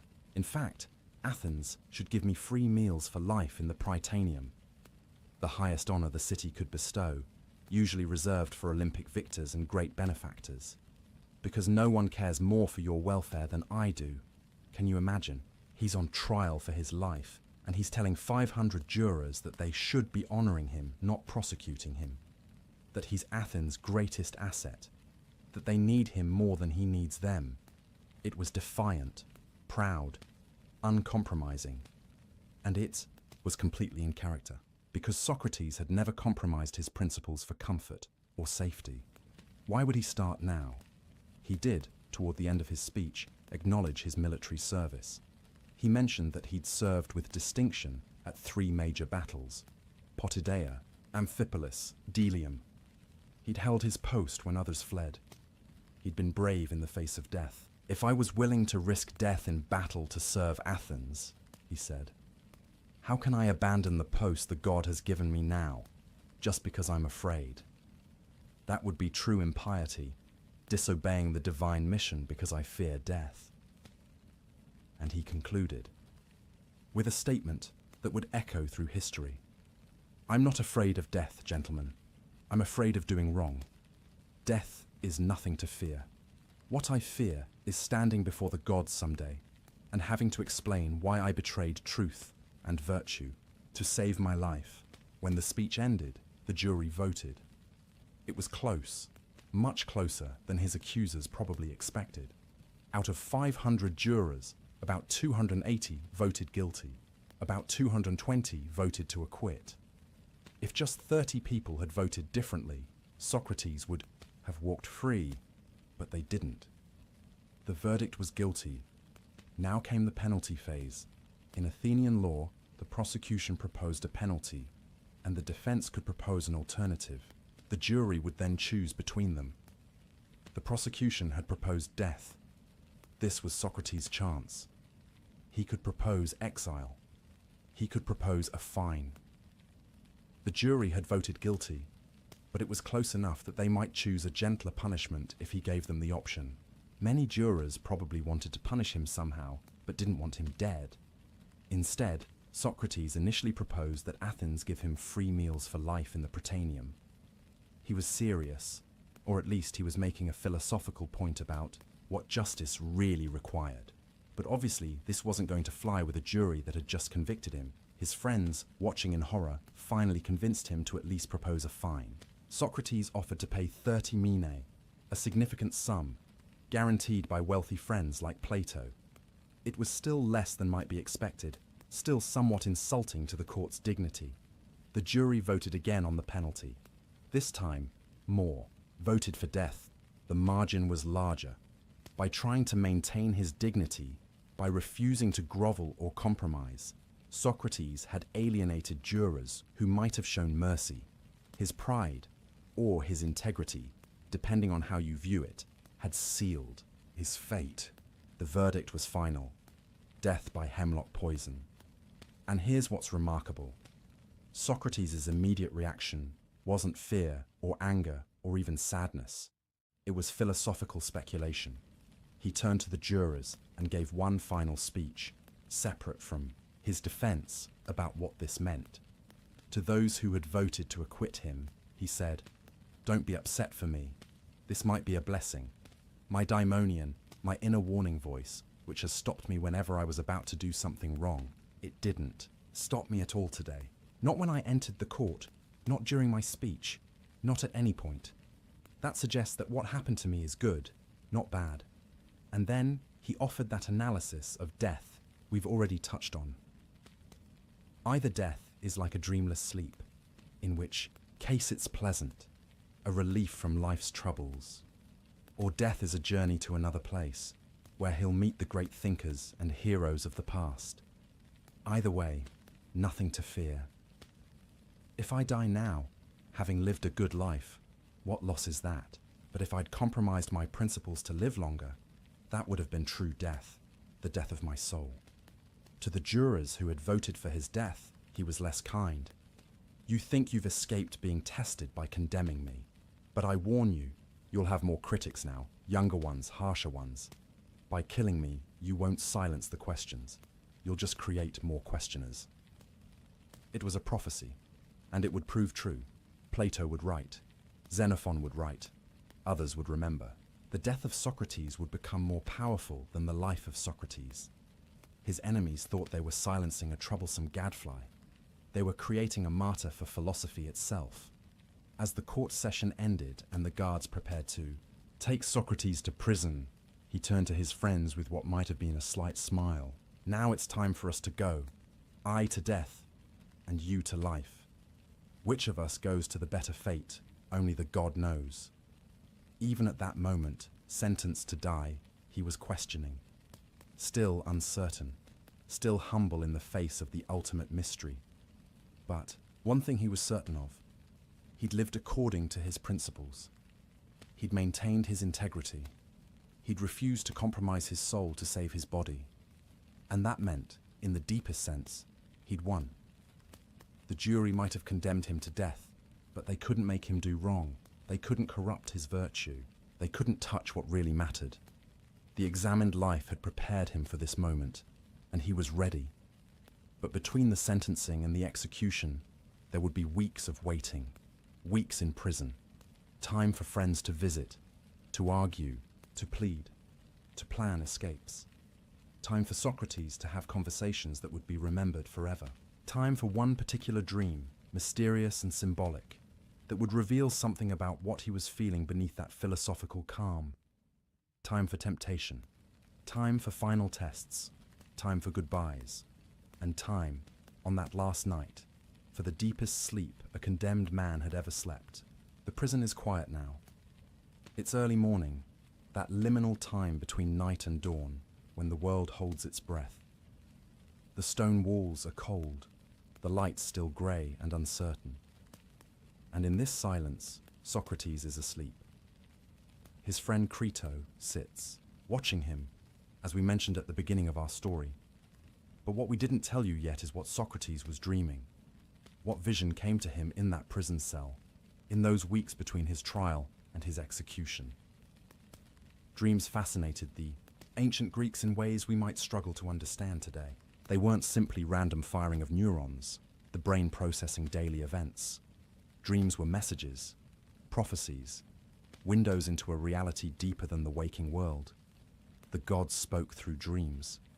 The dead visited in dreams. Your dreams could tell you the future, warn you of danger, reveal hidden truths. So when Socrates had a particular dream during his imprisonment, and when he chose to tell people about it, they paid attention. They tried to interpret it. And we should too, because this dream reveals something important about what Socrates was feeling beneath his philosophical composure. The dream was simple on the surface, but rich with symbolism. Socrates dreamed that a woman came to him. She was beautiful, dressed in white robes, and she spoke to him, quoting a line from Homer's Iliad. On the third day, you will reach fertile Phthia. That's it. That's the whole dream. A beautiful woman, in white, a quote from Homer, a mention of Phthia and the third day. But let's unpack what this meant, because every element carries weight. First, the woman in white. White was associated with purity, with the divine, with death. White robes were what you wore for religious ceremonies, for funerals. So already, the imagery suggests something sacred, something connected to the boundary between life and death. Then there's the quote itself, from the Iliad. It's what Achilles says, or at least what Homer imagines Achilles thinking, when he's angry at Agamemnon and considering abandoning the Greek army at Troy. Achilles is furious because Agamemnon has dishonored him, taken his war prize, treated him unjustly. And Achilles thinks, why should I stay here and fight for these people? I could go home. I could reach Phthia, his homeland, in 3 days if I left now. Phthia, in the geography of Homer's world, was Achilles' home. It was where he came from, where he belonged. It represented safety, comfort, the place where he was loved and valued rather than dishonored and disrespected. And the third day in Socrates' dream, well, that had an obvious interpretation. Socrates told Crito about this dream, and he interpreted it himself. It meant he would die in 3 days. That was when the sacred ship would return from Delos, ending the religious period during which no executions could be carried out. The third day would bring his death.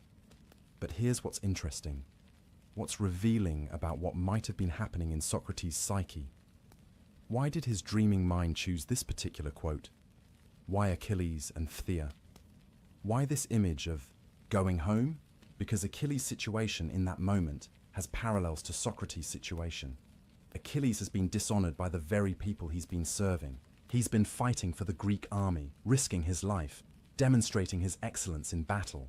And how do they repay him? By treating him unjustly, by taking what's rightfully his, by disrespecting him in front of everyone. Sound familiar? Socrates had spent his life serving Athens, trying to make his fellow citizens better, stinging them awake to examine their lives. And how did Athens repay him? By putting him on trial, convicting him on false charges, sentencing him to death. In the Iliad, Achilles has a choice. He can stay and fight, achieving glory but dying young. Or he can go home to Phthia, living a long, comfortable life, but being forgotten by history. His mother, the goddess Thetis, has told him this explicitly. 2 fates await you. Choose. And Socrates, in his prison cell, faced a similar choice, didn't he? He could escape. His friends were offering him that option, and we'll hear more about that soon. He could flee to Thessaly, which was, coincidentally, the region where historical Phthia was located. He could go home, metaphorically speaking, return to safety and comfort, live out his remaining years in peace, or he could stay, face death, achieve the kind of immortality that comes from dying for your principles. So the dream reveals something. Beneath Socrates' philosophical calm, beneath his rational arguments about why death is nothing to fear, there was a human being who felt what had been done to him, who felt dishonored, like Achilles, who thought about escape, about going somewhere safe, about leaving this whole unjust situation behind. The woman in white, was she calling him home? Was she death itself, beautiful and pure, promising relief? Or was she a vision of escape, of the life he could still have if he chose it? And here's where the dream gets even more layered, even more psychologically fascinating, because Socrates told this dream to Crito, and he interpreted it as a prophecy of his death. But dreams are slippery things. They can mean multiple things at once. Yes, on one level, the dream is saying, in 3 days, you'll die. You'll reach your true home, whatever that is. Phthia might represent Hades, the afterlife, the final destination. But on another level, the dream might be expressing a wish, a desire, deep and probably inadmissible to Socrates' conscious mind, to escape, to go to Thessaly, to fertile Phthia, to live. The dream gives him permission to think about escape by disguising it as a prophecy of death. Think about the symbolism of fertility. Fertile Phthia. The Greek word is piothen, emphasizing richness, abundance, life-giving land. Is that really a metaphor for death? Or is it a metaphor for life, for escaping Athens and going somewhere you can grow old, have more conversations, see more sunrises? But Socrates, committed to his principles, interprets the dream in the way that allows him to stay on his chosen path. He reads it as a prophecy that closes off the possibility of escape rather than opening it up. The dream is clear, he tells Crito. I'll die in 3 days. Is the dream really that clear? Or is Socrates choosing the interpretation that fits with what he's already decided to do? We can't know for certain. Dream interpretation, even in our modern age with psychology and neuroscience, remains more art than science. In ancient Athens, it was even more ambiguous. The same dream could be read multiple ways, but what we can say is this: The dream reveals that Socrates was human, that he wasn't simply a rational thinking machine, calmly analyzing his situation without emotion. The dream shows us the conflict beneath the surface, the pull toward life, toward escape, toward fertile Phthia, where he could rest and be safe, and it shows us that he felt the parallel to Achilles, that he saw himself as having been dishonored by his city, just as Achilles was dishonored by Agamemnon, that he understood he was making a choice between two fates, escape and obscurity, or death and immortal fame. Achilles, in the end, chose glory over long life.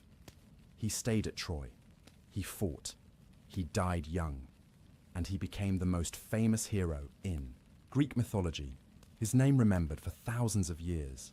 Socrates would make the same choice, but unlike Achilles, whose choice was driven by pride and the desire for glory, Socrates' choice was driven by principle, by the belief that it's better to die justly than to live unjustly, by the conviction that escaping would corrupt his soul, more surely than hemlock could kill his body. Still, the dream shows us it was a choice, not an easy, automatic decision, but a genuine struggle. The human part of Socrates wanted to live, wanted to escape, wanted relief from this terrible situation. The philosophical part of Socrates knew what he had to do. And the dream, with its beautiful woman in white, with its promise of reaching home in 3 days, bridged both possibilities. It could be read as encouragement to escape, or as prophecy of death. It was ambiguous enough to hold both meanings, to let Socrates think about escape while still choosing to stay. There's another layer to consider. The woman in white, who was she? Socrates doesn't say in any account we have, but Crito, hearing the dream, might have thought of Thetis, Achilles' divine mother. Thetis appears to Achilles in the Iliad to warn him, to advise him, to comfort him. She's a liminal figure, divine, but also deeply maternal, connected to both the mortal world and the realm of the gods. Could the woman in Socrates' dream represent that same kind of figure? A divine messenger, yes, but also a maternal presence. Remember, Socrates compared himself to a midwife. He'd spent his life helping others give birth to ideas. His own mother had been a midwife, bringing physical life into the world. And now, facing death, he dreams of a woman who might be guiding him through that final birth, the birth of the soul from the body, as he understood death, the transition from this life to whatever comes next. The woman in white isn't threatening. She's beautiful. She quotes poetry. She promises arrival at a fertile homeland. Whether that homeland is death or escape, it's portrayed as something to move toward, not something to fear. This is consistent with everything Socrates had said about death. He wasn't afraid of it. He was curious about it, and his dream reflects that. Death appears not as a monster or an ending, but as a beautiful guide promising to take him home. But there's a melancholy to it too, isn't there? The dream admits something Socrates rarely admitted consciously. He was tired. Fertile Phthia is a place of rest. After all his years of questioning, of fighting, of standing alone against the ignorance and hostility of his fellow citizens, wouldn't it be nice to just stop, to rest, to go home, whether home meant Thessaly and continued life, or Hades and the afterlife, or simply the cessation of consciousness, dreamless sleep, as he described it? The dream suggests a longing for peace, for an end to struggle, and maybe that's part of why he could face death with such calm. Not just because of his philosophical arguments, but because he was, in a very human way, ready. Ready to stop fighting, ready to rest, ready to see if the beautiful woman in white was telling the truth about what waited for him. The ancient Greeks believed dreams could be prophetic, but they also believed they could be deceptive. There were true dreams sent by the gods through the gate of horn, and there were false dreams sent through the gate of ivory, designed to mislead or confuse. Was Socrates' dream true or false? Did it really foretell his death in 3 days? Or did it offer him an escape he chose not to take? Both, perhaps. The dream was true in that Socrates did die 3 days later, just as he predicted. But it might have been false in suggesting that death was the only way to reach fertile Phthia. There was another Phthia available, the physical place in Thessaly where Crito wanted to take him. But Socrates chose to read the dream as prophecy rather than invitation. He chose to see the woman in white as psychopomp, a guide to the underworld, rather than as a call to escape. And in choosing that interpretation, he made it true. This is the power of interpretation, of the stories we tell ourselves about what things mean. Socrates could have used the dream as justification to escape. The gods are telling me to go to Phthia, to Thessaly. He could have read it that way. Many might have. Instead, he used it as confirmation of his chosen path. The dream became evidence that he was right to stay, right to face death, right to trust that whatever came next would be his true homecoming. And when Crito woke him, when they talked about the dream, Socrates was at peace with his interpretation. The dream is clear, Crito. In 3 days, I'll reach fertile Phthia. I'll go home. But Crito wasn't ready to accept that interpretation. Crito heard the dream and thought, 3 days. We have 3 days to save him. 3 days to convince him, to escape. 3 days before we lose the best man we've ever known. Because Crito had a different dream. Not a sleeping dream, but a waking one. A dream of getting Socrates out of Athens, safely away to Thessaly, where they could sit together and talk philosophy for a few more years.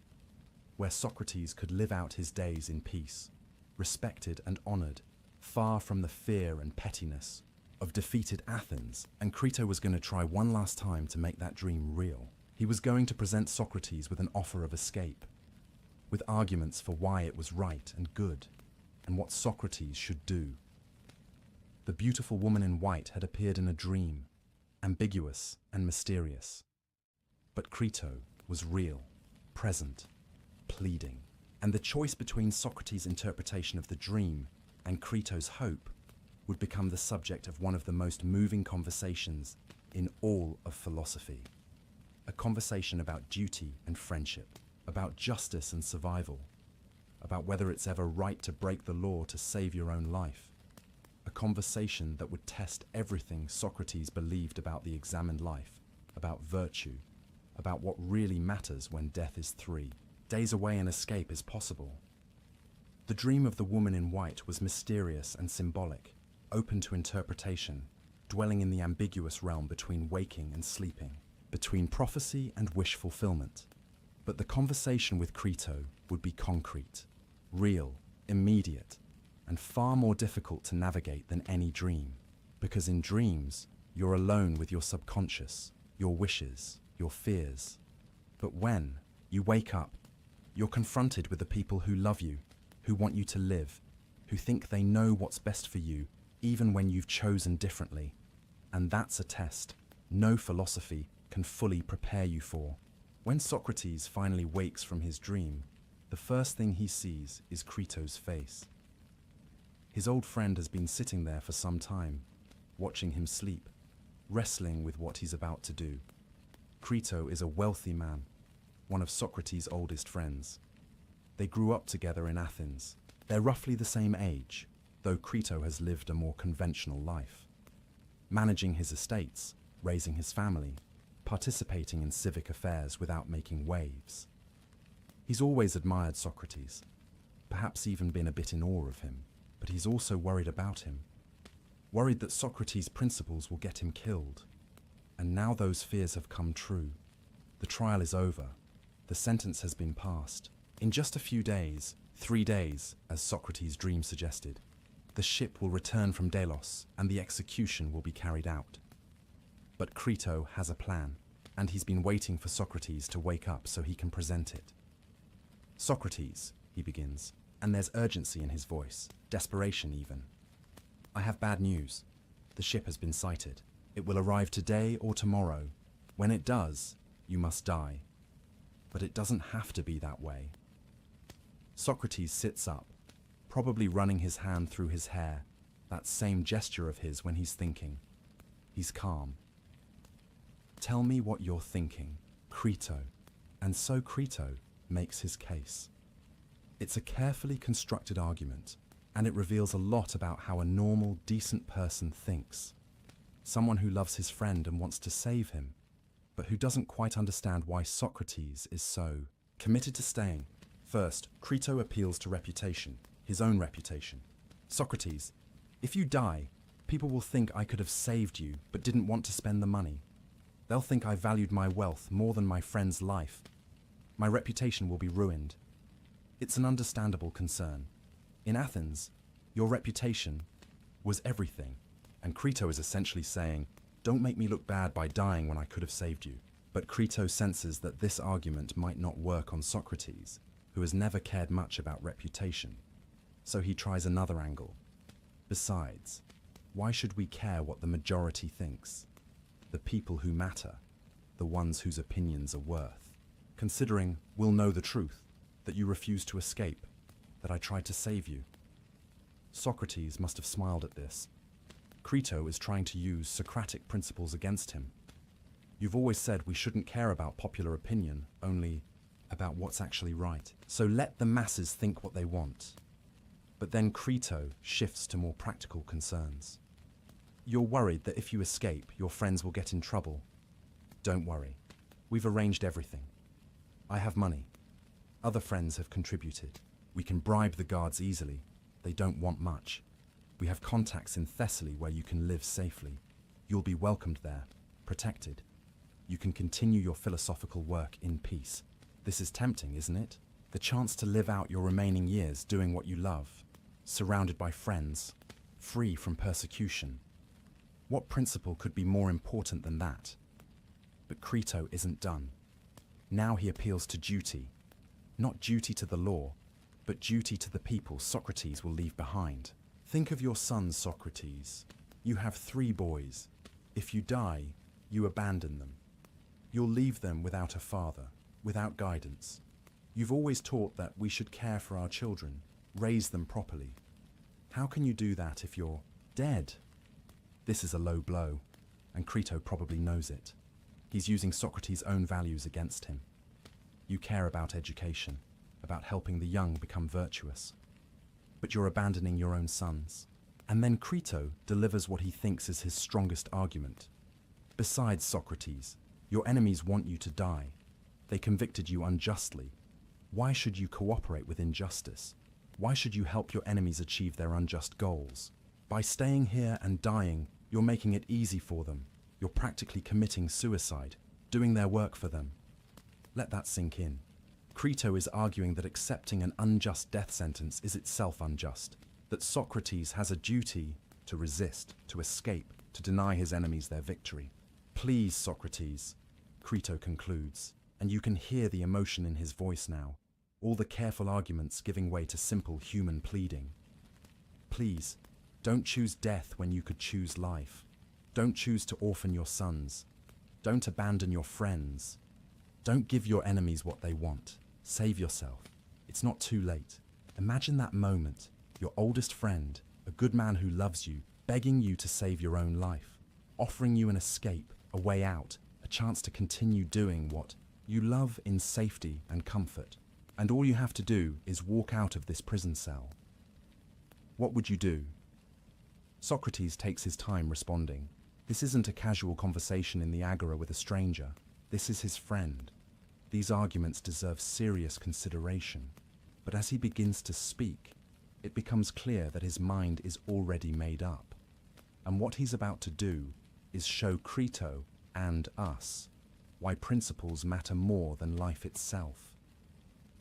Crito, my dear friend, he begins gently, your eagerness to help me is admirable, but we can't decide this based on emotion or fear. We have to examine it rationally.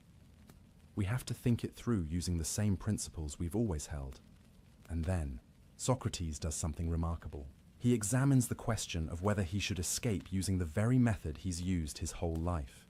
He questions, he probes, he looks for contradictions and principles. First, he says, you mentioned reputation. You're worried about what people, they will think. But Crito, when have we ever cared about majority opinion? The majority can't make us wise or foolish. They can't make us good or bad.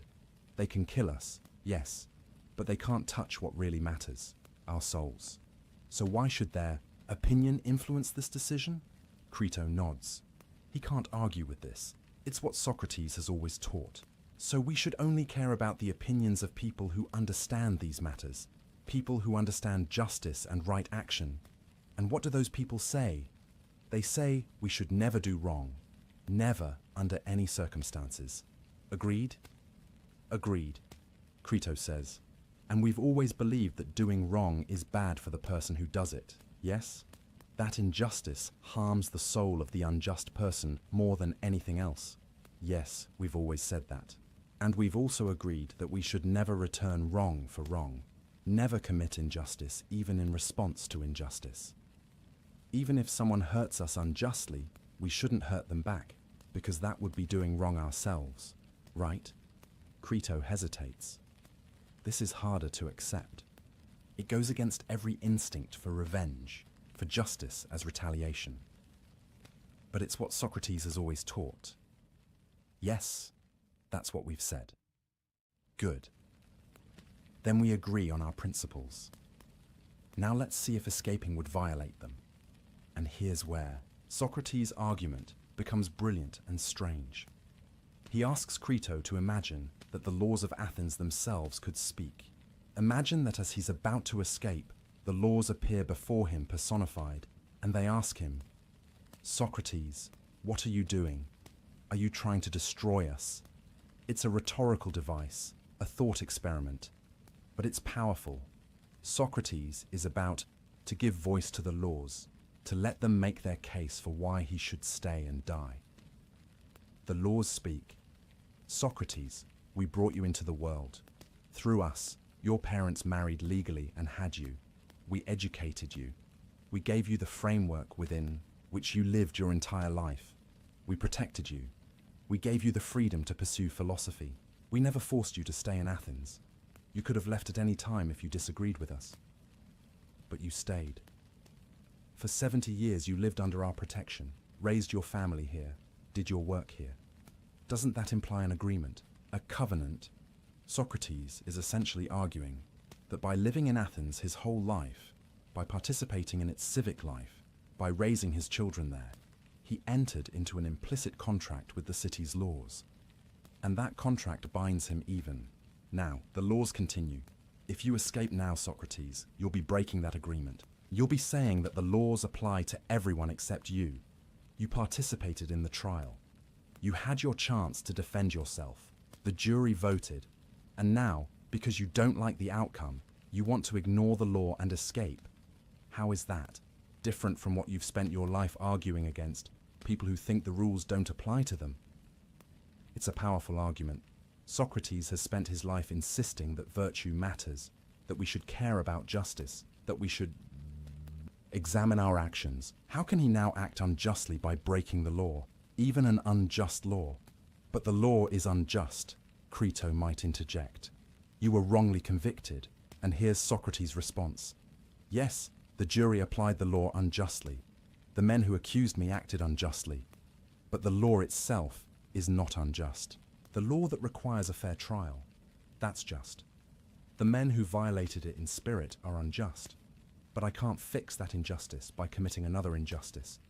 I can't break the law to protest how the law was broken in my case. Think about what Socrates is saying. He's making a distinction between the law as a system and the particular application of that law by imperfect humans. The system is worth preserving, even when individuals within that system act badly. If he escapes, he's not just saving his own life, he's undermining the entire legal system. He's saying that anyone who disagrees with a verdict can simply ignore it. He's weakening the rule of law itself, the thing that makes Athens a civilization rather than an anarchy. The personified laws make this explicit. Socrates, if you escape, where will you go? To Thessaly, as Crito suggests. What will you say to the people there? Will you tell them you're a great teacher of virtue who ran away from justice when it became inconvenient? Will you teach their young men to respect laws and justice while being a living example of someone who didn't? And what about your own sons? You think you're abandoning them by dying. At least if you die here, legally, accepting your sentence, they'll have a father they can respect, a father who lived by his principles to the end.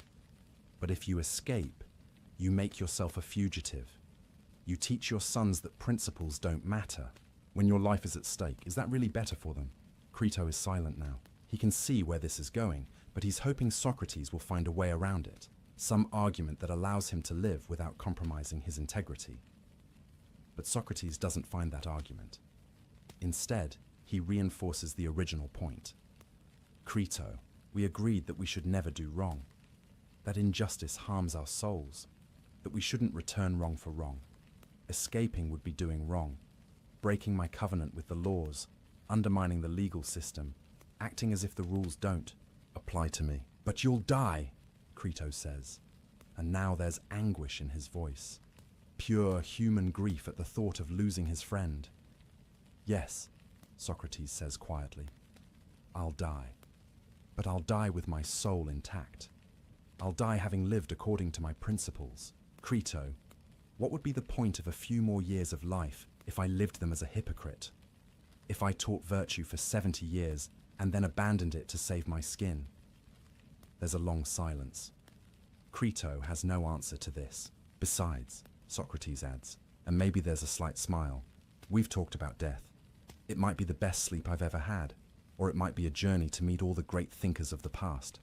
Either way, it's nothing to fear. But Crito isn't comforted.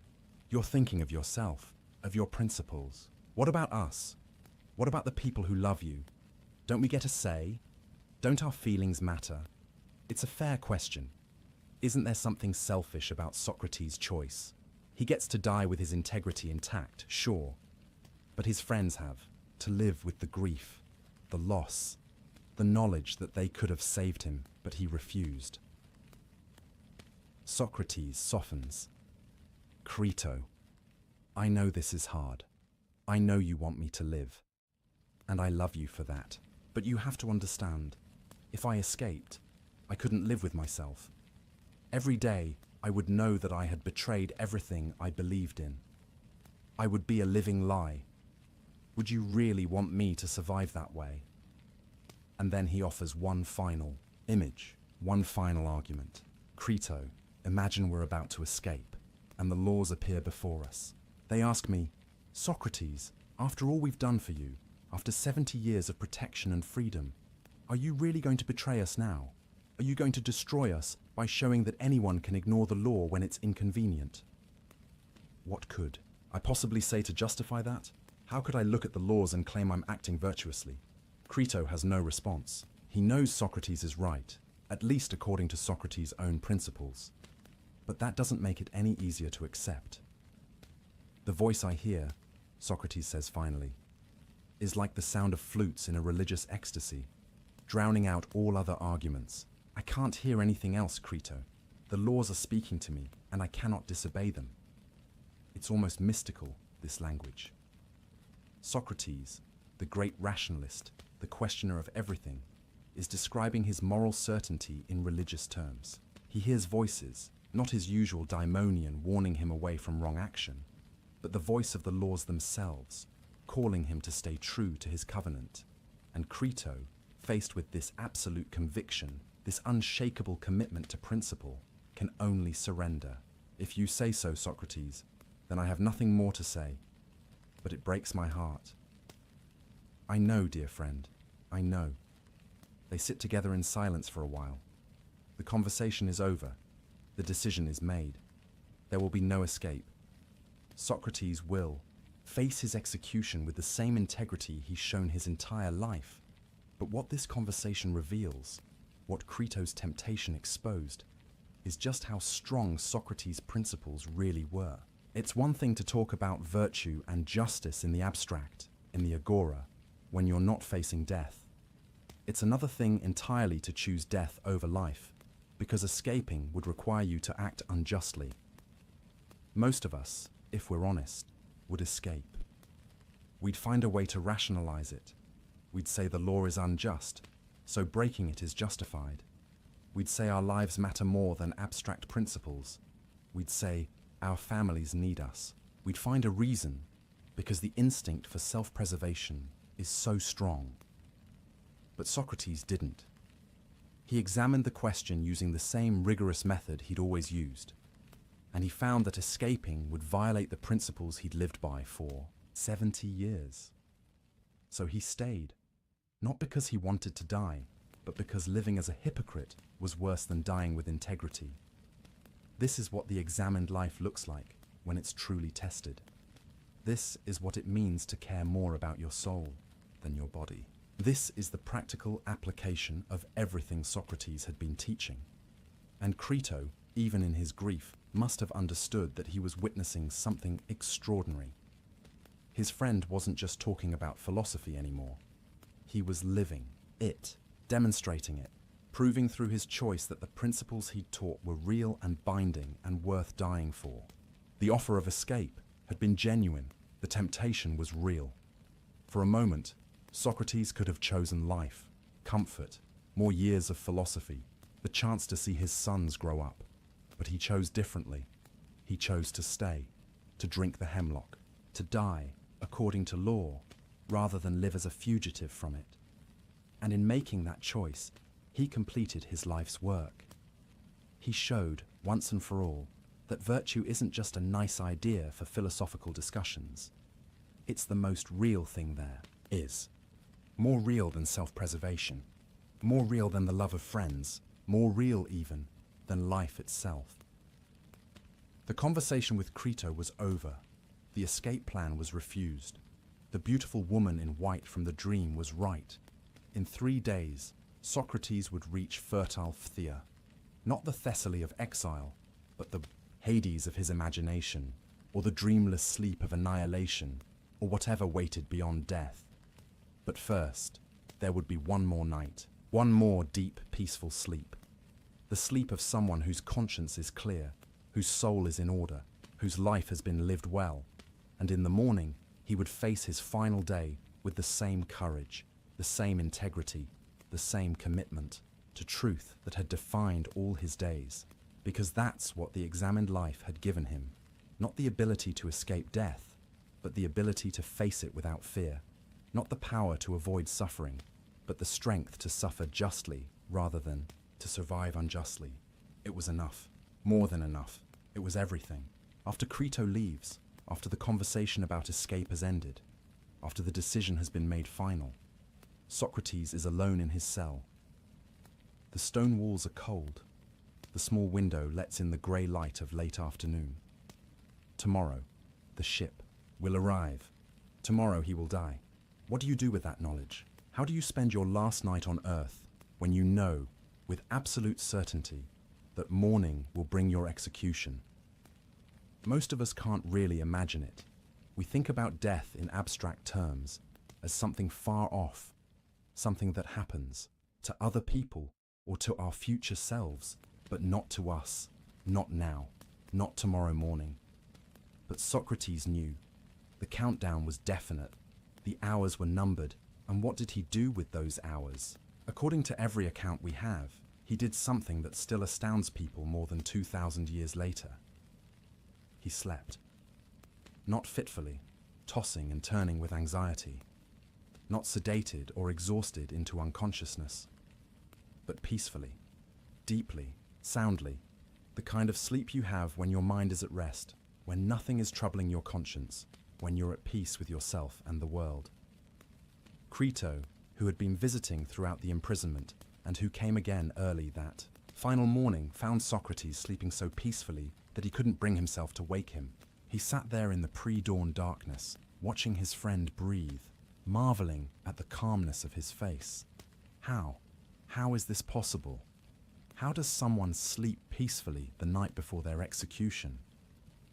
Let's think about what keeps us awake at night in normal circumstances. Worry about the future, regret about the past, anxiety about things we can't control, guilt about things we've done wrong, fear of loss, pain, failure, death. Our minds race, spinning through scenarios, obsessing over problems, rehearsing conversations, imagining disasters. But Socrates had none of this keeping him awake. Or rather, he'd done the work of examining and resolving all of it. Worry about the future? He'd examined death thoroughly and concluded it was either dreamless sleep or continuation in another realm. Either way, nothing to fear. The future, at least his personal future, was settled. There was nothing more to worry about. Regret about the past. He'd lived the examined life. He'd done his best to pursue wisdom and virtue. He'd questioned everything, including himself. Were there mistakes? Certainly, but they were honest mistakes, made in good faith, not betrayals of his principles. There was nothing he needed to lie awake regretting. Guilt about wrong actions. This is key. Socrates hadn't compromised his principles to save himself. He'd refused to escape even when he could have. He was dying unjustly, yes, but he wasn't acting unjustly. His conscience was clear. There was no guilt gnawing at him, no voice saying, "You betrayed yourself. You're a hypocrite. You didn't live up to what you believed." Anxiety about things beyond his control. He'd long ago accepted that he couldn't control what other people did, their opinions, their judgments, their actions. He could only control himself, his own choices, his own soul, and he'd controlled that well. The rest was up to the gods, or fate, or chance, whatever you wanted to call it. Fear of the pain of death? The hemlock poison, as we'll see, was relatively painless. It caused gradual numbness and paralysis, working from the extremities inward. Unpleasant, certainly, but not agony. And Socrates had already faced death in battle multiple times. He knew he could endure physical discomfort without losing his composure. So what was left to keep him awake? Nothing. Everything that usually keeps humans tossing and turning in the night. He'd addressed it, examined it, resolved it, accepted it. This is the power of the examined life when it's fully realized. Socrates had spent 70 years preparing for this moment, though he probably didn't know it.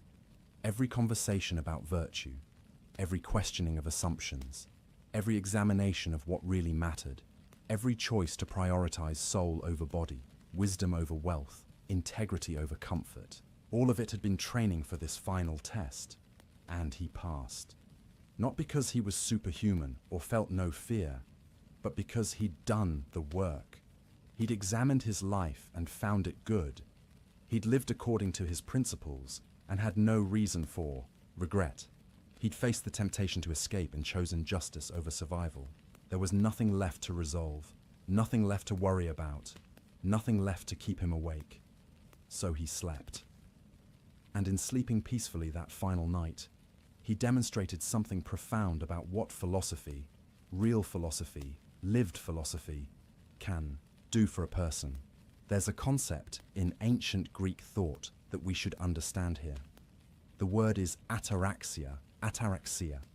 It means tranquility, imperturbability, freedom from disturbance. It was considered one of the highest goals a human could achieve, to have a mind so well ordered, so at peace, that nothing could disturb it.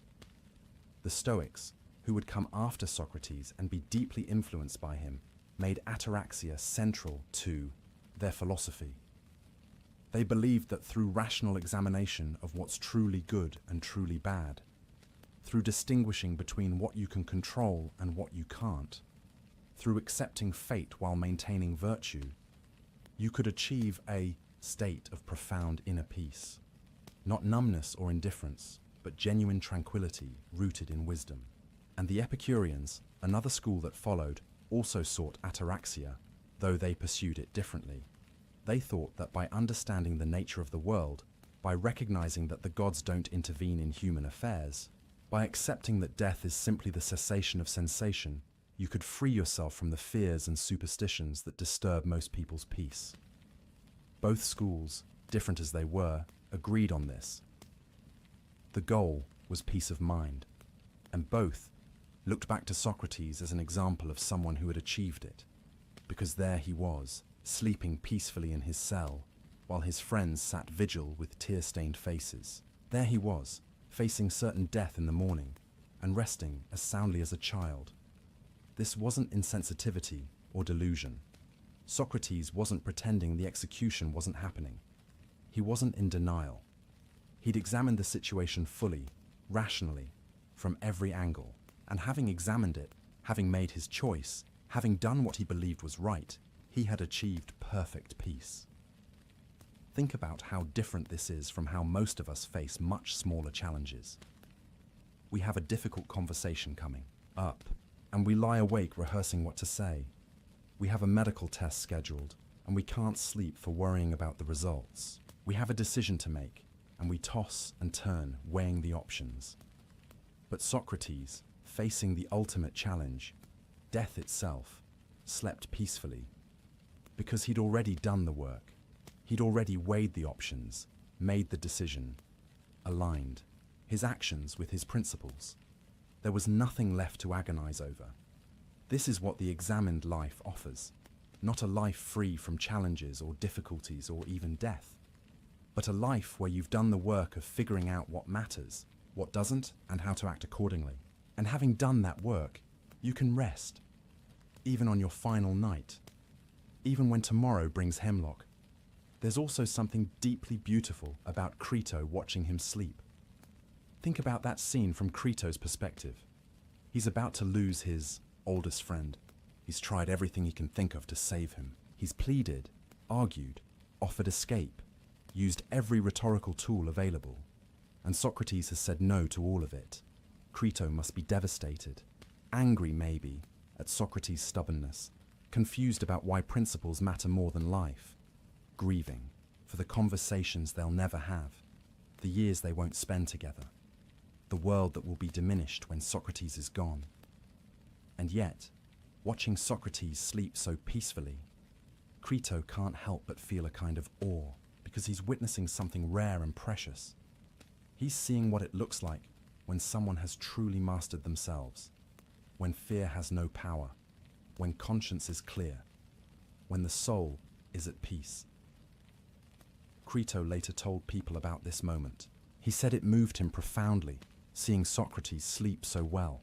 It confirmed something he'd always believed about his friend, but had never seen demonstrated so clearly. That Socrates had achieved a kind of wisdom that transcended normal human anxieties. And perhaps Crito also understood in that moment why Socrates had to refuse the escape. Because if Socrates had escaped, if he'd saved his body by compromising his principles, he wouldn't be able to sleep like this. He'd lie awake tormented by guilt, by the knowledge that he'd betrayed everything he believed in. He'd have his life, but he'd lose his peace. Better to die peacefully than to live in turmoil. Better to face tomorrow with a clear conscience than to escape into years of regret. This is what Socrates had tried to explain to Crito during their conversation, that there are things worse than death. That living as a hypocrite, betraying your principles, corrupting your soul, these are the real disasters. Death is just a transition, probably a good one. But spiritual corruption, moral compromise, the death of integrity, that's the real death, and it's one you have to live with every day afterward. Socrates had chosen to keep his soul intact, and because of that choice, he could sleep. His body might die tomorrow, but his soul was healthy, strong, at peace, and in the hierarchy of values he'd spent his life articulating, that was what mattered. There's a parallel worth noting here with something Socrates had said years earlier about sleep and death. He'd described dreamless sleep as one of the most pleasant experiences a person can have. The kind of sleep where you close your eyes and open them, and it feels like no time has passed, no dreams have occurred, just pure, undisturbed rest. He'd said that if death was like that, eternal, dreamless sleep, it would be wonderful. Think about your best night of sleep ever. Deep, restorative, peaceful, no nightmares, no waking, just perfect rest. If death is that, infinitely extended, how is that frightening? And now, on his final night, Socrates was experiencing exactly that kind of sleep. Deep, dreamless, peaceful. Was this a preview, a taste of what death might be like? If so, it was nothing to fear. It was actually quite pleasant. Or maybe, if death turned out to be continuation rather than cessation, the peaceful sleep was Socrates' way of showing that he had no fear of that possibility either. He wasn't staying awake fretting about the afterlife, worrying about judgment or punishment, or whether he'd measure up. He'd lived well. If there was an afterlife with judgment, he was ready for it. Either way, he could rest. And rest he did. There's something else worth considering about sleep as a metaphor for death. Sleep is a kind of daily death, isn't it? Every night, we lose consciousness. We cease to be aware of the world around us. We're vulnerable, helpless, essentially dead to the waking world for hours at a time. And yet we do this willingly, eagerly even. We look forward to sleep. We crave it when we're tired. We create comfortable beds and quiet rooms specifically to facilitate sleep. We don't lie awake thinking, if I go to sleep, I'll lose consciousness and that's terrifying. We just sleep. Why? Because we've done it before, because we wake up refreshed, because sleep is natural and necessary and good. Socrates might have been thinking about this parallel. If we can trust sleep, this daily mini-death, why can't we trust death, the final sleep? If every night we surrender consciousness without fear, why should the final surrender be different? Unless, of course, death isn't sleep at all, but awakening. In which case, Socrates would wake from this final night into something even more interesting than another day in Athens. He'd wake into whatever reality lay beyond the physical world. And that prospect didn't frighten him either. It intrigued him, so he slept. Peacefully, deeply, without worry or fear or regret. The sleep of someone who has lived well and is ready for whatever comes next. And as the night passed, as the stars wheeled overhead and the moon set and the first grey light of dawn began to touch the horizon, Socrates slept on, his breathing steady, his face calm, no nightmares troubling him, no anxiety keeping him awake. Crito sat watching, perhaps dozing himself occasionally, then waking with a start to check if Socrates was still there, still breathing, still with him for a few more hours. And when the sun finally rose, when the light grew strong enough to fill the cell, when the sounds of Athens waking began to filter through the small window, Crito still couldn't bring himself to wake his friend. Let him have this last bit of peace, this final deep sleep. Let him rest as long as possible before the day's grim business begins. But eventually, sounds came from outside the cell. Footsteps, voices, the guards moving about, the prison official who would oversee the execution preparing for his duties. The morning was advancing. The ship from Delos must have arrived, or would arrive soon. It was time. Time for Socrates to wake. Time for the final conversations, the final preparations, the final hours. Crito leaned forward. He probably put his hand on Socrates' shoulder gently. "Socrates," he said quietly. "It's morning. It's time to wake up." And Socrates opened his eyes, not startled or disoriented, but calmly, as one wakes from a good night's sleep. He looked at Crito. Maybe he smiled slightly. "Good morning, my friend," he might have said. "Is it time?" "Yes," Crito answered, and his voice probably broke a little. "It's time." Socrates sat up, stretched perhaps, oriented himself to the day, his last day, and according to every account we have, he greeted it with the same calm he'd shown the night before. No panic, no last-minute regrets, no breakdown or crisis, just acceptance, readiness, peace, because he'd slept well. He'd rested. His conscience was clear, his principles intact, his soul at peace. Whatever this day brought, he was ready for it. The examined life had given him this gift, the ability to face his final morning with tranquility, to wake from peaceful sleep into the day of his death without fear. And that gift, that profound, inner peace in the face of ultimate loss, was the culmination of everything he taught and lived. It was proof that philosophy wasn't just words, wasn't just clever arguments and abstract principles. It was something real, something powerful, something that could sustain you even when everything else was being taken away. Socrates had slept peacefully on his final night. And in doing so, he demonstrated something extraordinary about what human beings can achieve when they live deliberately, examine thoroughly, and choose virtue over everything else. He'd shown that death, the thing we fear most, can be faced without terror. That life, even when it's about to end, can still be lived with grace. That the soul, properly tended, can remain at peace even when the body faces destruction. He'd shown, in the simplest and most profound way possible, what the examined life makes possible. And now, as morning light filled his cell and his final day began, he would show one more thing: how to die well, how to face the end with dignity, with courage, with philosophical grace. But before we get to that final scene, we need to understand what Socrates believed about death itself. We need to explore his two possibilities in depth: the dreamless sleep or the journey to another realm. We need to understand why neither option frightened him, and what that tells us about how to think about our own mortality. Because Socrates' peaceful sleep was rooted in his philosophical understanding of death. And that understanding, radical in its time and still challenging today, is the key to everything that follows.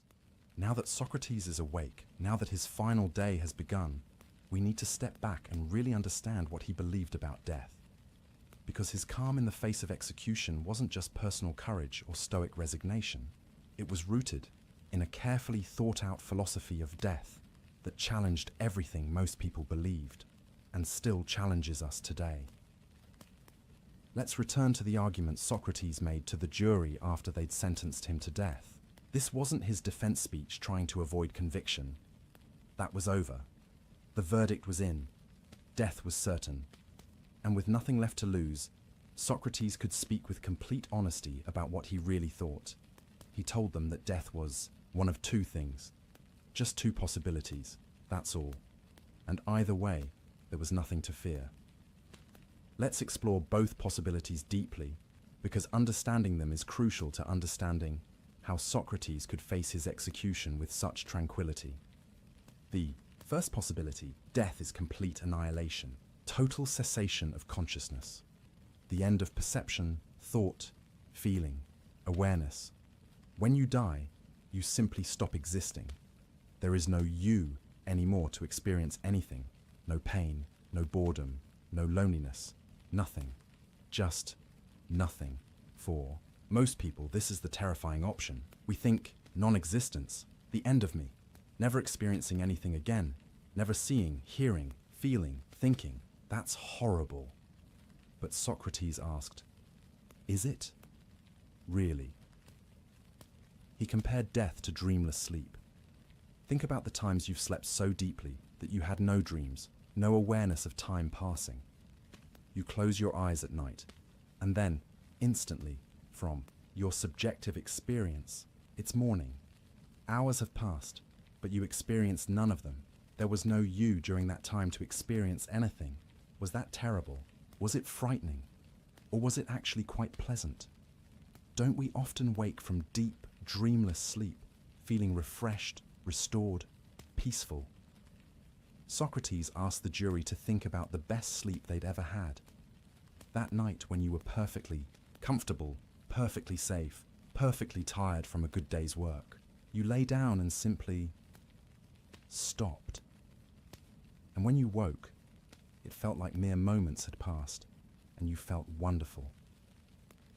Now, he said, compare that single night of perfect sleep to all the other days and nights of your life. Days filled with worry, pain, frustration, disappointment. Nights of anxiety, bad dreams, restless tossing. Even your best days, aren't they filled with needs and wants and efforts and struggles? If you had to choose between one more night of perfect, dreamless sleep and one more day of ordinary life with all its troubles, which would you choose? When you frame it that way, Socrates suggested, death as annihilation starts to look less like a tragedy and more like a gift. It's eternal rest, perfect peace, freedom from all suffering, all anxiety, all the exhausting business of being alive and conscious. You won't be bored because you won't exist to be bored. You won't miss anything because you won't exist to miss it. You won't regret the loss of consciousness because you won't be conscious to feel regret. It's not like being trapped in a dark room aware of your confinement. It's just not being. And not being has no experience of itself. Think about this carefully, because it's a radical reframing of death. We fear death as a loss, the loss of everything we are, everything we have, everything we might experience. But loss is something that happens to someone. You can only lose something if you exist to experience that loss. If death is annihilation, there's no you left to experience the loss. The loss happens to your loved ones, certainly.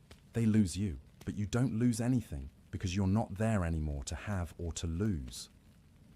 Socrates was essentially arguing that fearing death as annihilation is philosophically incoherent.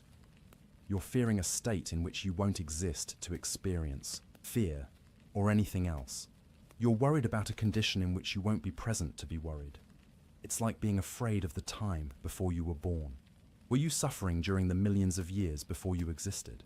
Were you anxious about not being alive yet? Of course not. You weren't there to suffer or be anxious. Death as annihilation is just returning to that state. And that state wasn't bad. It wasn't anything at all. The Roman philosopher Lucretius, who was influenced by Greek thought, put it beautifully a few centuries after Socrates. He said, "Why should we fear death? When we exist, death is not present. And when death is present, we do not exist. Death is nothing to us." Socrates anticipated this argument. If death is nothing, if it's just the cessation of being, then it's not something to fear. At worst, it's neutral. At best, it's the most perfect rest you could ever have. But Socrates didn't stop there, because there was a second possibility. What if death isn't annihilation? What if consciousness continues?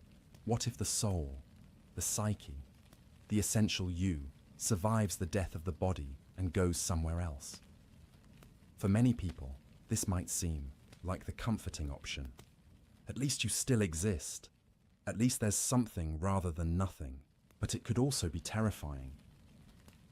What if you go to a place of punishment? What if you're judged and found wanting? What if the afterlife is worse than this life? Socrates addressed these concerns head-on, and his answer reveals something beautiful about how he understood justice, virtue, and the nature of reality itself.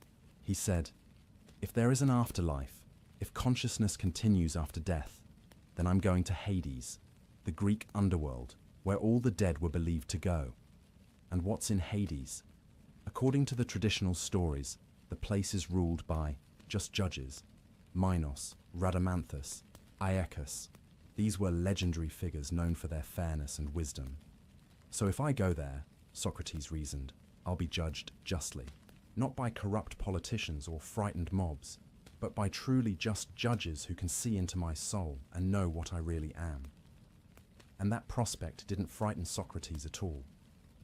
In fact, it excited him, because he believed he'd lived a good life, not a perfect life. He never claimed perfection, but a life devoted to virtue, to truth-seeking, to helping others examine their lives. If his soul was going to be judged by truly just judges, he was confident the judgment would be fair. Think about what this reveals. Socrates wasn't afraid of divine judgment because he had examined his own life thoroughly. He knew himself. He'd spent 70 years questioning his own motives, examining his own actions, checking whether he was living according to his principles. He wasn't perfect, but he was honest, and he believed that genuine, examined honesty was what mattered. If you've spent your life lying to yourself, pretending to be virtuous while acting viciously, then yes, you should fear judgment, because judgment will reveal the truth you've been hiding from. But if you've lived the examined life, if you've been honest with yourself about your flaws and worked to improve, if you've tried genuinely to be good rather than merely to appear good, then judgment is nothing to fear. It's just truth-telling, and truth is what philosophers seek. So that was Socrates' first reason not to fear an afterlife with judgment. He'd lived well enough that he had nothing to hide from just judges. But there was more. There was something that excited him about the possibility of an afterlife, something that made him almost eager for death if this was what awaited him. All the dead are in Hades. All of them.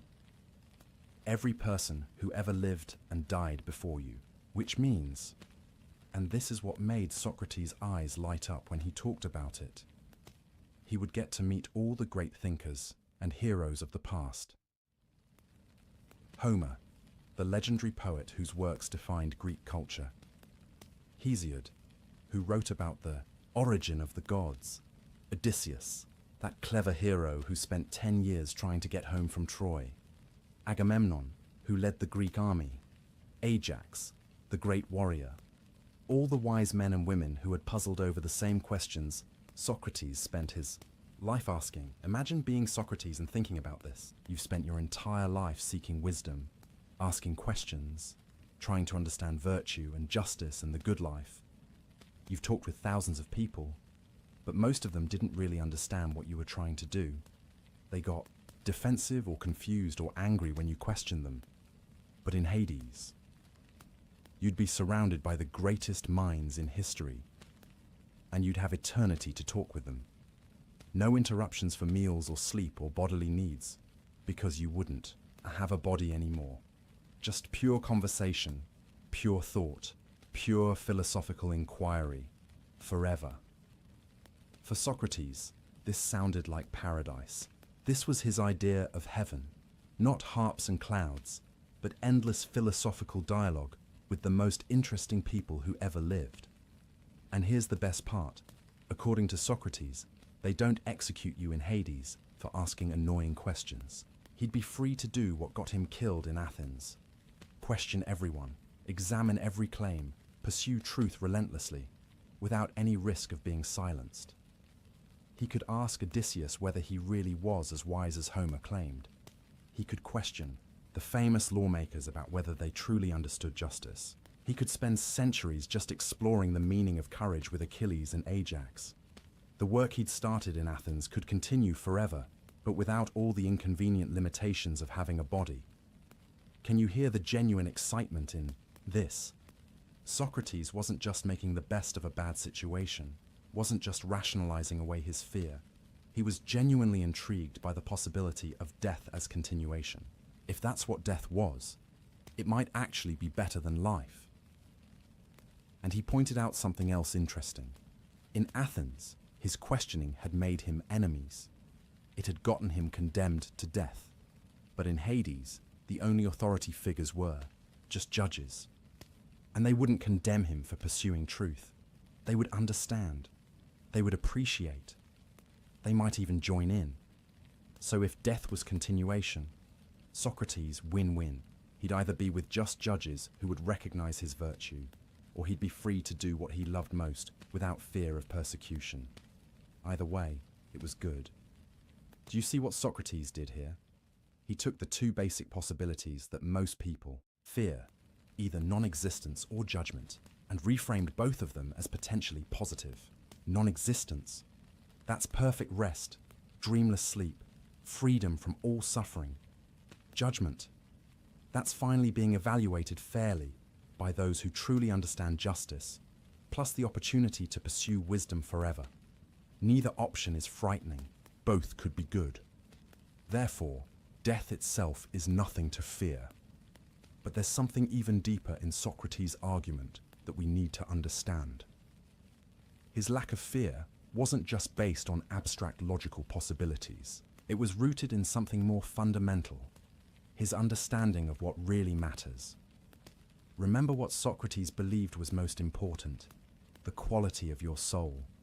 Not your body, not your possessions, not your reputation, your soul, your character, your virtue, your wisdom. That was what really mattered, what really defined who you were. And here's the crucial point. Death can't touch that. If death is annihilation, then yes, your soul ceases to exist along with everything else. But in that case, there's no you left to regret it or suffer from it. And before you cease to exist, your soul was good. You lived well. The quality of your existence while it lasted was high. That's what mattered. If death is continuation, then your soul is literally all you take with you. Your body gets left behind. Your possessions stay in Athens. Your reputation is in the hands of whoever wants to gossip about you. But your soul, your character, your wisdom, everything you've cultivated through examination and effort that goes with you, that's yours forever. So either way, having invested in your soul rather than in external things, you're prepared. You've put your energy into the one thing that either doesn't matter if you cease to exist, or is all that matters if you continue to exist. This is why Socrates could say that a good person has nothing to fear from death. Not because good people get special treatment or divine protection, but because if you've cultivated your soul, if you've lived virtuously, if you've examined your life and found it good, then you've prepared for either possibility. The person who has spent their life accumulating wealth, death takes that away. The person who has invested everything in their body, their beauty, their strength, their physical pleasures, death destroys that. The person whose entire identity is wrapped up in their social status or their career or other people's opinions of them, death strips all of that away. But the person who has cultivated virtue, who has gained wisdom, who has developed their character, death can't touch any of that. It either preserves it eternally or ends everything, including the capacity to suffer, loss. This is the genius of Socrates' philosophy of death. It's not wishful thinking or blind faith. It's a careful analysis of possibilities, combined with a clear understanding of what's valuable. If you value things that death can take away, you'll fear death. If you value the one thing death either preserves or makes irrelevant, you won't fear death. It's almost that simple. Of course, Socrates acknowledged that he didn't know which possibility was true. He couldn't know. No one who was alive could know for certain what happened after death. That was one of the few things he was absolutely certain of, his own ignorance about death's true nature. But that's the point. He didn't need to know. He'd examined both possibilities, thought them through carefully, and found that neither was frightening. So death itself, whatever it turned out to be, held no terror. This is the examined life applied to the ultimate question. Instead of just inheriting fears about death from culture or religion or other people, Socrates examined those fears. He looked at what death might actually be, thought through the implications of each possibility, and realized that there was nothing there that should frighten a person who had lived well. And this brings us back to why he could sleep peacefully that final night. He wasn't in denial about death. He wasn't pretending it wasn't happening or suppressing his fear. He had genuinely examined death, understood it as well as anyone could, and concluded that it was, at worst, nothing, and, at best, wonderful. So, why not sleep? Why lie awake worrying about something that might be perfect rest, or might be the greatest adventure? Why fear losing consciousness when that's either the end and thus not fearful, or the beginning of something better? The examined life had given him this gift. The ability to think clearly about death without panic, to analyze it rationally, to strip away the culturally inherited fears and see what was really there. And what was really there was either nothing or something good, not much to lose sleep over. But we need to be honest about something. This works if, and only if, you've lived well. Socrates' calm in the face of death was rooted in his confidence that he'd cultivated his soul, that he'd lived virtuously, that he had nothing to be ashamed of before just judges. What if you haven't? What if you've spent your life pursuing wealth and power and pleasure? What if you've betrayed your principles for comfort? What if you've harmed others for personal gain? What if you've lived unexamined, driven by appetites and fears rather than reason and virtue? Then death becomes terrifying. Because if it's annihilation, you've wasted the only existence you had. You spent your one life accumulating things that don't matter, neglecting the one thing that does, your soul. And if it's continuation with judgment, then you face an accounting that you're not prepared for. You've built a soul that's corrupt, weak, driven by base desires rather than wisdom. And that's what you take with you into eternity. Socrates' philosophy of death is comforting, but it's not cheap comfort. It's not, everyone goes to heaven regardless of how they lived. It's, if you live well, examining your life and cultivating virtue, then death holds no terror because you've invested in what matters. The comfort comes from the work. The peace comes from the examination. The fearlessness comes from the virtue. You can't fake it. You can't suddenly adopt this philosophy on your deathbed and expect it to work. It's the culmination of a lifetime of living examined, thinking clearly, choosing virtue over vice, soul over body, truth over comfort. Socrates could face death with calm because he'd spent 70 years preparing for it. Not intentionally preparing for this specific execution. He'd hoped to live longer, but preparing nonetheless, by living the kind of life that made death, whenever it came, nothing to fear. This is what the examined life offers. Not immortality, not escape from death, but the ability to face death without terror, to meet it with curiosity rather than dread, to see it as a friend rather than an enemy, because you've done the work. You've cultivated what matters, you've lived well, and whatever death brings, perfect rest or eternal conversation with the greatest minds in history, you're ready for it. That readiness, that peace, that freedom from fear, that's the gift of philosophy properly lived. That's what Socrates demonstrated in that prison cell. That's why he could sleep peacefully and wake calmly and face his final hours with grace. He'd examined death, found it good, and was ready to experience it. But before he would drink the hemlock, before the final moment came, there would be more conversations, more examinations, more demonstrations of how to live and die with wisdom. Because even in his final hours, Socrates had lessons to teach. There's an aspect of Socrates' philosophy that might seem strange to us, even troubling. But to understand why he could face death not just calmly, but almost eagerly, we need to explore it. This is the idea that the body is a kind of prison for the soul, and that death, which separates soul from body, is actually a liberation. Now, before we go further, we should be clear.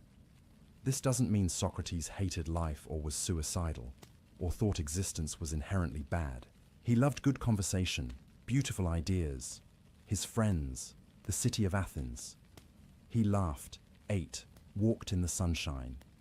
He appreciated life, but he also believed that the body was, in many ways, an obstacle to what he really wanted to do. And what he really wanted to do was think clearly, pursue wisdom, understand truth. Let's explore this idea carefully, because it's central to understanding his philosophy of death. Think about your typical day. How much of it is consumed by the needs of your body? You wake up and within an hour or so, you're hungry. You need breakfast. Then you need to clean yourself, shower, brush your teeth, attend to basic hygiene. You need to dress yourself appropriately for the weather and social situation. Then, a few hours later, you're hungry again. You need lunch, and you need to go to the bathroom. And maybe you're getting tired. Your body needs rest, even though you just woke up a few hours ago. Or you're getting stiff from sitting, so you need to move around. Or you're cold, or hot, or thirsty, or experiencing some discomfort that demands attention. Then you need dinner, more bathroom trips, more adjustments to your environment to keep your body comfortable. And eventually, whether you want to or not, you need to sleep. Your body shuts down for approximately a third of your life, and there's nothing you can do about it. This is every single day. your body constantly interrupting, your mind with demands: feed me, rest me, warm me, cool me, empty me, scratch this itch, adjust this position. Pay attention to this pain. For most of us, this is just normal life. We don't think much about it. It's just how things are. But Socrates looked at it differently. He saw all these bodily needs as interruptions to what really mattered: thinking, learning, pursuing wisdom. He'd be in the middle of a fascinating philosophical conversation, and someone would say, "Socrates, let's continue this over lunch, I'm starving." The body's needs would interrupt the mind's work. Or he'd be lying awake at night, turning over a difficult philosophical problem, and his body would demand sleep. The very moment when he might be on the verge of understanding something important, his body would force unconsciousness on him. Or he'd want to spend hours thinking about justice, but his body would get sick or feel pain, or need to be somewhere else to earn money to feed itself. The body, from this perspective, is demanding and needy and constant. It requires maintenance the way a machine requires maintenance. Except, you can't just take a day off from maintaining your body. It needs attention every single day, multiple times per day, for your entire life. And that's when everything goes well. When your body is healthy and young and strong. As you age, the maintenance becomes even more demanding. Things hurt. Things stop working properly. You need more rest, more medical attention, more accommodation for increasing limitations. Socrates was 70 when he died, old by ancient standards, though not unheard of. He'd lived long enough to experience his body's decline, to feel things that used to be easy become difficult, to need more rest, to have less energy, to feel the body becoming less obedient to the will. And through all of this, his mind, his soul, remained sharp, still asking questions, still pursuing wisdom, still trying to understand, but increasingly trapped in a body that was wearing out. Now, contrast this with what Socrates imagined consciousness without a body would be like. In his vision of the afterlife, if there was one, souls existed as pure mind, no bodies, no physical needs, no hunger or thirst or tiredness or pain, which meant no interruptions to thinking. You could pursue a philosophical question for as long as you wanted without needing to stop for lunch. You could have a conversation with Homer or Hesiod that lasted centuries without anyone needing to sleep. You could focus completely on ideas without any bodily discomfort distracting you. From Socrates' perspective, this sounded wonderful. This was what philosophy had been training him for all along. Life as pure thought, pure reason, pure consciousness, without all the messy biological needs getting in the way. This is why he said that philosophy was practicing for death. Not because philosophers were morbid or death-obsessed, but because philosophical practice was essentially learning to separate your soul from your body's demands, learning to think clearly despite physical discomfort, learning to prioritize mental cultivation over physical pleasure, learning to identify yourself with your mind rather than your body. Every time Socrates stood in the agora for hours, so absorbed in conversation that he forgot to eat, he was practicing this separation. Every time he endured physical hardship, in military campaigns without complaint, he was strengthening his soul's independence from his body's discomfort. Every time he chose to live in poverty rather than abandon philosophy, he was demonstrating that his soul's health mattered more than his body's comfort. He was training himself to be essentially less attached to his body, less identified with it, less controlled by its needs and wants and demands. And this training, this lifelong practice, was what made death less frightening, because death was just the final and complete version of what he'd been practicing all along. The ultimate separation of soul from body, the final liberation from physical demands. Now, we need to be careful here. There's a version of this philosophy that can become unhealthy, the idea that the body is evil, that physical pleasure is wrong, that we should punish or deny our bodies. That's not what Socrates was teaching. He wasn't an ascetic who tortured his body or denied it all pleasure. He ate when he was hungry. He appreciated good food when it was offered. He had a family, which implies physical intimacy. He wore simple clothes, but he wore clothes. He went barefoot, but not because he thought feet were evil, more likely because it was comfortable for him, and he didn't care about social conventions. The point wasn't that bodies are bad. The point was that bodies are temporary and demanding, while souls can be permanent and self-sufficient. So if you have to choose where to invest your limited time and energy, invest in your soul. Think of it this way. Imagine you're renting an apartment temporarily. You know you'll only be there for a year, maybe less. How much time and money do you put into renovating it? Probably not much.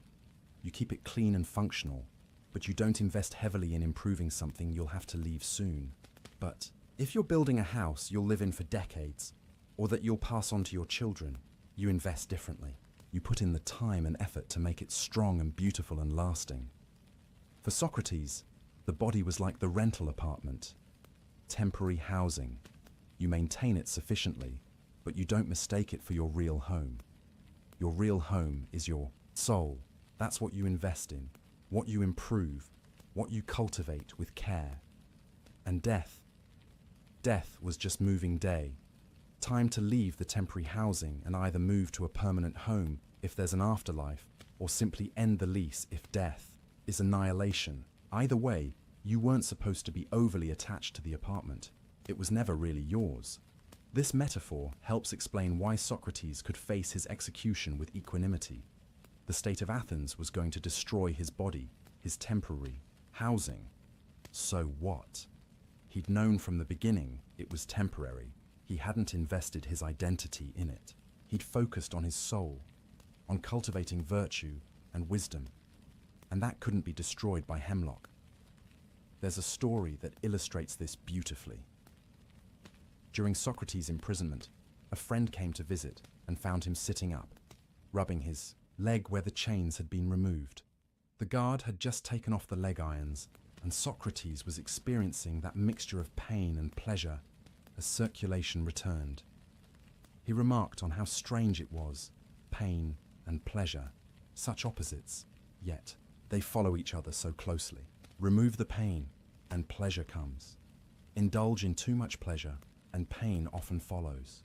They're bound together, these physical sensations. And then he made an offhand comment about how if someone were going to write a fable about pain and pleasure, they could describe them as two creatures that Zeus decided to tie together by their heads, so that wherever one goes, the other follows. This is revealing.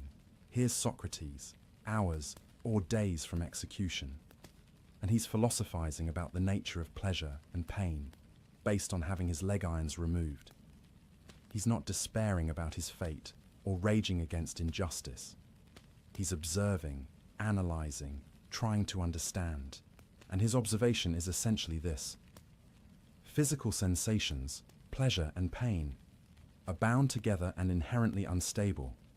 You can't have one without the other, but that's a feature of bodily existence, not of the soul. The soul, properly cultivated, can be at peace regardless of whether the body is experiencing pleasure or pain. This is what Socrates had achieved. His body was in prison, his body had been chained, his body would soon be poisoned. But his soul was free, free from the dominance of physical sensation, free from the tyranny of bodily needs, free from fear of bodily death. And this freedom, this independence of soul from body, was what philosophy had given him. It was what the examined life had cultivated. And it was what made death not just bearable, but, in a strange way, a culmination of everything he'd been working toward. Think about what death represented for Socrates. If his philosophy was right, if death was either annihilation or continuation as pure mind, then either way it meant freedom from the body's constant demands. No more hunger interrupting thoughts, no more tiredness forcing sleep when you want to think, no more pain distracting from philosophy, no more aging body limiting what you can do, no more biological needs determining how you spend your time. Just consciousness, just thought, just the soul, doing what it does best, thinking, understanding, pursuing wisdom, without any physical obstacles. For someone who had spent their entire life frustrated by the body's interruptions, this was genuinely appealing. Not because life was bad, but because this aspect of life, being bound to a needy, aging, mortal body, was finally ending. It's like being a painter who loves to paint, but whose hands are arthritic and painful. Every brushstroke costs something. The thing you love most is impeded by your physical condition. And then imagine someone offers you a way to paint without hands, to create directly from imagination without physical limitations. Wouldn't that be appealing? Not because you hate painting or hate life, but because you could finally do what you love without the physical impediments. That's how Socrates thought about death. He loved wisdom, loved philosophy, loved thinking and understanding, and his body increasingly got in the way. Death promised either perfect rest, fine, he was tired anyway, or pure consciousness, even better, philosophy without physical limitations. This is radically different from how most of us think about death. We fear losing our bodies because we identify with them. We are our bodies, in our understanding, our experiences, our pleasures, our connections to the world, all mediated through our bodies. To lose the body is to lose everything. But Socrates had spent his life cultivating a different identity. He identified with his soul, his mind, his consciousness. His body was something he had, not something he was. And when you have that perspective, death becomes much less frightening. There's a deeper philosophical point here about suffering and happiness. Socrates believed that most human misery comes from being too attached to the body and its pleasures. We suffer when our bodies are in pain. We suffer when we can't have the physical pleasures we crave. We suffer when our bodies age and decline. We suffer when we compare our bodies to others and find them lacking. All of this suffering comes from over-identifying with the body, from thinking that bodily condition determines happiness. But what if it doesn't? What if happiness comes from the soul's condition, from wisdom, virtue, integrity, self-knowledge? Then physical suffering becomes much more bearable. Not because it doesn't hurt, it does, but because it doesn't threaten what really matters. Your body can be uncomfortable, imprisoned, even dying, and your soul can still be at peace. This was Socrates' lived experience in that prison. His body was confined, awaiting execution, but his soul was free. He spent his final days having fascinating conversations, thinking through difficult problems, teaching and learning and doing what he loved most. The prison couldn't confine what really mattered, and the hemlock would soon kill his body. But his soul, if it continued, wonderful. If it didn't, he wouldn't be there to regret it. Either way, the hemlock was powerless against what truly mattered. This is the ultimate freedom that Socrates' philosophy offered. Freedom from the fear of bodily death, because you've learned to distinguish yourself from your body. Freedom from dependence on physical circumstances for happiness, because you've cultivated something interior that circumstances can't touch. It's not easy to achieve. It takes a lifetime of practice, of examination, of choosing soul over body, again and again. But for someone who does achieve it, death loses its sting. The body might be a prison, but the soul can be free. And death? Death was just the prison door opening. Socrates was ready to walk through that door. Not because he hated the prison, but because he'd never really been imprisoned in the first place. His soul had been free all along, and death would just make that freedom complete and obvious. In a few hours, he would demonstrate this one final time. He would show his friends that a man who has cultivated his soul can face bodily death with grace, with calm, with philosophical clarity. He would prove that the body's death is not the person's death, or at least not the death of what really matters. But we're not quite there yet. We have a few more things to understand about those final hours, about the people who gathered to say goodbye, about the conversations that happened, and the children who came to see their father one last time. Because even as Socrates prepared to demonstrate his philosophy of death, he remained fully human, a father, a friend, a teacher, a man saying farewell to the life he had loved, even as he welcomed what came next. The sun is climbing higher now.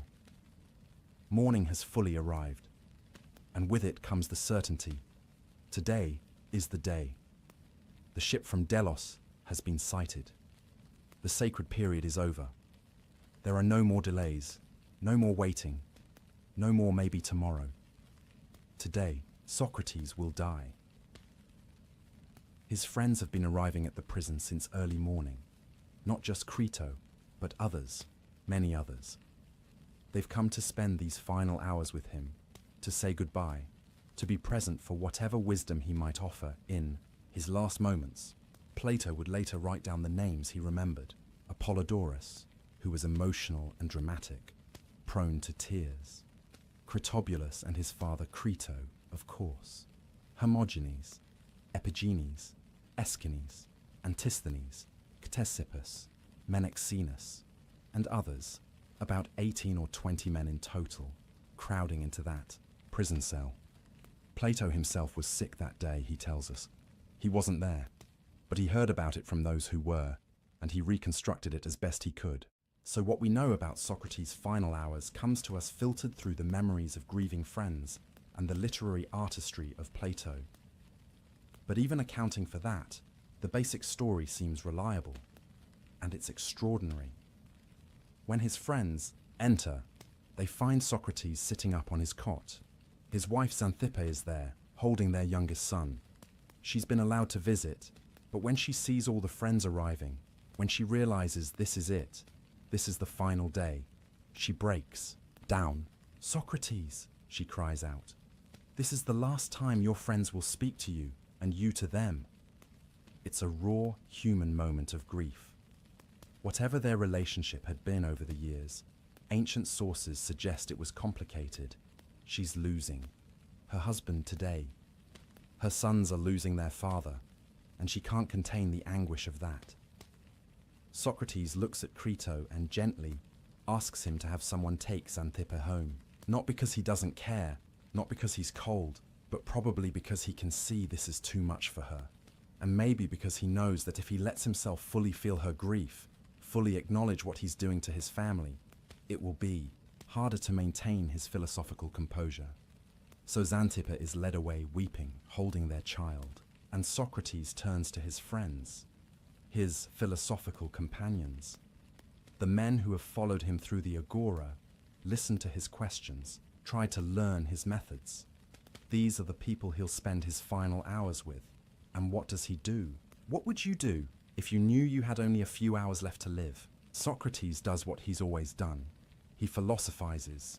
He asks questions. He pursues truth. Even now, especially now, he demonstrates what it means to live the examined life until the very end. They talk about the soul, about whether it's immortal, about what happens after death. The conversation goes deep. Plato reconstructed it later as the dialogue called Phaedo, and it's one of the most beautiful and philosophically rich texts we have.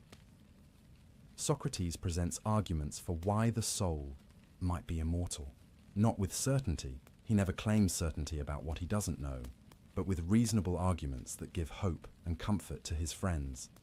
He talks about how the soul might be like a harmony, or perhaps not like a harmony. He considers whether opposites come from opposites, whether life comes from death as death comes from life. He discusses the theory of recollection, the idea that learning is really remembering what the soul knew before birth. His friends raise objections. They question his arguments.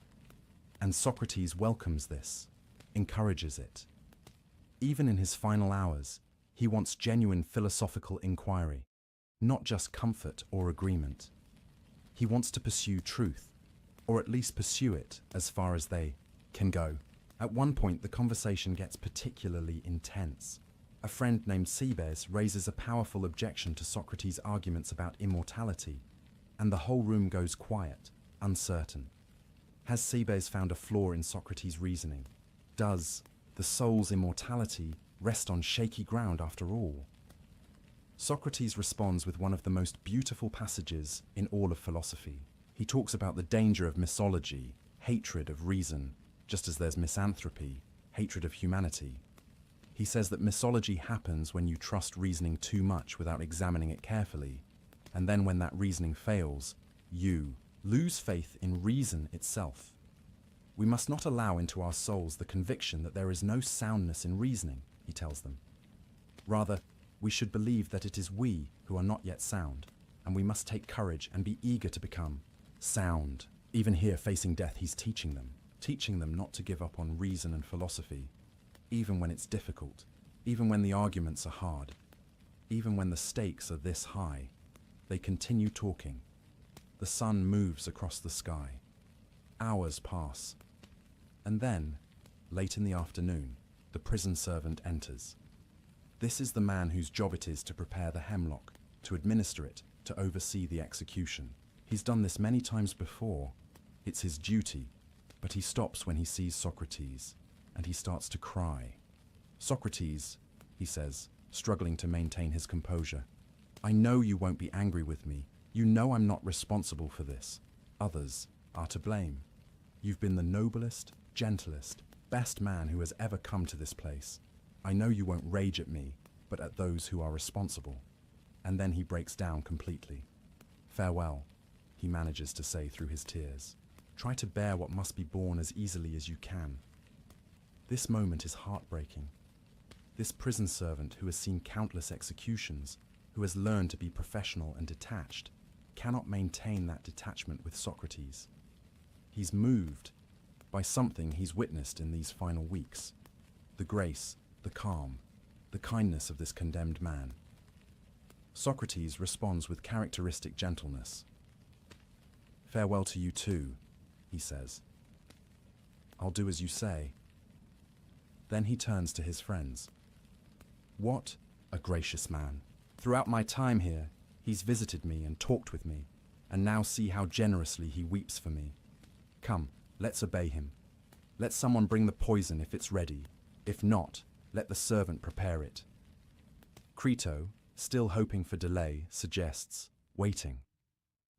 "The sun is still on the mountains, Socrates. It hasn't set yet.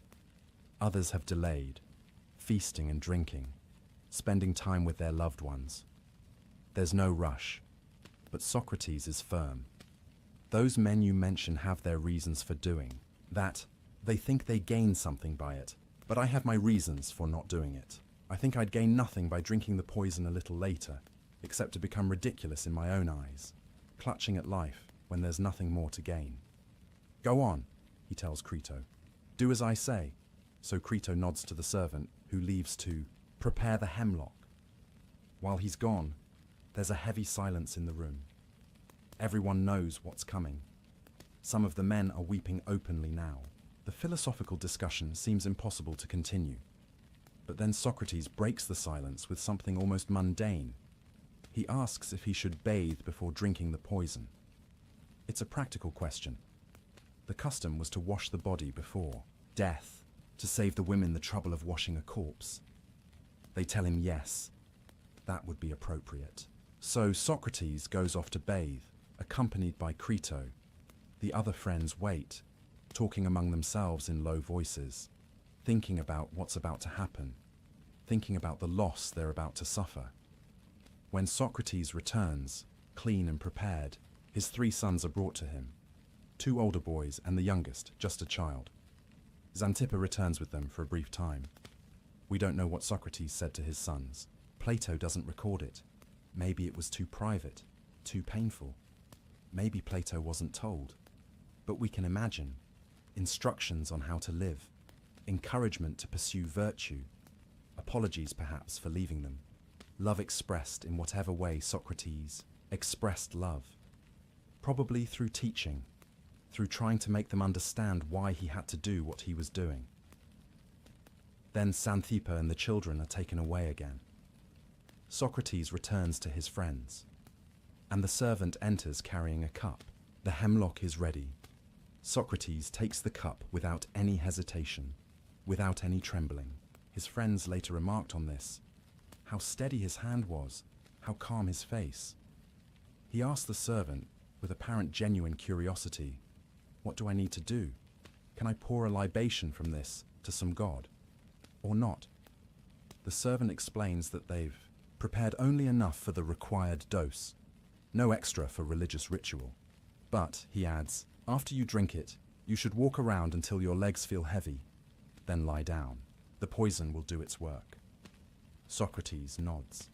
Then he says something that reveals his true feelings beneath the philosophical calm. But surely, it's permitted to pray to the gods that my journey from this world to the next will be fortunate. That's my prayer. May it be so. And he raises the cup and drinks it.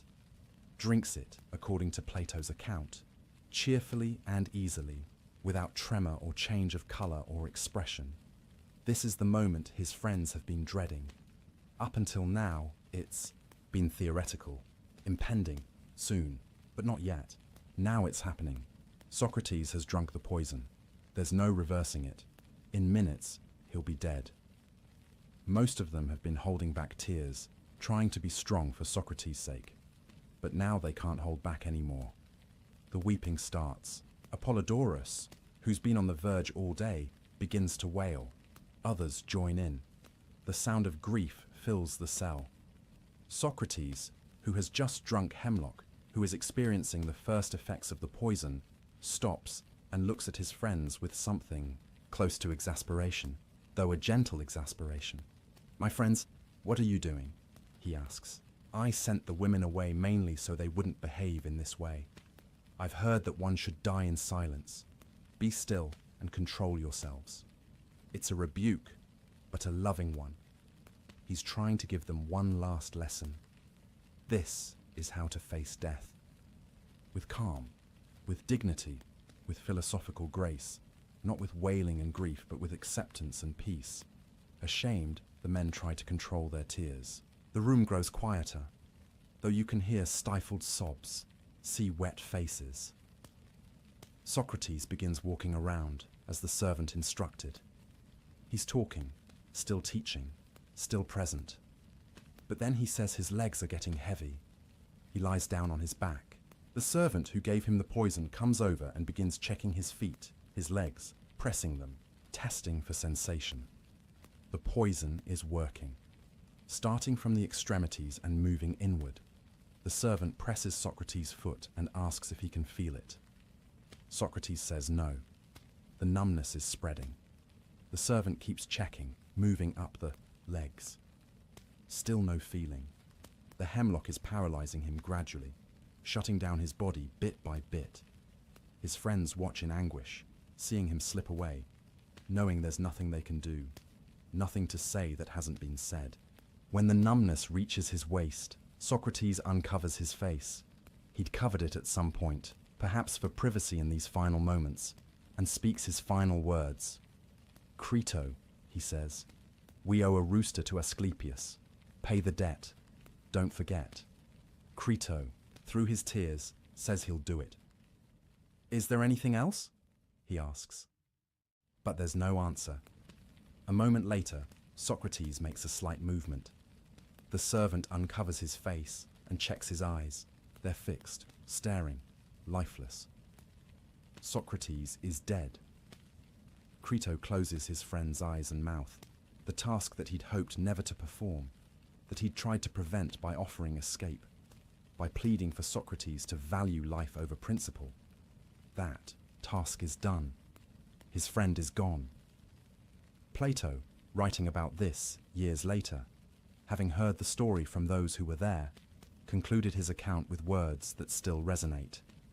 "Such was the end of our friend, a man who, we would say, was of all those we have known the best, and also the wisest and most just." The prison cell was quiet now, except for the sound of men weeping. The greatest philosopher Athens had produced lay dead on a cot, his body still, his final words a cryptic instruction about paying a debt to the god of healing.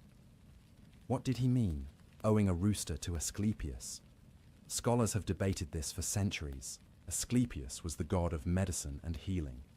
You sacrificed to him when you recovered from illness. So was Socrates saying that death was a healing, a cure for the disease of life? Was he suggesting that life itself was an illness, and death the recovery, or was it simpler?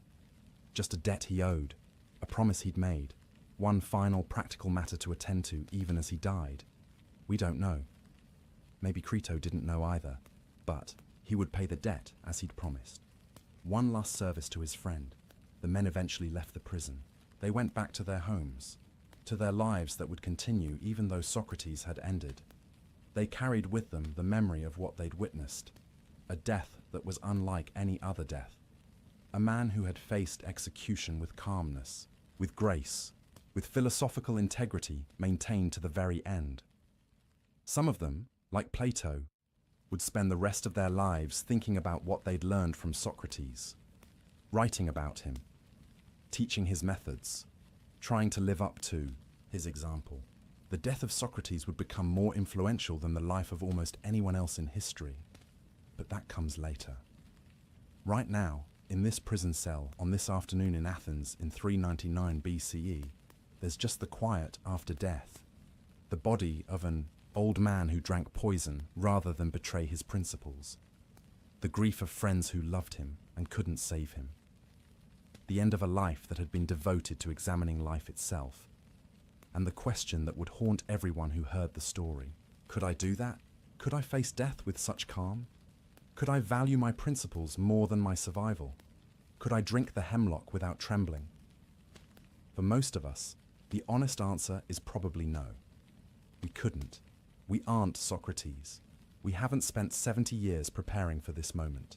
We haven't examined our lives so thoroughly, cultivated our souls so completely, achieved such clarity about what matters and what doesn't. But maybe that's the point.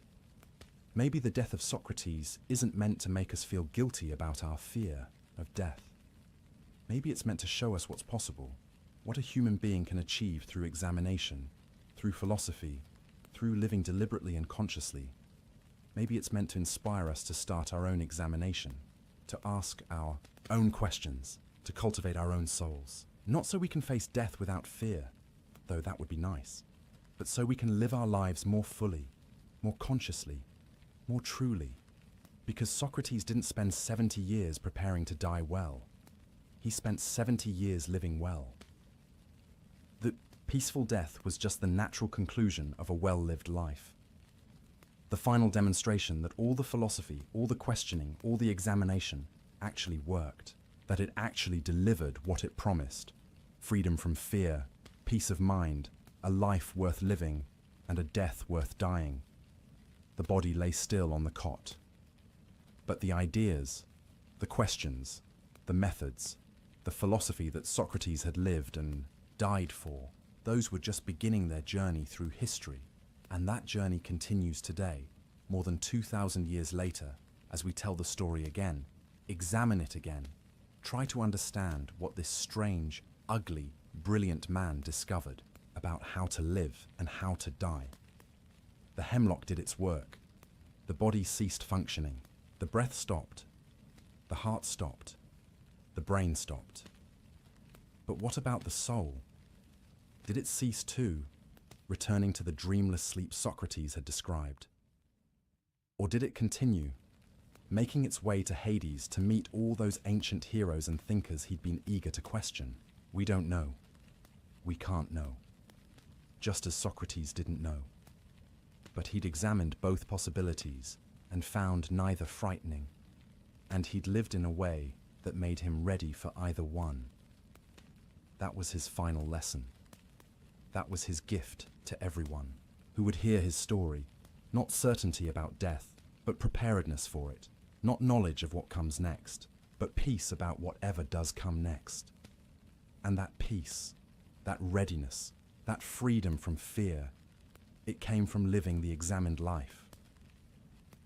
The sun was setting now on Athens. The light that had filled the prison cell was fading. Soon it would be dark. But something was just beginning to dawn. The news of Socrates' death spread through Athens quickly. By evening, everyone knew. The strange old philosopher who questioned everyone, who had been convicted of corrupting the youth and disrespecting the gods, had drunk the hemlock. He was dead. For his enemies, it must have been a relief. The gadfly was finally silenced. The questioner who had made them look foolish, who had exposed their ignorance, who had turned young men against traditional values. He was gone. Athens could return to normal now. But they were wrong, profoundly wrong, because Socrates' death didn't end his influence. In many ways, it was just the beginning. Think about what would have happened if Socrates had escaped, if he'd fled to Thessaly, as Crito had begged him to do. He would have lived a few more years, perhaps. He could have continued teaching in exile. Some students might have followed him, but he would have been diminished.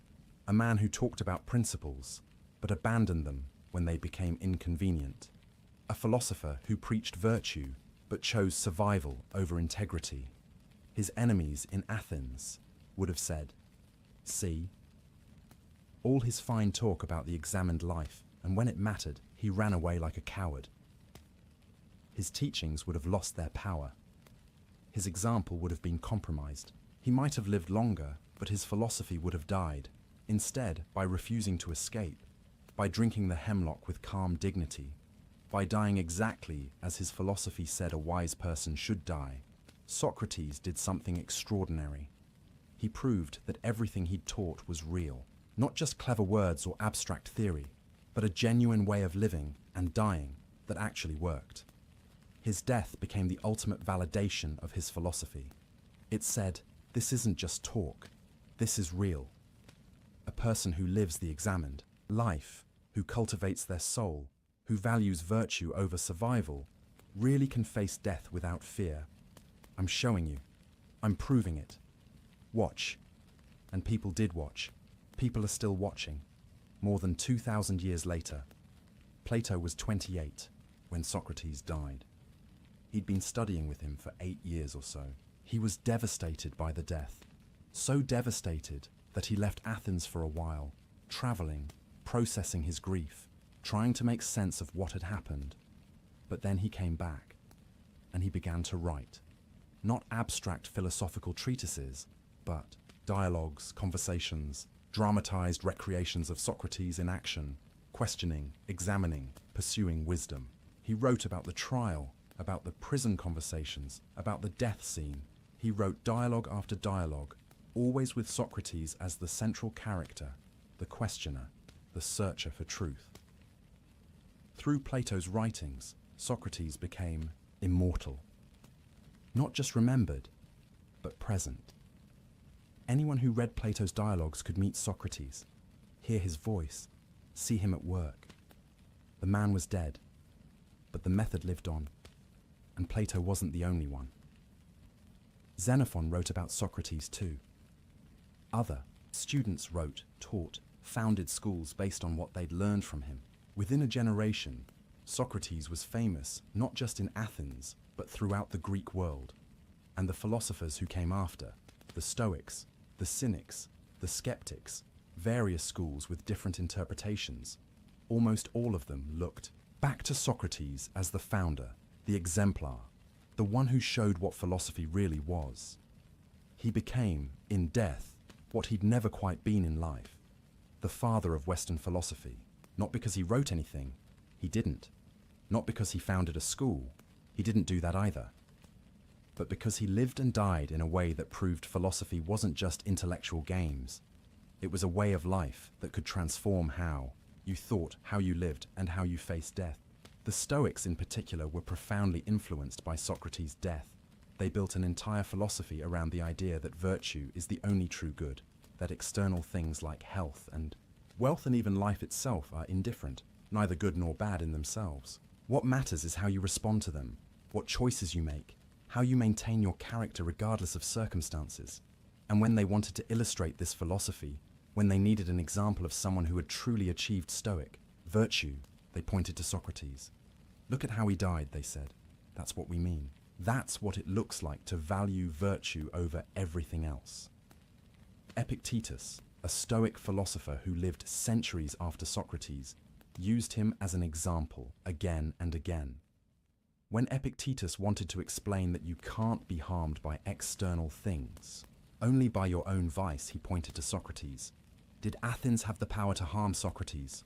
No, It could kill him, but it couldn't harm him. The harm would have come only if he'd betrayed himself by escaping. The cynics, who rejected conventional society and lived with radical simplicity, also looked to Socrates. They saw in him someone who cared nothing for wealth or status or comfort, who lived according to reason and virtue alone. Even the Epicureans, who disagreed with much of Socratic philosophy, respected his death. Their whole philosophy was about achieving tranquility by understanding that death is nothing to fear. And Socrates had demonstrated that tranquility perfectly. So Socrates' death became a touchstone for all of Greek and Roman philosophy. Different. Schools interpreted him differently, claimed him as their predecessor, argued about what he really meant. But they all agreed on one thing: his death mattered. It showed something important about how a philosopher, how any wise person, should face mortality.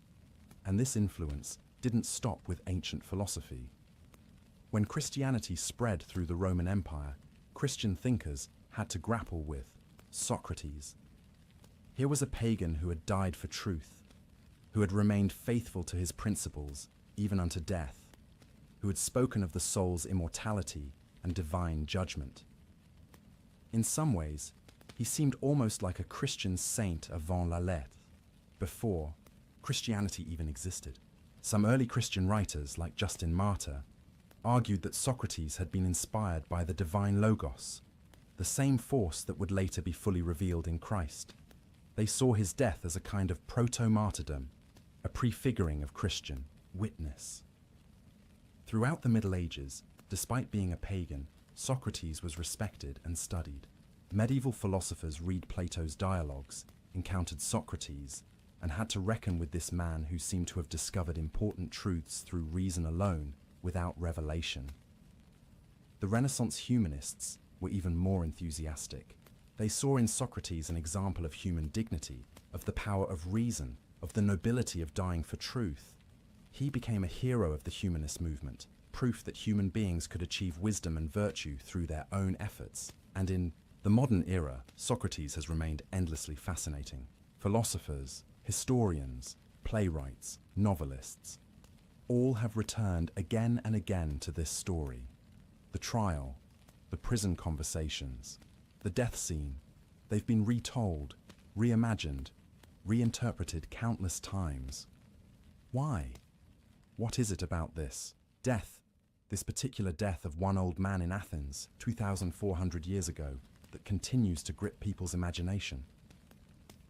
Part of it is surely the drama. It's a great story. The unjust accusation, the dignified defense, the refusal to escape, the calm. Death. It has all the elements of tragedy, except Socrates himself doesn't seem to experience it as tragic. He's at peace. That paradox is fascinating. But it's more than just dramatic. Socrates' death asks us a question that never gets old, never becomes irrelevant. What would you die for? What principles? What values? What truths matter enough to you that you choose death rather than betray them? Most of us, if we're honest, don't have a good answer to that question. We'd like to think we have principles we'd die for. But we're not sure. We haven't been tested. We hope we never will be. Socrates shows us what it looks like when someone actually faces that test and passes. When someone really does value their soul more than their body, truth more than survival, integrity more than life itself.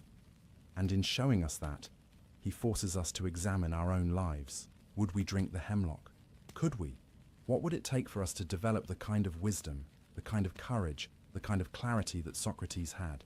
This is why the death of Socrates is still taught in philosophy classes, still referenced in ethical discussions, still appearing in books and films and plays, because it represents something we aspire to, even if we doubt we could achieve it. It represents the examined life taken to its logical conclusion. It shows us what philosophy looks like when it's not just academic or theoretical, but actually lived, when it actually transforms how you face the ultimate test. But there's something else important about Socrates' legacy that we need to understand. His death didn't just validate his philosophy, it also changed what philosophy was, what philosophers did, how they understood their mission. Before Socrates, Greek philosophy was mostly about understanding the natural world. What is everything made of? How did the cosmos come into being? What are the fundamental elements? These were important questions, but they were external. They were about the world out there. Socrates changed the focus. He made philosophy about the self, about how to live, about virtue and the soul. He made it personal and practical. Philosophy wasn't just about understanding nature. It was about improving yourself, examining your life, becoming a better person. And he showed that this kind of philosophy had real stakes.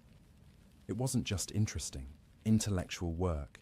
It was a way of life that could get you killed because it challenged power, exposed hypocrisy, questioned authority. But it was also a way of life that could give you a kind of peace and freedom that nothing else could. After Socrates, that's what philosophy became.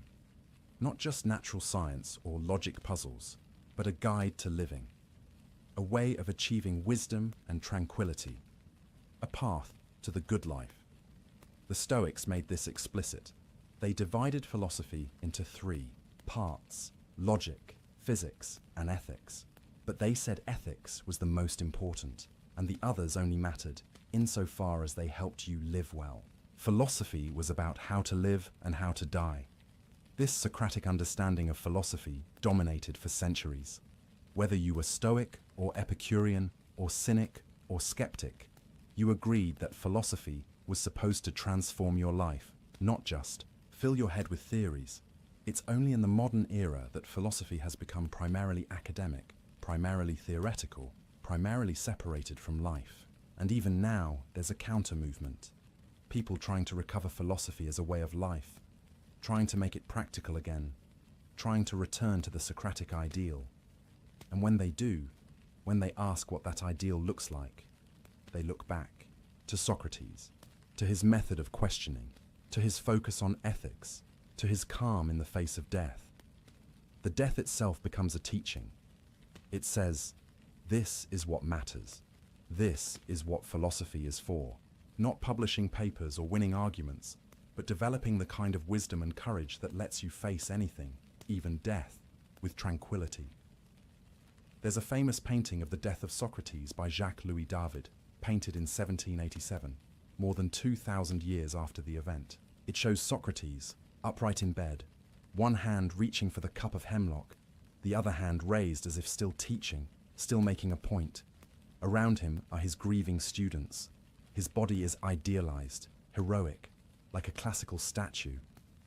It's not historically accurate. Socrates was 70 and probably didn't look that noble. But it captures something true about how his death has been remembered. As noble, as heroic, as a moment of supreme moral courage. That painting influenced how generations of people thought about death, about principle, about courage. It became an icon of the Enlightenment, of the power of reason, of the dignity of dying for truth. And it's just one of hundreds of artistic representations of Socrates' death. Sculptures, paintings, plays, operas, films. Artists keep returning to this moment, trying to capture it, to understand it, to show what it means, because it does mean something, not just historically, not just philosophically, but personally.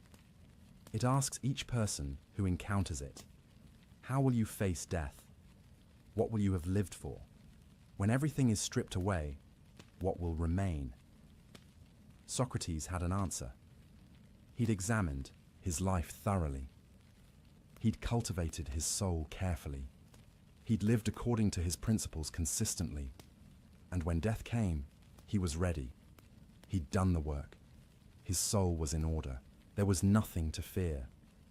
Most of us haven't done that work, haven't examined that thoroughly, haven't lived that consistently.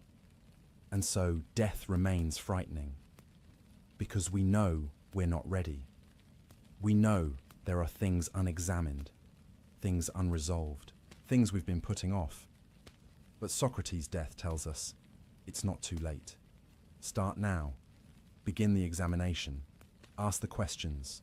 pursue wisdom, cultivate your soul, live deliberately, consciously, according to principles you've actually thought through. You probably won't have to drink hemlock. You probably won't be condemned to death by your city, but you will die someday. That's certain. And when that day comes, wouldn't it be better to face it as Socrates did? With calmness, with clarity, with a well-examined life behind you. That's the gift his death gave us. Not a formula for avoiding death. We can't. Not even certain knowledge about what happens after death. We still don't have that. But an example of how to face death when it comes. An example of a life well lived, a soul well cultivated, a death well met, and the knowledge that it's possible, that a human being really can achieve this, that through examination and philosophy and virtue, you really can develop the kind of wisdom that makes death nothing to fear. Socrates did it. We saw him do it. We have the testimony of his friends who were there, who watched him drink the hemlock without trembling, who heard his final words, who witnessed his peaceful end. It happened. It's real. It's possible. And that possibility has been inspiring people for 2,400 years, inspiring them to examine their own lives, to question their assumptions, to pursue wisdom over wealth, to value their souls over their bodies, to live deliberately, to prepare, not just for death, but for life, for living it fully, consciously.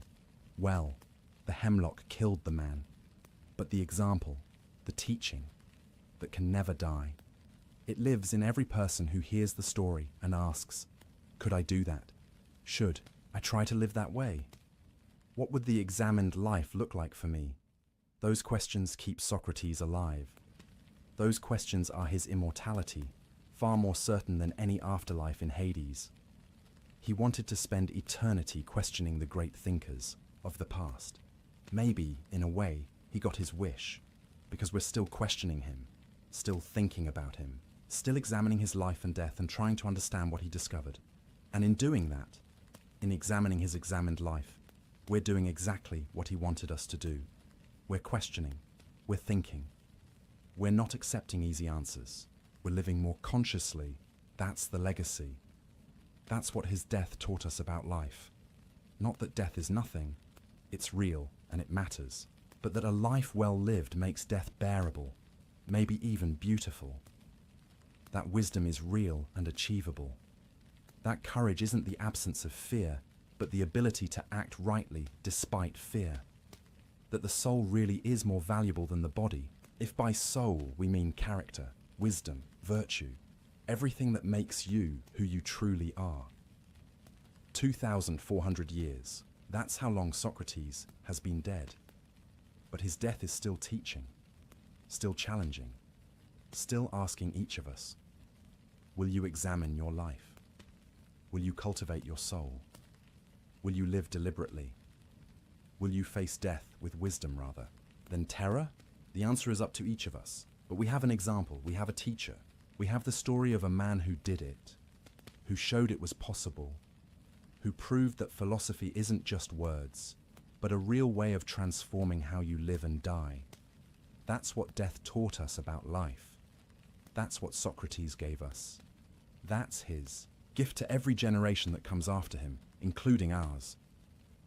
The body has been dead for millennia, but the soul, the teaching, the example, the questions, that's immortal, just as Socrates hoped it would be. So we've traveled with Socrates from his questioning youth to his peaceful death. We've examined his philosophy, understood his courage, witnessed his final moments. But now we need to ask, what does this mean for us? How do we actually live? With these insights, how do we practice what Socrates taught? Because that's what it is, a practice, not a belief system you adopt once and forget about, not a philosophy you agree with intellectually, but never apply. A practice, something you do regularly, intentionally, as a way of life. Let's talk about what it means to live with death in mind, not morbidly, not obsessively, but consciously, the way Socrates did. The Stoics, who learned so much from Socrates, had a specific practice for this, They called it memento mori. Remember that you will die. It sounds grim, it sounds depressing, but they didn't mean it that way at all.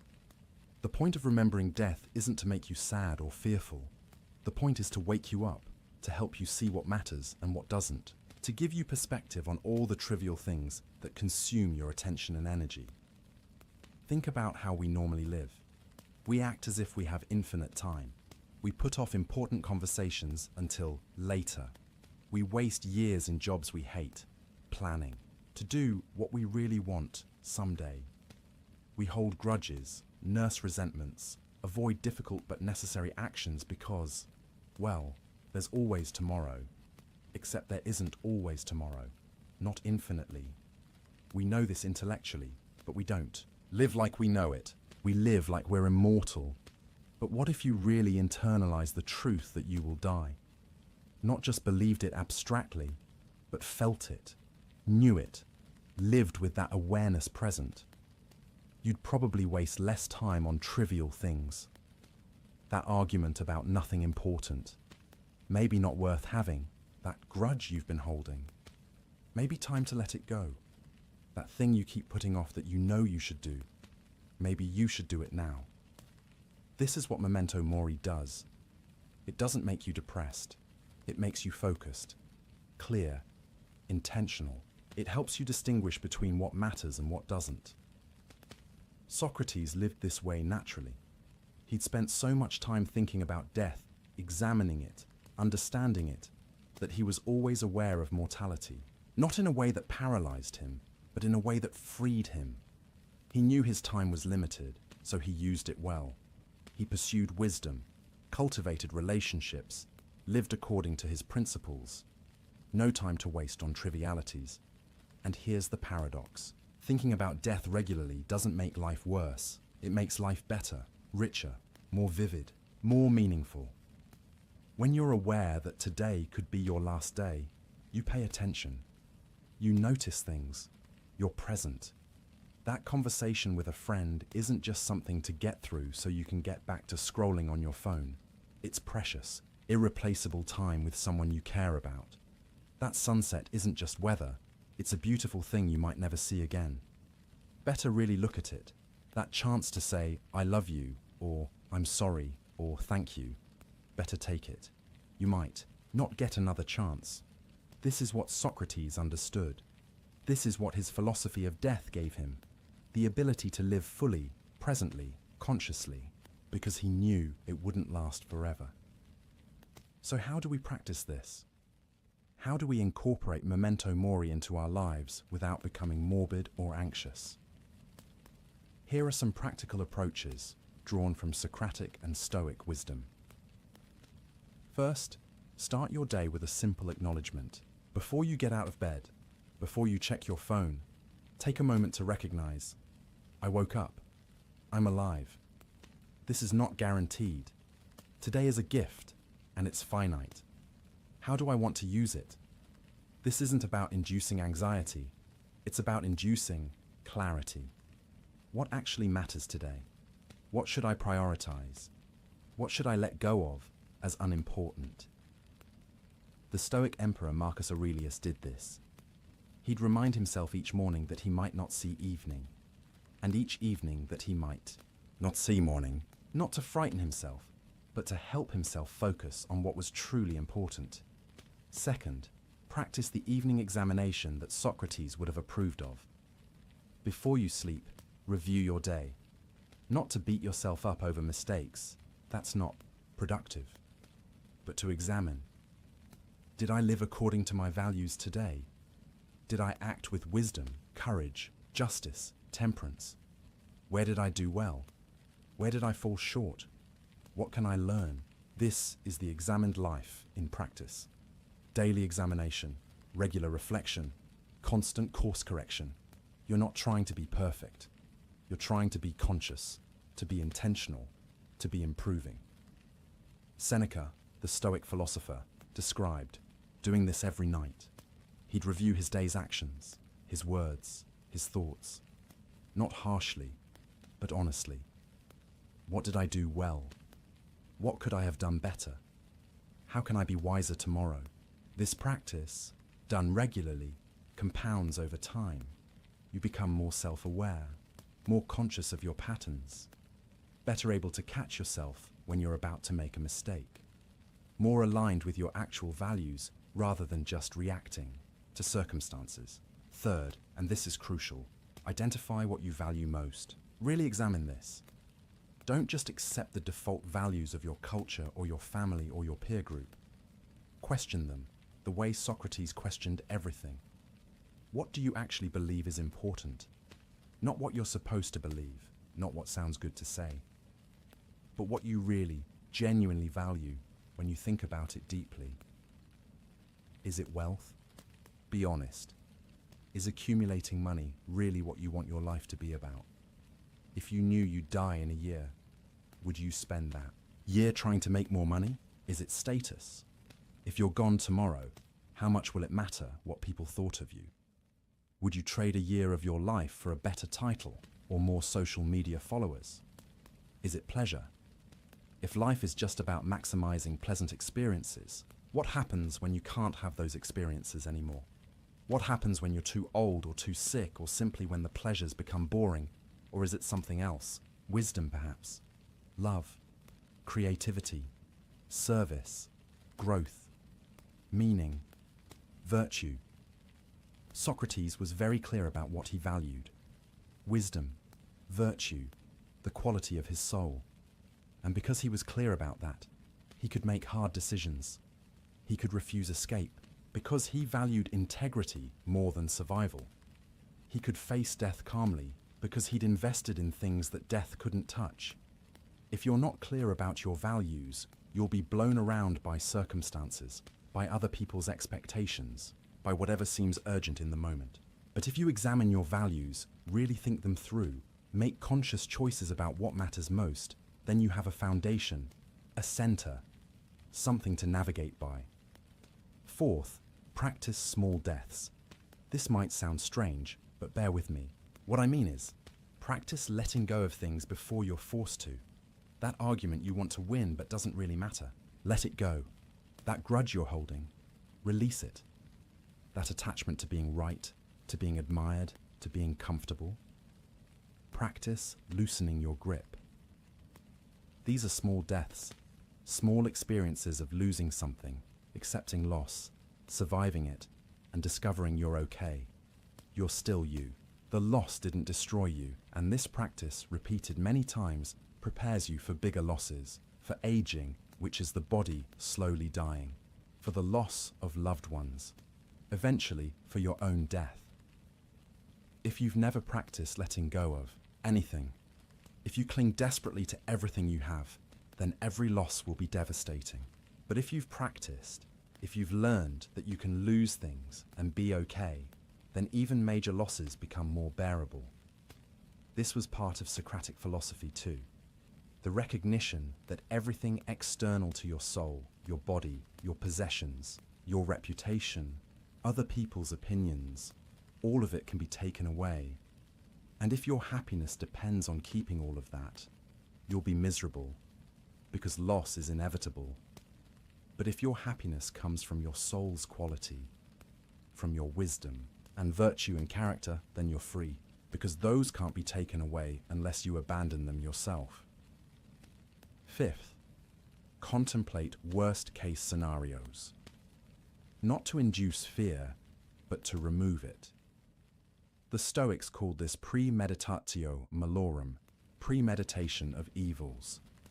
What's the worst thing that could happen? Really think about it. You could lose your job. You could get sick. Someone you love could die. You could die. And then ask, if that happened, would I survive it? Could I handle it? What would I do? Usually you realize that even worst-case scenarios are survivable. Not easy, not pleasant, but survivable. And this realization is liberating. It removes much of the fear that controls us. Socrates faced the actual worst case, unjust execution, and he handled it. He demonstrated that even that was survivable in a sense. His body died, but his soul, his integrity, his wisdom, his principles remained intact.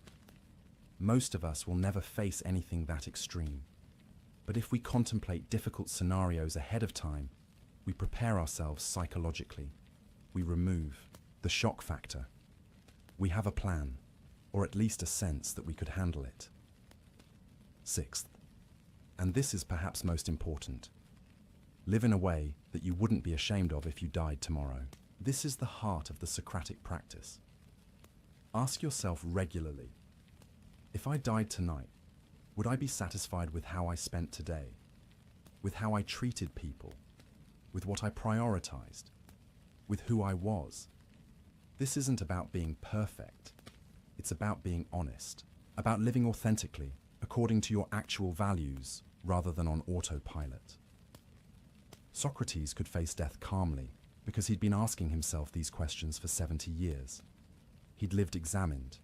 He'd course-corrected when he'd gotten off track. He'd prioritized what mattered. So when death came, he was ready. His life had been what he wanted it to be. There was nothing major left undone. Most of us can't say that. Most of us are putting off important things, compromising our values for convenience, living unconsciously, planning to really live someday when circumstances are better. But someday might not come. And even if it does, the habit of postponing, of compromising, of living unconsciously, those habits get stronger with practice. They don't magically disappear when circumstances change. So start now, today, this moment. Live as if this were your last day, not frantically, not desperately, but intentionally, consciously, according to your examined values. Say the things that need saying. Do the things that matter. Let go of the grudges and petty concerns. Be present with the people you're with. Create what you want to create. Love who you want to love. Become who you want to become. Not tomorrow, not someday, now. This is what living with death in mind really means. Not being obsessed with dying, but being committed to living. Really living. Consciously, intentionally, according to examined principles. And here's the beautiful thing. If you live this way, if you really practice this, then death loses much of its power over you. Not because you stop caring about life, you care more, not less. But because you're living so fully, so consciously, that death becomes just a transition rather than a tragedy. You've done the work. You've examined your life and found it good. You've cultivated your soul. You've lived according to your principles. Whatever death brings, you're as ready as a person can be. This doesn't mean you'll never fear death. Fear is a natural response to the unknown, to loss, to change. Even Socrates might have felt some fear, though he chose not to be controlled by it. But the fear becomes manageable. It doesn't paralyze you. It doesn't prevent you from living well. It's just an emotion, passing through, acknowledged, but not obeyed. The practice of living with death in mind, the Socratic practice, gives you this freedom. Freedom from the tyranny of unconscious living. Freedom from being controlled by trivialities. Freedom from wasting your precious, finite time on things that don't matter. And it gives you something else too. Gratitude. When you really know that today might be your last, you stop taking things for granted. The ordinary becomes precious. Another sunrise, another conversation, another moment of being alive and conscious. Socrates experienced this. You can hear it in how he talked about simple pleasures, how he appreciated good conversation, how he valued his friends. He wasn't jaded or bored with life. He was grateful for it, right up until the end. That's what the practice offers. Not depression or anxiety, but clarity and gratitude. Not a worse life, but a better one. Not more fear of death, but less and more appreciation for life. So start today. Practice a little examination. Acknowledge your mortality. Consider your values. Let go of something unimportant. Live a bit more consciously, a bit more intentionally. You don't have to be Socrates. You don't have to face execution with perfect calm. You just have to be a little more awake than you were yesterday, a little more examined, a little more alive. Do that consistently, over time, and you'll be amazed at the transformation, at how much clearer life becomes, how much more meaningful, how much more free you feel. This is the Socratic practice. This is what living with death in mind really means, and it's available to anyone who chooses to begin, even now, even you, even today. And so we return to where we began, to that image of Socrates sleeping peacefully on his final night, his friend watching over him, the dawn approaching, the end certain, yet the sleep undisturbed. What did he know that allowed him to rest so completely? What had he discovered in his 70 years of questioning, examining, seeking wisdom? Perhaps it was simply this: that the unknown is not the same as the terrible. That uncertainty is not the same as fear. That not knowing what comes after death doesn't mean what comes after death is bad. We spend so much of our lives demanding certainty. We want to know what will happen. We want guarantees. We want the future mapped out so we can feel safe. And when we can't have that certainty, especially about death, we fill the void with fear. But Socrates took a different approach. He examined the unknown. He looked at what death might be, thought through the possibilities, and found that none of them were necessarily frightening. And then he let go. He accepted that he couldn't know for certain, and he found peace in that acceptance. This is a profound lesson, one we can carry with us not just about death, but about all the uncertainties in life. You don't know what tomorrow will bring. You can't know. But does that mean tomorrow will be terrible? Or does it just mean tomorrow is unknown, which means it could be good, could be bad, could be neutral, could be surprising in ways you can't predict? When you frame it that way, when you recognize that uncertainty doesn't equal disaster, something shifts. The anxiety loosens its grip just a little. You can breathe a bit easier. This is what Socrates found in his philosophy of death. Not certainty. He never had that. But peace in uncertainty. The recognition that he'd done what he could, lived as well as he could, examined as thoroughly as he could, and whatever came next, dreamless sleep or eternal conversation with the great minds of history, he was ready. That readiness, that peace, that's what we've been exploring throughout this long night together. Think about how far we've traveled. We met young Socrates, questioning the parable of the birds, already seeing the world differently than those around him. We watched him develop his method, his mission, his commitment to the examined life. We saw him make enemies, face trial, refuse escape, drink the hemlock without fear, and through it all we've been asking, how? How did he do it? What made this possible? And the answer, complex as we've explored it, comes down to something simple. He did the work. He examined. He questioned. He cultivated his soul. He aligned his actions with his values. He lived consciously, deliberately, intentionally. And when you do that work, really do it, over years and decades, death becomes different. Not easy, perhaps. Not without natural fear or sadness at leaving life behind, but not the terror that haunts so many. Not the desperate clinging and denial, just a transition, a change, the next thing. As you lie here now, in this moment, thinking about these ideas, you're doing something Socrates would have approved of. You're examining, you're thinking. You're not just accepting the default fears and assumptions about death. You're looking at them, questioning them, trying to understand. That's the beginning. That's how it starts. One question, one examination, one moment of conscious thought instead of unconscious reaction. And if you continue that practice, if you make examination a habit, if you question your assumptions regularly, if you cultivate your soul consciously, then over time, you'll find what Socrates found. Not certainty, not perfect peace, but something real and valuable. You'll find that you're less controlled by fear, less driven by unconscious impulses, more aligned with your actual values, more present in your life, more able to face difficulties with clarity rather than panic. And yes, more able to face death, when it eventually comes, with something approaching calm, because you'll have done the work. You'll have examined your life and found it good, or at least found it honest. You'll have cultivated what matters. You'll have lived deliberately, and that's all anyone can do. That's all Socrates did. He was just a man, after all. Not a god, not perfect, not immune to human feelings. Just a man who questioned everything, thought deeply about how to live, and then lived according to what he discovered. You can do that too. Maybe not as thoroughly as Socrates. 70 years is a long time to devote to philosophy. But you can do some of it. Start where you are. Examine what you can.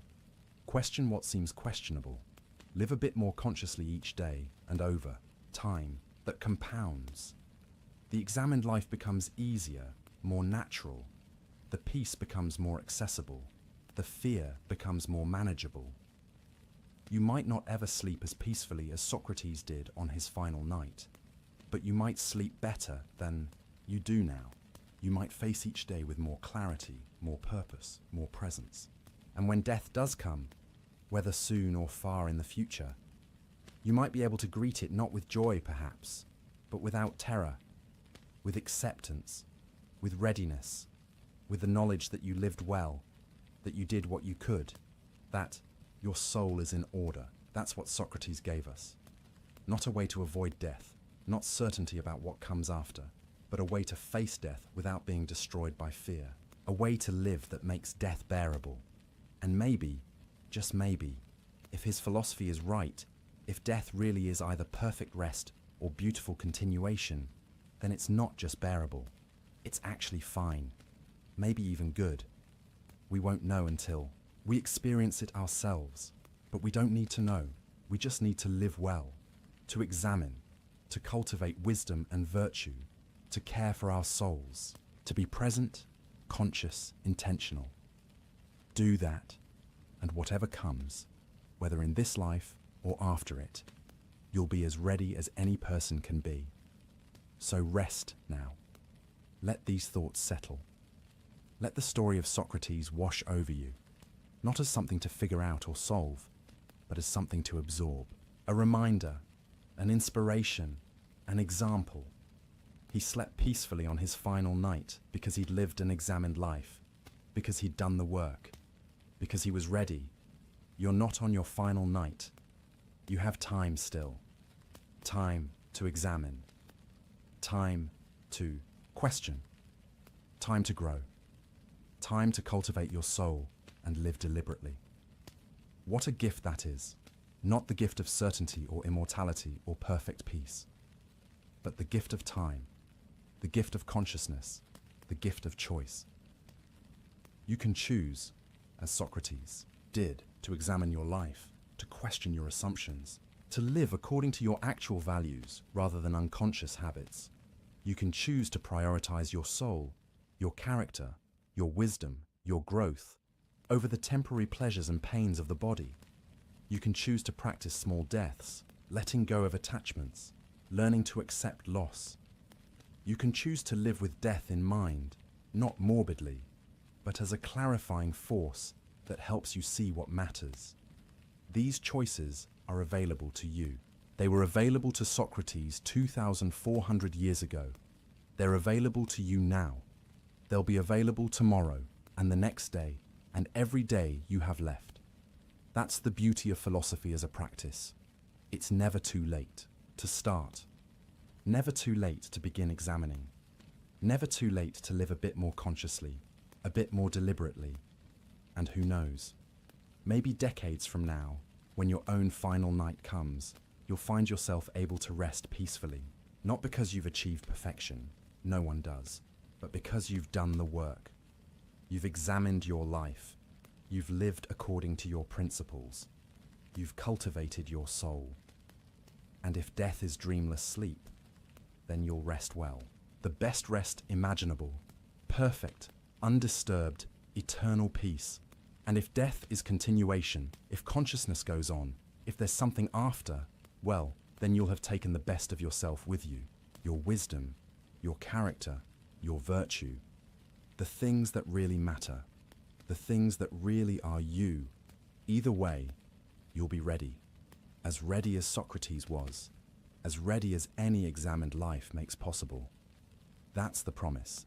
That's what this philosophy offers. Not certainty, but readiness. Not the elimination of death, but the ability to face it without terror. Not a perfect life, but a conscious one, an examined one, a meaningful one. So sleep now. Rest. Let your mind settle. Let your body relax. Tomorrow you'll wake and you'll have another day to examine, to question, to grow. But tonight, for these remaining hours, just rest. Rest as Socrates rested. Not because everything is certain, but because you've done what you could today. Because you're working on examining your life. Because you're cultivating your soul, even if imperfectly. That's enough. More than enough. The unknown still lies ahead. Death still waits in the future for all of us. But the unknown is not the terrible. Death is not the enemy. Fear is the enemy. Unconsciousness is the enemy. Living unexamined, unintentionally, on autopilot, that's the enemy. And you're here now, thinking, examining, questioning. You're not that enemy. You're something else. Something better. Something wiser. You're someone who's willing to look at death, to think about mortality, to examine the ultimate question. That takes courage. That takes wisdom. And if you can do that, if you can face these questions now, then you're already practicing what Socrates practiced, already walking the path he walked. Maybe you won't walk it as far as he did. Maybe you'll take a different path eventually. That's fine. That's good even. Socrates would want you to question him too, to examine his philosophy, to make your own choices. But for now, for tonight, you've walked with him. You've heard his story. You've understood his method. You've glimpsed what the examined life makes possible. That glimpse is valuable. Hold on to it. Let it inform how you live. Let it help you examine a bit more, question a bit more, live a bit more consciously, and rest. Rest peacefully, as Socrates did. Not because you've solved the mystery of death, but because you don't need to solve it tonight. Because you've done enough for today. Because you're on the path, even if you've only taken the first steps. The woman in white from Socrates' dream said he would reach fertile Phthia in 3 days. For him, that meant death. But for you, it might mean something else. A place of rest, a place of peace, a place where the examined life bears fruit. You'll get there, not in 3 days perhaps, but eventually, if you keep examining, keep questioning, keep living consciously. And when you arrive, whether in this life or after it, you'll find what Socrates found. Not all the answers, but peace with not having them. Not certainty, but readiness for whatever comes. That's enough. That's everything, really. So rest now, dear friend. Rest peacefully. Tomorrow brings another chance to examine, to question, to grow. But tonight, just sleep. Sleep as deeply as Socrates slept on his final night. Sleep without fear, without anxiety, without clinging. Just sleep. The examined life awaits you in the morning. But for now, let it wait. For now, just rest. Rest well. Sleep peacefully. And may you wake tomorrow ready to examine, to question, to live consciously once more. Until then, good night. Welcome back, dear friends. Before we begin, let me know where in the world you are watching, and please don't forget to subscribe and like to support the channel. Close your eyes for a moment. In this precise instant, who are you? Not the name your parents gave you, not the job title on your business card, not the accumulation of your past or the projection of your future, but right now, this very second, what is the consciousness experiencing these words? Where does it reside? How did it come to be? And perhaps most mysteriously of all, will it be the same consciousness when you wake tomorrow morning? This question, deceptively simple yet infinitely complex, haunted one man so deeply that his answer would reshape the foundations of civilization itself. His name was John Locke, And tonight, as you settle into the quietness of approaching sleep, we will walk together through the cathedral of thought he constructed, stone by philosophical stone, until we discover something extraordinary. We will find that the questions he asked about consciousness, about identity, about freedom and knowledge, are not merely academic puzzles gathering dust in forgotten books. They are the very questions that pulse beneath every moment of your waking life, and perhaps, as we shall see, even your sleeping one. Picture England in the year 1632.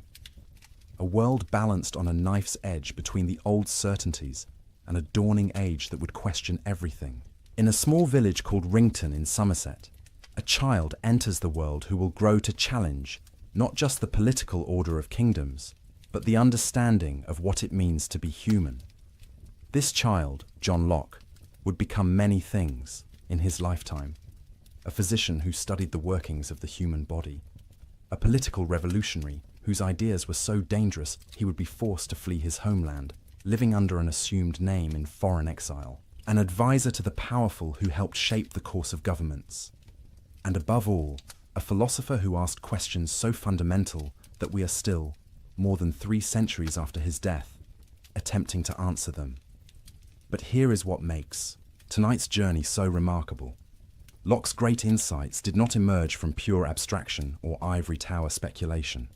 They grew from careful observation, from watching patients as a physician and noting how the mind emerged from the fog of fever, from experiencing firsthand the tyranny of absolute power and wondering what made any government legitimate, from studying his own consciousness as it woke each morning and asking what connected yesterday's self to today's, from noticing how children learned and questioning whether we truly arrive in this world with knowledge already inscribed upon our souls.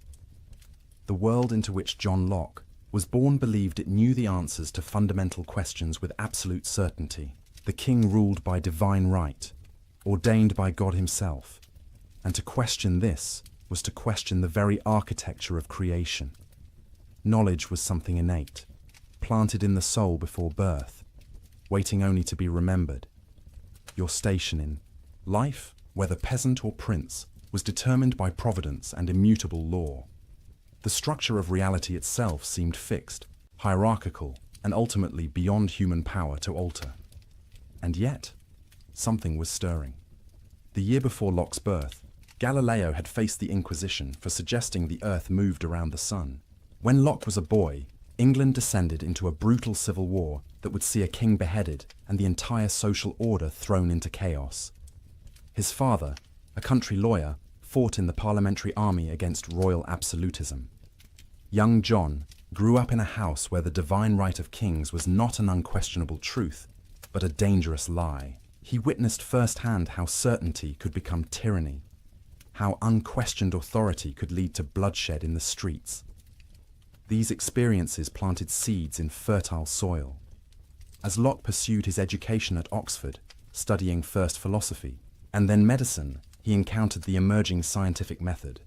He befriended the great chemist Robert Boyle, who taught him to trust observation over ancient texts. He studied the human body with Thomas Sydenham, learning to watch patients carefully rather than impose theoretical systems upon them.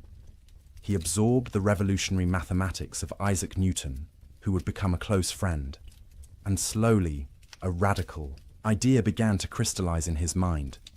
What if everything we had been taught about human nature was fundamentally wrong? What if we did not arrive in this world with our knowledge, our identities, our social roles already determined?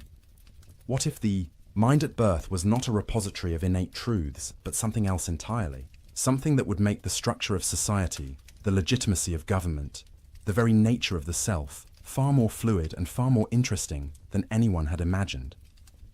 This idea was not merely philosophically novel, it was politically explosive.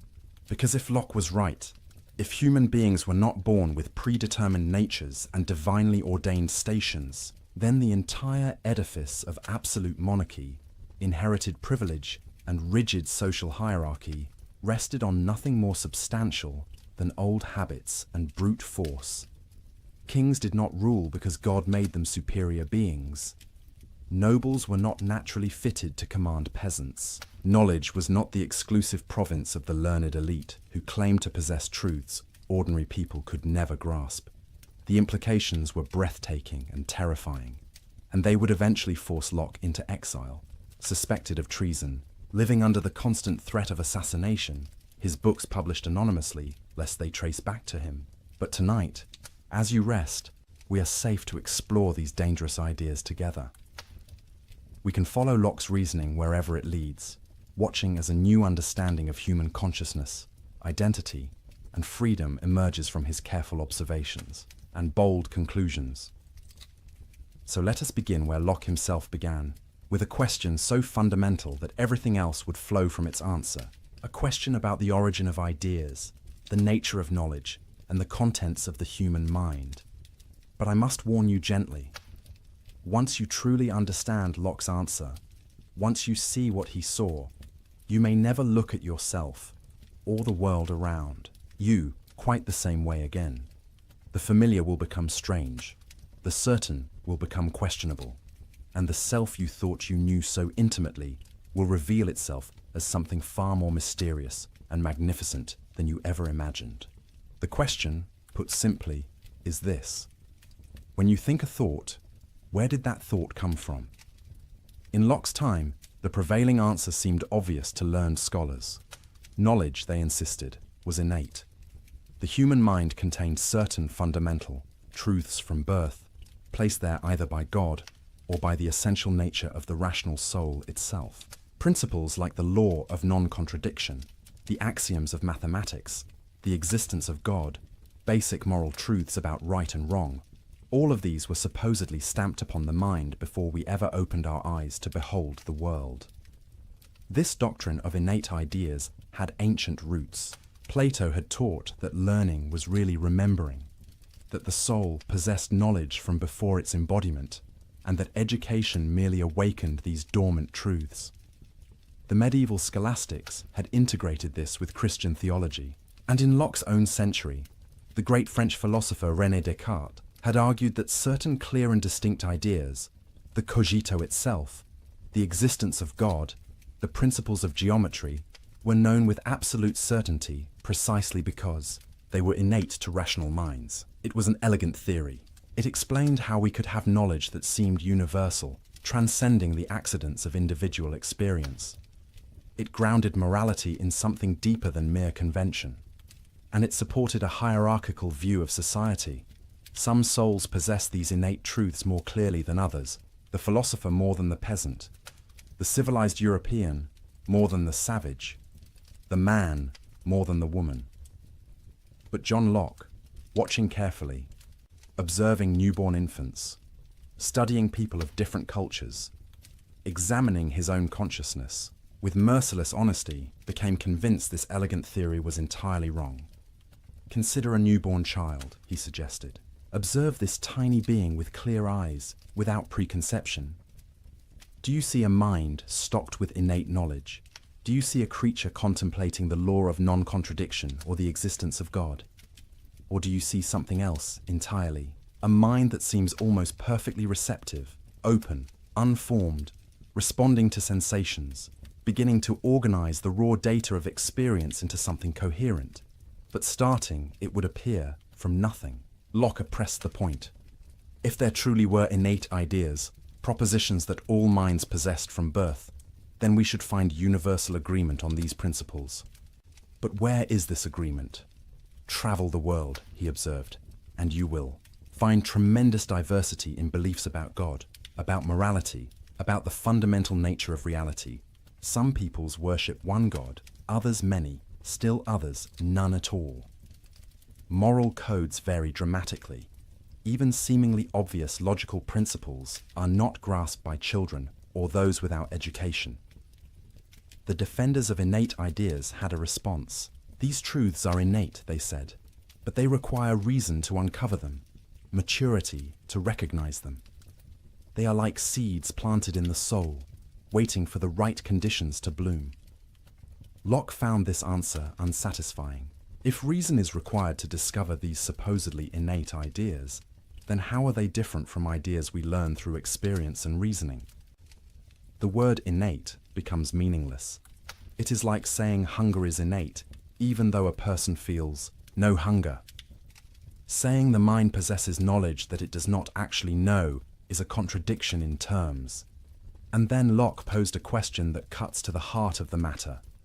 If the soul has innate ideas that it acquired before embodiment, or that are simply part of its essence, why do these ideas never appear in consciousness in their pure original form? Why, when we sleep, do we not dream of these pristine innate truths? Why does the soul, in its supposed retreat during sleep, never light upon these ideas it possessed before experience touched it? Instead, even our most abstract thoughts, even our strangest dreams, seem to be recombinations of things we have encountered in waking life. The tang of the cask, as Locke beautifully put it, marks even our most sublime conceptions. So if knowledge is not innate, where does it come from? Locke's answer was revolutionary in its simplicity and profound in its implications. Let us suppose, he wrote, that the mind at birth is like white paper, void of all characters, without any ideas. How then does it come to be furnished? From where does it acquire that vast store of ideas, which the busy and boundless imagination of human beings has painted upon it? The answer: experience. Nothing more and nothing less. Every idea that ever passed through a human mind, every thought you have ever entertained, every concept you grasp, every fleeting image and every abstract principle, all of it, ultimately, traces back to experience. The mind is not like a container filled before birth with treasures. It is like a blank slate, a tabula rasa, as later interpreters would call it, though Locke himself used the metaphor of white paper or an empty cabinet. But what did Locke mean by experience? Here his answer becomes rich and nuanced, revealing the careful observer behind the bold theory. Experience, he explained, comes to us through two channels, two fountains that supply all the materials of knowledge. The first is sensation. This is the most obvious channel. Through our five senses, seeing, hearing, touching, tasting, smelling, the external world impresses itself upon consciousness. A shaft of sunlight falling across a room, the sound of rain on a window, the taste of honey, the scent of roses, the warmth of another person's hand. These are simple ideas, the basic building blocks of thought, delivered directly by the senses. They are particular, immediate, undeniable. The redness of this rose, the coldness of that ice, the brightness of yonder star.